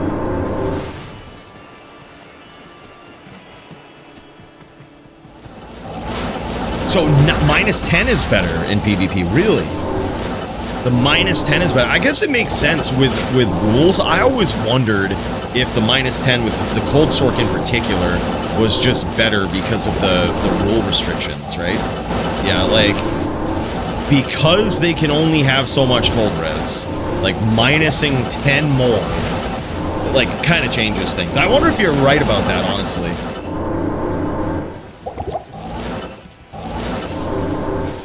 No shit. Interesting. So having minus 5 more pierce will put you at the same as having like 1450 more damage. Is that before PvP nerf? Or is that 1400 damage more PvP damage? I can't carry it. Okay. So as far as actual PvP damage, we're talking about like a little over like 250 or so. Yeah, 250, 300. Yep, still wild though.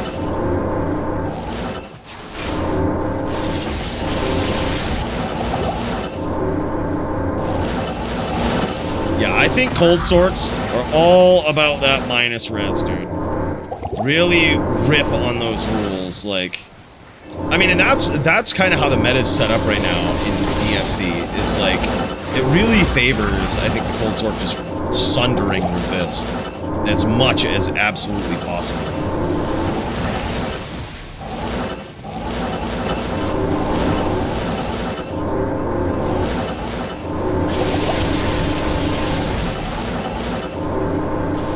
That could be it too, Nick. I think he might not be using Shadow so that that same thing doesn't happen. Now, alternatively, Shadow can spawn immune to cold, but I think the double tick thing still happens even with Shadow. So yeah, you could be right with that. I am overburdened.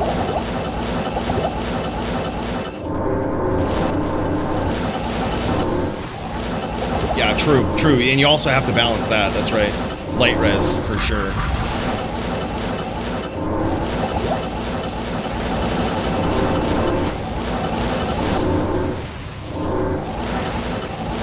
Really, Max? Bay is still better even with double tick.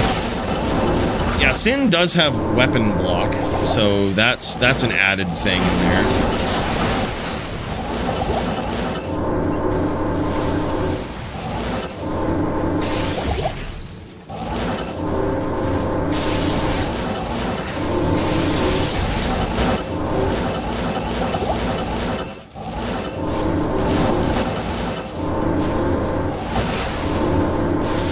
Yeah, exactly. And she gets those she gets those mind blast locks. I think she's worth the risk for sure. Yep, definitely worth the risk.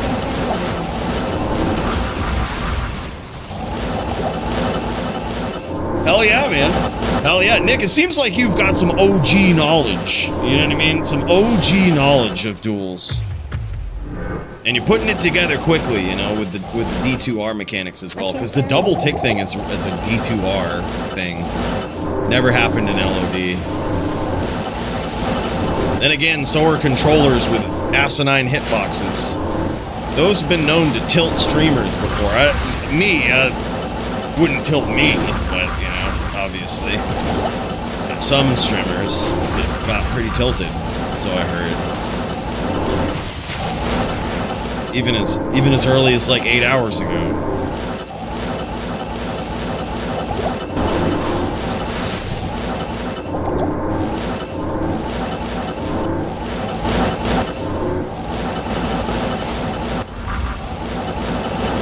Like Telly with the controller, yeah, it is definitely different. You have a set distance essentially. Name locks are a lot harder. CT tellying is impossible. But there's a lot of people that play on controller in DFC, and it has its perks and it has its drawbacks, that's for sure. One big perk is that fucking hit desyncing, though. God damn, that is annoying. God damn, it is annoying.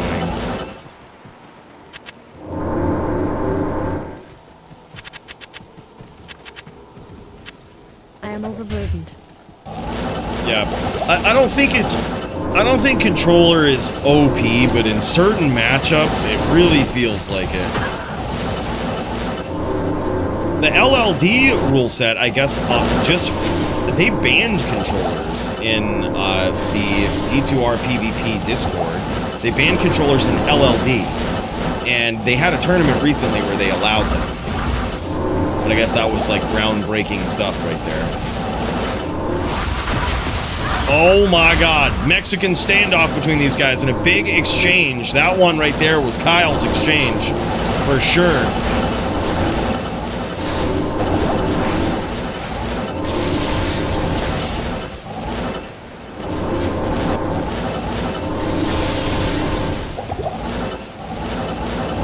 Yeah, that's the big gripe that some people have when playing against controllers, is that it's like auto-aim. So you get auto-aim, but in my opinion, the biggest advantage to controller is what we saw earlier in this stream is some weird hitbox thing. I'm not sure if it's a hitbox thing or a hit calculation that's like desynced But basically what happens is, let's say you throw a javelin, or let's say you throw a bone spear, or an ice blast, anything that isn't like a homing missile, right? What it feels like is that the hitbox for that is way, way larger than it should be. But it's not the hitbox that is affected, it's like the hit registration that's affected. So like, if you auto-aim something on a controller, I think much like a critical strike, it determines that this must be a hit. And therefore, if your opponent is still within a certain range or something, it will register a hit, even though the hit technically would have missed if it was on mouse and keyboard. Like, it's the strangest thing. So what happened in my LLD duel for the past couple of weeks were like, the jabs that were thrown at me, or in this case, the spears that were shot at me, did not hit me. Like, in a regular gameplay, they would not have hit me. Doom, these guys need a pool, I guess. If you're around. If you're around still. Oh my god, and there it is, man. Holy shit. Thor Jitsu gets there in an absolute slugfest between these guys. I need mana.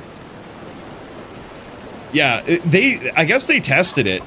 Bryce didn't believe me, and then he went in a game with Marvel and started testing it, and he got on a Necro on a controller, and Marvel just ran around him in circles, and he held down spear.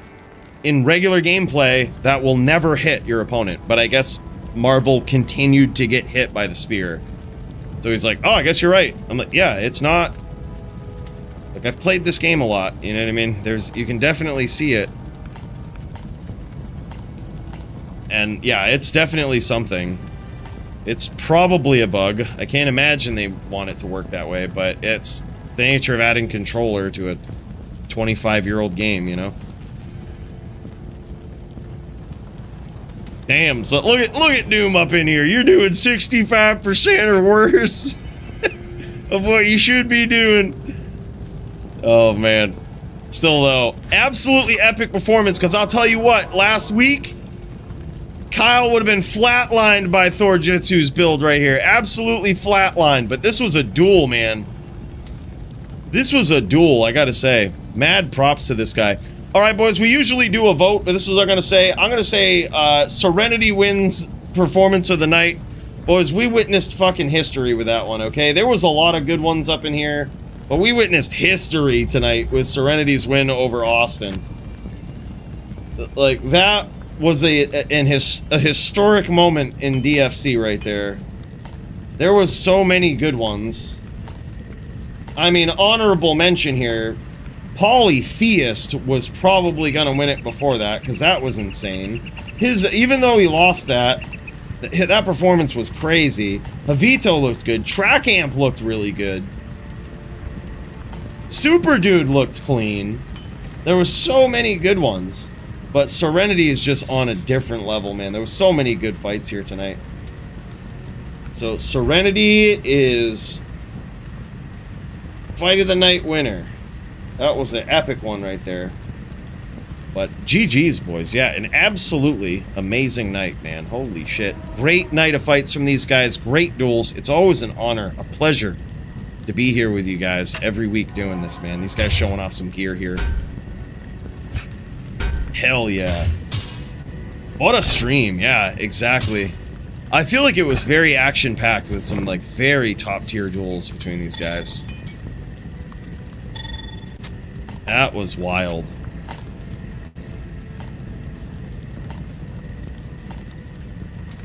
Rap Life and the Fire Res. Look at that, man. Hell yeah.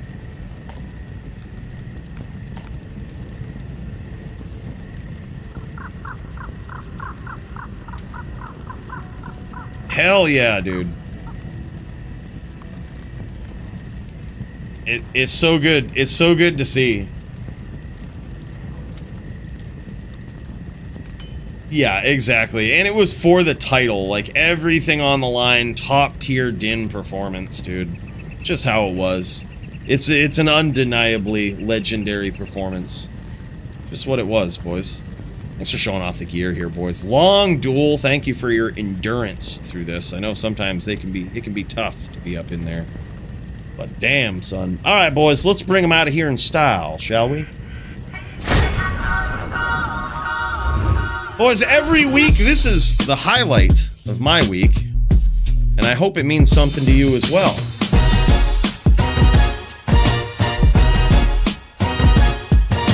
But we will be back next week, boys. Until then, just remember, Joby sucks.